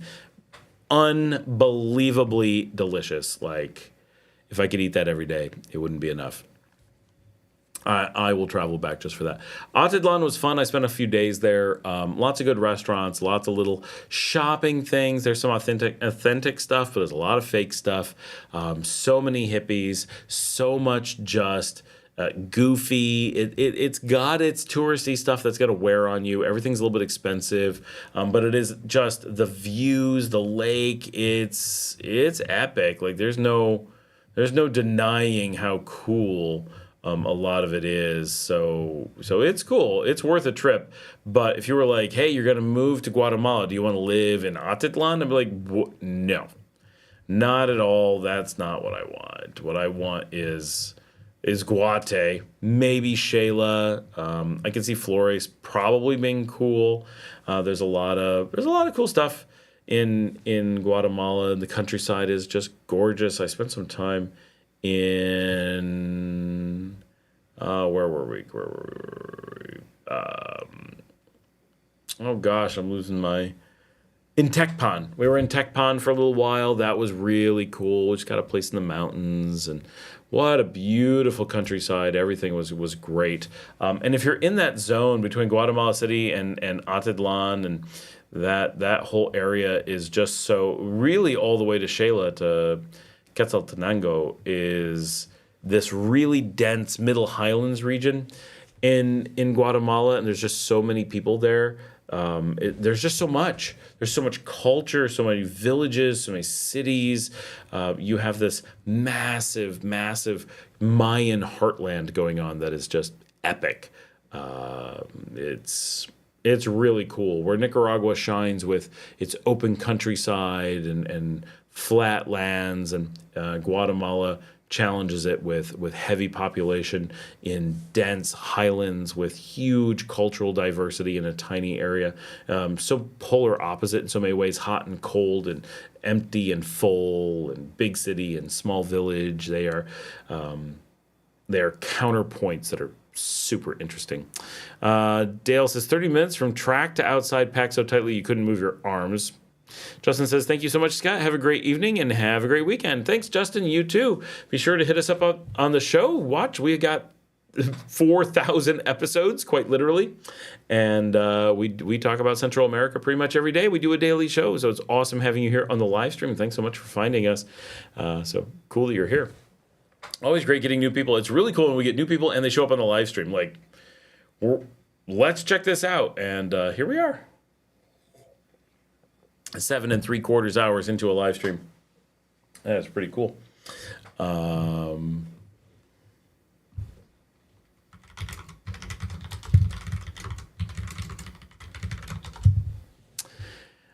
right, have a good evening, Justin. What are we doing tomorrow on the show? I don't even know. I think it's a normal Friday, low key. Trying to keep it normal. Today's a rockin' day. Between this and the regular video doing really well today, this is fantastic. And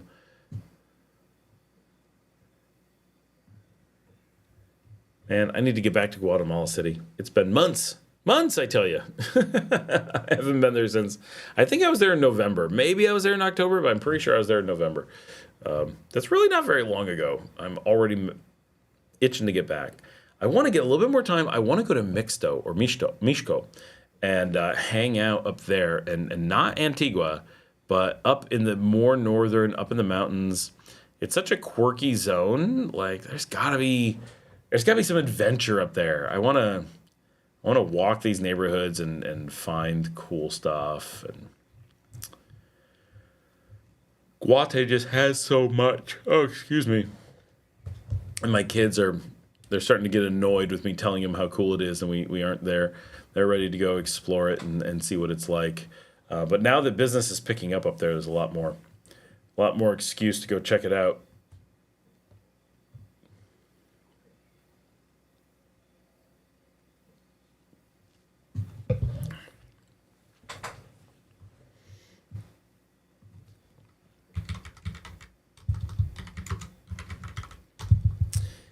All right, guys, keep chatting. I need stuff going on.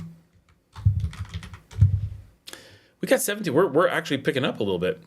More people on rather than less.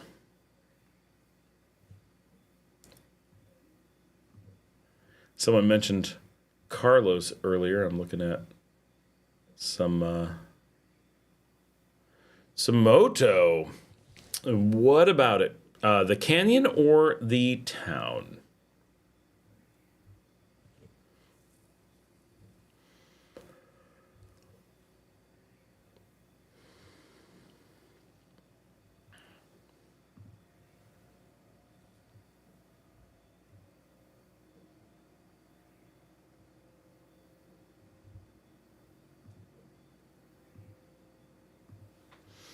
Wow, there's an apartment for sale in Kajala that I can afford. That's a dangerous situation. Both. Okay. Well, it's a cool area of the country. It's very pretty up there, pretty remote. I've never done the canyon, believe it or not. I grew up by a canyon, so like canyons are not, they're cool and all, but I'm not like, ooh, I've got to go see a canyon. I would never believe there's a canyon anywhere.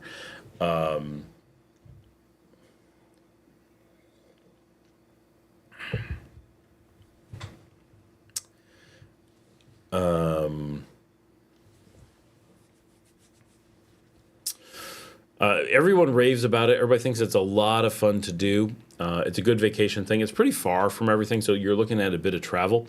And it's Wiggy, have a good night, and thank you so much. Really appreciate everything, of course. And salud, have a good night, and we'll see you next time. Dale says looks beautiful from the videos he's seen. Yeah, for sure. I've driven through. I've been right there. Beautiful, beautiful area, but it's so remote. That's the biggest thing. Like getting up there, you can take public transportation very hard. You can Drive yourself up there, of course, which takes quite a bit of time and effort, but very easy drive, really, realistically.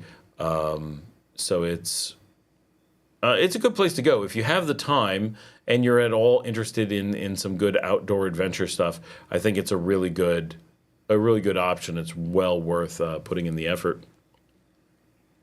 I want to point out already at this point in the show, we are the 1, 2, 3, 4. We are the fourth most watched live stream we have ever done.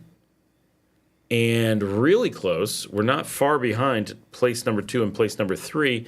And a good number of the views come tomorrow, not today. These are right now the number that we have to count from, which is, let's just tell you what it is. I need to talk for a minute. We are currently at 738 views, and that is climbing as we go. And our current fourth place is 704. In third is 853, and in second is 888. Those are not that far behind. The percentage that we will get tomorrow should be pretty good. And then our number one of all time is 1,129, which was the famous Canadians Moving episode from June, which of course got a ton.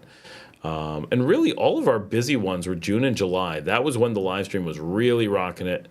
And a couple in like November that did pretty well, but that was when we were, something about it, we just like people were like getting into the groove and the show got really popular and just exploded to some degree.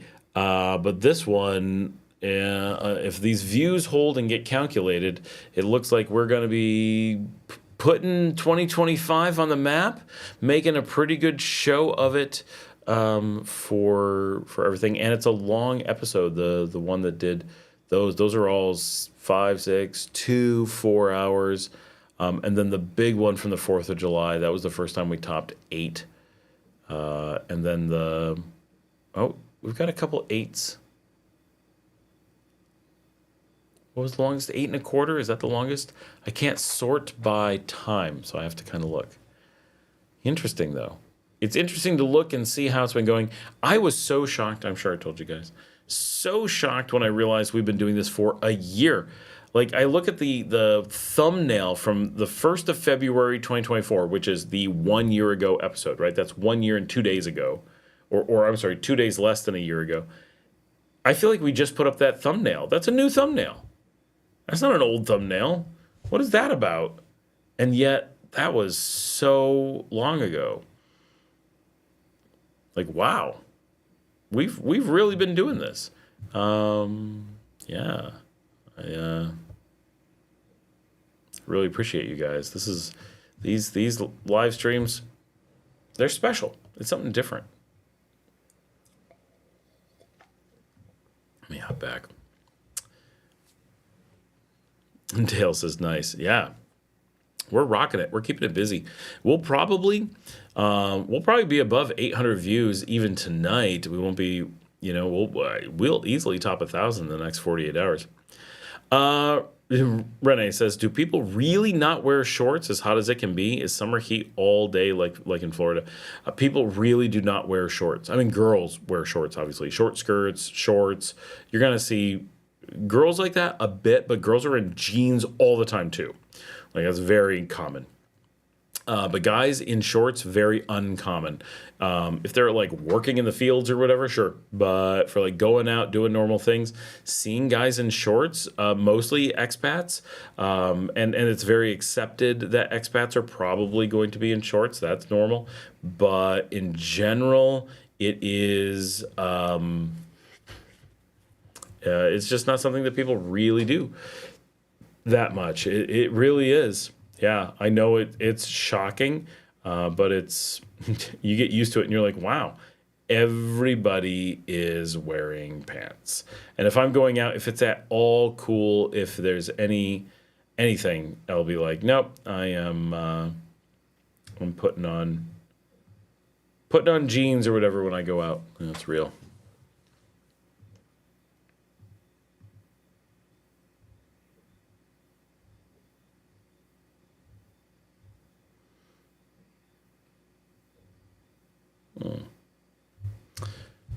Sorry, looking at real estate. looking at real estate that is almost certainly not real, but I could be tempted. I could certainly be tempted into Kajala. With that would be a place to spend the weekend. What are you doing this weekend? I'm heading up to Kajala. See you there. Let's go hang out. Oh my gosh, everybody be like, let's go. That is such a fun area. Yeah, going out on a tomorrow night. We're gonna go out to Via Via. Oh my gosh, if anyone's in town, anybody here in town tomorrow, Janet, we are going to Mazote tomorrow at Via Via. So we've got a table. Hit up Cindy if you need to be added to the table. Sí, yo hablo español un poco. Hablé un poco en el canal más antes porque no hablo super bueno, pero hablo suficiente. Fui en el televisor unas veces en vivo con entrevistas en canales nicaragüenses. Es más o menos. Yo tenía clases de español cuando era joven en el colegio, pero cuando era joven no hablé nada. Aunque mi profesora, ella no habla español bueno. Fue más o menos, pero nunca en un país hispanohablante. Pero ahora hablo cada día y un poco. Es todo mi negocio. Habla en español todo el día. Mis oficinas están en Bolivia, Argentina, México, Guatemala, Panamá y Belice. Belice está en inglés, por supuesto, pero es suficiente para tener conversaciones aquí en Nicaragua, pero el acento aquí está un poco difícil. Cuando estoy en Guatemala, pienso que es más fácil para hablar porque puedo escuchar mucho mejor. Pero cuando estoy en Costa Rica es súper difícil. El acento es duro. Duro para mí. Aquí es más o menos en Nicaragua. Es difícil, pero está a escuchar. Puedo escuchar un poco, pero en un bar, en un restaurante hay mucho ruido y para mí es súper difícil. Pero cuando hay silencio, puedo escuchar mucho. So yeah, I speak a little bit of Spanish, but it's definitely bad. Janet, you have your own table. Okay. Kajala, Rene, Kajala is the most exclusive property in all of Latin America. It is the Beverly Hills. They call it the Beverly Hills of Guatemala City, but it's the Beverly Hills of Latin America. It is some of the most expensive, exclusive stuff you could possibly imagine. Absolutely beautiful. It is an entire city within a city where you can't even have cars. It's pedestrian only. If you want to park there, you have to park in the underground city beneath the city and take escalators into the main plaza. Like, it's impossible to, no matter how much I describe how off the hook ritzy Kajala is, it is more than you think. It is so beautiful, so organized, so clean, so perfect. You're just like, what is this? It is its own thing that you have to experience. It's worth checking out. You can't take cameras in. Next time I go, I'm going to apply for a camera journalistic license so I can film it and get more of it. You can take a phone in, but you can't take a camera in. And it's It's crazy that such a place exists. Pushing 1 a.m. here, 40 miles east of Orlando, Florida. Good night. All right, Douglas, have a good night. Triple X says, I'm from Nicaragua and your Spanish is good. At least you can communicate. Thank you very much. Where is my restaurant? Tengo dos restaurantes en Las Peñitas, en el sur de Ponloya. Y entonces tengo Desperados, es un restaurante de bistec y cervezas de sifón y de humo para bistec y cerdo y salmón. Hay un jardín de cervezas enfrente, es fancy. Y tengo un hostel en la misma playa. Al sur, el lado de Playa Roca es el Simple, The Simple Beach Lodge en inglés, pero y es el nombre oficial, pero toda la gente en la playa dice el Simple.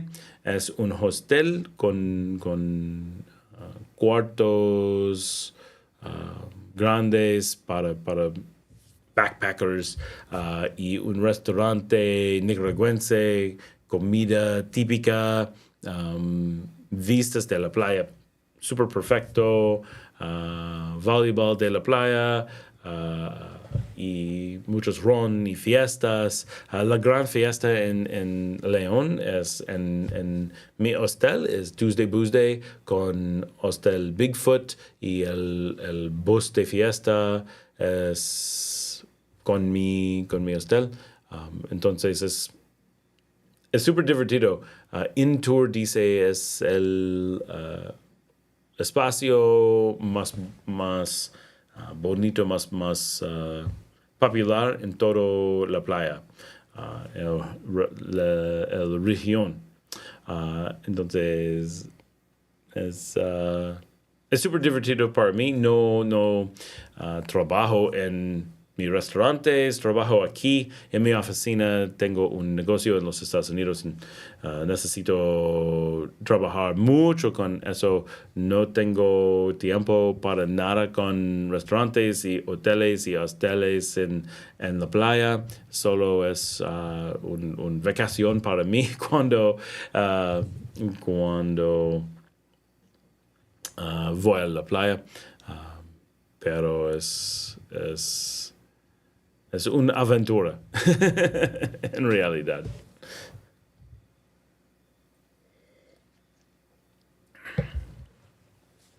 So Desperados and The Simple, both in Las Peñitas on the south side of Ponaloya.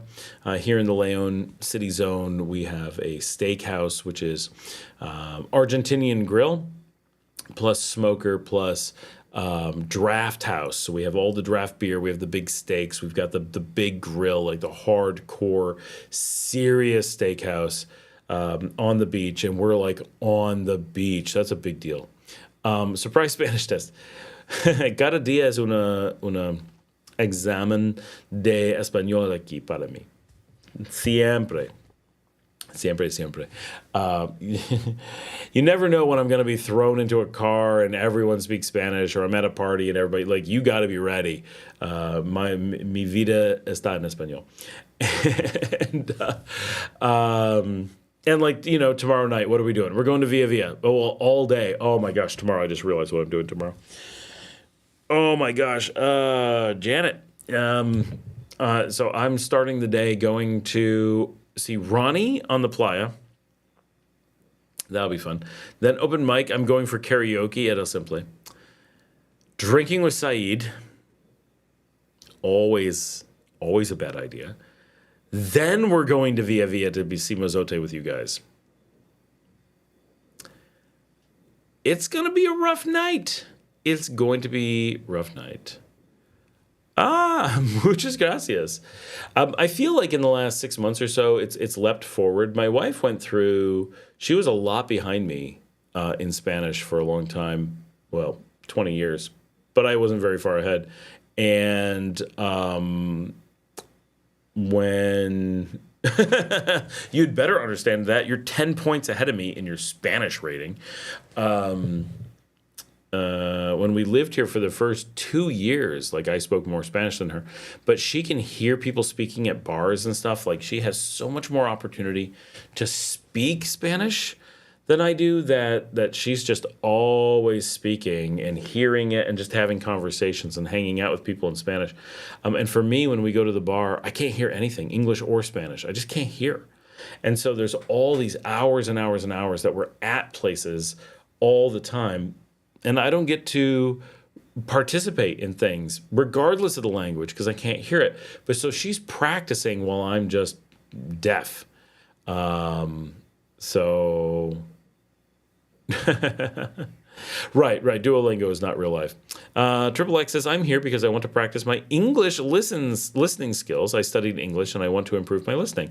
Oh, awesome. Triple X. Well, Janet is an English teacher here.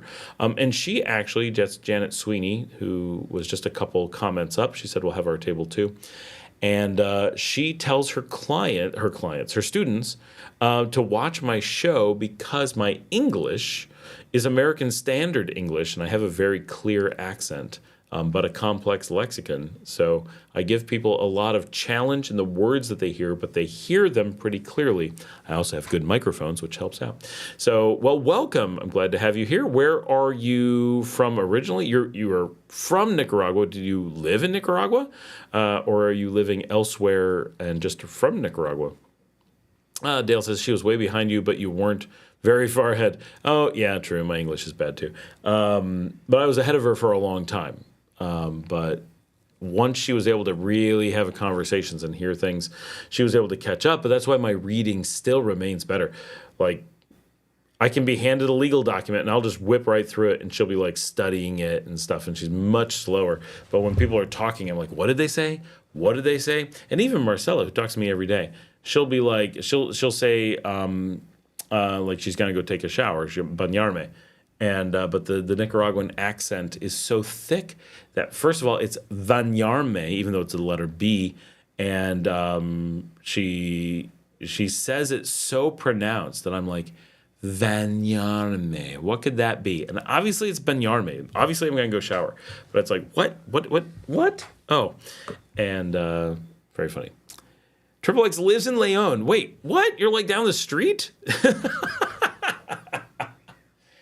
Well, you need to come out to Via Via tomorrow night and hang out with Janet and I. With Janet and me. I even got my English wrong. I've had a bottle of wine and it's very late at night, so my English is starting to slip. I apologize. We are 12 minutes away from setting the all-time longest video record. We didn't get started as early as I hoped, but we did. We did hit the ground hard, and we have, I just noticed, we have 648 likes on the live stream, is what it says. 648 likes? I'm not sure I've ever seen a number like that on anything. Is that possibly real? Likes, where's the likes? No. Oh, it doesn't give me a spot where I can see the likes quickly. Well, that's live viewers. Oh, here we go. Likes versus, oh no, there's a ratio. Oh, there we go. Oh my gosh. A normal live stream, our biggest live stream ever at 1,129 got 89 likes. Tonight we got 648. Whoa. What? That is increíble. And they're 99.8% positive. Like, I don't even know where to go with that. Dale says I saw that earlier. The like ratio, that is absolutely nuts. Wow.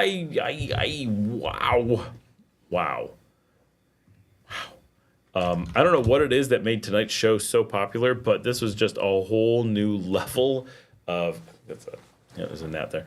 A whole new level of everything going on with that. Just, wow. Well, that's super cool. So Triple X, I am in Sutiava. And yeah. So if you go out to the playa, Desperados and the Simple Beach Lodge are mine. Thank you for the extra like. There it is, 649. All right, guys, we can do this. One more like and we hit 650. Let's see what we can do. Who's got this? Dale says there was that huge influx in the middle, which was kind of weird, but yeah, the likes ratio is pretty nuts. Yeah, I never seen anything like this. Like, this is definitely different for sure.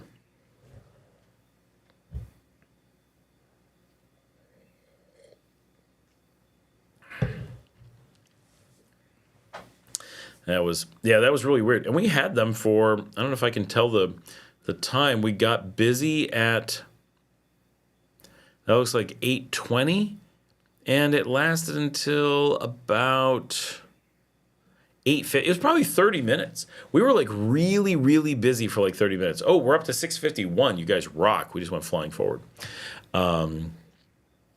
Janet says, just the title, wow, it's a crazy world. True. Maybe that brought people in. That was the key.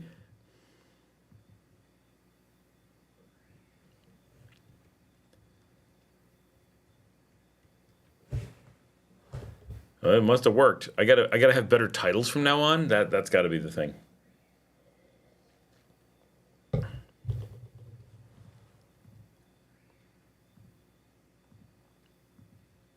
If they Google crazy world, they get you. Well, that's true, obviously. But I mean, that was true before. So Janet, we got to figure out who Triple X is because they live in Leon. They're part of our little community here. Just make sure you leave a sacrifice for the algorithm for your continued good fortune. Yeah, well, this is wild. I so wish there was any explanation from Google as to why it was suddenly so popular. Like, what did we do right? And then it stayed for quite a long time. So it was real. Like, it was really actively working. And it's just like, what is going on? I don't know. And we still got 14 people. It's after midnight. Like, we're going crazy.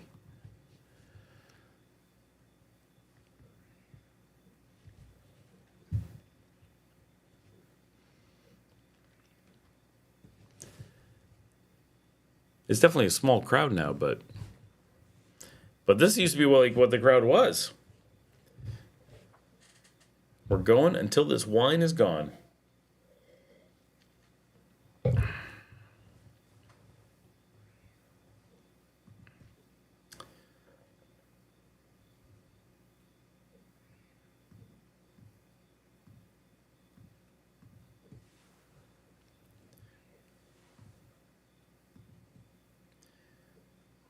Anybody got questions? 10 here.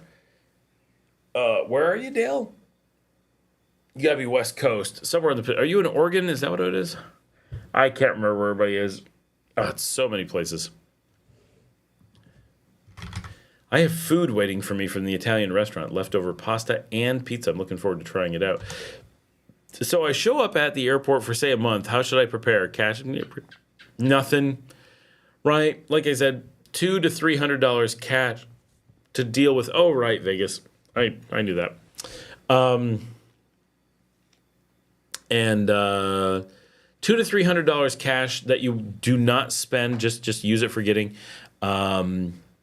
Just use it for getting in and out of the airport and doing the most basic stuff. Don't worry about anything else. And then 3:13 in the afternoon. You've been watching since like mid-morning. That's hilarious. What are you doing at school today? We're watching half English, half Spanish. It's like 90% English, 10% Spanish. Crazy vlog live stream out of Leon, Nicaragua, while Scott drinks a bottle of wine on camera. So I've been wondering, what if I live stream when I work during the day? Obviously, I can't do it when I have meetings. Like, that wouldn't work. But like I sit at my office, like I'm sitting here all day long normally, and there's nothing like happening, but I could just have a live stream on and be like sitting here and people could like hang out with me all day long. Like, would that be a thing? That'd be hilarious. I keep wanting to do that just to see what's on. Oh, you're on vacation. Oh, well, I'm glad to be providing the entertainment for your vacation. That's awesome. It must be funny being like, so Scott's had a bottle of wine and it's 1 o'clock in the morning, or coming up on 1 o'clock in the morning. This is what we get on the live stream on the other side of the world. I have noticed that the number of bugs in my wine has decreased. I'll let you draw your conclusions.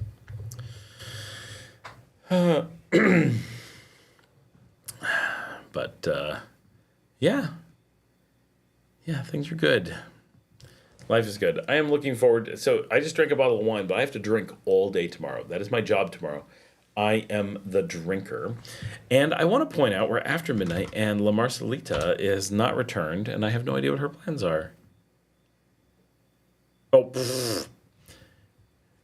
En un rato, creo. Sooner or later. I thought you were vegetarian. I am vegetarian. What did I say? What am I doing? That's not vegetarian. I'm drinking tomorrow. Rum is vegetarian. I hope. Hope there's no meat in rum. Oh, I'm having pizza and pasta. Those are vegetarian. No meat in those. Slow TV is a thing, right? There are people that just stream their cat nook or their ant farm. Maybe you could train the geckos. I can't find the geckos today. It's bothering me that I can't see any. It's weird, but yeah, gnats. Oh yeah, film the gnats. But yeah, slow TV. But should it be on the live stream on this channel? I mean, where else would it be? But then people are going to be like, oh, he's talking about Nicaragua. Nope, he's just sitting at his desk. But realistically, I do spend a lot of my day editing videos, and I could be here, and people could ask things, but it would be a much slower live stream than these. Because like now, I'm not doing anything. I mean, okay, sometimes I'm doing stuff, but I'm very rarely doing things. It's very little doing things, and I'm really focused on talking to you guys. But if I was to like be working, it would be like every 10 minutes I'm able to check the messages to see if anyone said anything. I suppose if I kept the screen up there, I would see you guys comment pretty quickly, and I could be like doing my work and be like, oh, someone has a thing. And then I could just talk while I'm working. I could that could work, I guess. Maybe. That could be legit.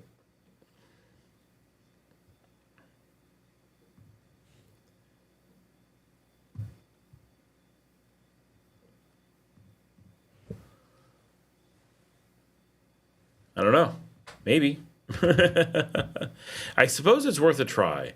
I'd be interested to see like what it ends up like, because I don't know what it would be like for me working all day. I'm not going to do it tomorrow, that's for sure. But on a day when I really do have enough time free that it's not like a major thing to set it up and have it on. 'Cause a lot of times like people are popping in and out of my office all day, so I got to be a little bit mindful of that and whatnot, but I don't see why not. I just wonder if people will be annoyed by it, be like, this is stupid, or be like, cool, I can just have Scott on like all throughout the day and like, chill.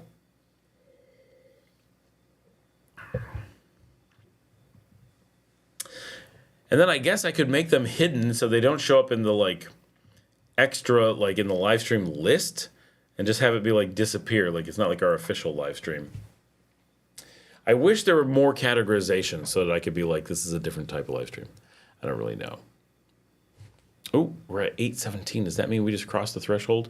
Are we the longest ever? 8:02? Yep. 8:14, we're longer than that. All right, we're searching. Searching. Yeah. I don't see anything that comes comes up to that. This is our longest video we've ever done. I don't even feel like we've been here that long. We have accomplished something. Oh, we have some short ones. 24 minutes, 43 minutes, 19 minutes. It's like we weren't even trying. 39 minutes. 8 minutes. What is that? Oh, yeah, I used to stream like, random things. Which I still do once in a while, but I never know about those. It's like I'm going to stream a thing and I imagine people are like, yes, we're going to watch. And then you get on and it's like, oh, he's just showing some bar he's at or something.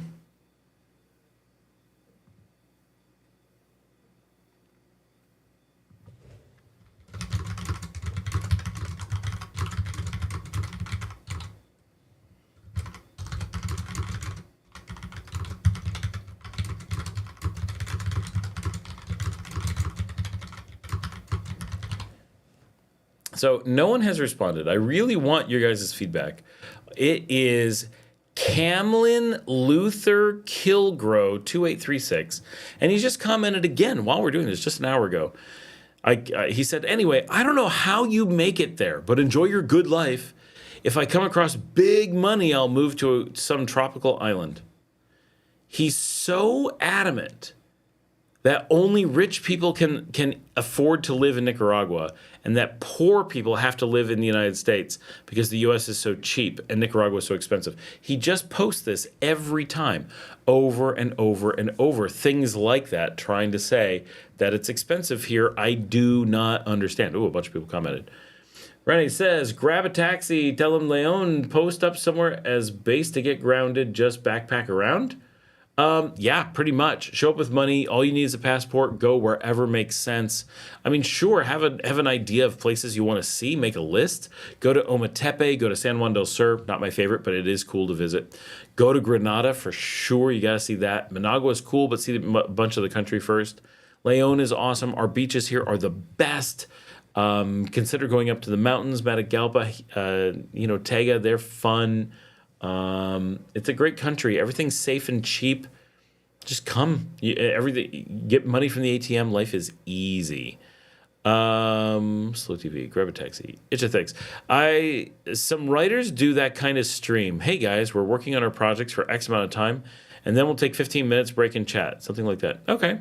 Yep. I've seen developers do that. Oh, streaming Pomodoro. Yep. But it says, no way you're still live. I certainly am, Mario. I am here. All right. Renee says, I'm fangin'? I don't know what that means. Dale says, lots of live streams have more limited interactions with the subject. It's just watching someone live or work. Not sure what the point is, but it's certainly a category. I know it's a category. I'm not sure how to... Like, if I could make a separate channel that's like me streaming. Like all day, just me doing stuff. Because I can do that. I have the capacity to do that mentally, I think. And so it's like, but should it be this channel? Or should I have a channel of me just streaming where it's like, I'm going to play some music in the background and you can just have it on and have me with you while I work. Which is cool, but then my audience here won't be aware of it and you won't be alerted. And I don't know. Right? But it's weird to put that different content on here. That's why Nicaragua 360 is a different channel. Right? Which I need to go film for sometime soon. And I totally screwed this up. This is my fault. I was in Managua and had a chance to do a bunch of 360 recording.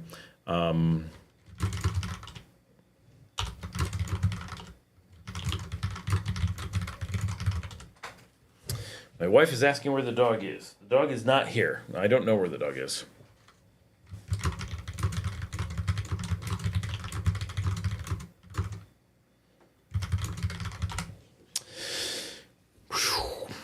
Renee says, hanging with you for the record. Dale says, what's the point? Oh, where's this post you're talking about? Janet says, lol, is he just a misinformation troll? I'm not sure, Janet. So some people clearly are. Jenny. But this guy, I can't put my finger on what the situation is. Like, he keeps posting so adamantly that life is so hard in Nicaragua and that you have to have 2 Hiluxes, and you got to have this baller house, and you need $3,000 a month, or you can't afford to eat, and it just goes on and on and on about all these things you have to have, and it's like, I mean, that stuff would be cool, and you could live a great life with that, but man, it's I don't know how to link this. View comment on YouTube. Let me see if I can. You guys have to promise not to link away from the live stream. So copy and paste this into something else. You can live the dream in Nicaragua and not break the bank, right? He believes you can't. He believes you have to break the bank. So here in this video, scroll down and see him post, and it's over and over and over again that he is posting this consistent thing until he broke one time, and he admitted that the person he called his wife was scamming him, and that he needed to come down here and get control and fix things. But then he went right back to this punitive, I'm going to move her to Mexico, and I'm going to put her in Sinaloa or something like that. It was probably Baja. And she's going to stay there until she becomes an American. And I can't tell the tone of this, because it's like, you're going to put her in like cartel land as an illegal immigrant because she can't get a visa to Mexico, and you're going to make her live where she can't afford to live with no familial support. He sounds like a human trafficker. Like, I can't, like, one moment he's like, Nicaragua's so hard, I can't handle it. And one moment he's like, I'm an old man who's homeless on the beach. And then the next minute he's like, I'm so rich and she's going to be human trafficked and I'm going to pay coyotes to destroy her life in Mexico. And you're like, what is going on with these posts? But the tone is consistent, and so I'm like, am I just reading in? Like, does he understand he's being punitive, that he's putting her life in danger, that he's crippling her financially, that there's no chance of her getting a visa to Mexico, let alone the United States? And at one point he's like, I'm just going to go on believing that she's getting a C1 visa, the long-term spousal resident in the United States that she's been denied for. And let's all be honest, Nicaraguans are not getting visas to the United States right now. Full stop. There is no when, if, but, sorta, for the, nada. There is no Nicaraguan getting a new visa to the United States for the next 6 months, and almost none getting one for the next 4 years. That much is a guarantee. Beyond that, maybe someday. Are you going to really rip this woman and her children out of Nicaragua, where you're paying them to live a baller lifestyle, and be like, okay, I love you so much that this insanely baller lifestyle that I've created for you, this wonderful life where you can buy businesses, cars, houses, throw money everywhere, huge parties, all this, and now you're going to move, not with me, not to be near me, but to Mexico, where you can't get a visa, and I'm going to put you in the cartel land, and you are going to live there for the rest of your life, and you're going to die in destitute because I'm insane. Like, I get it. She scammed him. But, like, where is he go? Like, what is his game plan? I can't figure out if he's trying to destroy her, if he's trying to make her like a drug addict, if he truly thinks, like, one moment he realizes she's scamming him, next moment he's full in believing all the things she says. The one thing he'll never let go is that Nicaragua is expensive. He claims to have been here, but thinks food costs like $100 a sandwich. I don't know. And this is why I want feedback. Normally, I'm like pretty good at the trolls, right? Normally, I'm either like, I'm putting up with it, I'm canceling them. This one has me thrown for a loop. He's enough random that I think it's a human. But is he really married? Did he really meet a girl? Did he really come to Nicaragua? Did they run a scam on him so significant that he'd never left a warehouse in San Francisco, but they put a baggie over his head and made him think it was Nicaragua? Like, I actually don't know what is going on. I have no idea what is the appropriate reaction to this series of posts. And it's been going on for a year or two. So this is not sudden or like acute. This is like a general, like, Work with me. Mixing and matching content too much on YouTube can mess with how much you get promoted. Yeah, it can. I heard creators claim that. That could be a thing I'd worry about adding that kind of live stream. Yep, it's a good point. That is the biggest thing. Could it impact other things we do? But it could also bring in new viewers who are like, this guy is like super, chill. Maybe, probably a separate channel. Yeah, you're right. No, it probably is an issue. No. It's they're really serious on YouTube. One video's bad performance does not impact another video's performance. They don't do that. So it should be okay. Dale says, I'll check it out for later for sure. I should pay more attention to the comments on your videos. No, I don't know if you should.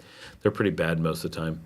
I mean, the good ones are like, hey, have a good day. They're like real, like you don't need to be paying attention to them. But the bad ones are bad. Like really bad. Bitter old troll that lives under the bridge. I don't know if he is. I'm really quick to jump on that. I'm pretty brutal about the trolls. Like, and I mean, I guess. But like this morning, I knew there was trolling going on as early as everyone else. But I have to give that 1%. I have to give it a little bit more time because I am the moderator, and so I really worry about mistakes as moderators. As someone who's been moderated a lot because people didn't like the truth in business, right? Oh, this doesn't make as much money as that. Oh my gosh, you're making my business look like a sham. Delete, right? I'm very, very conscientious of people trying to do the right thing and being nuked for being honest, and not just lying to people to make them feel good. And a lot of that in my career, that people are so sensitive to that. I don't want any kind of moderation to happen like that. I want that kind of stuff occurring, and so I really do give the benefit of the doubt until the last second. I give that. I've seen people turn around after some pretty major blowouts, and it's like, okay, but have you thought about this? Have you thought about that? And if you talk to them calmly, it's rare. But so I'm a rope believer, right? As I say, like, I understand that if you give a man a rope, there's a good chance he may hang himself. But if he hangs himself with a rope, it's his fault. It is not your fault for enabling someone to climb out of a hole. If a person who's in a hole decides to hang themselves, just because you gave them the opportunity to get out doesn't make it your fault, ever. But a lot of people feel that you shouldn't enable stupid people to be stupid. That's not true. I'm a very strong believer that you never sacrifice any honest person for any number of stupid people. If you have to hang 99 stupid people to let one smart person voluntarily climb out of a hole, that is a pure win. Nothing weighs on my conscience. And I appreciate the comments that I was very patient this morning. It does require a little bit of patience, for sure. And I've done this a long time with much more belligerent people. And this is actually easier than you think, because when people lose their poo in this kind of forum, it's so dumb, right? I've been based on the moon for the last 3 years, and our new colony on Saturn is going so well. Like, we all know you're nutso. Like, that's too bad. Or there's this really clear, like, you're just spewing religious garbage. You don't make any sense. You're not thinking this through. Like her everything. But I did read the comment that my timing on the Ginny comment was perfect. I appreciate that. But what I did it in technical circles, and people just so angry that their technical solutions were mathematically not ideal and demonstrably bad, and they'd be like, no, I'm looking for All I want is someone to lie and reassure me that I did a good job so I can show this thread to my boss that I'm awesome and I deserve a raise. And I'm like, you just screwed your company. You didn't do your job. You didn't do your research. You didn't ask the right questions. You lied about this. And now you're trying to cover it up. Like, here's all the things you've done wrong. Now they can't show that thread to their boss without losing their job. And the thing that they're bragging about turns out to be their epic failure. And we talk about their evaluations and people get really angry and really hurt, and it's so much more demonstrable. Although it's hard to be more demonstrable, that her freaking out that I referred to myself by a correct term, like for anyone who didn't catch it, I said I'm a cis male. Cis male means I'm a guy who likes girls. Pretty straightforward. It's not a weird thing. It has nothing to do with gender. Well, okay, the male bit has something to do with gender. But she was upset that I said I was male. She's like, there is no male, there's only male and female. Like, what are you saying? Cis has nothing to do with being male. I don't know if she doesn't know what the terms are, but that just refers to I like girls as a man as opposed to being gay. Like, that's just who I am. And so that's my perspective. You need to be able to have these terms, and she seemed to confuse the concept of being gay with being male. Which, if you can't be male, you can't be gay. I like, being gay requires that you have a gender, or you can't it's all very confusing. And she's like, there's no gender anything. We're not worried about genders. We're just passing laws about genders. And you're like, do you hear yourself? You're freaking out because we're trying to minimize genderification and freaking out about how we all have to conform to her gender ideals. Man, that's some weird stuff. And there's no arguing with just straight up insanity. Like, she's just refuting herself left and right. She's not hiding the fact that she's refuting herself. She's not pretending she's not insane. She's not pretending she's not illiterate. She's just vomiting craziness all over the place. Like, okay. Like, we got nothing to work with, girl. I've looked at Chinandega a bit. Looks sweet. Santa Maria Beach. Santa Maria Beach? Where is that one compared to others?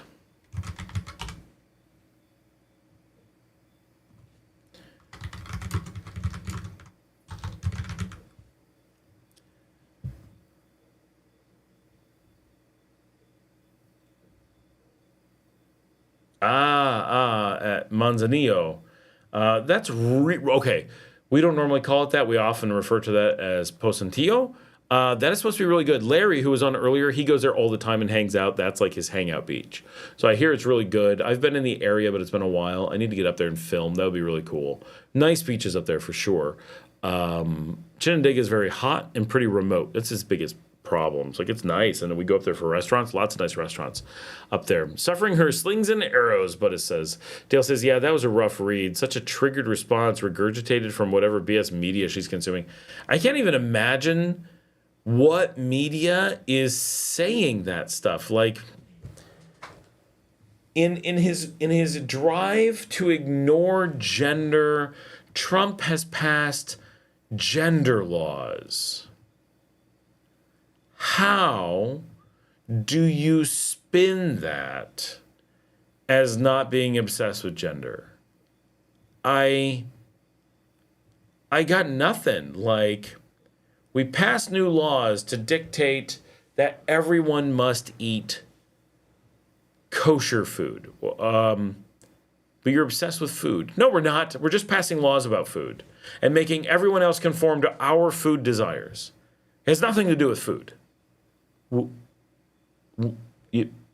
What? What? That was an unpleasant coffee and smoke. Yeah, it's kind of... it may have required a different kind of smoke, I imagine, for many people this morning. Yeah, I don't know. I don't know.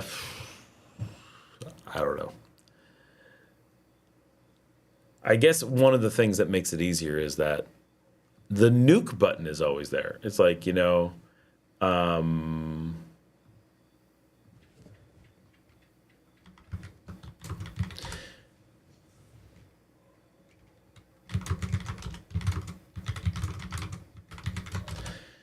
oh.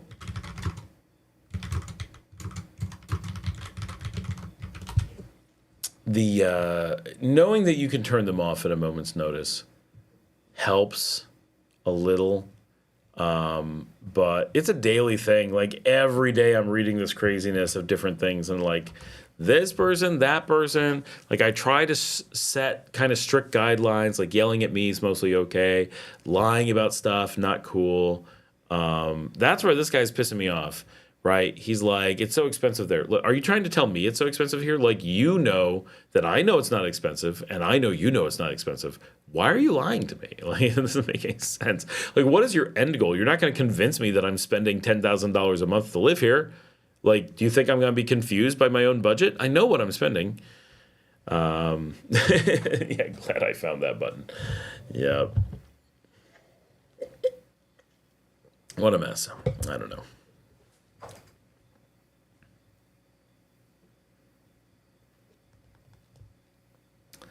I think we're going to push through to 9 hours with this wine. Like, this is pretty cool.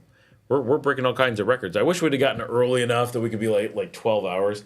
What's amazing, I think, is that we are by far the longest we've ever gone. We took no break whatsoever. I've only stood up to let the dogs in. There's been no bathroom break. There's been no pause. There's been no going out for a drink. There's been no nothing.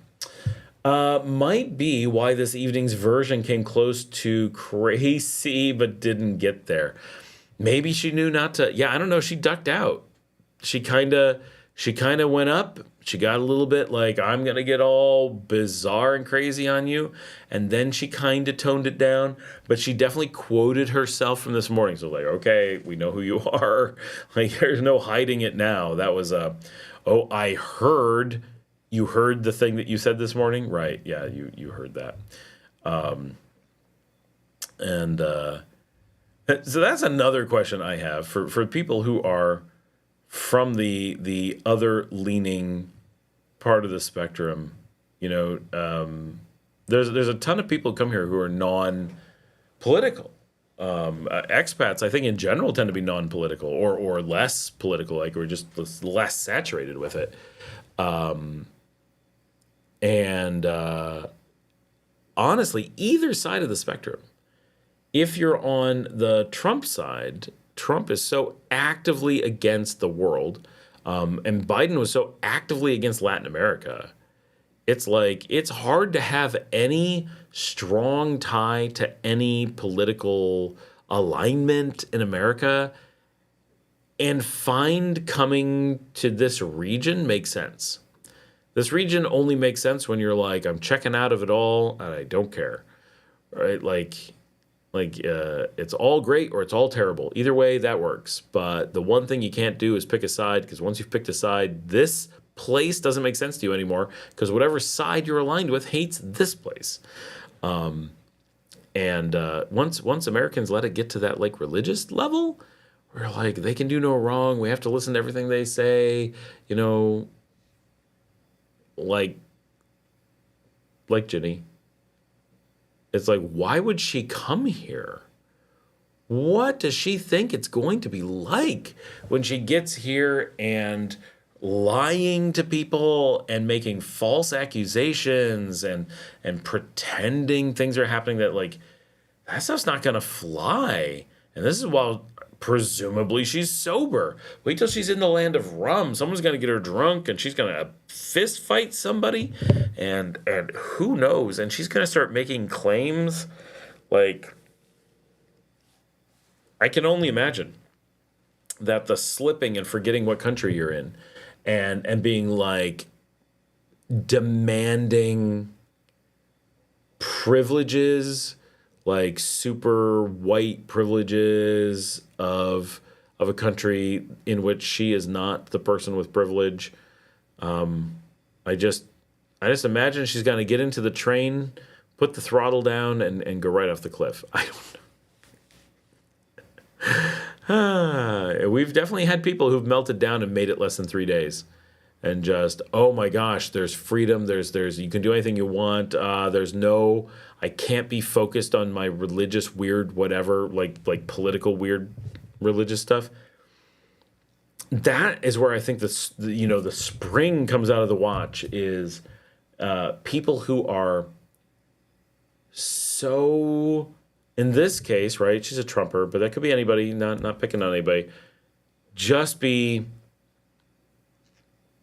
really religiously tied to some political figure, and then be like, okay, I don't want to be in this country. I want to be in a different country. So there's two things. So she's really, really passionate about loving the position that America's in right now. Okay, great. No problem. Like, I get it. You voted, and it's what you wanted. Great for you. And you're there getting exactly what you want, and you're clearly very happy about. What's driving you to leave? If you're in power and you believe that nothing can harm you and that this is like, and then she wants to come to a place, in this particular case, that is so dramatically the opposite of she wants a totalitarian situation. She wants a very religious figure, and then to come to a place that's like, no, we don't do religion and politics, and no, we're about personal freedoms, and yet nope, no authoritarian like here, and like, oh, we have a democracy. Like, woo, this is not stuff that is going to fly with her. Why would she? And once you're asking those questions, oh, am I going to get in trouble for intentionally acting as an enemy actor, like a spy trying to? Are you really asking this question? And then she's like, well, I don't plan on doing that stuff. It's right up there with, I'm thinking about stabbing my neighbor. I'm not saying I would. I have no plans of stabbing my neighbor. But it's perfectly capable. Am I going to get in trouble when I do this? And you're like, what? What? That you brought that up. You already know this is a bad idea. And you know what? The government's going to read this. So when you come through border control and they're like, so do you plan on stabbing your neighbor? And she goes, well, I've thought about it. They're going to be like, okay, you got to go now. Like, I appreciate your interest in our country, but we're going to have to decline you. I found that I don't give as much of a shit since I decided to move there. Made the final decision in summer. That whole cycle was not nearly as painful. Oh my gosh, it's true, Dale. Once it's not your circus, then you know they're not your monkeys. And it's just like, and trust me, it is every day we read the news from up there and we're just like, I don't want to deal with any of this. And sometimes I read the simplest thing, right? It was a deregulation of some internet stuff and it's going to raise some prices. And I'm like, oh my gosh, this is terrible. And then about 2 seconds later, I go, oh, it's terrible for people that are not me. I don't care. I don't care. These people voted for their internet to be screwed up. I don't care if it's slow. I don't care if it's expensive. I don't care. Not my problem. Okay.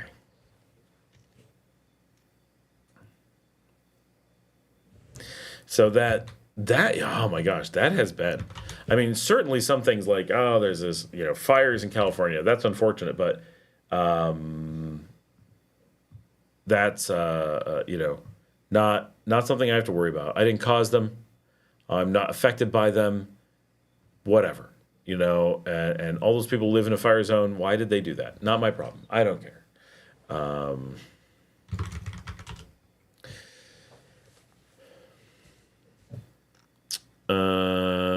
Janet says because she's running from herself. Probably. Dale says, I actually felt sorry for her last week when she first came on and said she had no friends and hadn't seen her kids in 20 years. Oh, I missed. Was that in the live stream? She was asking about bringing all her stuff down, wanted to be left alone, and then she ended up where she was this morning. Oh, yeah. Yep. And that's right. One of the people who's really tied to her physical possessions, you can see why her hasn't seen her kids in 20 years. If you're going to be like this, now I don't know if you also haven't seen your kids in 20 years, you'll end up like this maybe. You know, yeah, Janet, I didn't see all of that either, right? But yeah, on one case, it could be if I didn't see my kids for 20 years, I'd lose my mind. But on the other hand, if I lost my mind, my kids wouldn't want to hang out with me for 20 years. So it could go either way. Wait, what did Isha thing say? Asking for a friend. Well, yep. No, on WhatsApp. Oh, on WhatsApp. Hold on. Let me go see what's going on. Was it in the... No, I don't understand. I missed something. But I come on here to get away from the crazies. Oh, well. Sorry, Mario. Sorry, we brought them with us this week. No hiding from the crazies here or on the beach. Oh, my gosh. For any of you who've never spent time on the beach in Nicaragua, which I love, by the way. So, it was on her audio. I never listened to those. I forgot that they were there. Okay, Dale, that makes sense. Yeah, that's, it's unfortunate, but, driving people away, being so belligerent like that's gonna happen. How do you not have that happen? Like, it's inevitable. And now she wants to move away from New York City. She wants to hide away in another country, which I kind of get. Reset. And maybe moving to Nicaragua, maybe you'll snap her out of it. But, boy, that's... At some point, if you're going to... Hey, Elliot, does anyone know what's going on? With the crazy people, we do not. It's been about 72 hours of pretty significant crazy people posting, but the live stream is going well and things are good. Janet says, I wish I could stay until the end, but I have to wake up for a class. Oh, lame. Janet, come on. It's almost like we're not going out drinking all day tomorrow. If anyone wants to party, I'm drinking all day tomorrow. This bottle of wine is a warm-up. Oh, I don't think I've told everyone.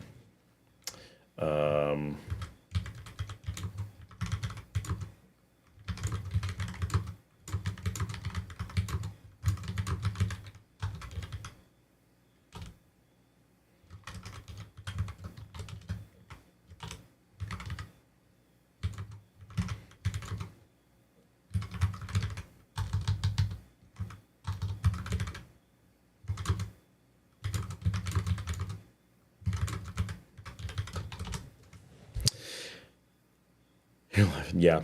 I've got to go to 3 events and drink all day. It's going to be rough. I'm going to be rough enough from the bottle of wine, which is, it's not going to give me like La Goma. Not going to give me a hangover, but it's going to make my stomach all upset for sure. I cannot drink this much wine and not have my stomach be upset. But shortly after this live stream is over, I'm going to, what's my phone at? 15?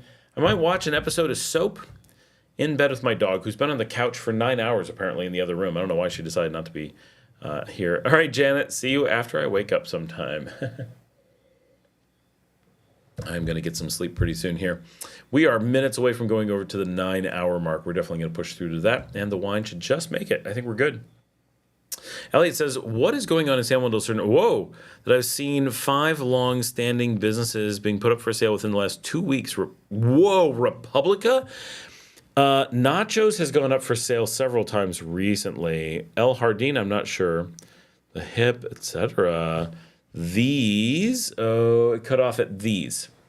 All deciding to sell at the same time are certainly connected to each other. Has the economy taken a significant dive? Has the tourism slowed or has it become more difficult to visit? So, Elliot, we've seen, that explains what's going on. Oh, yeah, Dale says, out of 8+ hours, only an hour of crazy. Pretty good ratio, right? Our ratio with the crazy is not as good as our like ratio tonight, but it's been overall pretty good. I don't think she's been on since like 7:30 at the latest. So we got a lot of detox from the crazy on this one. We're good. This is seriously a good night. More challenging for business, etc. Surely something is afoot, and it would be very beneficial to anyone looking into buying San Juan del Sur to be made aware of what exactly is causing the sell-off in town. Elliot, are you perhaps thinking about buying in San Juan del Sur? asking for a friend. Okay, so I don't know. Let's start with I don't know. This is the first I'm hearing of a massive sell-off in San Juan del Sur in the last 48 hours, but I'm certainly going to ask. I know some people down there, so I'm going to reach out to a few people and see what's going on as best I can. I don't have like a deep connection into San Juan del Sur, but I'm definitely going to. Sure. No, he says. That is exactly what someone buying in San Juan del Sur would say to throw us off the scent. So we'll take that as a yes. But I visit it almost yearly. Okay. The big thing that's going on.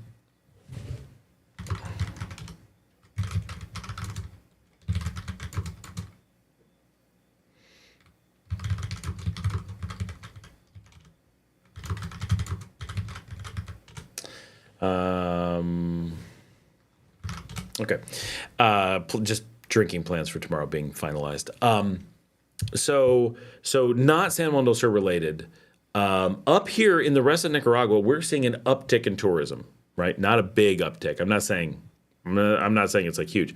I'm saying that like a few percentage points seem to be moving. Tourism is in a positive general direction. It's also January, so this isn't a huge month. It's not a bad month, but it's not a huge month. So it's not a great indicator.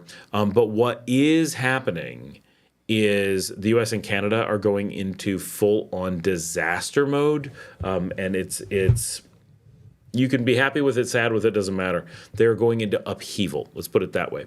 And one of the videos we have coming out in a day or two, it is very likely that the U.S. is about to impose a travel ban on Nicaragua. That is expected. We'll have a video that digs into why we think that, what's been said, but essentially the United States has hinted very strongly that Nicaragua is about to go into a travel ban.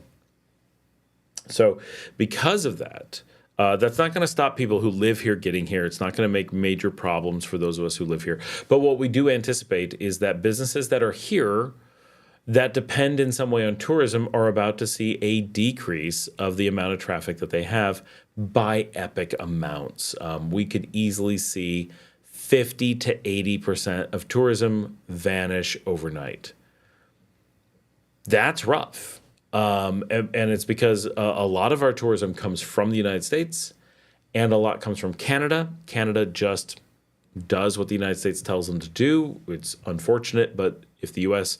does a travel ban on Nicaragua, Canada is not going to stand up and say, hey, we're a sovereign nation. We need flights directly to Nicaragua. They're going to go, okay. And I don't think there's a doubt in the world that Canada will simply capitulate. And most flights coming in from Europe pass through the U.S. and will be instantly banned. And so all of our really good low-cost flights into the country will cease to exist for the indefinite future. That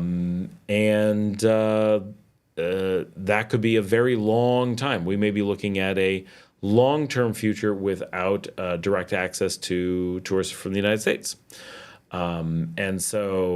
Those of us who are investors in the tourism industry here in Nicaragua, that is a daunting future, right? That our bread and butter may be gone because it's not just a large percentage of our potential customers. It is also some of the highest earning, highest paying customers, right? Those who can afford the nicer rooms and so forth. So as a tourism investor, we are certainly prepared to have our business vanish. If you're in San Juan del Sur and you've got places you could sell and you hope that people aren't aware of that fact, yeah. If you got wind of that, you'd be dumping your place today if you could. Anyone who isn't, I've made this pretty clear in my videos over time. As an investor here, I'm an investor here because I'm all in on Nicaragua. This is where I live. This is my home. This is where I love to be. I'm not here to make money. I'm not here to be a quick business person. I only do business because it's good for the community. And so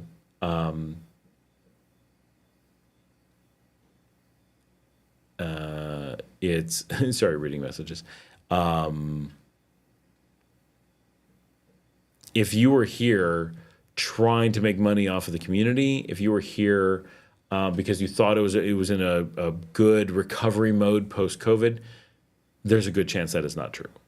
And so there's every every real possibility that people are like, I got to get out and I got to get out now and I want nothing to do with it. This is too hard. And if I was a business person here and that was my only thing, I need to make profit, this is signaling that there is every possibility of no profit for a very long time.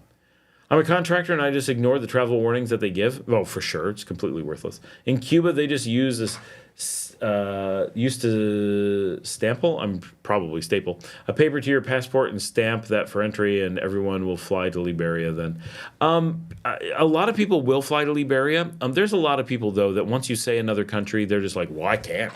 Like a whole bunch of people just rule it out. I'm not saying the tourism will 100% go away, but a lot of the, like Liberia is twice the cost of Managua for the low-cost flights. So a lot of people who are like, it's 2 hours and $70, I'm there, right? Those people, when they're like, it's $150 and 3 hours and then many hours on a bus and the bus is $80 and I got to cross a border that takes hours. Is it a big deal? No, I would do it. Of course I would do it. And I've done it. But there's a lot of people that will be like, nope. And they can look at what the tourism numbers were during COVID when there was a time when they hadn't returned to Managua yet.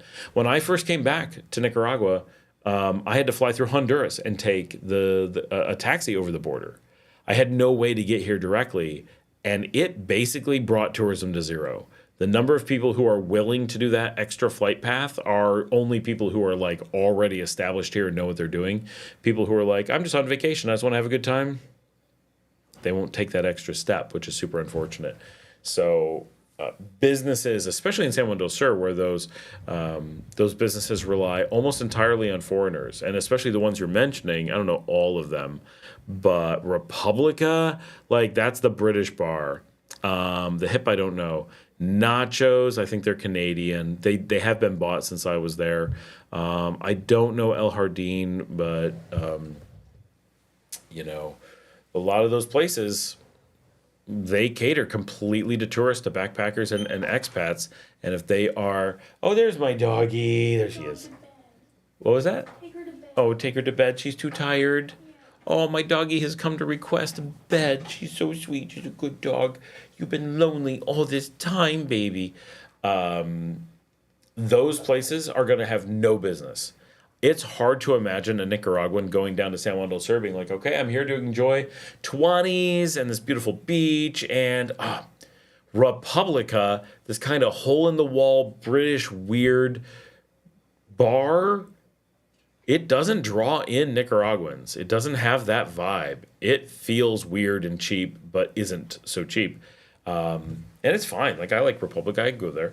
But they used to, long ago, do some really good ginger rum that I really liked. And I've done, trivia there. But these just aren't Nicaraguan things. People are going to be like, why would we go to this weird place? And it's gone, right? It could easily go from busy to nothing. And then, and it's not in like a beautiful building. It's not like beautiful real estate. If that place isn't getting traffic, that's not a great building. I wouldn't want to be paying rent on that.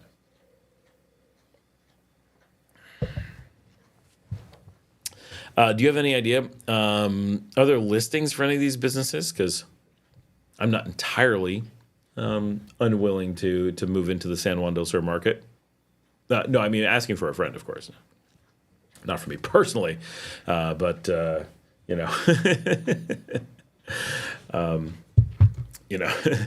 Juan del Sur was an important part in our deciding to return to Nicaragua after many years away.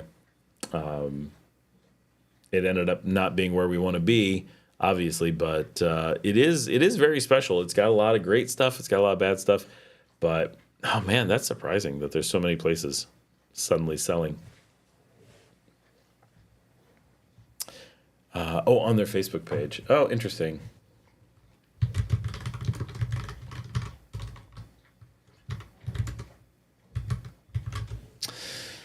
Could you get that shuttle to San Salvador and Guatemala you take from Leon on the return journey if you flew into either of those and wanted to go to Leon? Yeah, absolutely. If you fly into Guatemala, what you have to do is take a taxi over to Antigua. It's essentially a suburb. And from there, you can just grab the shuttle, which I've done, From Antigua right to Leon, super easy. Leaves early in the morning, gets to Leon at night. It's a long day on the shuttle, but it's cheap and easy. So, yeah, it's great. Well, I won't be traveling before summer. Wonder what I'm looking forward to in terms of travel. Yeah, it could be an adventure. Exciting times. Plus, I have the OG, the folks Instagram and Facebook pages. Ah, yeah. Yeah. It's, I'm looking at Bar Republica, Nicaragua, seeing what they put on their Facebook page right now. The Cheers of San Juan is for sale. Over 15 years, Republica has been a staple in the community, making it one of the longest-running bars in San Juan. Regrettably, we need to give our attention to other endeavors and pass on the legacy. As a fully licensed, operating, and profitable bar and restaurant, this is turnkey business opportunity. The bar dining area seats 30 comfortably. The pool lounge, there's a pool lounge? When did that get there? Has a recently refurbished billiards table. Oh, pool lounge, not swimming pool, not piscina. Billiards Lounge has a recently refurbished billiards table that brings together expats, tourists, backpackers, and locals. Being one of the only few pool tables in town, it generates a huge amount of business. I own pool tables in other towns. The business is currently structured in a way that the new owners could be as hands-on or off as they wish. The cook has been expertly trained by a professional Western chef. The popular and unique food menu is designed with exceptional profit margins. Stuff sounds fishy. I've been there. It is a good location, but the central location, half a block from the bus terminal and a block from the beach road, ensures a constant flow of foot traffic even in the quieter months. The property received a $20,000 renovation less than 2 years ago with a brand new kitchen, 2 new bathrooms in the front of the building, completely redone with durable materials to withstand the elements. This is an opportunity to be a part of the community. Yeah.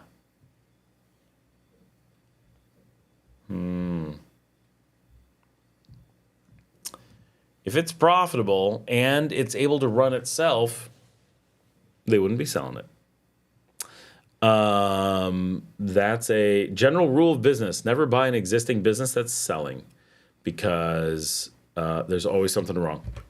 Always. I've been helping people with this since forever, right? If a business is able to run itself, and now I understand lots of businesses can't. Lots of businesses depend on the owners being involved and making a whole bunch of the decisions, making a bunch of the work happen. That's fine. It's kind of like you're buying your own job.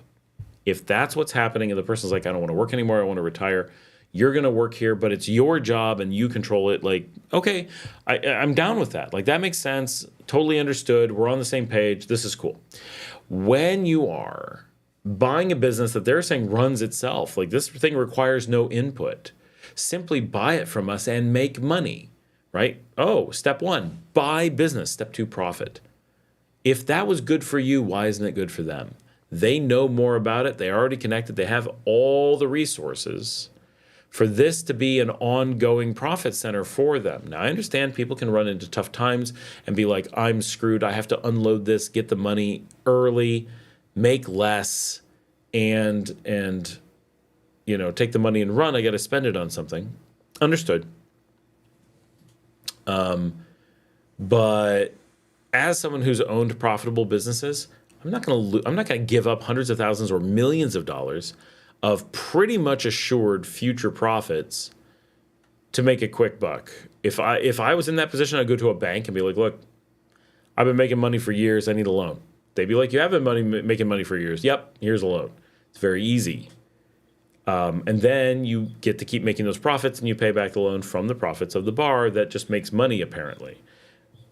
So something is very wrong. There's only 2 possibilities that are reasonable. One is that it is not making money on its own and that they're just making that up. Or 2, they believe very strongly to the point that they're willing to throw away those profits that that is not going to hold true in the relatively near future. Sorry.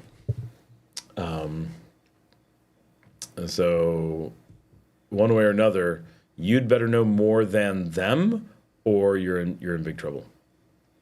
How do I not know the HIP? Homemade lasagna. I don't know this place at all. Now, I don't go to San Juan that much, but weird. Who else is selling? Probably HIP nachos. There's not much at nachos, just a little hole in the wall. I ate there in 2019. It was okay. And El Jardín Hotel.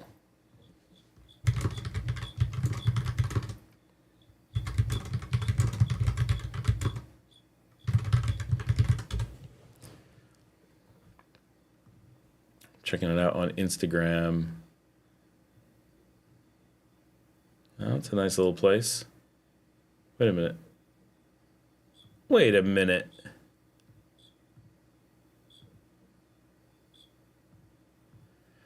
Is El Jardín... Elliot, are you still there? Is El Jardín the old Bahia?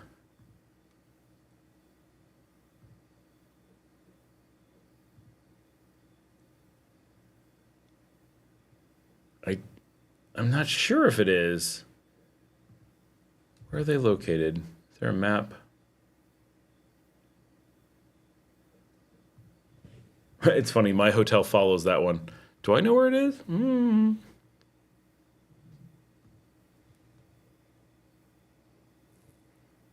Ah, I think so. Oh my gosh, you know what? I wanted to buy that place 6 years ago. I really like that place. You know what's funny? A buddy of mine was playing guitar there, I don't know, last week.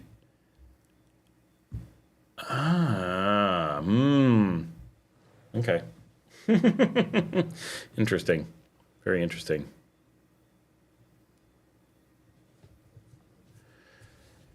All right. Well, guys, we're way over 9 hours. We've done an amazing job tonight. Thank you so much, everyone, for hanging out. I think we're past the point of questions. Elliot, I'm really interested in all the stuff going on in San Juan del Sur. Keep me up to date on what you hear there because this is, wow. I'm going to do my best to look into that. That's interesting. Oh, has there been any significant increase in travel, traffic, etc. on the coast road where it has been completed so far? Or is it not finished far enough to the north to make a difference?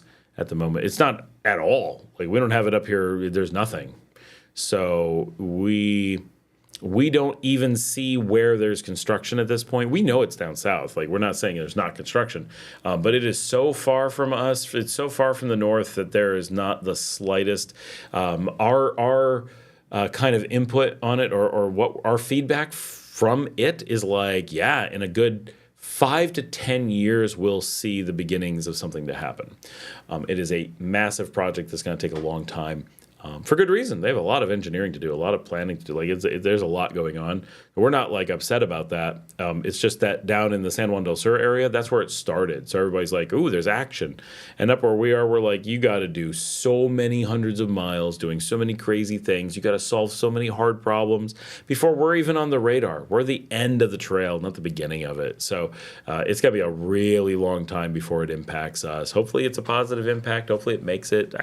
Every confidence that it will, but it's going to be a long way away. So we know it's a very long road, and I don't think it's going to help San Juan del Sur. Realistically, it's going to help the beaches around San Juan del Sur, but not San Juan del Sur, probably. So yeah, everybody have a good night. We still got 18 people on. We're not fooling around here. We're really close to hitting 800 views. We're at 782 views. 18 people still on. 655 likes for the night. Really appreciate everybody hanging out, doing a late one tonight. This was good. This is nice to really kind of get the year back into full gear, feeling everything good. Feel like we were no technical problems. Cameras have made it. A one battery change, no bathroom breaks. This is hardcore live streaming right here. I'm gonna grab my dinner, go see the dogs, get some sleep. Gonna be hanging out at El Simple tomorrow before heading to Via Via. I really appreciate all of you and all that you guys do and all the comments and putting up with the crazy people who want to be on the community. And I will see